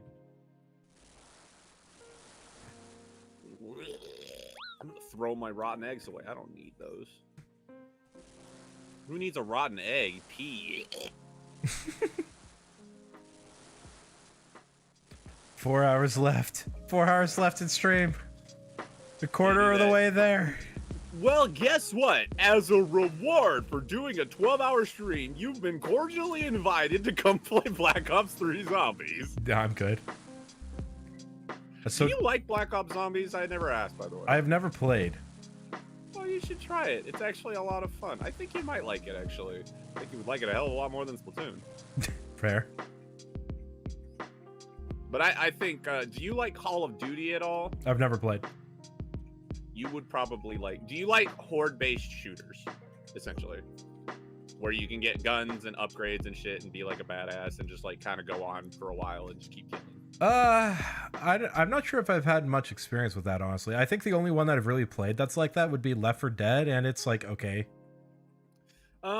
Okay, so Left 4 Dead, I think, is the best idea of when you're thinking of like, in terms of just the basic idea of a zombie survival shooter game. I think that's like the most basic you can get, and I say that in the most genuine way. Like Left 4 Dead 2 is basic in the best ways. It's just killing zombies, and that's that. Yeah, it's a game that defines the genre. It's got more substance and more nuance and more stuff to it. It's got perks, it's got multiple guns, it's got the mystery box, it's got Easter egg quests, it's got mini games, it's got bosses and shit, all packed within a survival horde round-based mode. Yeah, I mean, I might enjoy it. I just haven't really tried it yet. And it's also got story and lore in it that rivals the absurdity of both finding out ARG lore and solving ARG lore. Yeah. The COD Zombies lore is actually insane, and I love the environmental and background hands-off storytelling they did for a while. It almost made it feel like a creepypasta. Hell yeah. I shield dashed almost into the lava. Have you ever just wanted to go to the bathroom? Well, then try almost killing yourself. You're guaranteed to shit your pants immediately. Jesus. Disclaimer, I mean that in terms of like accidentally almost killing yourself in a video game. Yeah, I got you. Oh no, I know you did. I'm just saying that because we're on YouTube and I don't trust the algorithm. Yeah, for sure. I mean, the algorithm isn't bad. The algorithm is not the big scary boogeyman like people make it out to be. It's just a mathematical formula that can be. You're right. That's Twitch, and I can say that because I'm not live right now. Yeah. I mean, you could badmouth Twitch on Twitch. Bro, I'm sure everybody's doing it right now. No, actually, you're right. Actually, you're right. People badmouth YouTube on YouTube. Actually, you're right. How many YouTube videos have you seen that are titled "YouTube have a problem"? You mean like Corey X Kenshin coming out with the one out of fucking swinging out of left field? YouTube is racist. Here's why. Yeah. Holy crap. That was my man said, "Hey, check this out. I'ma end YouTube for real."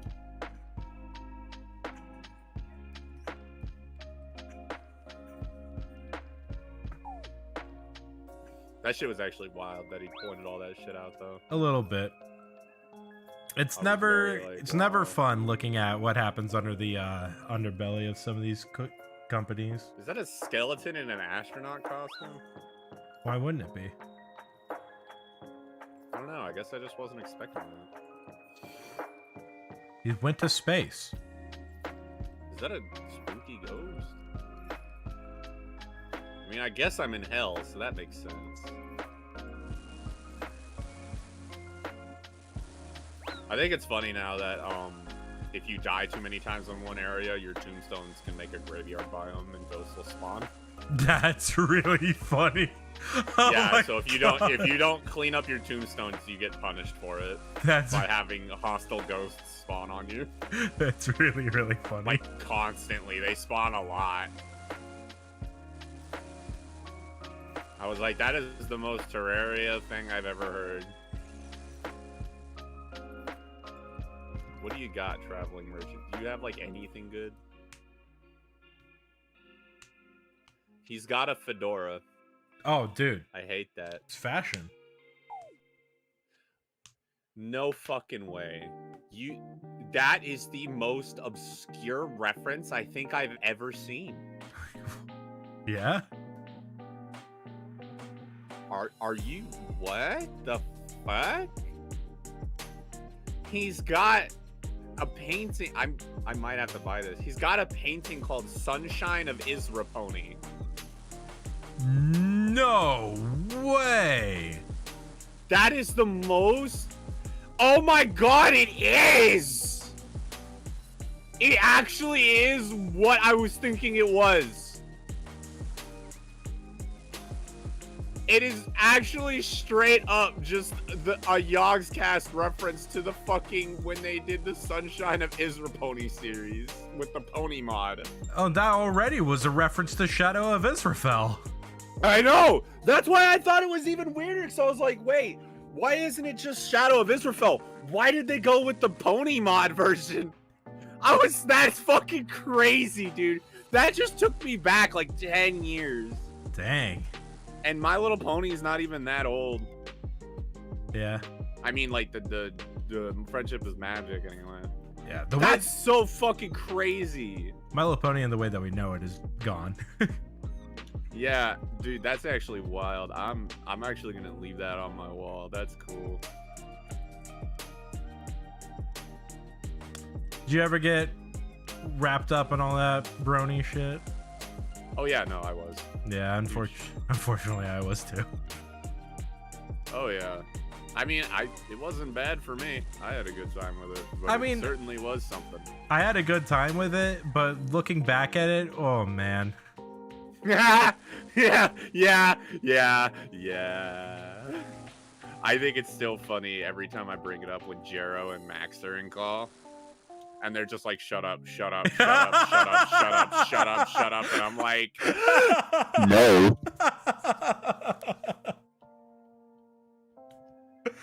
they get mad about it when I bring it up. And I'm like, yes. Very good. I stopped watching after the 3rd season. I can't remember when I stopped watching. It's been a long time. I just can't believe that is what I found. That's so wacky to me. I wonder how long that's been in the game.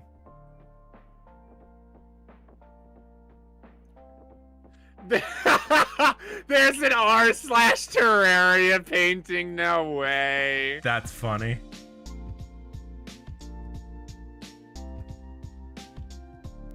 I've got that now.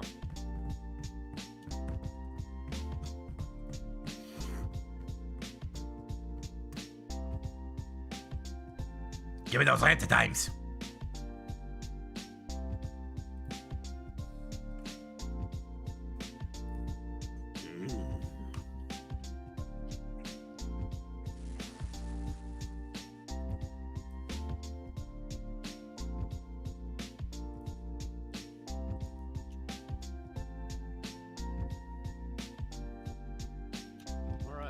Hello. Welcome back. Hello. Welcome to stream. Hello. Thanks. Oh, someone typed in my chat. Welcome, Chana Masala. I do not know Masala's if that's pretty good. Have you ever had masala? I love masala. Chicken tikka masala is like one of my favorite dishes. I had butter masala dosa once. Some like potato curry to dip it in.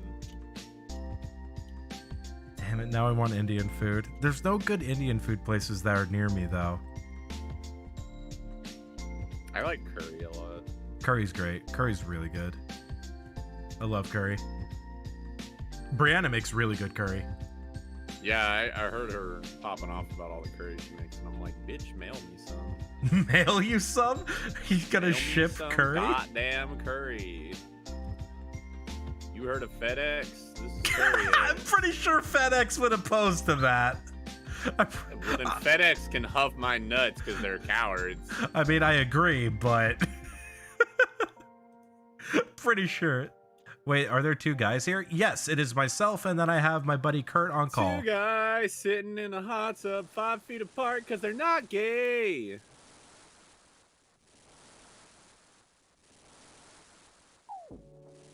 Yeah, I've been in an open Discord call all day for anybody who wants to come in and say hi while I stream. Yeah, I decided to come annoy him. I got a leprechaun outfit. What'd you call me? A leprechaun.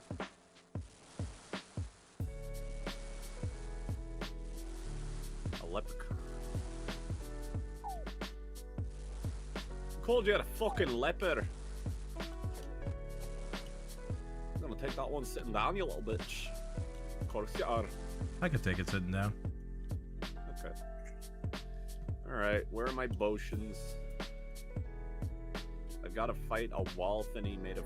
Oh, I gotta tell you this. This is really funny. Yeah. So this was years before I met any of y'all. This was back when I was still in school. This was years and years. This was years before Terraria modding was officially supported by the devs on the workshop, right? Yeah. Me and my friend Danny were talking about the wall of flesh, and we were joking around. He accidentally fucked up one night, and he was telling me about it. He's like, I said the wall of fresh. And we were joking about how fresh the wall could be, right? It just comes up wearing sunglasses. And right. And then we started making Fresh Prince jokes. And I was like, yo, oh my god, it's Wall Smith, the Flesh Prince of Hell Air. I hate this. No, it was, dude, we were talking about this, and we were like, one day we got to turn the Wall of Flesh into Will Smith. So I'm looking on the Terraria workshop years after this joke has become like a common inside joke between us. And I look, and on the fucking workshop page, I shit you not, is a fucking Flesh Prince of Hell Air wall of flesh skin with Will Smith as the eyes, and it was the best shit ever. Oh my god. It was actually a Fresh Prince mod for the Wall of Flesh, and I lost my mind. Wall Smith, the Flesh Prince of Hell Air, was real. That's insane. And we didn't even make him. Yeah, you always love those ideas that like someone else has also had and then have followed through on it. For real, yeah. The only time I hate it is when somebody's made a joke before me. Yeah. Have you ever had that? You think of a completely original joke and then you say it and someone's like, oh yeah, no, I've heard that before. And you're like, wait, what? See, at that point, that makes me start questioning. I was like, then maybe I've probably heard it before somewhere, and it's just my That's brain what I'm saying. It's remembering like it. you think you've made a completely original joke and someone's been like, no, I've heard that before. And you're like, you like have a fucking crisis. You're like, wait, no, I made it up. What? Huh? No. Huh? But how? What? How? How can it be?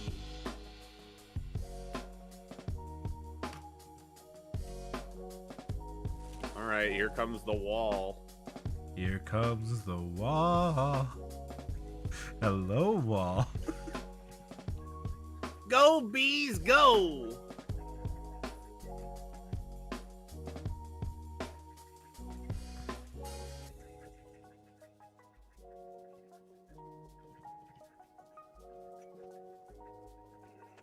Oh no, I'm out of bees. That's not good.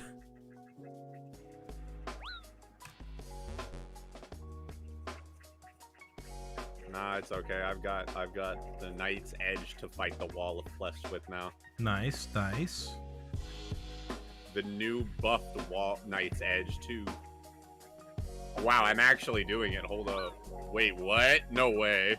Bro, I'm actually doing it. Yeah. Bro, oh god, he's going turbo! Oh, I killed him! Holy shit! That was fast.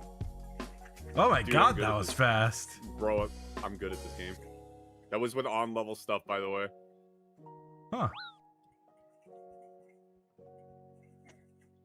Give me your Crimtane bricks, you silly box.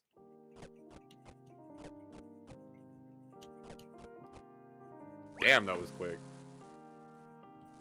Yeah, I that got was, a breaker blade. that was like a 20-second fight. Ooh, I got a warrior emblem. Our warrior emblem's good.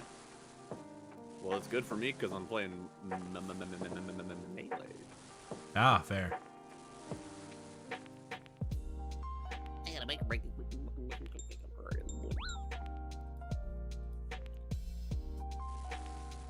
All right, congratulations. I've made the game very hard now.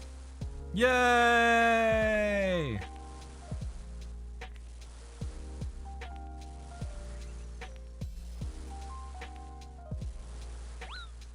Oh, dude, I have the painter.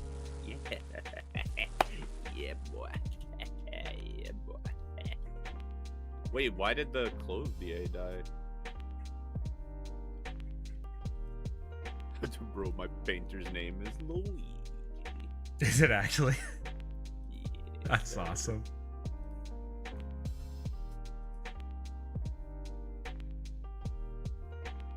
I think I'm gonna take tomorrow off of stream. Oh yeah. Yeah, I think taking a day off after a 12-hour stream is appropriate. You know what? Fair enough. I think that's fair.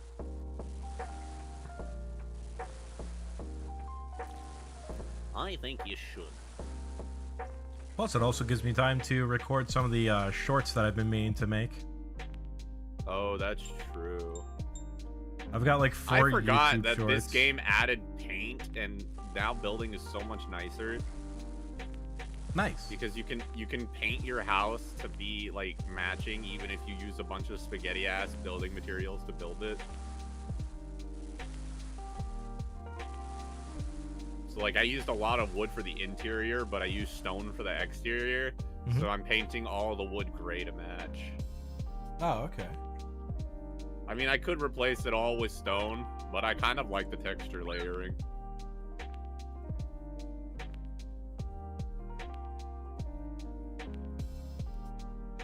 Yeah, I think the gray wood actually looks good.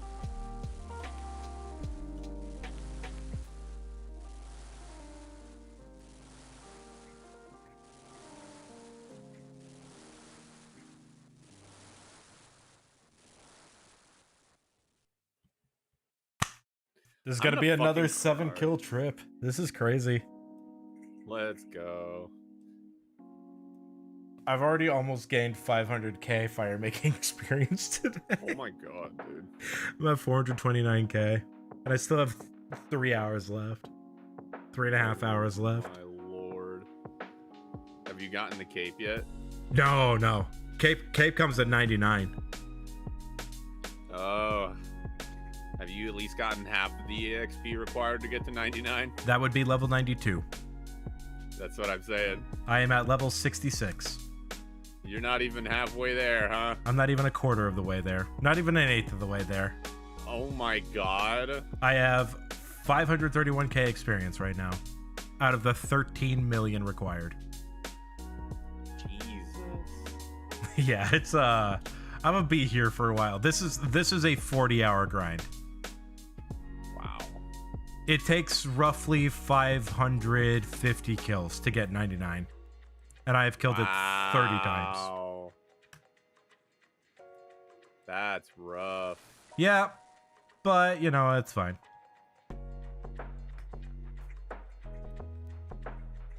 This place gives a lot of really nice resource rewards. Like I've got fish, and I have I'm getting a lot of fish from this. I'm also getting like a lot of ore, a lot of herbs, and like logs and stuff. So like I have stuff that I can use to process things later on. And Yeah. I also get cold hard cash, which is really, really nice. Having money is always important in this game. Yeah, makes sense. But the reason why I'm here, aside from the cape, is the Tome of Fire, which is an offhand weapon or offhand book that if you put a burnt page in, it acts as an infinite fire rune. Oh, that's cool. And it also has another benefit of where if you cast a fire spell with the Tome of Fire, it will eat a page, but that spell will be powered up. It'll be beefed up a bit. That's neat. That's the actual use of the Tome of Fire, is what that is. But the reason why I want it is because there is a spell that I like called the Ivan's Blast, which requires fire runes to cast. It's a very, very strong attacking weapon, but it doesn't also consume any burnt pages because it's not a fire spell. It just needs fire runes. So if I have the fire staff, the only like actual rune that I need to worry about carrying with me are death runes. Oh, that's nice. Yeah. So this is a very worthwhile thing to go for.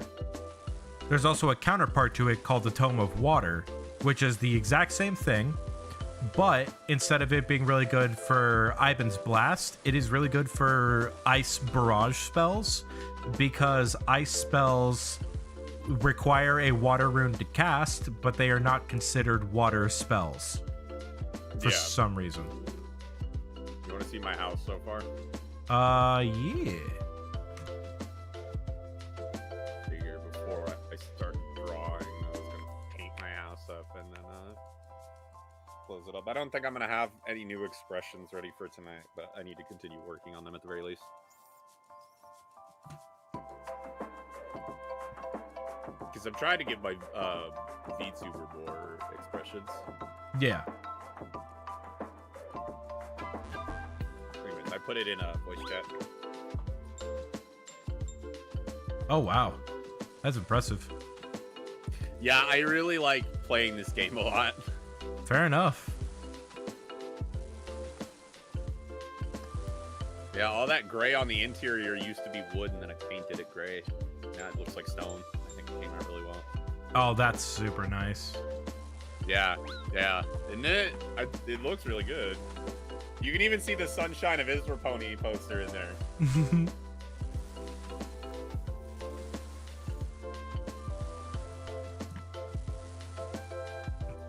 Alright, I'm gonna go... Actually, before I get off, I'm gonna go see where my hollow is at. Okay.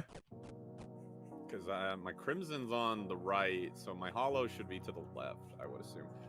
Really hoping it didn't, like, envelop my jungle?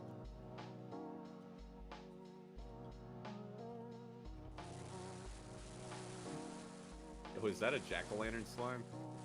Yo, is that a sand shark? Yo, is that a pyramid right beneath me? Probably. Yo, is that a mini-boss? Did you find a mini boss?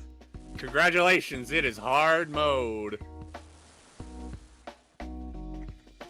I have found a mini-boss. Nice. The desert elemental has decided you will face me first. Actually, this might be good, though, because this means I could potentially get the funny purple gun.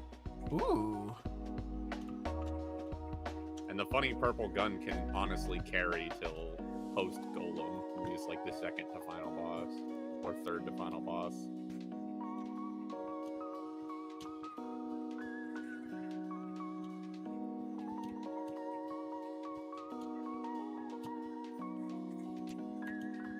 Don't die. I died! I hope she's still there. She's like right next to my house. Please don't despawn. I really want to kill you. Okay, here we go.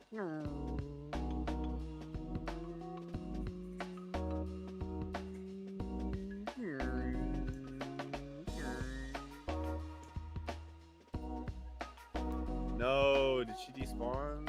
Fuck. Oh my god. Oh my god. Everything does so much damage now. Yeah. Oh my goodness, I'm taking a lot of damage. I'm going to need to You do were some right. serious Everything does warp. do so much damage.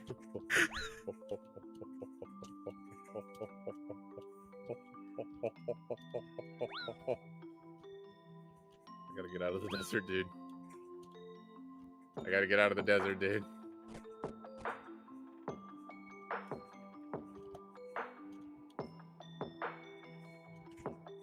Desert's a bad place to be.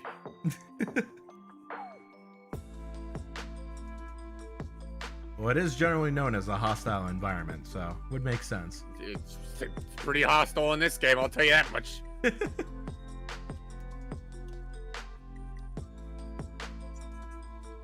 Oh god, a possessed armor. Oh no. Made short work of that guy. Whatever will you do? Kill him. Oh, fair enough. Guess I hadn't thought of that. Where's the hollow? The hollow? The hollow. No, this is exactly what I didn't want to happen. Is it on your jungle? It's in my jungle. Ah, rip.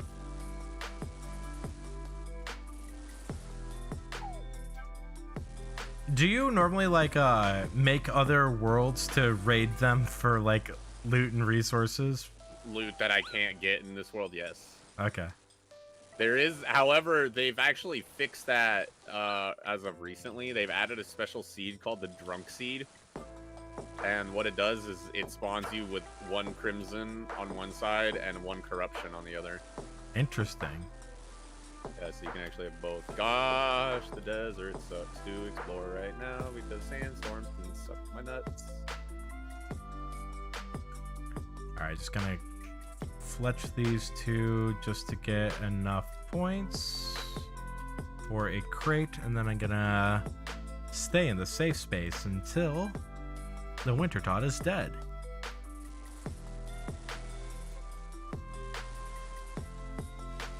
Because I don't have enough health, or I don't have enough food to heal off any damage that I'm gonna take. So we're just gonna be safe. RuneScape was just like, look at this skill that can't possibly obtusely be used for combat. We're gonna do exactly that. Oh, I ought to show you Temporos. Is it just as dumb? It's water tot.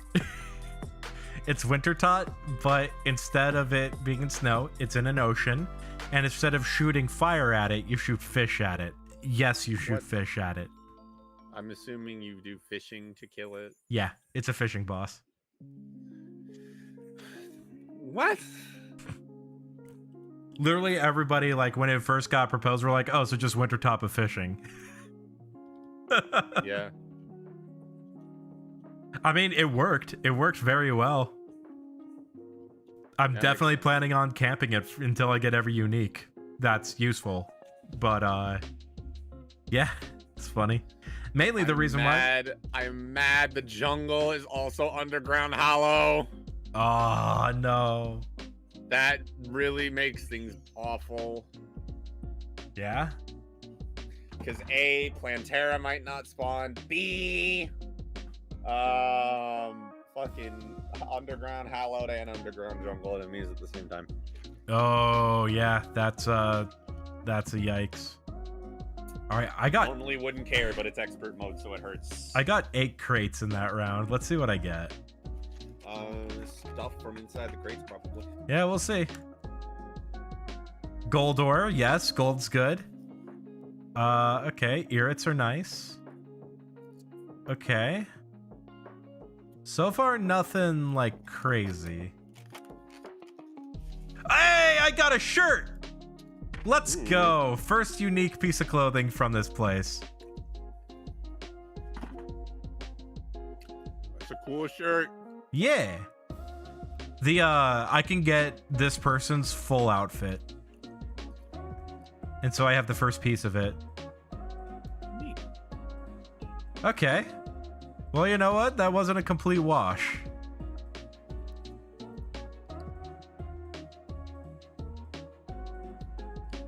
Okay, mahogany logs can go here. Oak logs go here. Limestone goes here.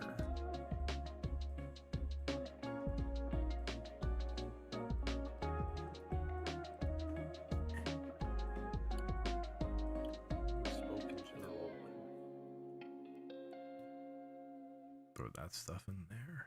Okay, cool. Cool. Up.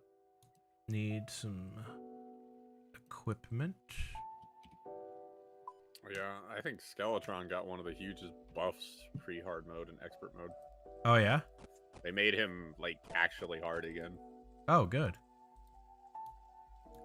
Like, you can't even do damage to him until you break his hands first off, and then he starts shooting cursed seeking skulls at you. Oh, man. Yeah, it's pretty rough. I was a little too slow getting to the thing. Okay.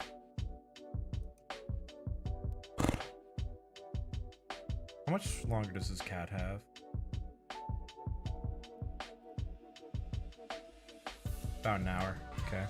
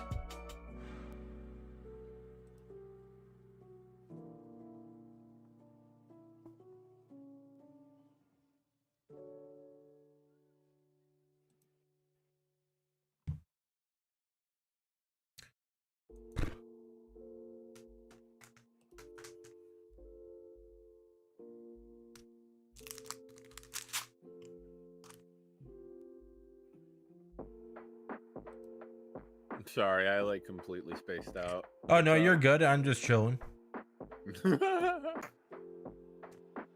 Just texted my dad seeing if there was anything specific he wanted to do for dinner.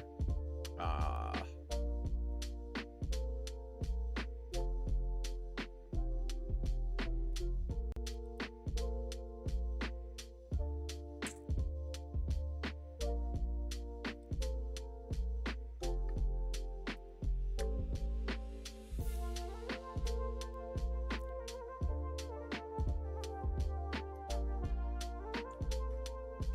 Because I didn't get in time to be able to do this winter dot, so I have to sit one round out. So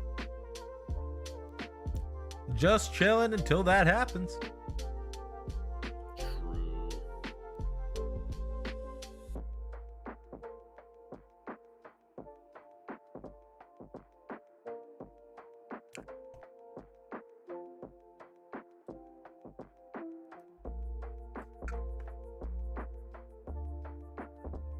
I probably could have gotten points if I really, really pushed it.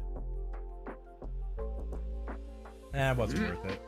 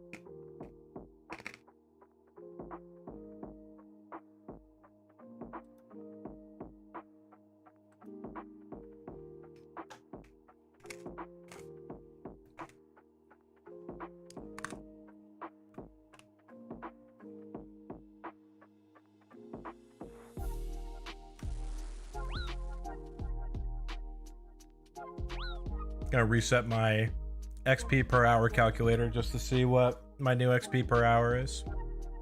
It's about time. It's about power. We take over. We devour.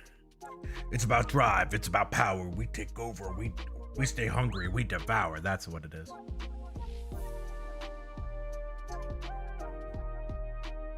That's the only part of that I've ever heard. Yeah, same. Actually, one of my buddies, Sabzander, on Twitch, he's an absolutely insane Wind Waker speedrunner. And that's his go live alert every time. That's funny. So whenever he goes live, I look at my phone, I see we stay hungry, we devour. Or it's about drive, it's about power, we stay hungry, we devour.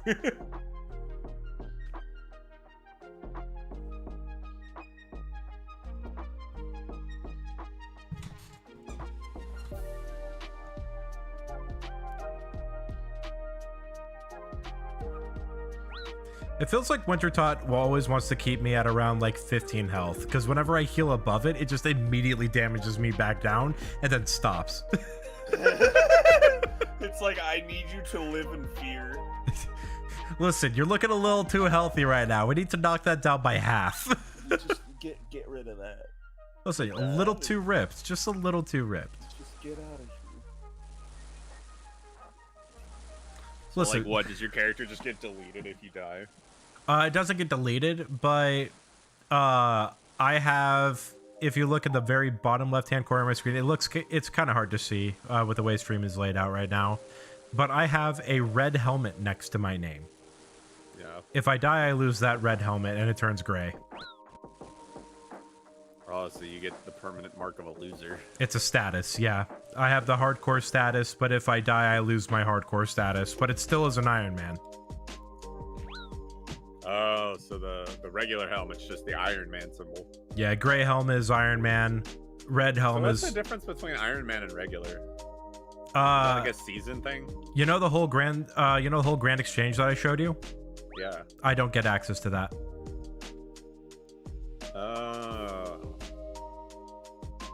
That's it? Yeah. Oh. You aren't as in tune with the Grand Exchange right now, but that is a very significant gameplay change. Because, like, I have to make and find my own food. I have to make and find my own potions.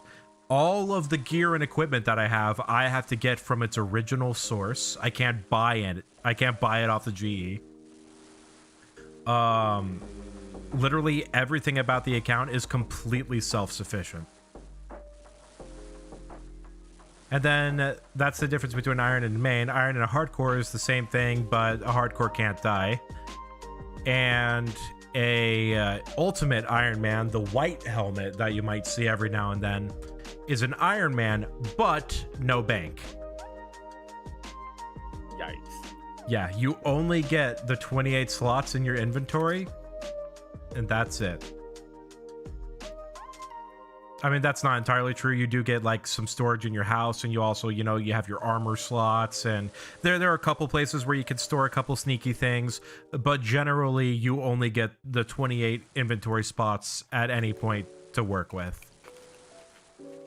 Wow. It's insane. I do not have the patience to do a UIM. Yeah, that sounds kind of rough. If you want a really good idea of like what a UIM is like, there's a guy named Settled, and he has a main UIM series where he just plays the game as a UIM. He maxed his account as a UIM, which is insane. But the biggest claim to fame that he has is a series called Swampletics, which is him locking an Ultimate Iron Man into a place called Mauritania, which is widely known to be just like a really bad area. Like, it's very hard to navigate. There's a lot of really hard-hitting high-level monsters. It's hard to train things in there, and he locked his account there and said, I'm going to take on the hardest raid in the game with this region-locked account as an Ultimate Iron Man. And he did it. Oh, wow. Like, it's super impressive. The entire journey is incredible to watch. But it's insane. That really shows you just how crazy that Ultimate Iron Man game mode can be pushed. There's also that sounds kind of painful. yeah. Yeah. I won't spoil anything more about the series because I do think it's best experienced without knowing too much about it going in, but I highly recommend a watch. I was gonna say the best thing I could compare an Ultimate Iron Man to is like, I don't know, a game of Dr. Robotnik's Mean Bean Machine. Yeah? Why is that? I mean, that's basically what fucking with your inventory is like, isn't it? Yeah, I guess that's fair. Okay. Just tell that to any self-respecting RuneScape player. Your Ultimate Iron Man is glorified Tetris. Oh my god, imagine if I went up to my Ultimate Iron Man buddy. I'm like, oh, so it's like Mean Bean Machine. Just Tell all your RuneScape buddies I said that. oh my god, I think they get a kick out of it, honestly. I'd die laughing. I'd be laughing so hard. Tell them then. Okay, I will. It'd be funny. Not right now though, because I'm streaming. Well, yeah, I'm not saying right now, I was saying in the future. And then tell me their reactions. They may hop in, honestly. They were in chat a while ago. Oh, really? Yeah. Let's go.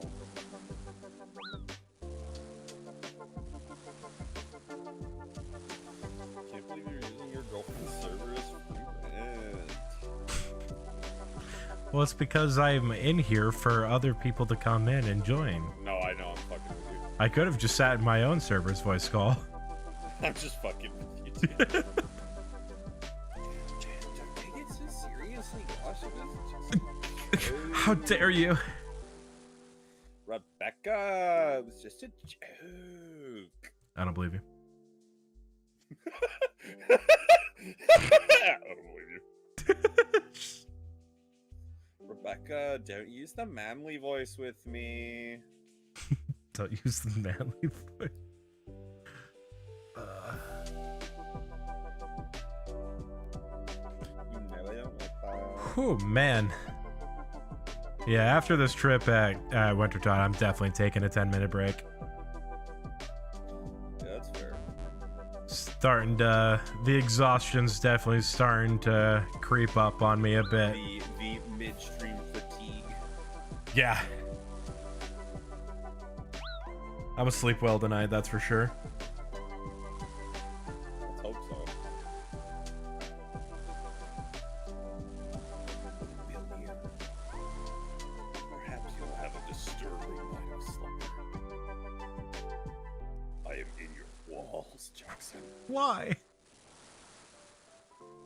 To be a dick. I mean, I appreciate the honesty. I mean, it's just the truth. Also, one very nice part about the Pyromancer garb that I'm getting, the clothes and stuff, it gives a very slight boost to fire making XP gain. What's slight? Like 1 point? Like, barely. The entire outfit's 2.5%. Oh my god. RuneScape really said suffer. Yeah. And we love it for that. I remember someone describing their experience with RuneScape like an abusive relationship. Honestly? Kinda. Like, it definitely devalues what people go through at being in an abusive relationship. But no, there's a little bit of truth to that statement, that's for sure. It hurts me so bad, but I just keep coming back, and I don't know why. Jackson, think very long and hard about this next answer. Are you in an abusive relationship?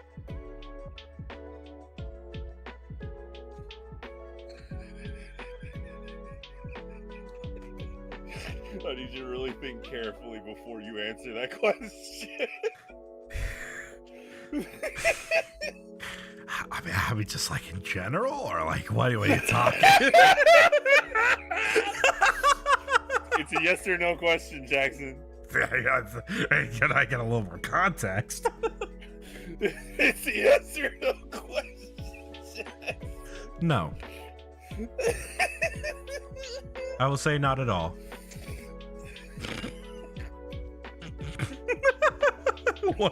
What That's a like question. That's like on the same level as give me a verbal list of words I'm not allowed to say.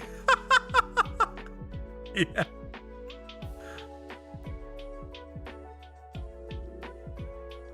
That's a quote that really just makes you go. See, the thing is, though, is that YouTube's list of banned words is different than Twitch's list of banned words, so I could just say Twitch's list. What is Twitch's list of? Oh yeah, we can say simp now, can't we? Simp, I think virgin is one. We could call people virgins. I don't think we can call people virgins because that's just... That is an insult and will be seen as such. That is harassment. But the word itself, I'm pretty sure, is allowed to be said. Fucking virgin. I'm pretty sure. I don't know. If I get banned tonight, I'll let you know. If I get banned tonight, I'll let you know. At the very least, the stream will get demonetized. Oh wait, it already isn't monetized. I was gonna say you're making paper. No, not yet. I'm very far from that. I was like, bruh, The that was quick. do you know the requirements for YouTube monetization? Probably way harder than Twitch. It's harder than affiliate, that's for sure. I don't know if it's as hard as partner, but it's definitely harder than affiliate. It's 1,000 subscribers and 4,000 watch hours within the past. Oh yeah, no, I year. didn't know about that. Yeah, dude, Yeah. Wait, within the past year? Within 1 year, 4,000 watch hours, yes. Oh, watch hours. I was thinking 4,000 subscribers in a year. No, 1,000 subscribers, 4,000 watch hours. Yeah, I was thinking they took the subscribe thing and were like, yeah, that you have to have that amount of subscribers in 1 year. That's the average calculator. And I was like, wait a second, that's impossible. No, that's not impossible, but would be much more difficult, that's for sure. I don't know. I feel like I'm going on a pretty good pace to it. Yeah. I'm almost 10% of the way there when it comes to subs. You did get that one RuneScape short. That did really well. Yeah, and I've got 4 more planned. That's what I'm gonna do tomorrow. Is just record and edit all 4. Make a shorts montage of me sitting in calls with people and saying off-kilter shit. I do it all the time. Did I tell you about one of my favorite ones from Lunar Stream? No. We were talking about something, and I kept saying revolution, and I was like embellishing on the and it made me think of French. And then everybody stopped talking, and I went, I just like randomly just blurt out, everybody wants to say that the French are a bunch of cowards, but have y'all ever seen the French Revolution? I just think they're holding back on us. And Jack and fucking Max and Lunar lost their minds.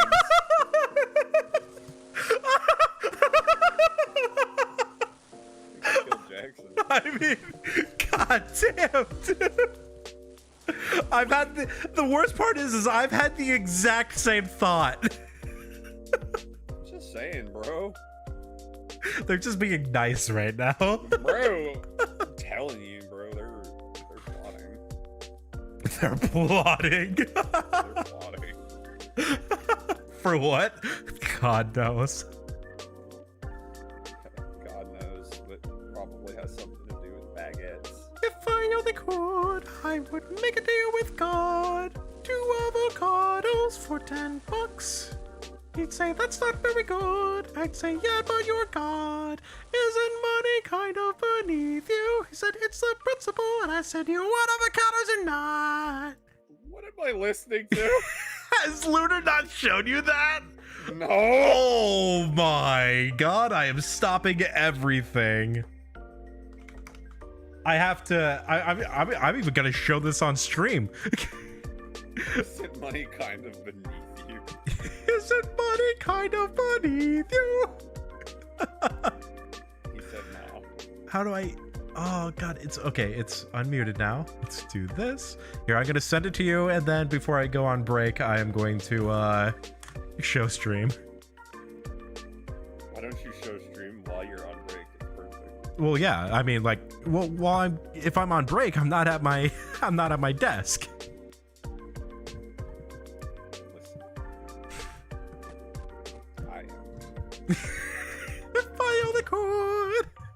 Give me control of your stream. Oh god, I'm terrified of what would happen. Give me the keys. You will not have my stream key. You know what? If you can figure out how to make YouTube streaming work, I'll give it to you. I'm kidding. I will say YouTube streaming did have a bit of a learning curve. Oh yeah, no, I'm sure. Also, apparently, if you are actually like seriously entertaining the idea of possibly doing a couple streams on YouTube, go to your upload video page and then click the go live button. There's a mandatory 24-hour waiting period that YouTube has to activate your live streaming account. Oh, really? Yeah.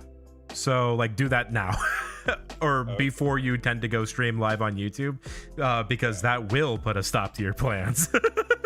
That actually, in fact, will put a stop to my plans. That is actually true. Yeah, I was a little surprised when I saw that. My plans? Are you? Yes. Alright, kill it. I love Dragon Ball Z Abridged. I've been wanting to rewatch it. I need to rewatch it tonight. It's one of my favorite just internet things. Well, for an internet thing, it actually manages to competently tell Dragon Ball story in a humorous way very well. I know, that's why it's one of my favorite internet things, because it's not just jokes. It's actually like true to the source material. Which is more than you could say about a lot of multi-million-dollar productions nowadays. You could also say that a lot about Yeah. It's like you can make fun of something while still being a fan of it. Yeah. And Dragon Ball Z Abridged very much shows that.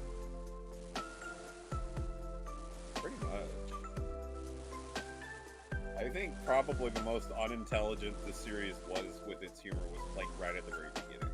Yeah, and that's just because they were new. They were still trying to find their stride. And seeing what stuck. Yeah. I think they actually hit their stride episode 20. I think that's when they started to figure out what they wanted the series to be. Maybe even a little earlier. Maybe like 16, 17. It was during Namek. What about 18? What about 18? Krillin would like to know your location. I would like to know Krillin's location. Are you kidding me? I love Krillin. He's genuinely one of my favorite Dragon Ball characters. Imagine being a Krillin fan in the year of our Lord Goku 2022. Imagine being a basic Goku fan. Imagine not being a fan of Broly. Okay. Now let's not get crazy. Imagine not being a fan of Vegeta, the best written character in the entire franchise. I do agree that Vegeta is the best written, but I do think Krillin is very severely overlooked. Because he is, in no unfamiliar terms, and stated by the show multiple times, the strongest human. I'm surprised Tien hasn't like tried to take that back. Yeah, that is kind of weird.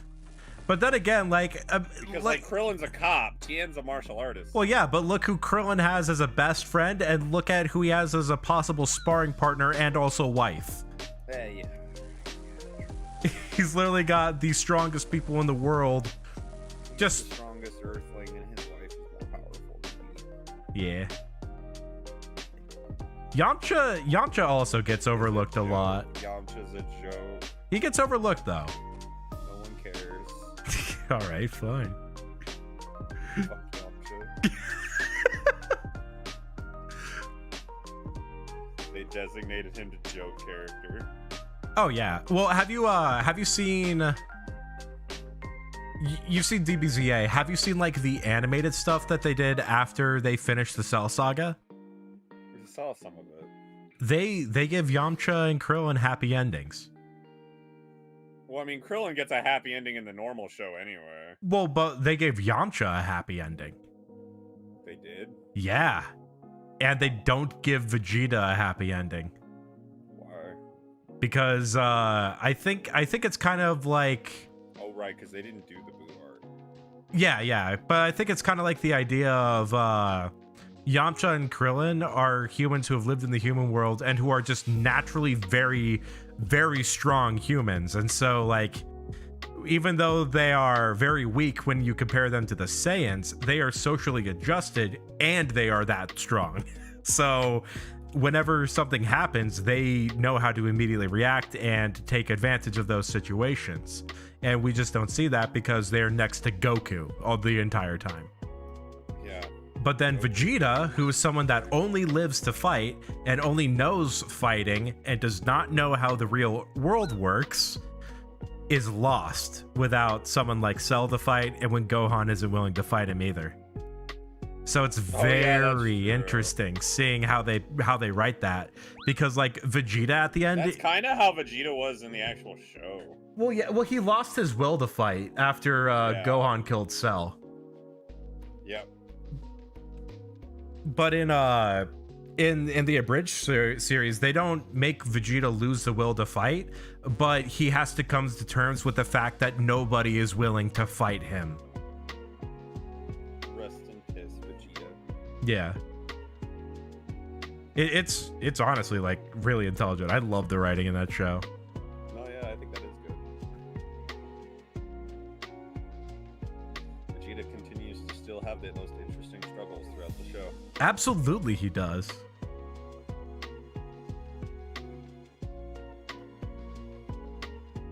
There's no doubt in my mind that Vegeta is the best written character in that show.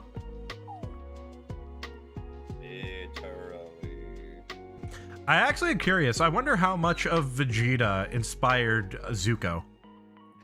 Probably a lot. It's a shame because I was interested to see how TFS was gonna make Vegeta's character arc come full circle in the Buu saga. Yeah, I think a lot of the big. Say what you will about the Buu saga, the final explosion is a big deal. Oh, it really is. Yeah, it's just unfortunate that they couldn't, like, Toei was just being a dick about the copyright shit. Because it's crazy, because they would, like, give TFS permission and then turn around and strike their channel. Yeah, it was weird. They were like, yeah, we'll give you permission, you just can't make money off of it. And they never did. They never made money off of the main show.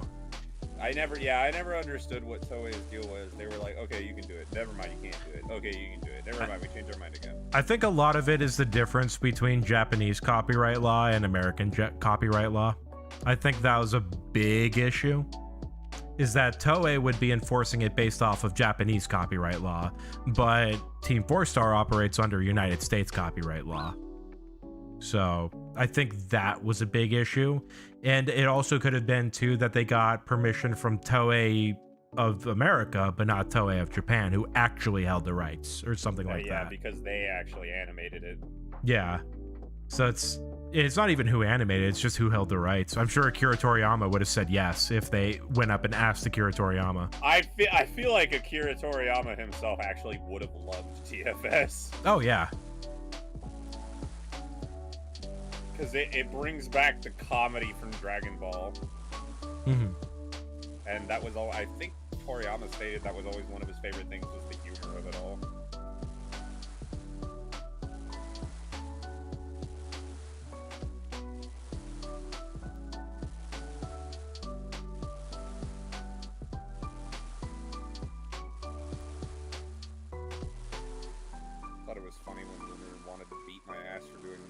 Impression. She was like, "Get out of here, you perverted old man." I don't know why you're trying to get rid of me, but it's your fault. It's your fault? What is it's your fault. What does that mean? You figure it out. It's your fault. That would be probably the most intimidating thing Master Roshi could actually say. Well, all right, if you want to get rid of me, fine, but just know it's your fault. But just know it's your fault. What do you mean? It's your fault, that's what I mean. You're gonna be held responsible. You will learn the consequences of your actions. One way or another. It'll all come down to get you. Time comes for all of us. Just Roshi gets like super like conscious of his impending mortality. He like starts sharing it with the world. Did you know you're gonna die someday? Master Roshi, I don't know if you should tell that to my son.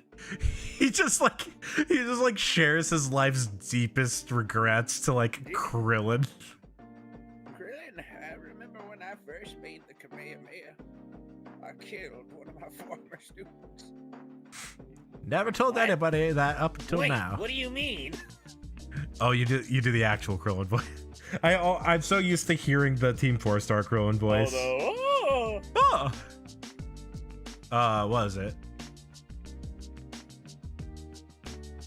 I used to be able to do a really good Cell impression. I don't know if I still can. I love doing so.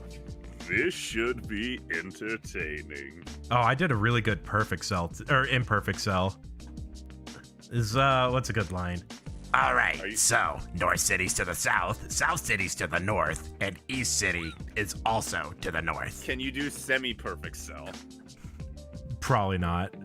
You kind of have to do this thing where you like push your lips forward. Yeah.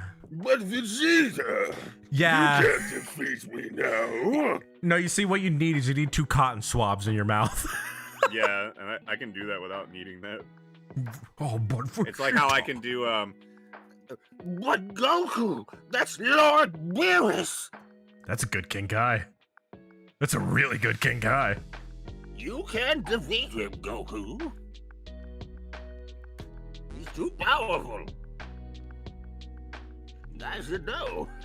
I gotta say though, the Japanese voice actor for King Kai is so bad. Oh yeah. He like it literally just sounds like he's going, "No, Doku, don't do that. Don't fight him. No. Whatever you do, you'll kill us all. The earth is doomed. Don't fight Beerus." Like, it's literally what it sounds like. Like, just as uninterested as that. That's funny. I also find Goku's voice actor in Japanese is very grating. It's just the high-pitched voice. See, I like Goku's Japanese voice actor. I'm sure if I watched more, it would grow on me, but I on think first... it's probably just because it's been the same voice actor since Goku was a kid. Yeah, and I've always... And, like, I've grown up, too, with Sean Schemmel being Goku my entire life. Yeah, same. So it's hard not to hear Sean Schemmel as Goku. Hey, it's me, Goku! You remember that one, Jackson? Yep. You should bring it up to Max. Next time Max joins the call, just, hey Max. Hey, it's me, Goku! I actually haven't talked to Max in a while. I haven't seen Max in a minute. Is he alive? Yeah, he is. He's doing that Nuzlocke series. He like started doing that and then just disappeared off the face of the earth. Oh, he's still doing it. He's on he just Oh, I know, I see him live all the time, but we just never hear from him. I worry about Well, he also started school too. So Oh yeah, that's right. he does have to get that Gosh, we love education. school. Yeah. Yeah, I would not be able to. All right, I am at 11 health. I am going to sit the rest of this match out. Wow. Pussy. Yep. You can't get me with that. I already know. What? You see, the thing is that I'm immune to that talk. Oh, I don't Because I will just say, yeah, I'll agree. That's what I do. Every time someone says, you, whatever, I'm like, yeah. Yeah. Yeah, you're right. Fucking Lunar calls me names all the time. I'm like, yeah. Yeah. I still can't get over the Jackson. Yes or no? Are you in an abusive relationship? What did you say? I said Jackson. No, I was still laughing at the Jackson. Yes or no? Are you in an abusive relationship? Oh my god. Without stating whether it was your real relationship or your relationship with RuneScape. No, not even without stating. It's refusing to elaborate on that. Yeah, You didn't just leave that out. I asked, and I you implicitly deliberately left said it no. out. You were like, wait, what's the context? No. Yeah, exactly. What's the context? Nah. What do you mean, no? No. What am I? Cat sure loves to be stroked. What's the context? A big shot. 16 minutes. Ah. Okay. All right. Time to open these crates. Nope. Nope. Nope. Actually, quorums are nice.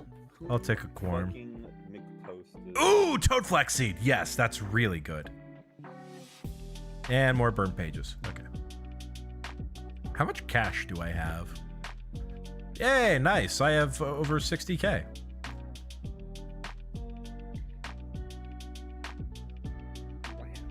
Wow.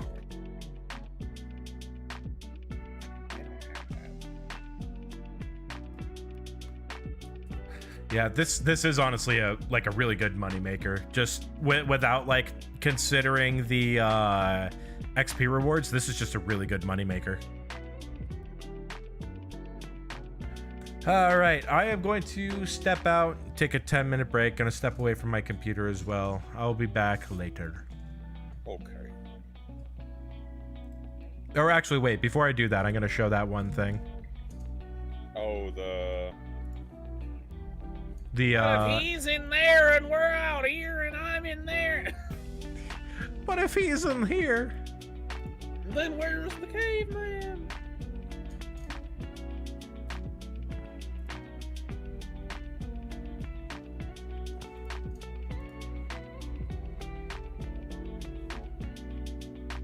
Oh, that's right. I have to hide this. Wait, that didn't do it? What?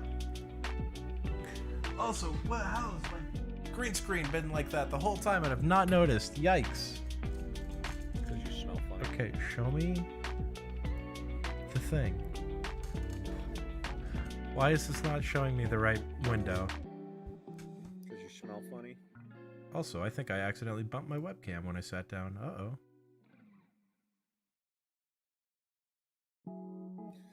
Wow, look at this pro streamer over here. I know, right?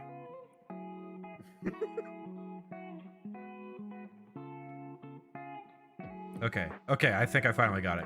Yes! Okay. Shut up, music. Okay. Is opera on? It is not. All right. This is what I was referencing earlier, chat. Have fun. Could I make a deal with God? 2 avocados for $10. He'd say that's not very good. I'd say yeah, but you're God. Isn't money kind of beneath you? He'd say it's the principle. And I'd say do you want avocados or not? I love that video. That's one of my favorite. It's one of my favorite videos right now. All right, I will be right back for realsies. Do you want avocados or not?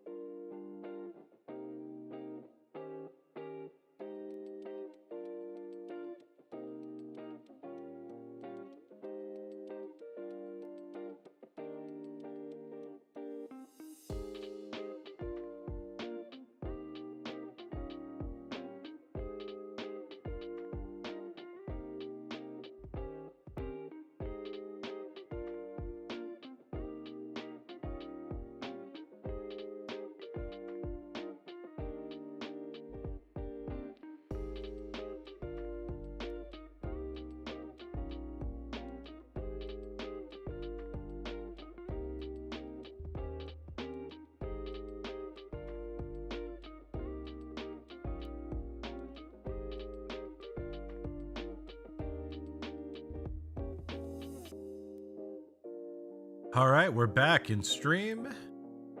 I'm back in voice call. Hello. It is time.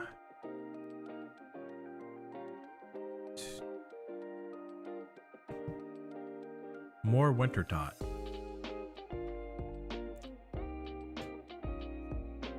Yeah, that break was needed. I was definitely fading. Yeah, fair enough. I finally got an expression finished. Nice, nice. Yeah, they take a minute to draw. I think I'm gonna wait until I have like a default set before I add the rest of them in. Yeah, fair. Very, very fair.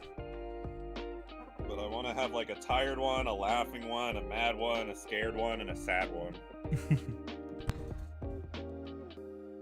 Ah, yes, the human emotions.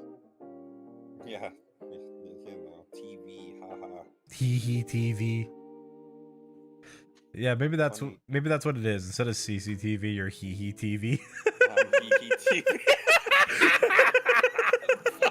Shut the fuck up! That's brilliant. That's the brand my head is. Hee hee TV. Hee hee TV.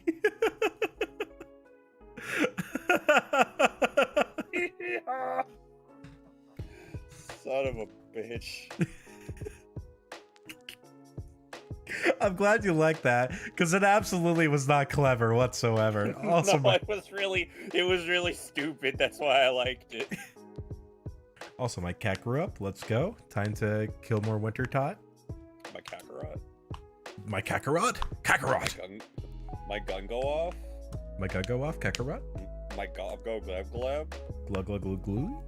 My schwibble dabble dibble dabble give a glub schwab. Baba booey.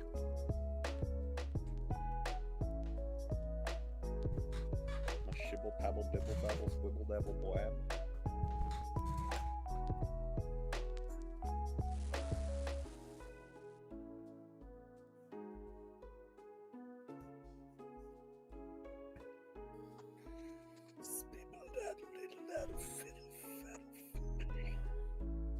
Sound like you're about to do the scat man there for a second. I'm the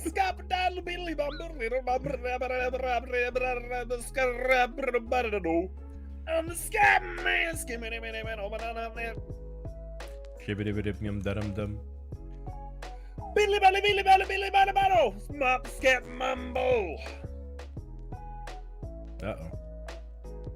Beep it up, beep it up, beep it up, beat it out of my.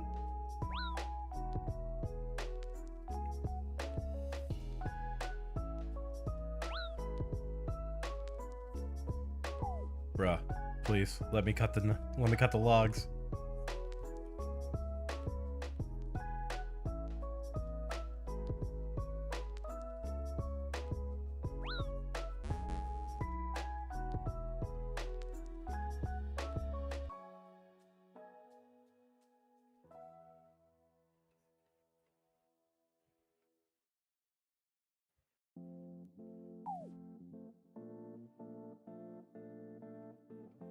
I think once I hit level 70 fire making.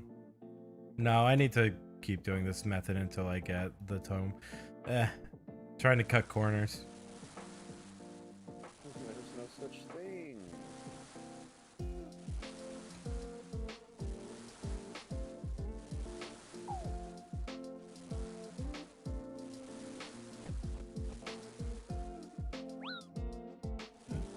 You silly boy, don't you remember what game you're playing? Fair enough. You're playing the mysterious sea shanty 2 for Nintendo DS. Yeah? The mysterious sea shanty too. What makes it mysterious? The fact that it doesn't exist. Oh my god, I'm scared. You're in a creepypasta now. I'm shook. I used to be a big fan of RuneScape, and then it happened. Sea I found a shanty. strange disc at my neighbor's grandfather's garage sale titled RuneScape.exe. I played it. It was a which decent I game. thought was weird because RuneScape was never on a disc. Yeah, you're right. In fact, I don't even think RuneScape has an exe file to speak of, so I was like, but I bought it from the old man. And anyway, my name is Jackson. I'm 13 years old. Bold of you to assume I was 13 when I started playing this game. My name is Jackson. I'm 24 years old. Bold of you to assume I was 24. My name is Jackson. I'm 30 years old. I think when I first played this game, I was like 8 or 9. My name is Jackson. I'm 6 years old. And this is my story. I played a bunch of Wind Waker when I was a kid. It's crazy how my taste in games has not changed in 20 years.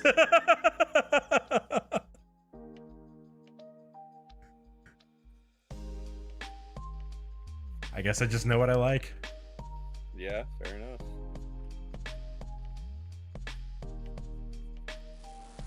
Let's see, I'm working on the laughing one next.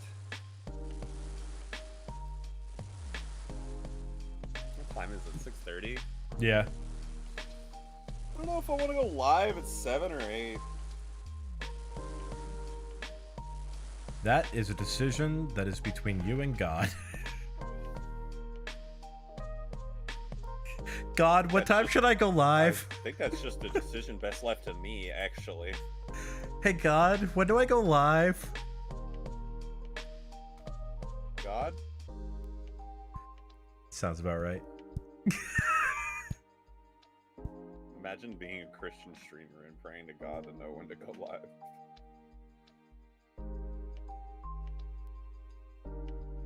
It's like that episode of SpongeBob. Good morning, world, and all who inhabit it. World? I haven't seen nearly as much SpongeBob. I've watched too much SpongeBob. like there are a couple SpongeBob references that I know every now and then. That one went completely over my head. I know, like, every fucking SpongeBob reference, dude. It's kinda scary. Yeah, no, you got literal crickets from me on that one. I bet you weren't there when SpongeBob played the clarinet from a piece of paper. You're correct. You never watched season 1? For shame. So as a kid, I didn't really like SpongeBob that much. I'm not sure why, but I never really wanted to watch it whenever it was on. Well, I think you're dumb. Yeah, I think so too. Believe me, there are a lot of times where I look at myself and I look at my kid like mindset on things. I'm like, what the fuck? What is this kid? Why is he doing this? It's like actually a little brain dead.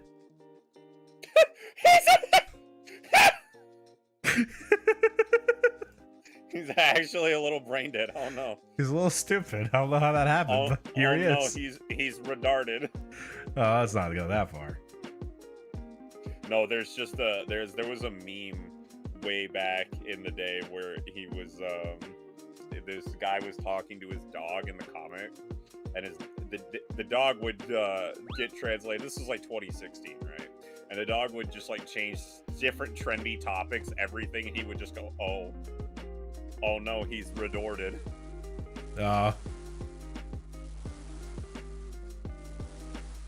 Gotcha.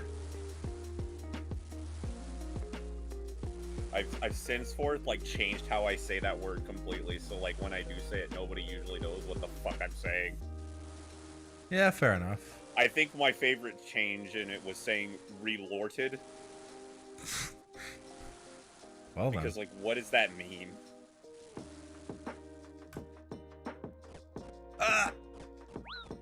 Why do I keep taking damage every time I heal? God damn it. Because you're shy. It's like every single time I heal, the game's like, no. You are not playing the spy.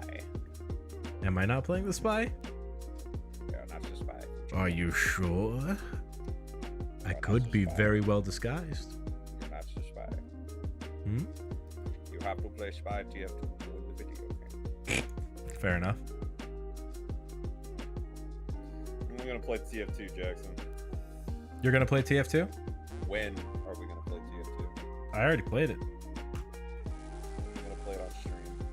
I don't know. Shooters aren't really my thing. Got man versus machine. That doesn't change what I said. But it's not against other people. It's with friends. I mean, I didn't say PvP wasn't my thing. I said shooters weren't my thing. Well, you know what? Maybe if you want to be difficult about it, I will say the only shooter that I've played and actually like consistently really enjoy is Halo. That is the only exception to the rule. Halo's really good. Halo's fantastic. At least Halo 1 through 3 were. And Reach. Wasn't a big fan of 4. Didn't play 5. Infinite started strong.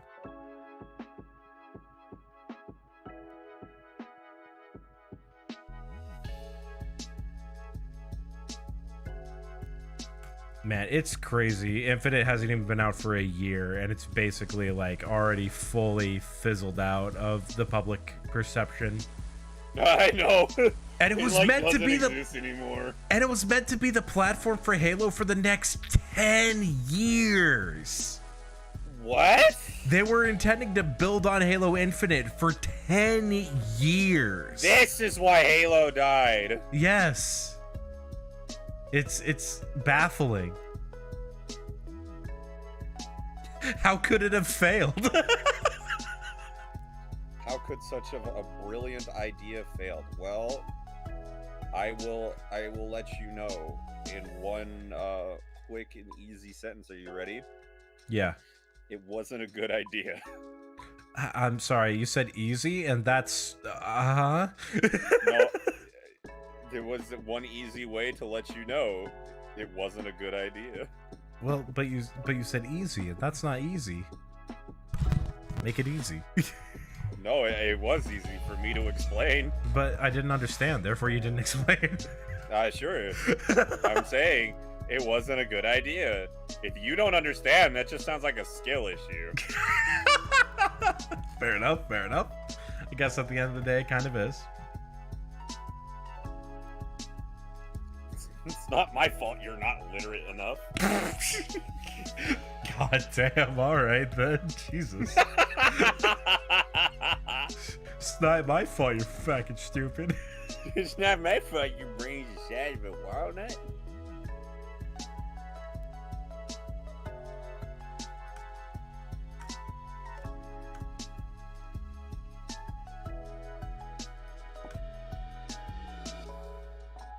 I don't know why I picked up this purple dye, but I have it.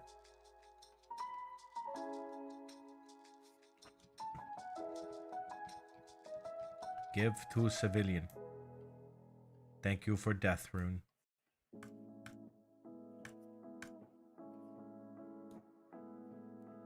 I promise the death runes will not be used for a nefarious purpose, just like that cat will not be used for a nefarious purpose.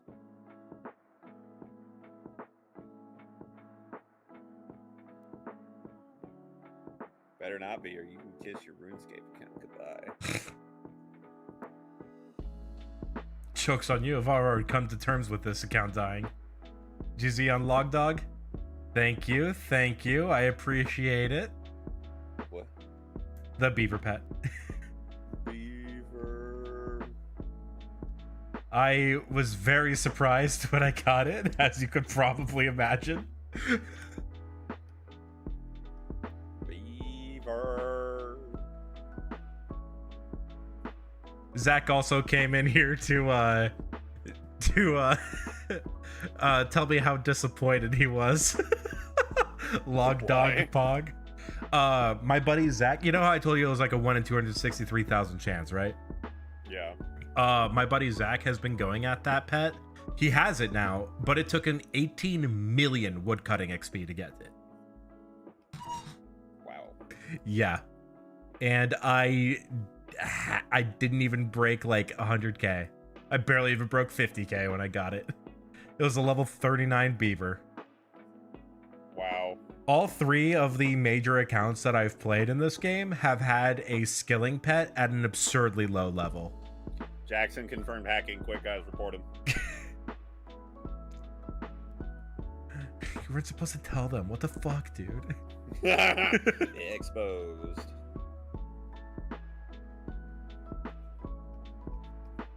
Because yeah, I got the heron pet on my main. That heron pet still is the most rare pet that I have. It's a 1 in 500,000 drop from where I got it. Then I got the giant squirrel on my iron, which is the agility pet, and I got that super early. What pet does my main iron have? It has the giant squirrel.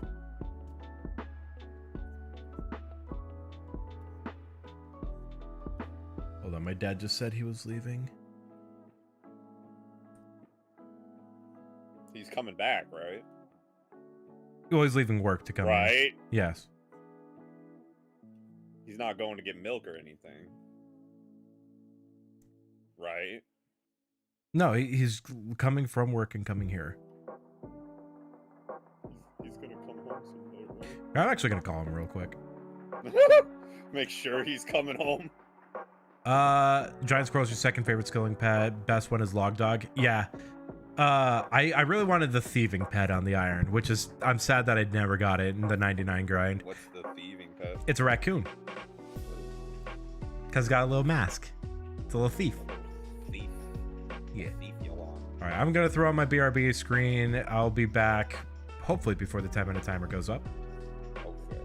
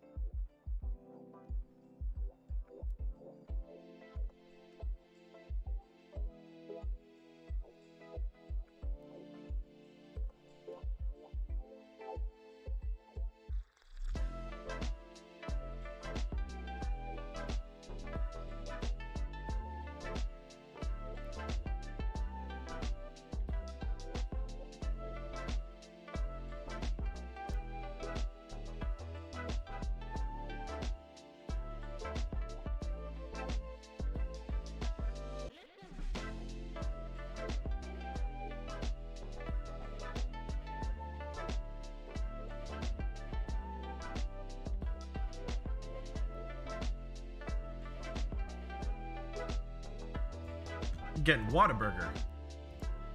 And get Whataburger. Whataburger's gonna be good. Whataburger. Whataburger. A Whataburger. Also, while I was walking back to Wintertot, I got a random event, got a Sapphire. A Whataburger. Nice.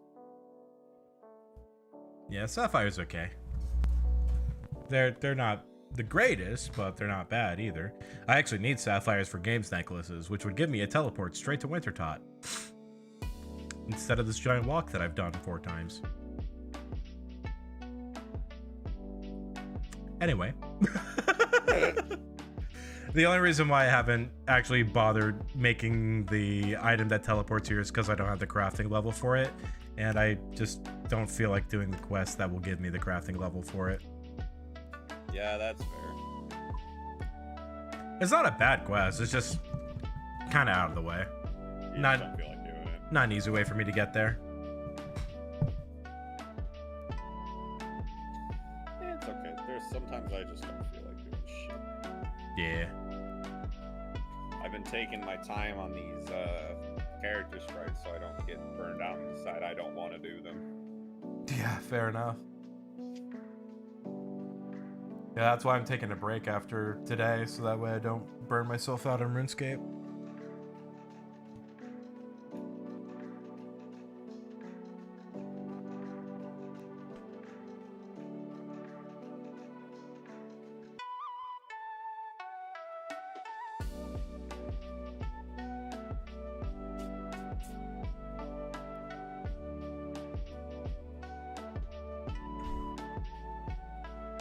I almost have 24 hours of playtime on the hardcore.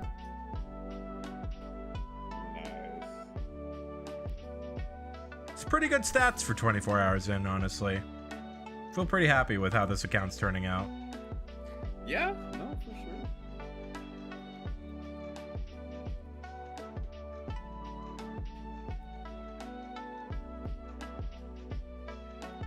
Ugh, so many quests.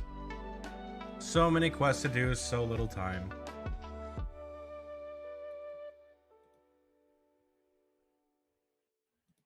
I just realized on my group Iron Man, I even got the Phoenix pet from this place too. I've literally gotten a skilling pet on almost every single one of my accounts. That's a little insane. That is actually kind of nuts.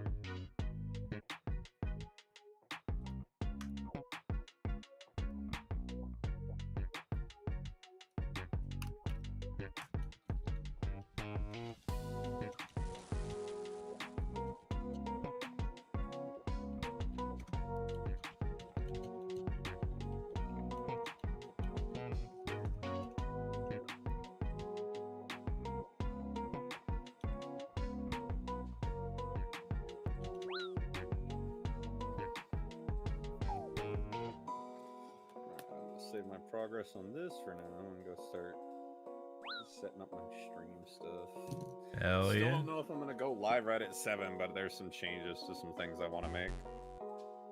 Okay.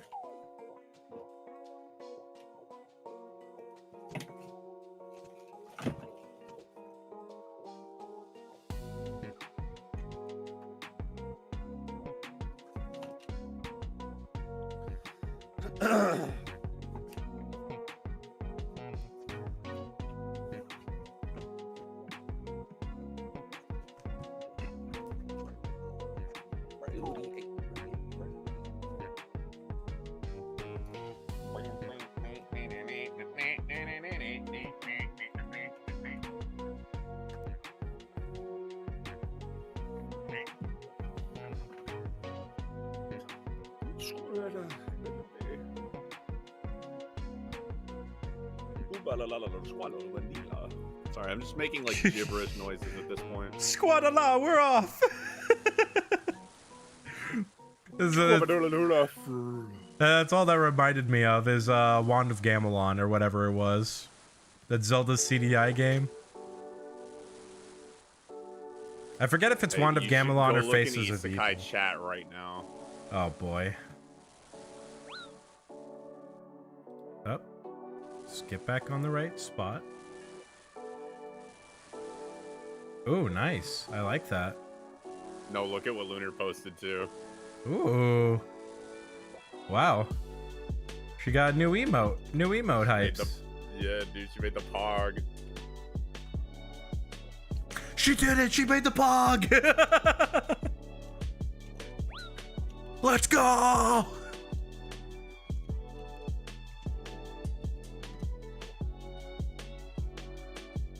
See, how many kills do I have in Winter Tot? This will be kill 40.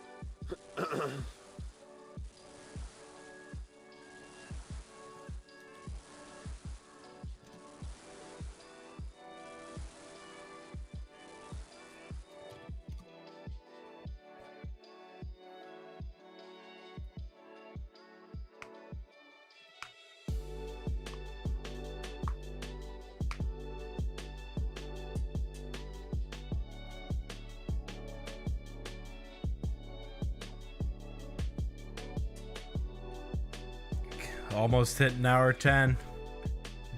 Let's go gaming. It has been a long time since I've done a stream this long. Really? Oh yeah, big time. The last time I'd done a 12-hour stream was when I tried to learn Breath of the Wild Great Plateau in one day. In like 2019. Before all the like really easy, not easy, but like all the better to learn tech came out, because it used to be like bullet time bounces where you'd have to jump, do a sealed surf, go into bullet time right before you hit a back of a bokoblin, and it would launch you across the map. God. But like it sounds cool. It's a really cool trick to do. But man, was it a precise trick. It took a lot of setup and a lot of precision to do right. And if you messed up any part of it, it wouldn't work. Ugh. Yeah. But meanwhile, Well, that's kind of a pain in the ass. Yeah, but meanwhile, the new trick, the BLSS that ultimately replaced the bullet time bounce, is significantly easier to do and is actually kind of fun. And you can do it very, very easily, casually as well. Nice. Because all it requires is a bomb. It requires a bomb, a bow, and a shield. Yeah, that makes sense.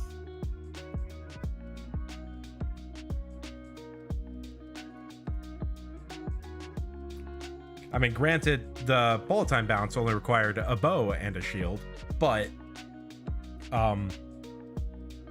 difficulty of the trick made it not viable. Or not viable, just very hard to learn. It's just a hard trick. It was absolutely viable because people were doing runs with it.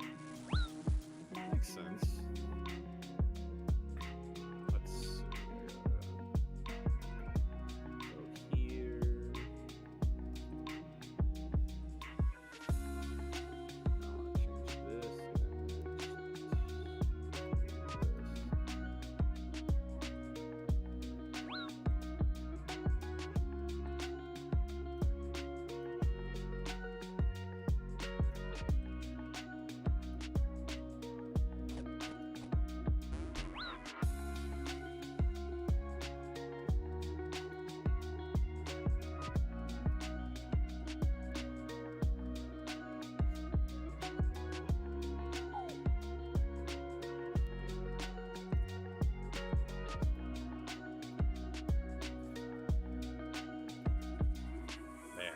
Changing all of my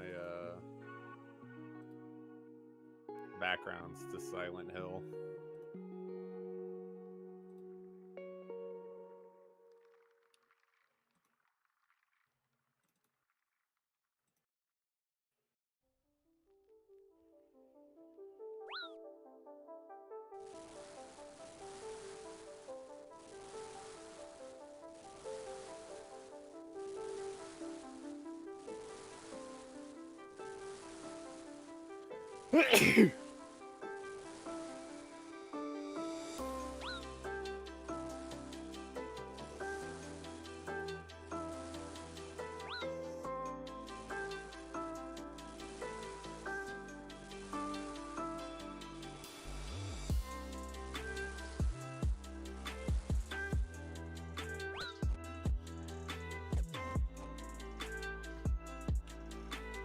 Oh boy. Once we hit that final 2 hours, man, the amount of time I have been streaming is definitely starting to wear on me. Art thou feeling it now, Monsieur Crab? I am feeling it. But I gotta make it. Just 2 more hours. Just 2 more hours of Winter Tot. He said 2 more hours of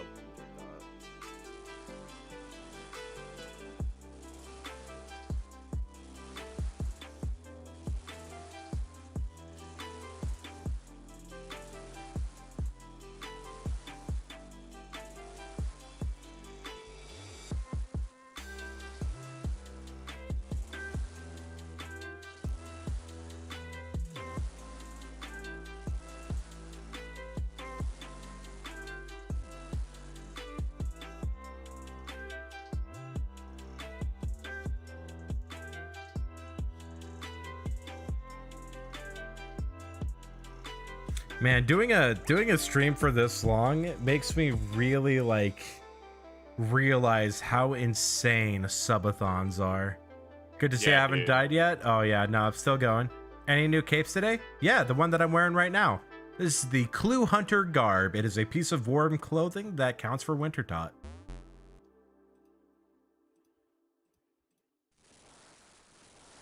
It's just a little cape with a wolf on it.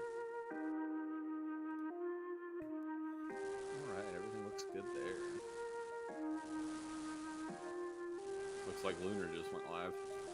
Oh yeah? There you go.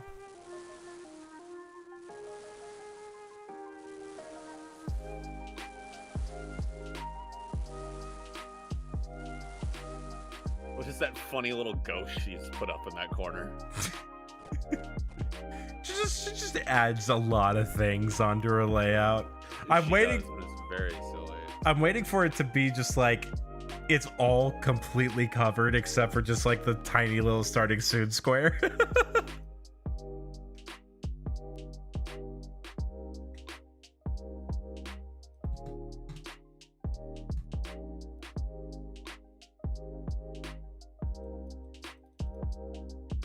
I'm almost hitting 70 fire making. I'll get it next kill.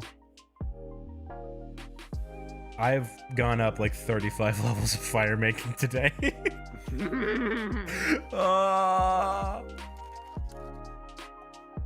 Part of me is happy that I started off with very chill wood cutting, fire making, 0 risk, but man, I really have just been doing nothing but fire making all day. I did like 2 quests.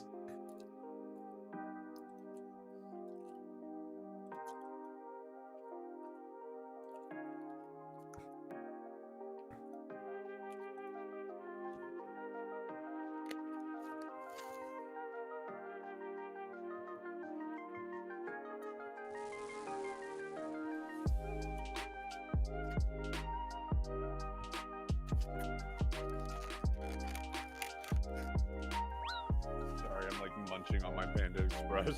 Oh, you're fine.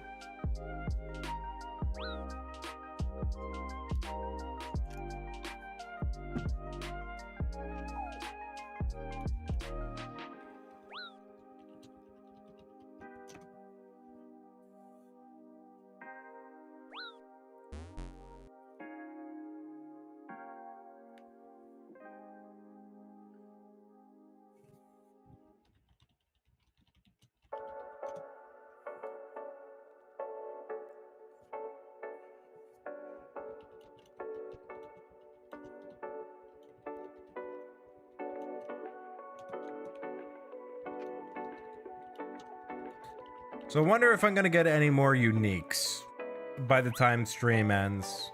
Because I still only have 1 piece of the Pyromancer garb. So I have gloves, the hood, the pants left. I think there are boots as well.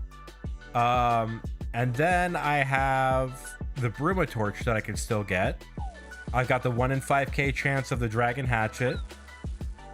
And I also have the 1 in 5k chance for the phoenix pet and the 1 in 1k chance for the tome of fire. Tome would be best, because if I get a tome of fire, then I can just go mode it to the end and I don't need to worry about fletching at all.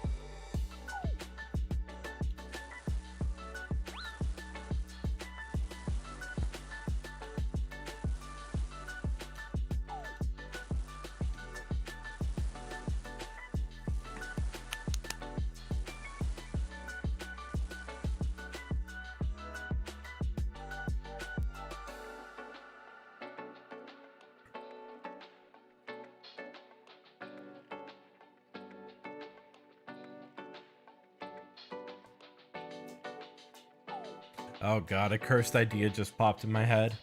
A RuneScape randomizer. Oh god.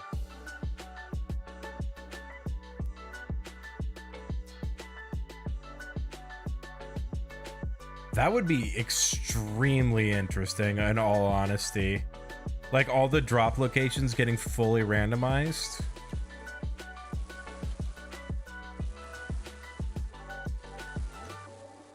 That would be painful as shit. You would have to have complete knowledge. Because, I mean, I don't even play this game without complete knowledge. I look up everything and look up drop chances, drop tables, all sorts of stuff. So it would definitely be something where it basically have to put out its own wiki as well. But it would be interesting to see how that would go.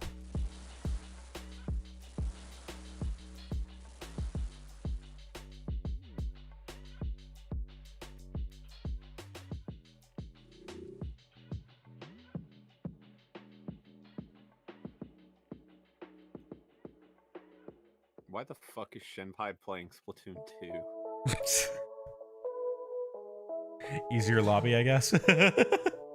Oh no, she's doing the story mode. Okay. I was like, she has to be doing the story mode, right?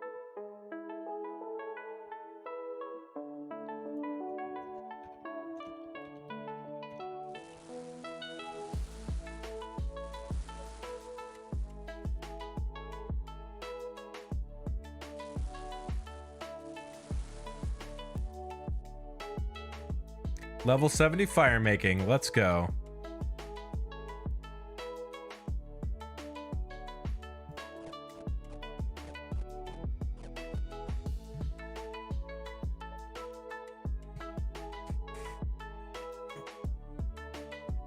Only 12 more levels until I only take 1 damage from the cold.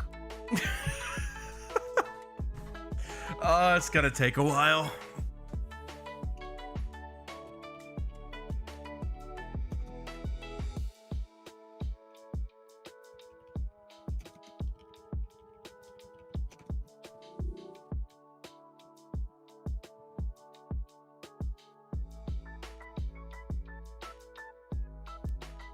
Oh, I'm about to get gamer logged in an hour. Okay. Get fucking gamer log, nerd. Yeah, so there's a, I think it's an anti-botting protection in this game where at 4 hours it gives you a warning saying, hey, you've been online for a while.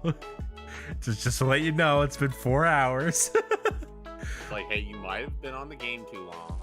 And then at 6 hours it logs you out no matter what. Really? Yes. Now granted, you could just log back in and reset the timer. But yeah, every 6 hours you get what the community dubs a gamer log because you're being too much of a gamer. That's funny. You got gamer log, bitch. Yeah, it's super easy to avoid too. All you gotta do is just hop worlds or log out, log back in. It's really only activities like the one that I'm doing right now that give you that put you in any danger of getting gamer log, just because they are all one world and take an extremely long time. Mm-hmm.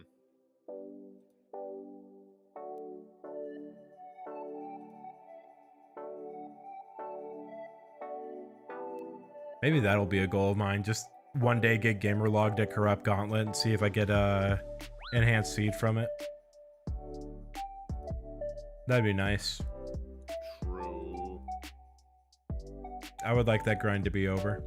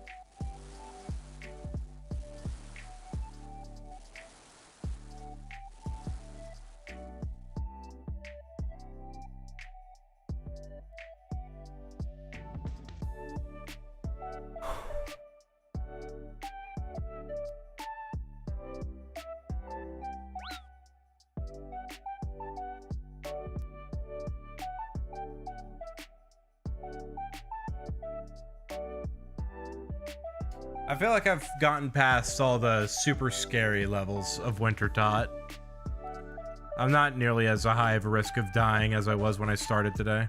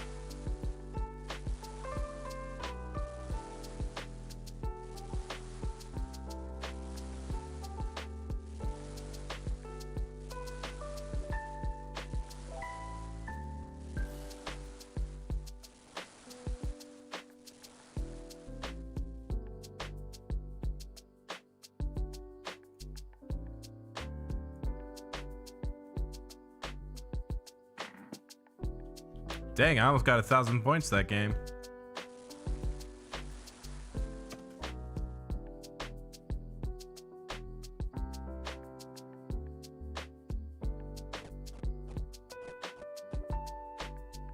Whew. Oh boy, we're in hour 10. Jeez. 2 more hours.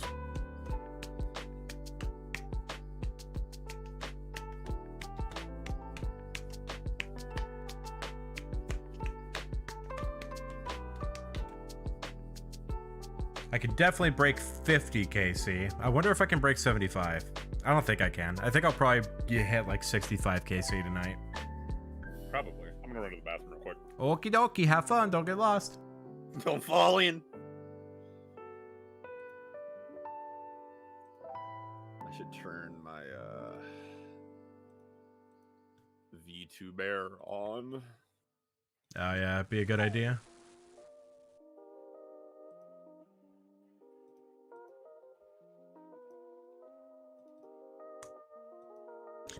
So what's on the roadmap for us here? What is next after this cape? Because I haven't really thought about what I'm even going to be doing after I get this cape. I guess it'd just be a beginner clue grind. That'd really be the big thing I'd have to do. Because Because that's the entire reason why I stopped the beginner clue grind, is because I didn't want to gain too many hit points experience, or too many hit points levels for this. Because the lower your HP, the lower damage Winter Todd does to you. So, yeah, after I hit 99 fire making, I think I'm gonna head back to Lumbridge and just grind out beginner clues until I get the Jester Cape and the Shoulder Parrot.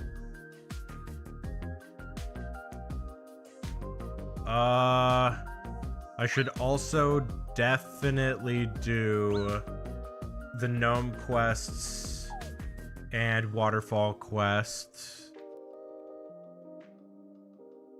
Should also do Holy Grail, make myself no longer appear, get some defense levels. Should also probably start the farming skill and get Hosidius favor. There's a lot. Oh, thank you. I appreciate it.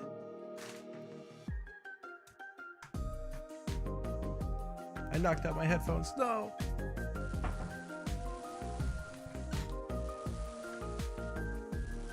There we go.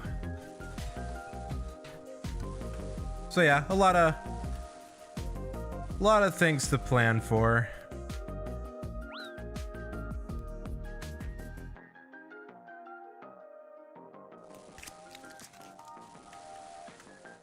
Oh no! I could not get out in time, so I just panic ate. There we go. We're fine. We're fine.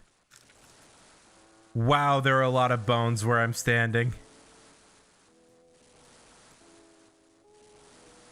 Okay, let's get away from this thing before I die. Holy crap. No, I don't want to do that. I just had my first close call. I get bungled. It wasn't that close of a call, but it was, I had to spam click my food button in order for me to survive the hit.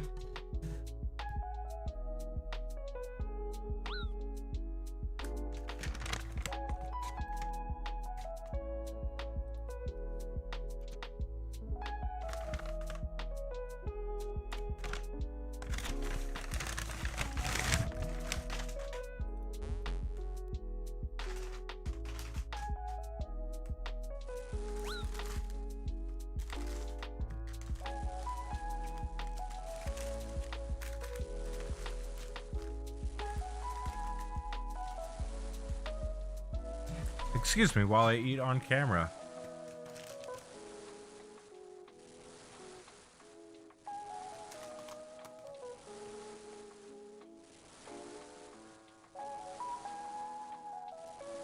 Yeah, I needed this food. Yeah, I bet.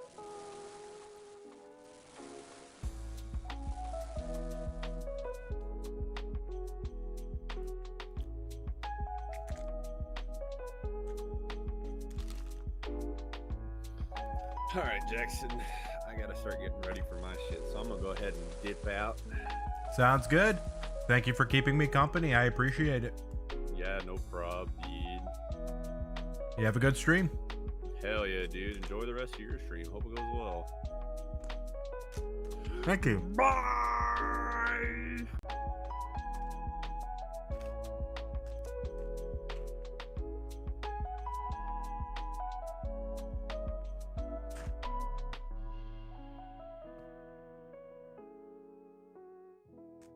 Frantically eating right now before the next round starts.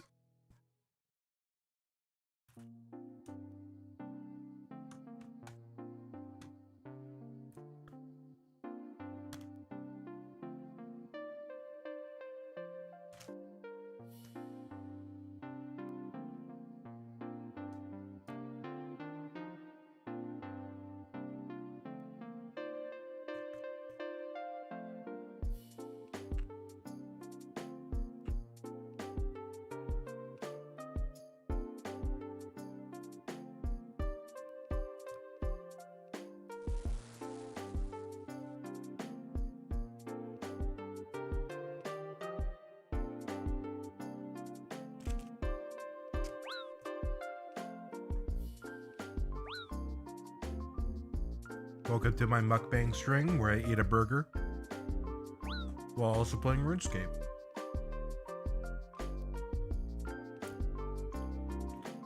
All jokes aside, I'm never doing a mukbang stream. Those are disturbing to me.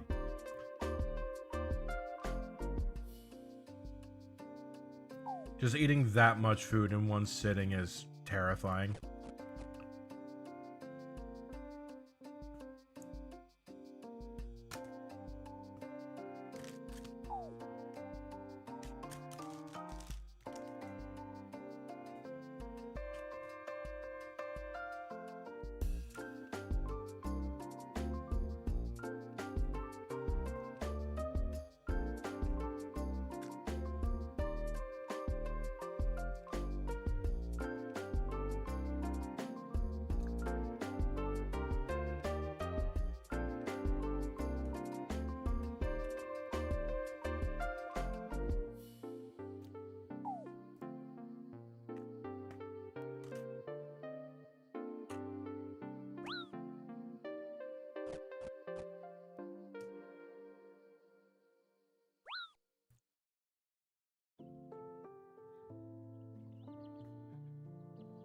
Okay.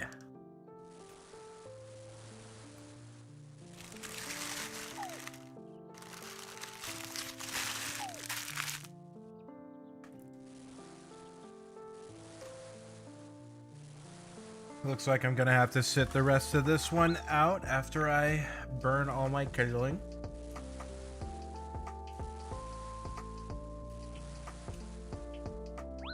Oh my god, I'm actually kind of scared now. Nope, we're backing out now. Yep, that's exactly why. Oh my god, I just started taking damage. Okay, well that's fine. We're not finishing that one, so let's just go ahead and bank now.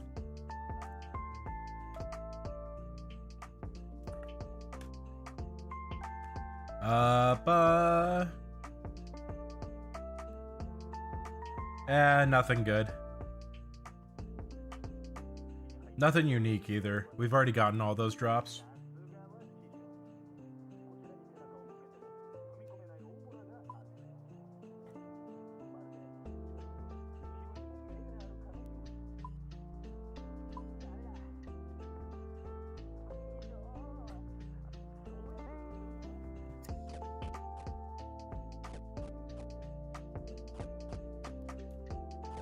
And there we go.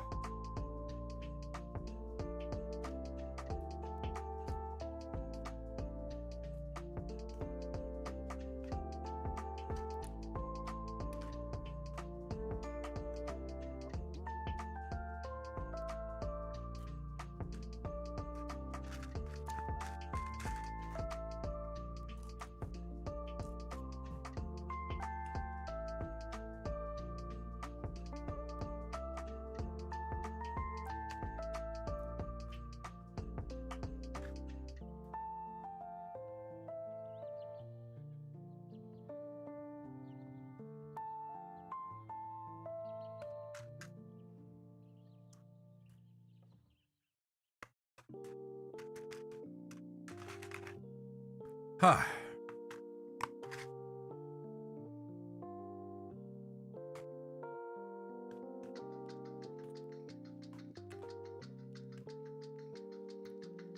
I forgot to use the ball of wool on it. I have time. I have a minute 20. That'll be quick.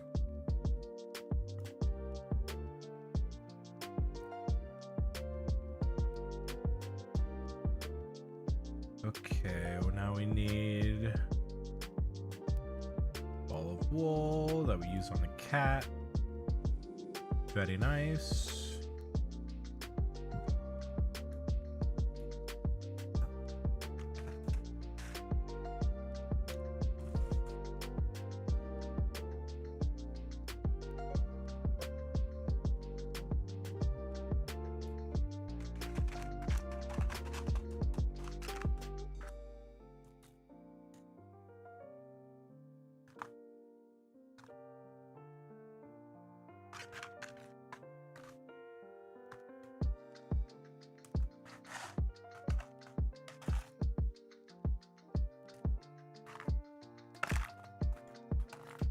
I'm losing my fries. Ah!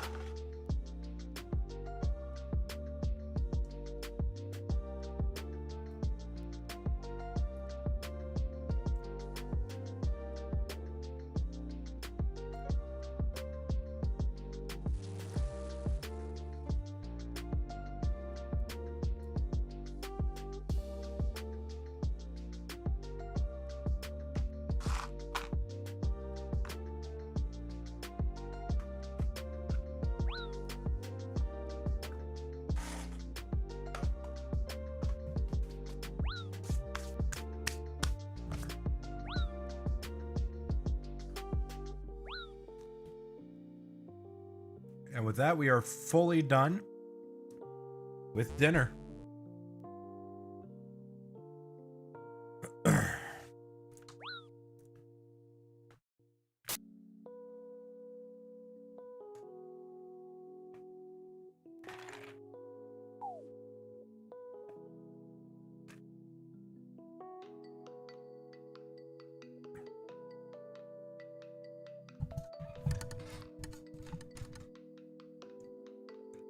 Thank you all for bearing with me as I scarf down my dinner. We should have enough energy for the last hour and a half.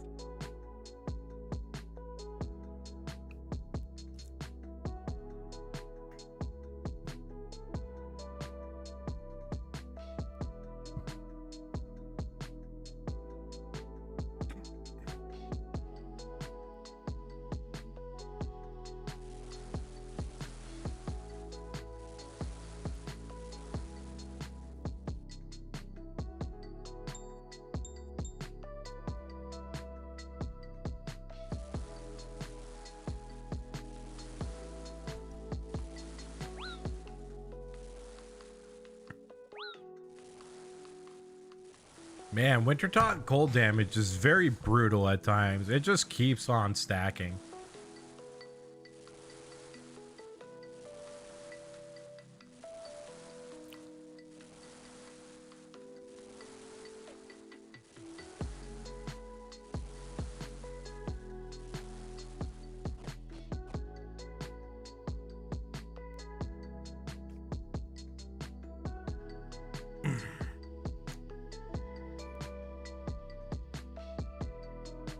I hope everybody has been having a very wonderful evening.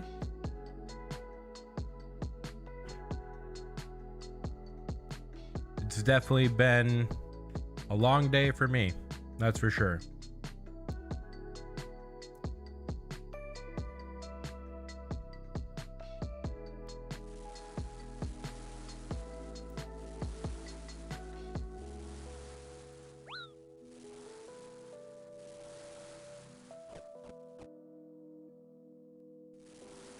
Okay, it did count. I was gonna say, it's like, is my character not gonna light the brazier? Apparently, the programming said yes, but the animation said no.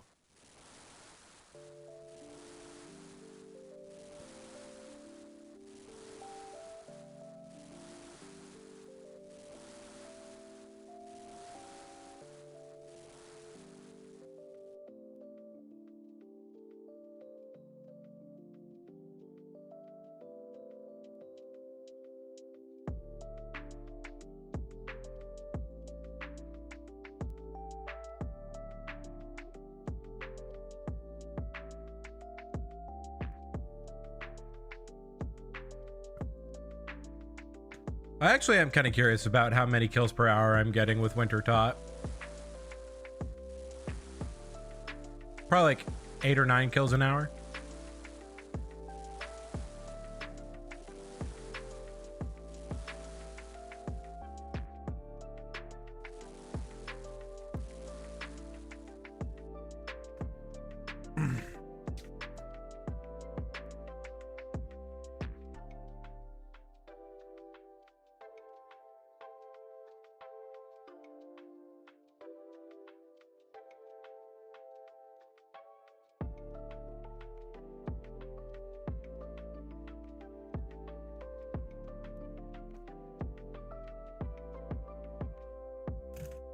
Uh-oh, what happened? Okay, we're good.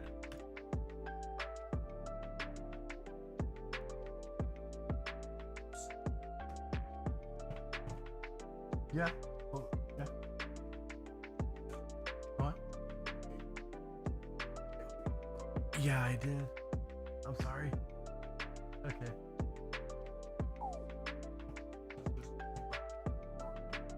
Oh, okay. I'm sorry. Oops.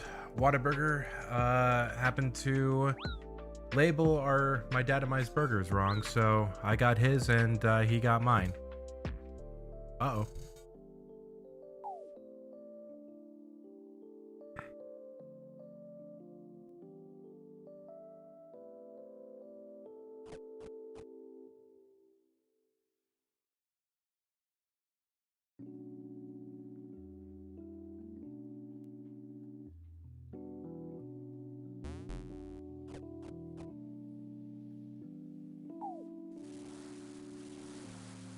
Whoops.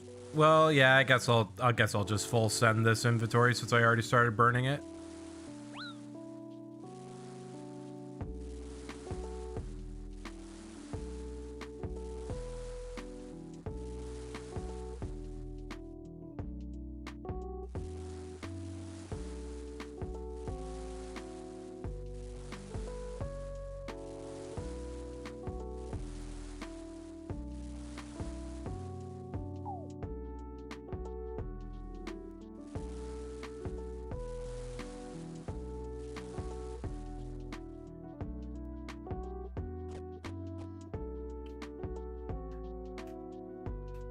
All right, now we fletch this inventory, and then we just chop the last.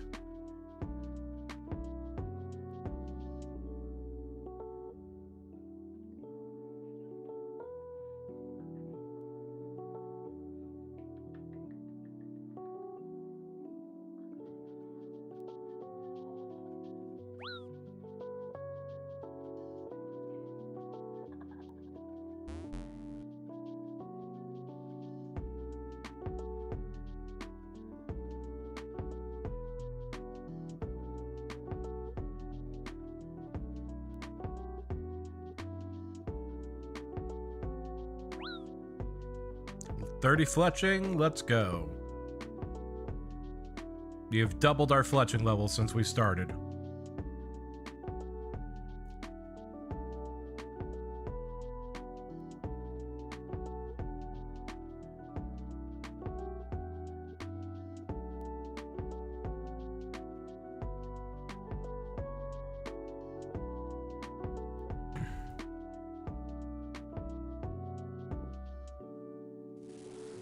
I'm surprised that counted. I thought I was way too late.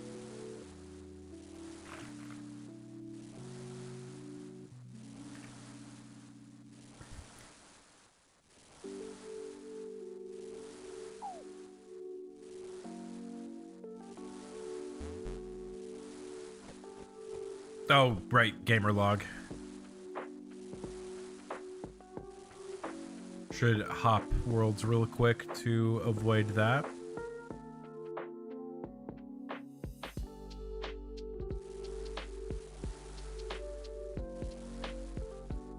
Ooh, I almost just ran right into that. That would have hurt.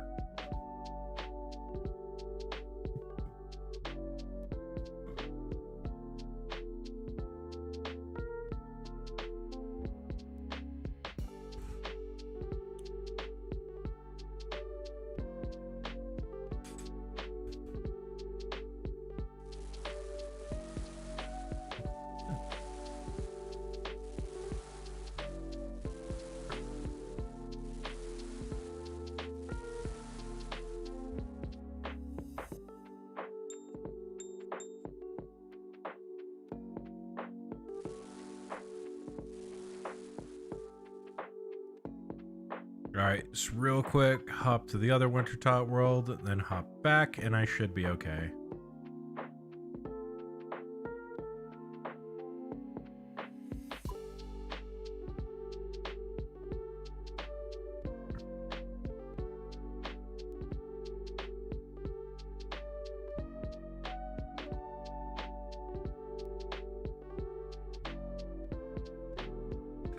Alright, we've reset the logout timer, and we should be good to just chill in this world until the end of stream.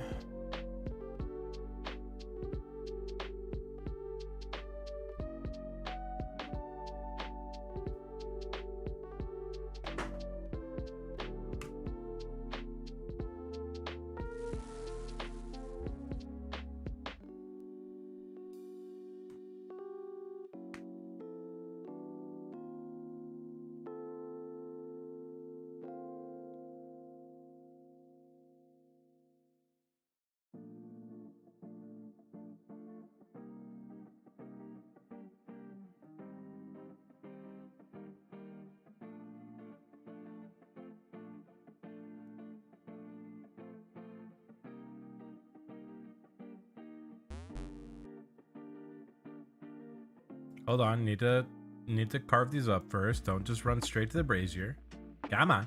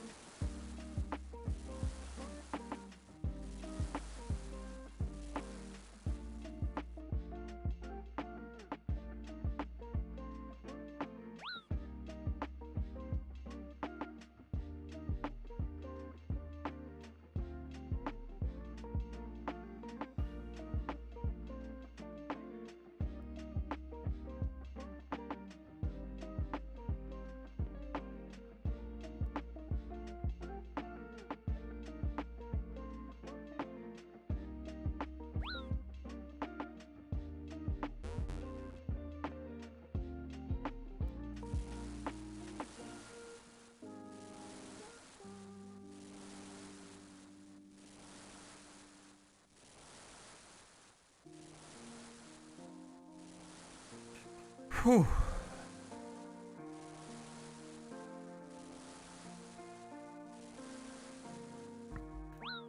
So I'm thinking to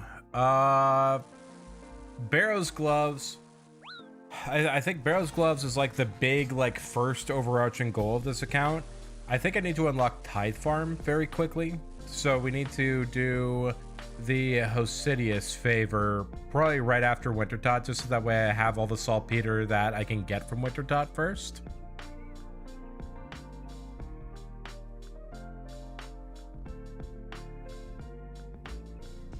I feel like I've actually unlocked the salts composts, so I think I could just dump that and be fine. Or not dump that, but I mean, like, get a bunch of it, because I'm getting the saltpeter right now and I can buy compost from a vendor, so I just need to combine those, and that's like a free 1% Hosidius favor, like 0.1 Hosidius favor per bucket. So as long as I get lucky with my saltpeter drops here, I shouldn't have to worry about plowing any more fields.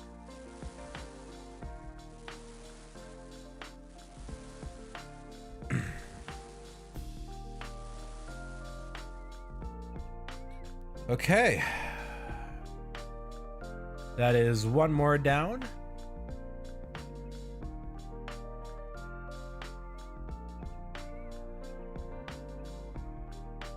Check Discord, see if anybody has messaged me.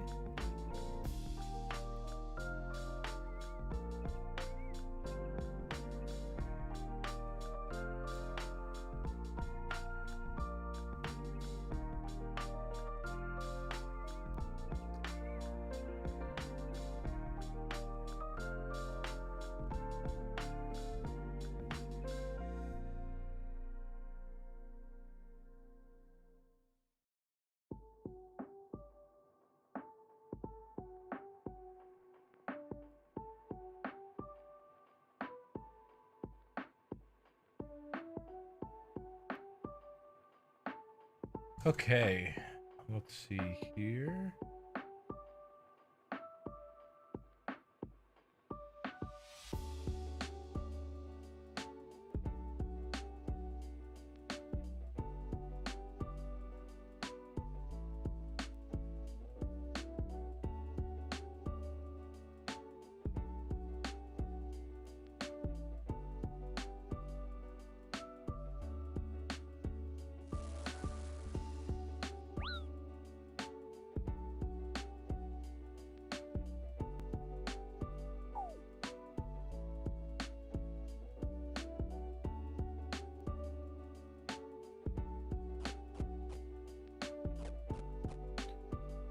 Okay.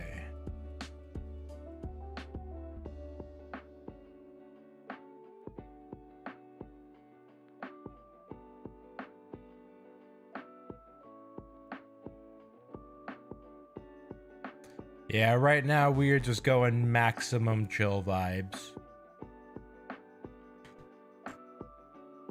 Not really a whole lot to do other than just sit back, relax, and fight the winter tot.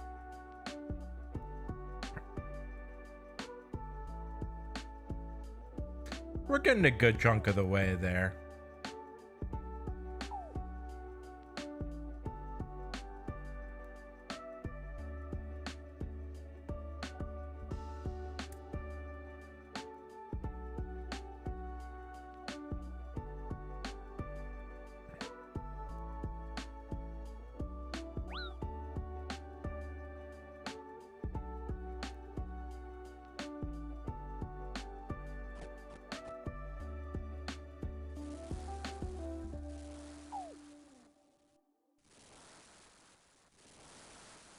Have I hit 1,000,000 XP yet? Not quite yet.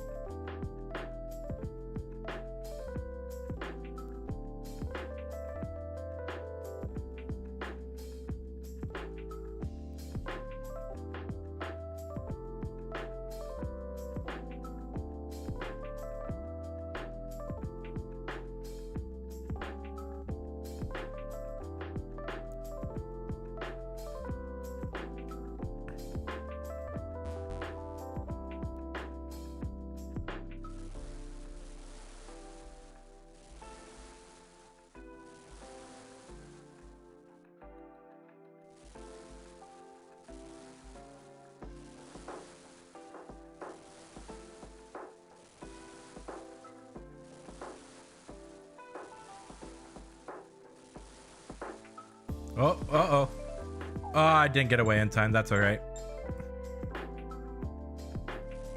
That didn't do that much damage.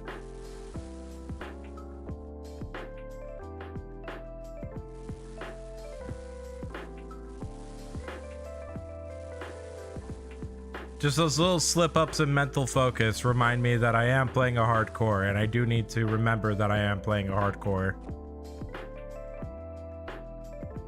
I'm just happy that I've been very good about keeping above that health threshold that I established.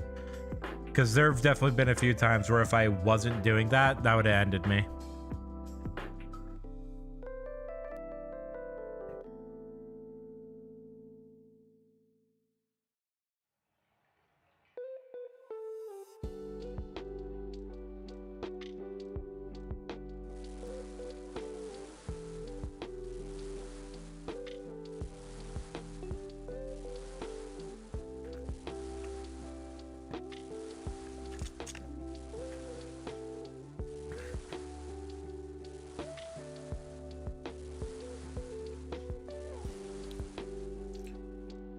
There we go.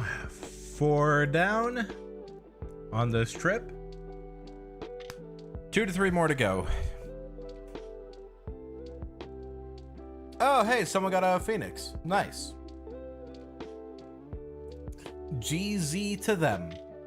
Congrats to them. I would like that to be us, but I really don't think it will be.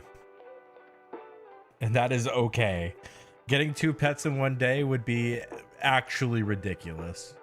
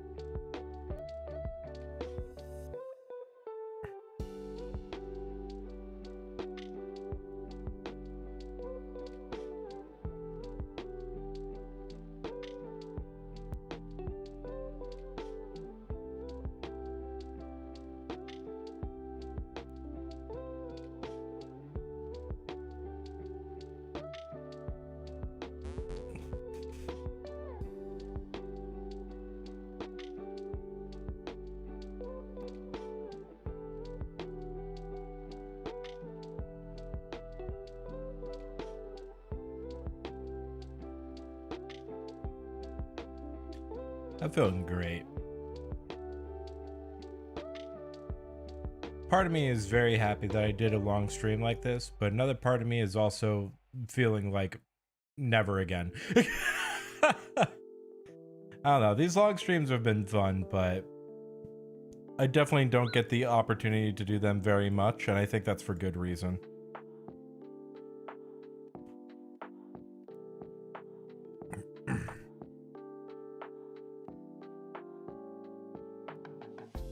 I mean, today me doing this was purely just opportunity struck.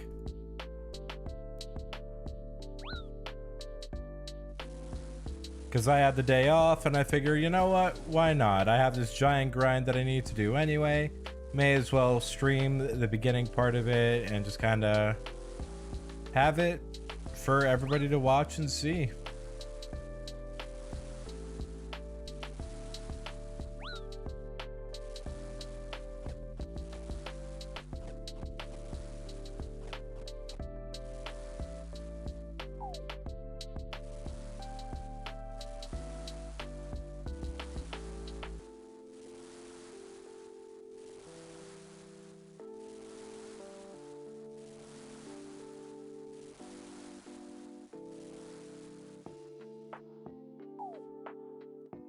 I also wish I could do longer streams, like doing more 5-6 hour streams, but I just oftentimes whenever I have the opportunity to go live, I have to be asleep within 5 hours. And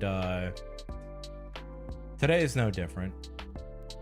But this also means that on days that I work, or on at least the days where I have work the next morning, it becomes extremely difficult for me to actually do the amount of hours that I want to put into this stream.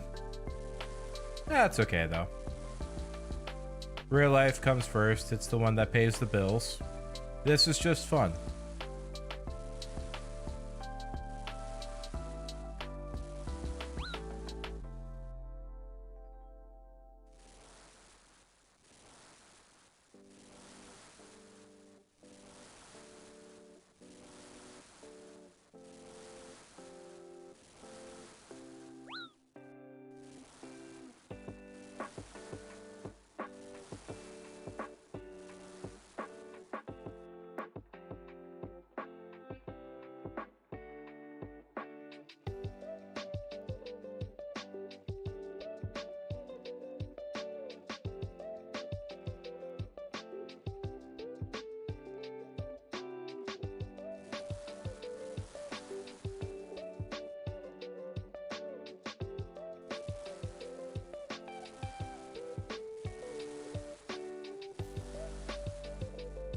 There we go.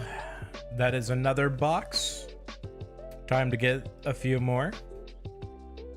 I might be able to get 8 boxes. That'd be crazy if I got an 8-kill trip.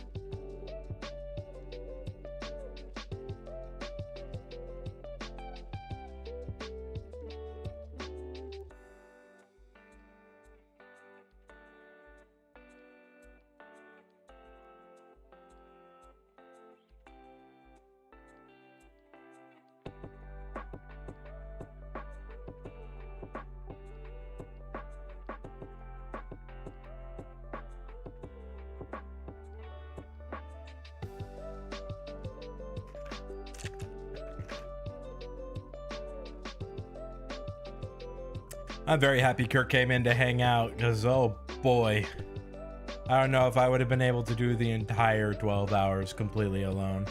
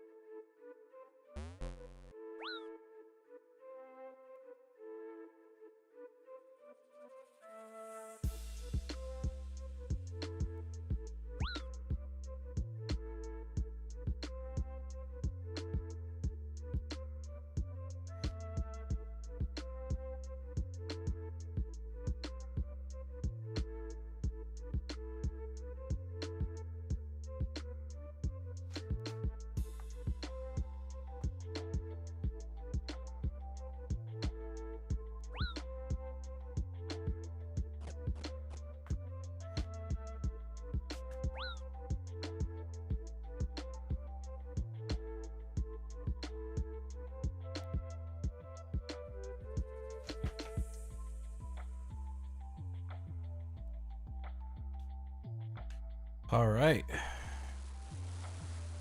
This will be KC number 50.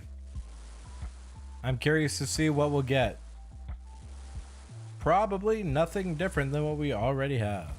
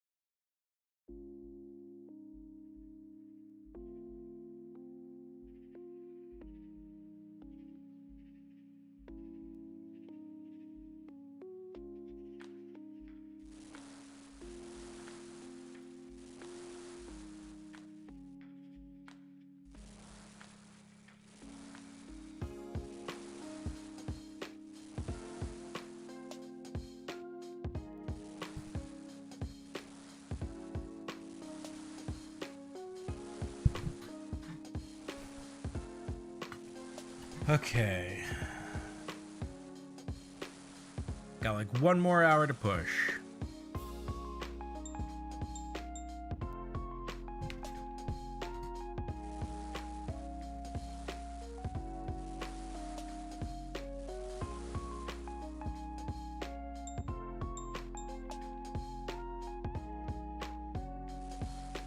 Golly, I'm getting a lot of points just by repairing and lighting the brazier over and over again.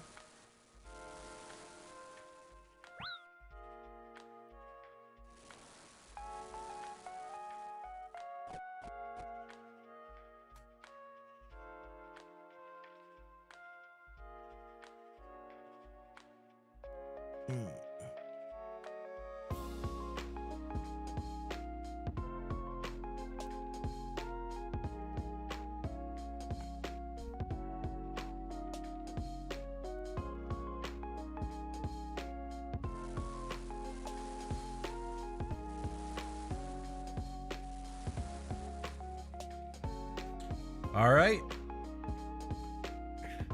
Got 2 cakes left, and then we could do what looks to be a 7-kill trip. I don't think I'm going to be able to squeeze an 8th kill. Not safely. Just to ensure. We're just going to go ahead and eat the cake. Oh, it's hungry. Okay. That is exciting, though. That is 50 Winter Talk KC in one sitting. That is a little bit under 10% of the grind done.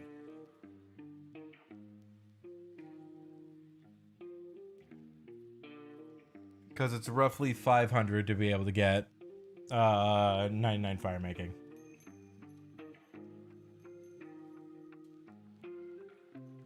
Okay.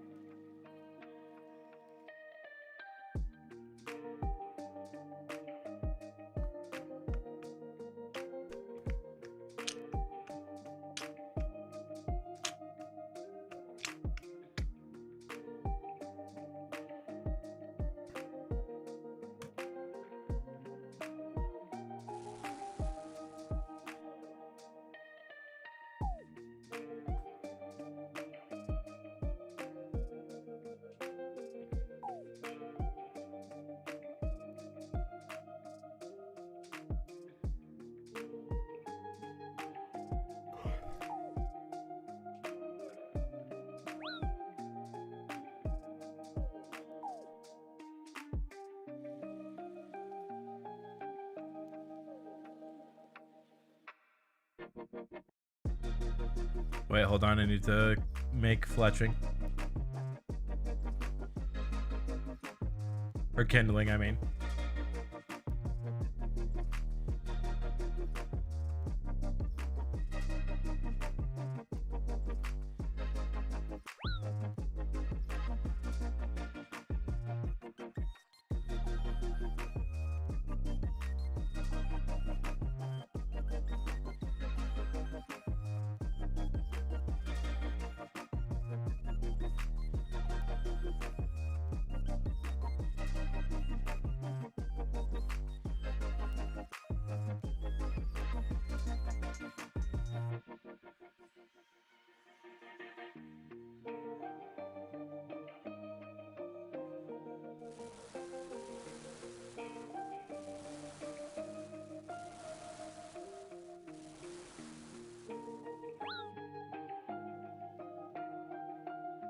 That almost got bad.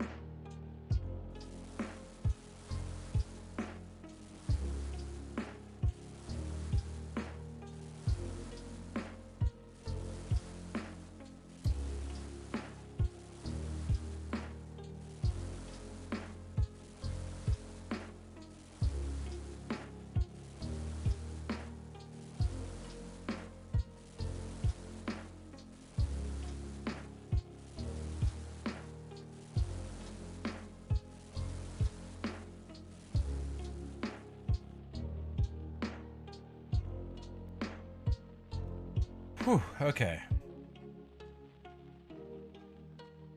Just a bit more. Then we are done with this kill.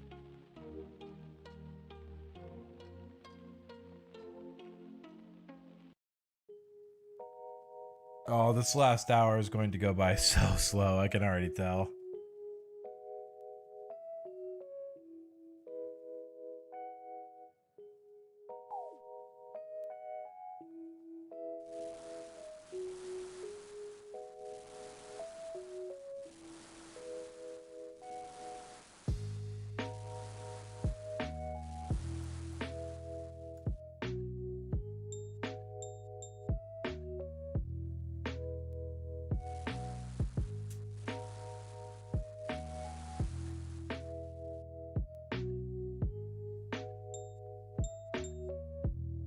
Man, that cat being there almost just made one of my worst fears about that get realized.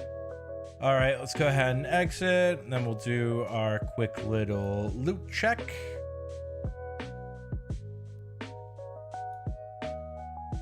All right, let's see it. Nope. It's just coins. Okay. All right, this one's number 50. Not good either. Man, not a lot of good stuff.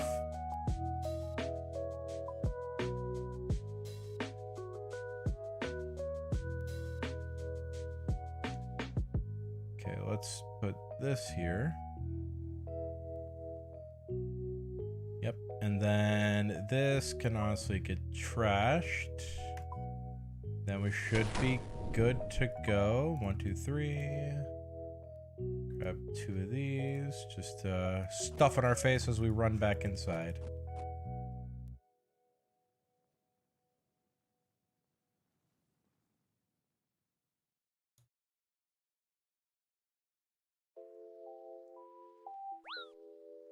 Man, the moment I get into the arena, I get damaged.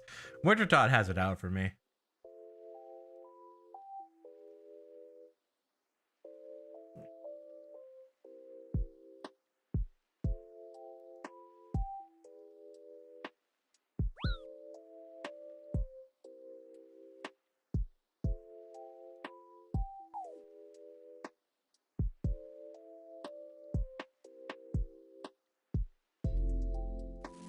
Wait, hold on. Don't burn yet. I need to cut. I almost forgot to cut again.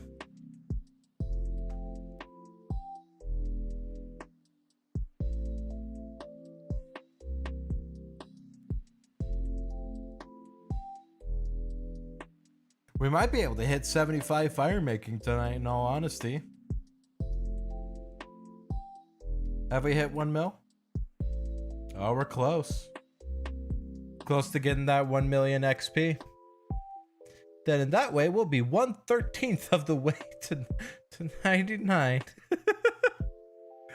It really doesn't feel like 99 is that far away, but I guess it is. I guess the math checks out.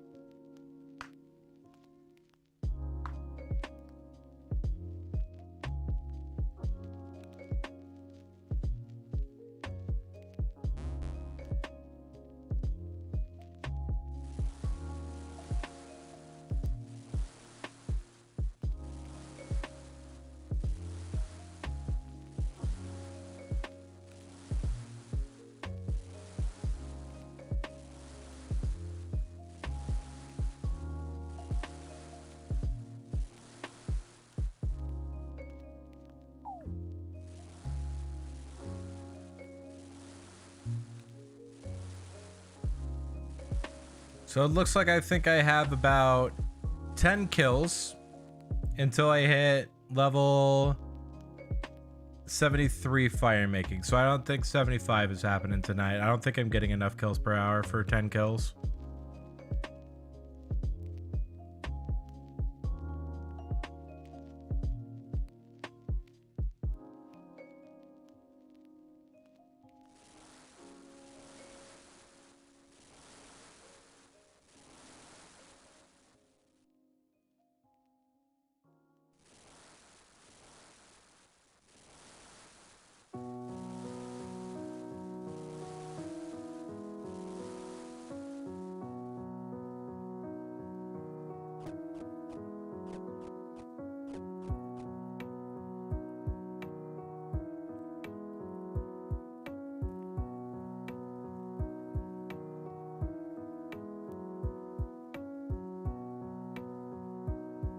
How close is this guy? It's not gonna grow up by the end of stream. I know that already.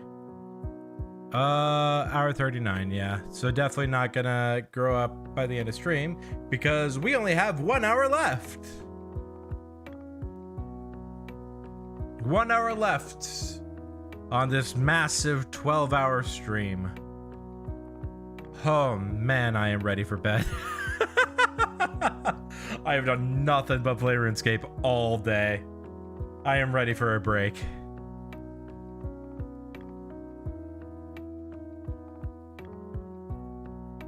It is not very often when I get to sink a full 12-hour day into RuneScape. Honestly, it's been a 14-hour day because I was playing RuneScape before I went live. I was doing some Nightmare Zone stuff while I was making the thumbnail. So it's been in reality more like a 14-hour RuneScape day. With 20 minutes of break in between. Or just throughout. Only 20 minutes. Whew, man. I do not go this hard on many things. I'm just hoping that it is worth it. I really am very, very hopeful about the All Cape series. I feel like it is a unique enough idea that it can really get some traction. I'm just nervous. I'm just nervous about the response. Because, like, I really want it to do well. I really do. And I really want the channel to do well. And I really want everybody to like it. I'm just worried that... I don't know. I'm worried that like the account's gonna die really early on, or I'm worried that like it's not gonna get that much of a response on YouTube, and people are not really gonna be very not gonna really acknowledge it or be very super supportive of it. That's honestly kind of what happened to the Elden Ring Death Wheel series, is that it started off with a lot of really good support. And then after 4 episodes, the videos were getting less than 10 views as I was putting them out. And so I'm kind of hoping that doesn't happen with this as well. I don't think it will, because I think RuneScape has a much larger pull than Elden Ring does. But there is that nagging feeling in the back of my mind that's just really, really hoping that this goes well.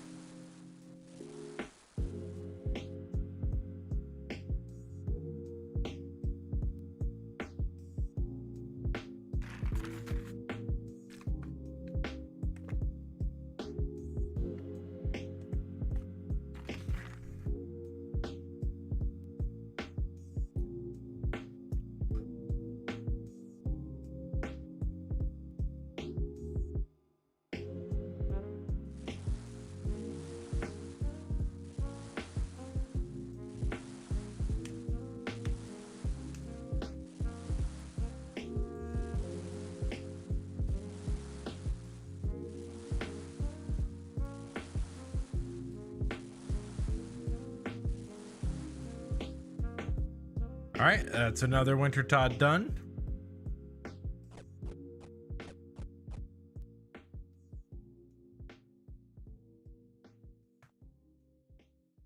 Need to keep my wits about myself for another 54 minutes.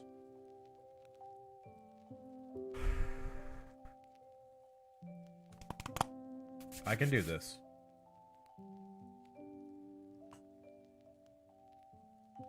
See, playing this game for hours and hours and hours and hours and hours on end is nothing new to me. This isn't my first 14-hour day that I've put into this game. Definitely not going to be my last. It's just the fact that I'm like, I've got the lights on me, I've got the camera, I'm streaming, I'm trying to put on a show. That's the part that is really exhausting me. It's just the fact that I have so much stuff on top of this, combined with the pressure of this being a hardcore, because there is some like legitimate pressure that I am feeling just simply being on this account, which is like, don't you dare die, don't do it.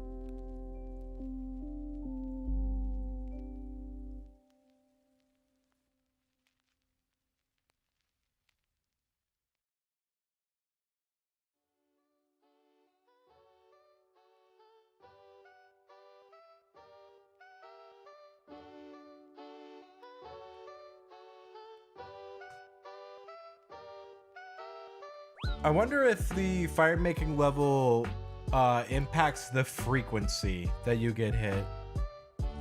Because I know it decreases damage, but I wonder if it also increases or decreases the likelihood of getting hit. Because that would be nice.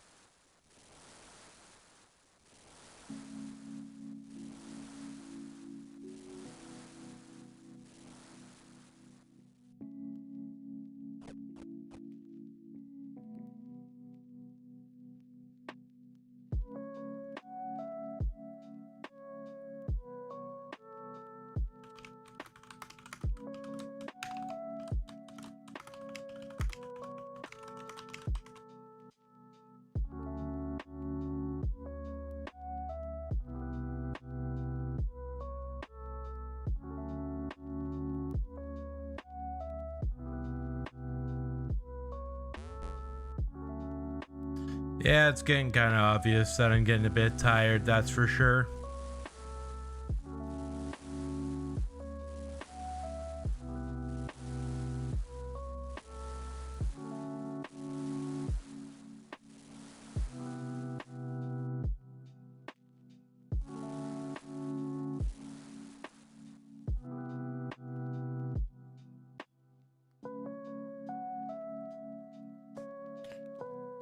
Okay. I've honestly been get like a crate per cake. This is pretty nice. A little surprising. I thought I would be taking more damage, but I'll take this. Whoever said you have to be at 10 HP to do Winter Todd is just blatantly wrong, as evidenced by my inventory right now. I honestly feel significantly safer doing it at the health that I'm at as opposed to 10 HP. I think 15 HP is technically when it's like the best to do it, because that's when by default it only can do 1 damage to you. But even then, like, everything's been fine so far. I have a lot more wiggle room because I have the half steps between all of my health. Like, you know, I take 2 damage every single time, so it's effectively like I only have 13 health. But if a minute passes between each damage tick, then I increment up 1 health. So I really have a lot more than just 13 hits to work with. I have more like 17 or 18 hits. Whereas with 10 HP, I would only have the 10 hits to work with. And this is only going to get better 10 levels from now. At level 82, when I start taking 1 damage from Winter Tot's Cold, once I hit that, it is literally just going to be full-on ZZZ snooze fest all the way to the end. Just fully reclined. Which I am okay with. I'm definitely okay with Winter Tot becoming a more reclined boss as time goes on.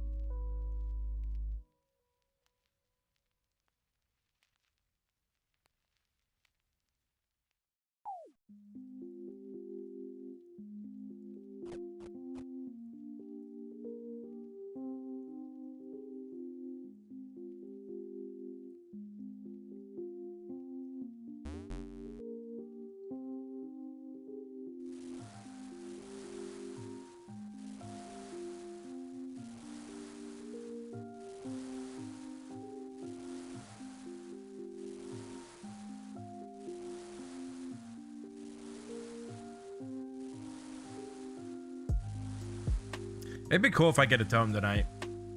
The moment I get a tome, that is really just gonna speed up this entire process, because I'm not even gonna be bothering with fletching anymore. I'm just gonna straight up send logs all the way to the end. But I want to increase the likelihood of me getting a Tome of Fire as much as possible up until that point. So that's mainly why we are doing that 1 inventory of fletching, is just to make sure that I get the chance at the 3 roll crates and add another drop chance, or add another roll chance for that Tome of Fire. Because 1 in 1,000 per roll, or it's 1 in 1,000 per, roll in the crate. And the crates have a minimum of 2 rolls every time. So it's technically supposed to be a minimum of 1 in 500 per crate that I get a Tome of Fire, but there is a possibility that if I get 3 rolls or more rolls, it goes from 1 in 1,000 to 2 in 1,000 with the regular chance to 3 in 1,000, meaning that instead of it being a 1 in 500, then it becomes a 1 in 300 or 1 in 333, which is, I'd rather roll against those odds than a 500. I'm just gonna keep that cake slice.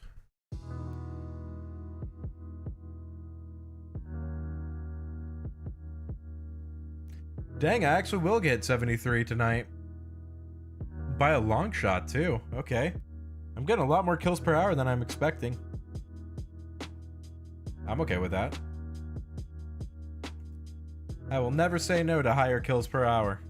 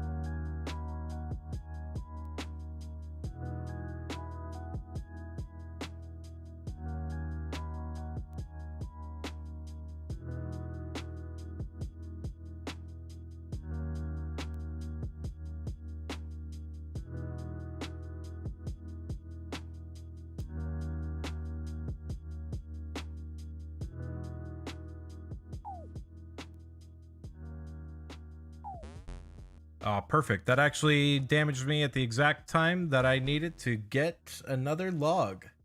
I like to have at least 4 rows. Makes it feel a bit better whenever I actually like do fletching, because this is 400 points right here, and then I got 425, and then I basically just have to watch out for the brazier breaking or the brazier going out, and then just relighting it, and that'll put me up to 500 guaranteed every time. The main reason why I only fletch the first, that's why I fletch the first inventory, is that way when I fletch the first inventory, I've pretty much 99% guaranteed myself that I am going to end with at least 500 points. I think the only time where that didn't happen tonight was when I had to leave due to taking way too much damage way too frequently with no health to heal it back, or no food to heal it back. But staying with the kindling first is good, because, you know, 425 points with 4 rows, and then I either only have to do 8 logs to get the 500, or I just have to watch the brazier and be lucky enough to catch when it goes out or catch when it breaks. And repairing the brazier is 25, and then lighting the brazier is another 25. So the brazier breaks, that's a free 50 points. So if the brazier goes out, that's a free 25 points.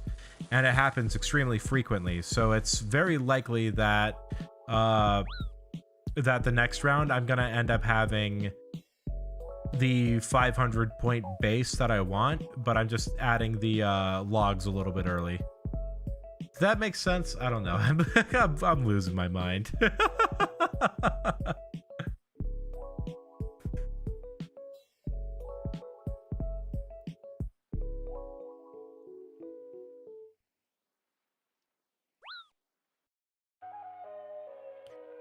At the end of the day, the important thing is capes.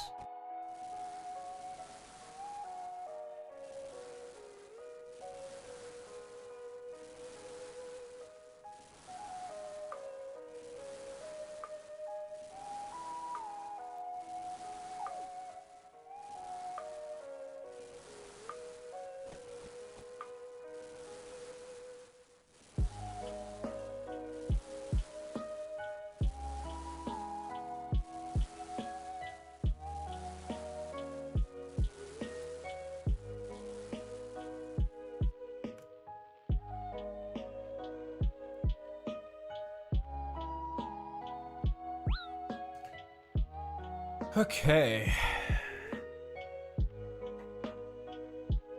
Just a little bit more.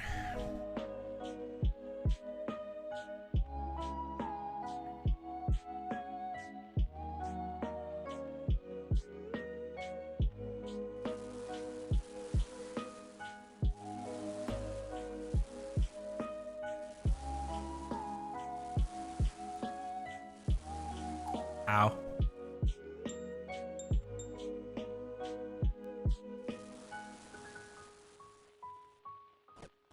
All right, and that is 73 fire making.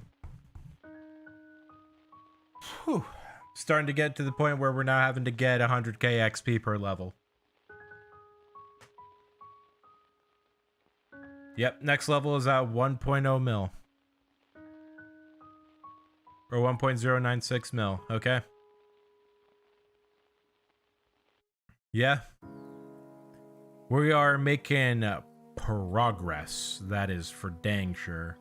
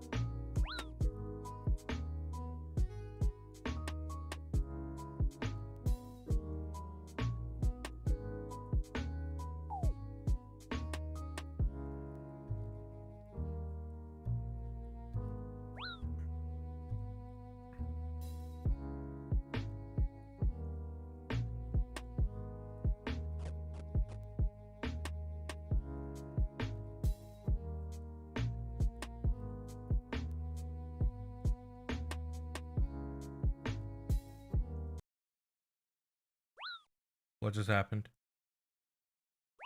Where has my music gone?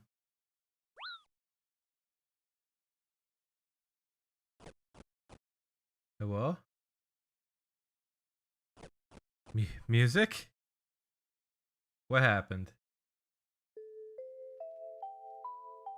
Weird, okay, that song just randomly cut out. Alright, we're fine. Wonder if that's an issue with the song or an issue with Spotify.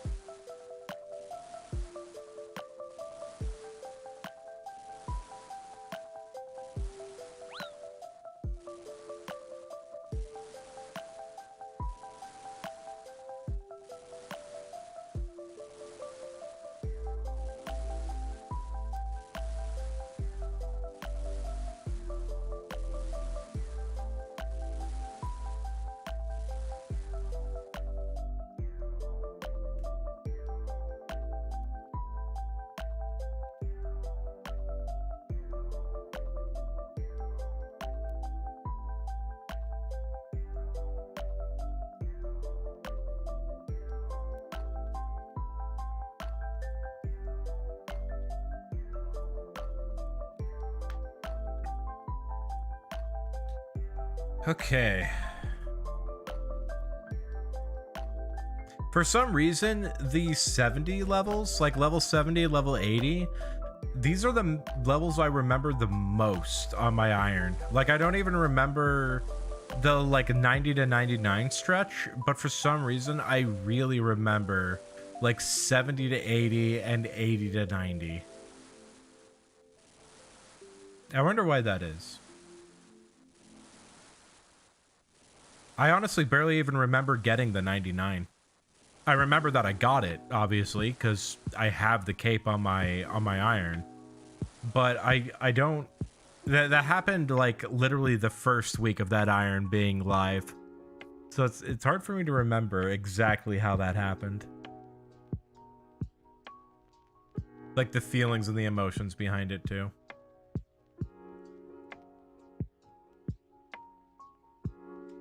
That was before I got in with the Poison Potion server too. That was when I was still watching Nooble Dooble or Nooblet. They were a big motivating factor for me starting an Iron Man and old school RuneScape to begin with. And so I think I was following a lot of like what he was doing and what his Discord was doing in the time. And then when the High Risk Hardcore series came out with Poison Potion, I started watching a lot of that. And that really turned me on to the idea of the hardcore Iron Man. I always entertained the hardcore Iron Man. I had that choice when I made the original Iron. But I decided not to because I didn't want to like make a hardcore account and then just say like, oh, if I die, I'll just make it a regular Iron. Nowadays, if I were to make that decision, I would have made a hardcore to start. And then if it died, I would have just kept going. But yeah, it's a lot of interesting different mindsets that happen. And like right now I don't even watch any of Poison Potion stuff.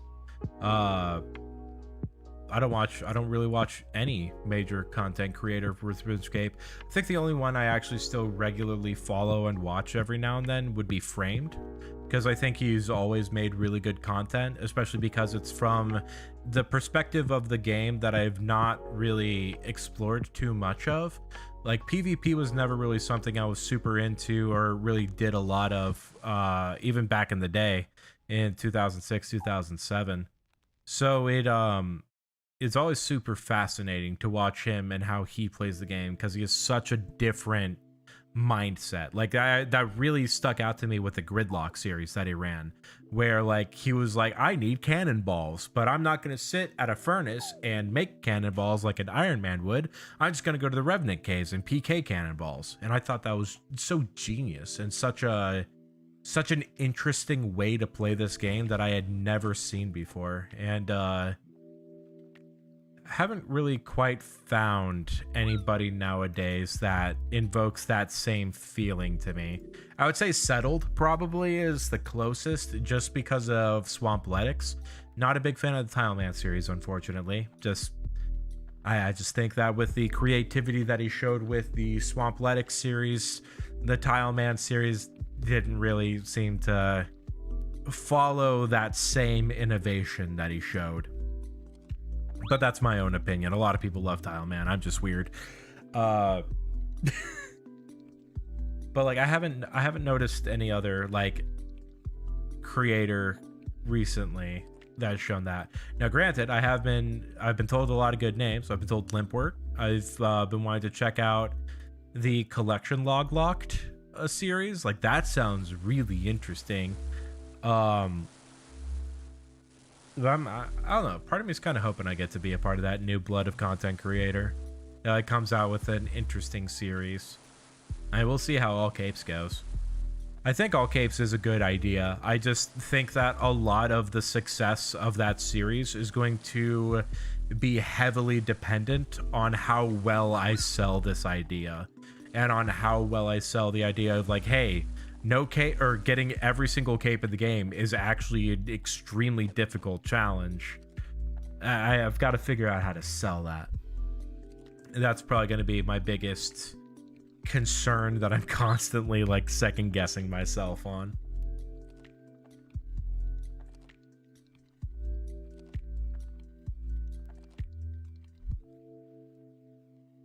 I don't know. I guess while I am fire making, it is giving me ample time to just think aloud and talk out my thoughts.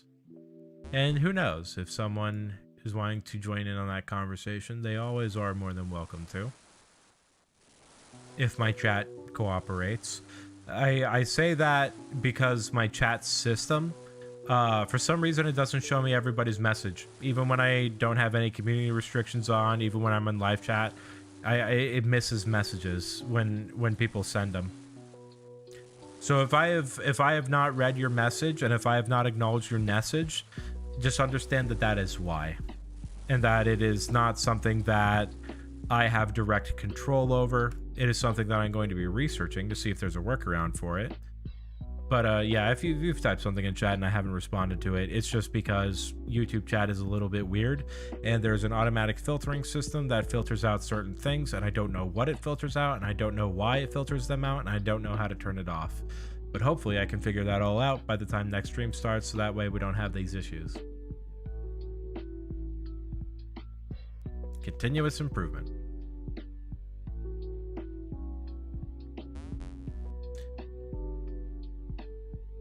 It's not going to get perfect overnight, but over several nights it might.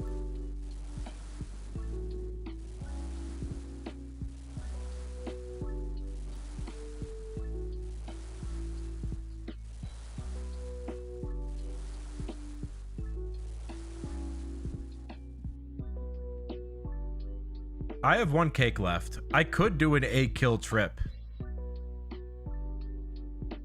Yeah, like an 8-kill trip is actually really within my reach here. I'm gonna go for it. We'll go for the 8-kill trip. But if it gets dicey, I run out of cake and I dip below 12 HP, I'm out.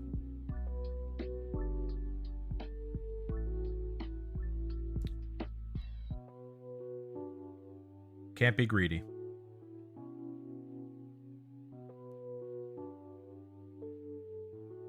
This will be a calculated risk, and we'll see just how good at math I am.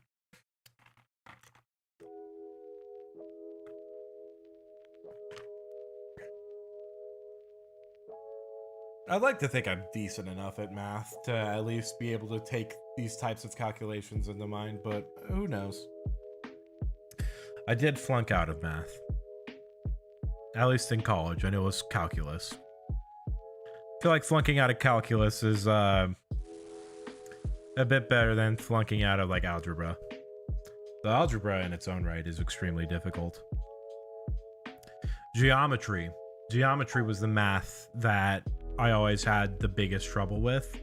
Like I could get triangles and like trigonometry a little bit, like the whole SOHCAHTOA thing was totally all right. But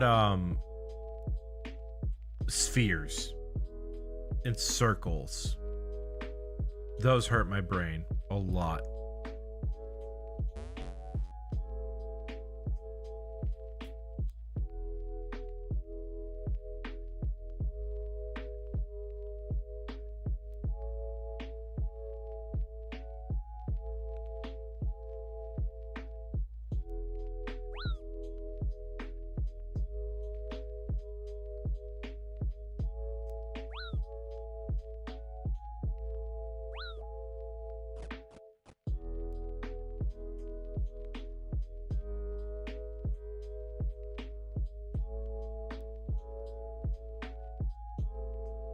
Think you'll be done with this place by the end of today? Oh, not even close.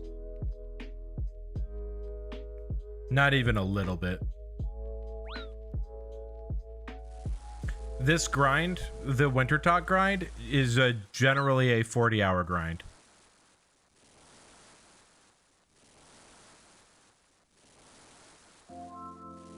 Dang, yeah. This game is grindy.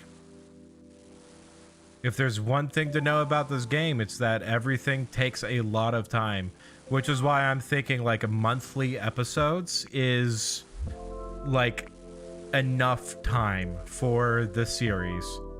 Like a month between episodes I feel is enough time just because it takes so long to do stuff in game. Most games aren't this long. Yeah, most MMOs aren't this long either. MMOs have the wiggle room to be this grindy. This is easily one of the most grindy MMOs that exists. But granted, I am also voluntarily subjecting myself to this grind all at once to get it out of the way as quickly as possible. So I do have to acknowledge that.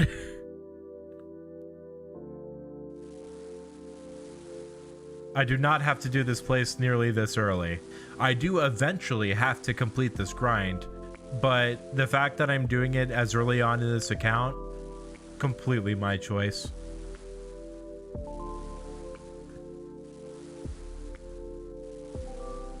And I stand by it. There's enough benefit to doing it this early, aside from just knocking out one of the skill capes, that it's definitely worth doing. Like I've mentioned Tome of Fire. Tome of Fire is incredible. That's the biggest reason I'm here, other than the cape, which is the account goal. But like the herbs you get, the fish you get, the logs you get, the ore, some of the gems that you get. They are all just really, really useful and really, really good, especially early on when you don't have a lot of resources to work with. So this is like one of the best ways to get a lot of starting resources as an iron. You don't need to do it nearly as long as I am. I'm going to have more than enough resources. I'm going to have a massive surplus. But it's going to all be beneficial because I will eventually need to use every single one of the things that I get from this place.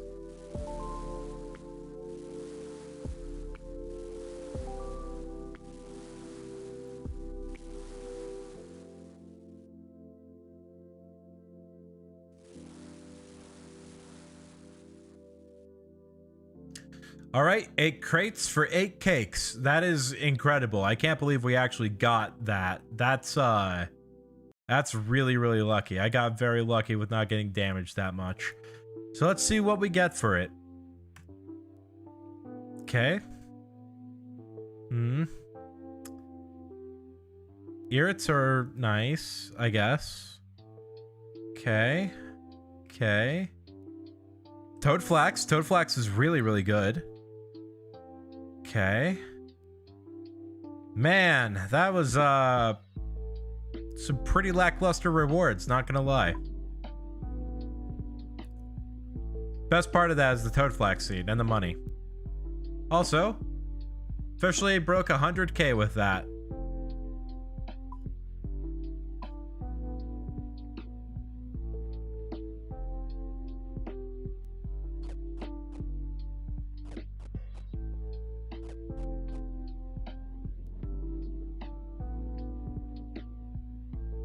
Nice, got back in time before the game started.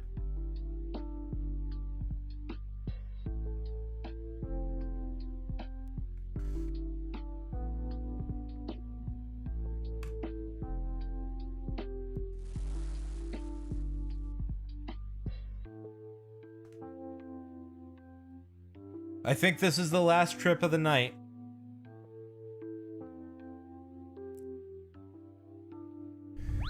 Yeah, this is looking like the last trip of the night. Still though, put up over 60 kills in one sitting. Proud of that. That's something to be proud of. Even if it wasn't the amount that I was expecting to get when I started stream today, because the initial fire making woodcutting grind went a lot longer than I was expecting. I'm still very satisfied with this progress. We've knocked out a little bit over 10% of this grind.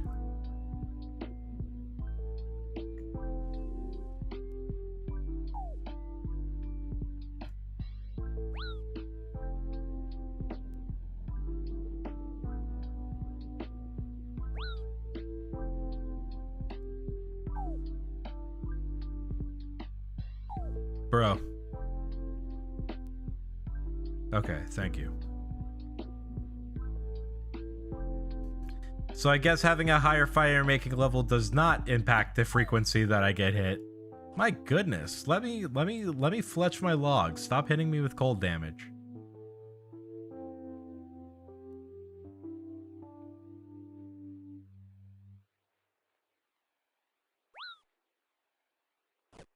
Golly.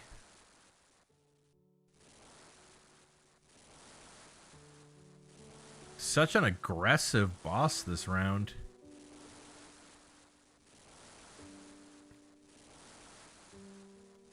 Someone died.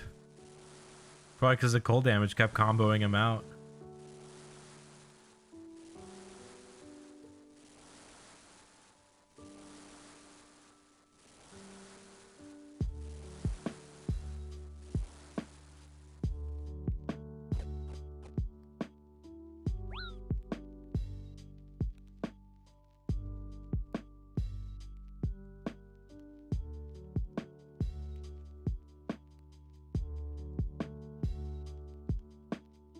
The craziest part too, fire making is one of the fastest skills to train in this game.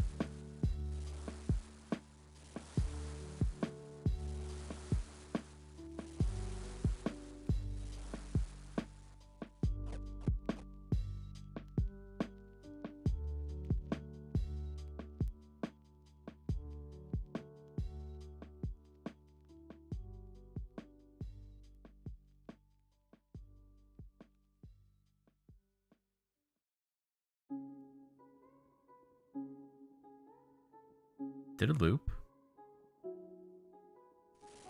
It did not.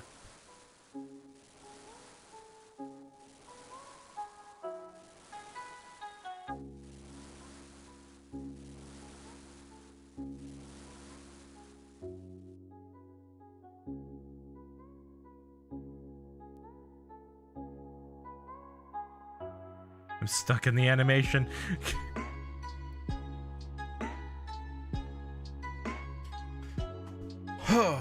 Okay.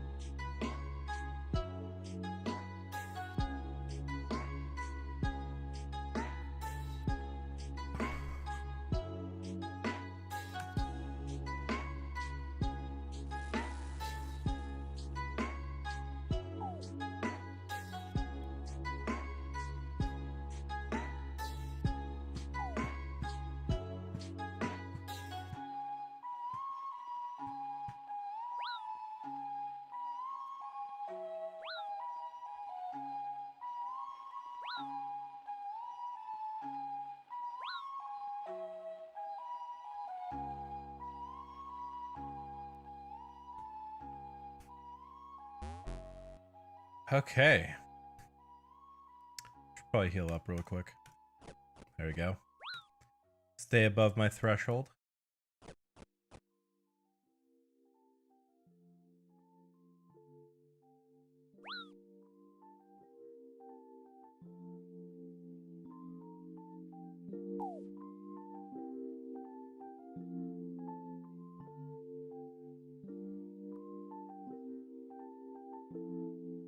Bro.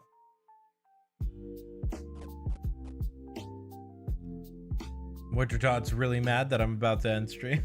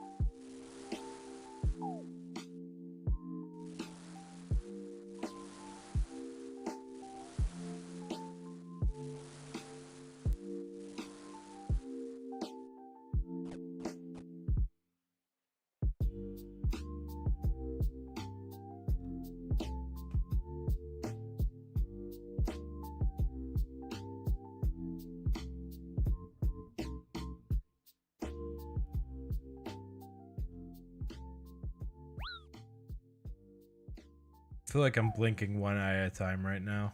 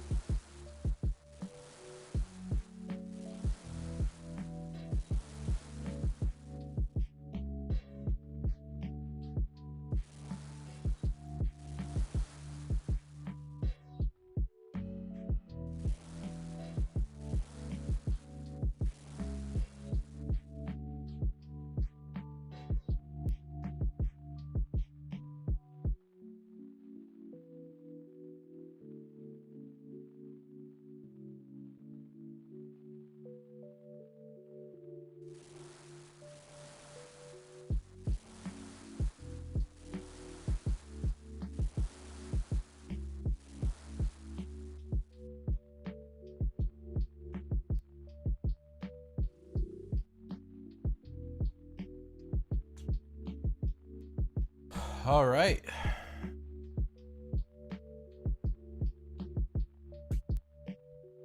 Time for more.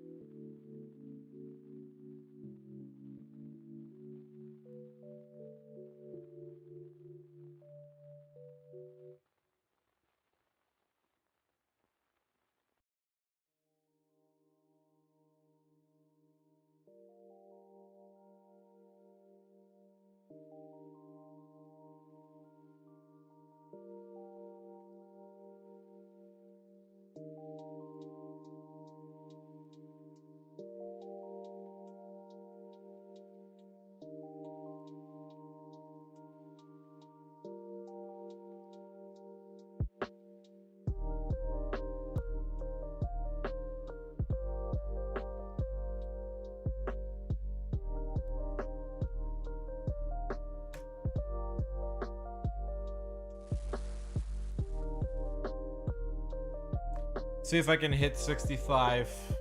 I probably won't. I think it'll end up with another 3 kills, and then it'll be done for the night.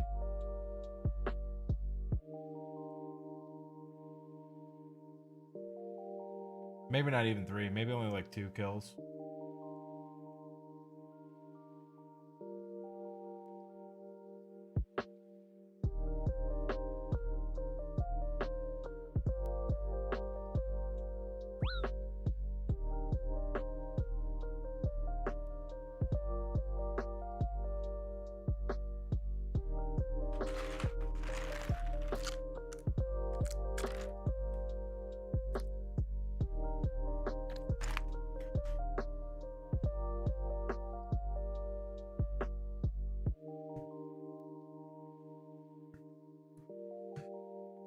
Let's go. Fletching level.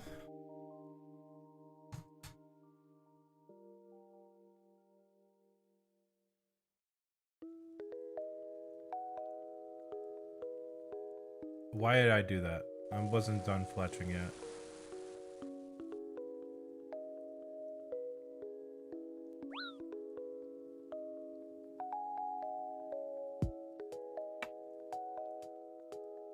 There we go. Now I can do it. I just got the fletching level and got so excited. Hey, good thing is, though, we are definitely breaking past level 74. Or we're getting into level 74 fire making tonight. 100%.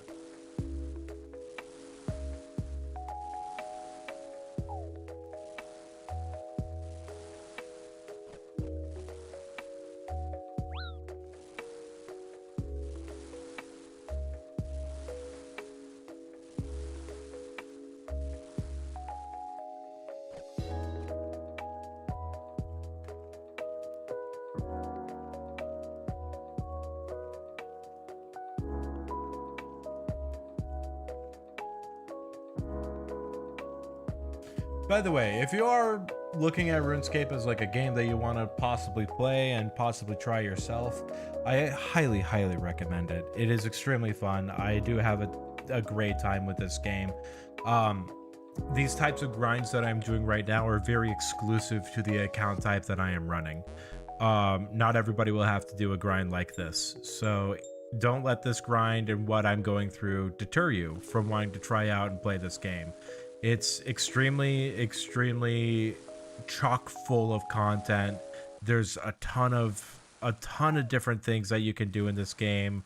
The community is absolutely massive, and there is toxicity in it, like there is with every community. But you know, if you ask someone like how to do something, or if you run into someone in the game, most likely they're going to be someone who's generally pretty friendly and is willing to help you out or point you in the right direction.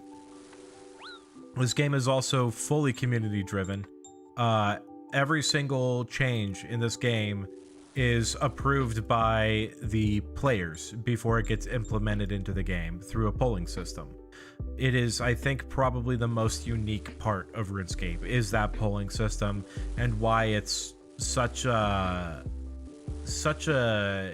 good MMO to be exposed to as your first MMO, because it really does feel like that the developers, they played this game with us, and they spend a lot of hours in this game with us. A lot of them have Iron Man, actually. And so it's nice to know that the developers do actively play the game, enjoy the game, and are very open to hearing what the community thinks about the game, whether it be some toxic comments that they find on Reddit, or if it actually is legitimate, genuine feedback.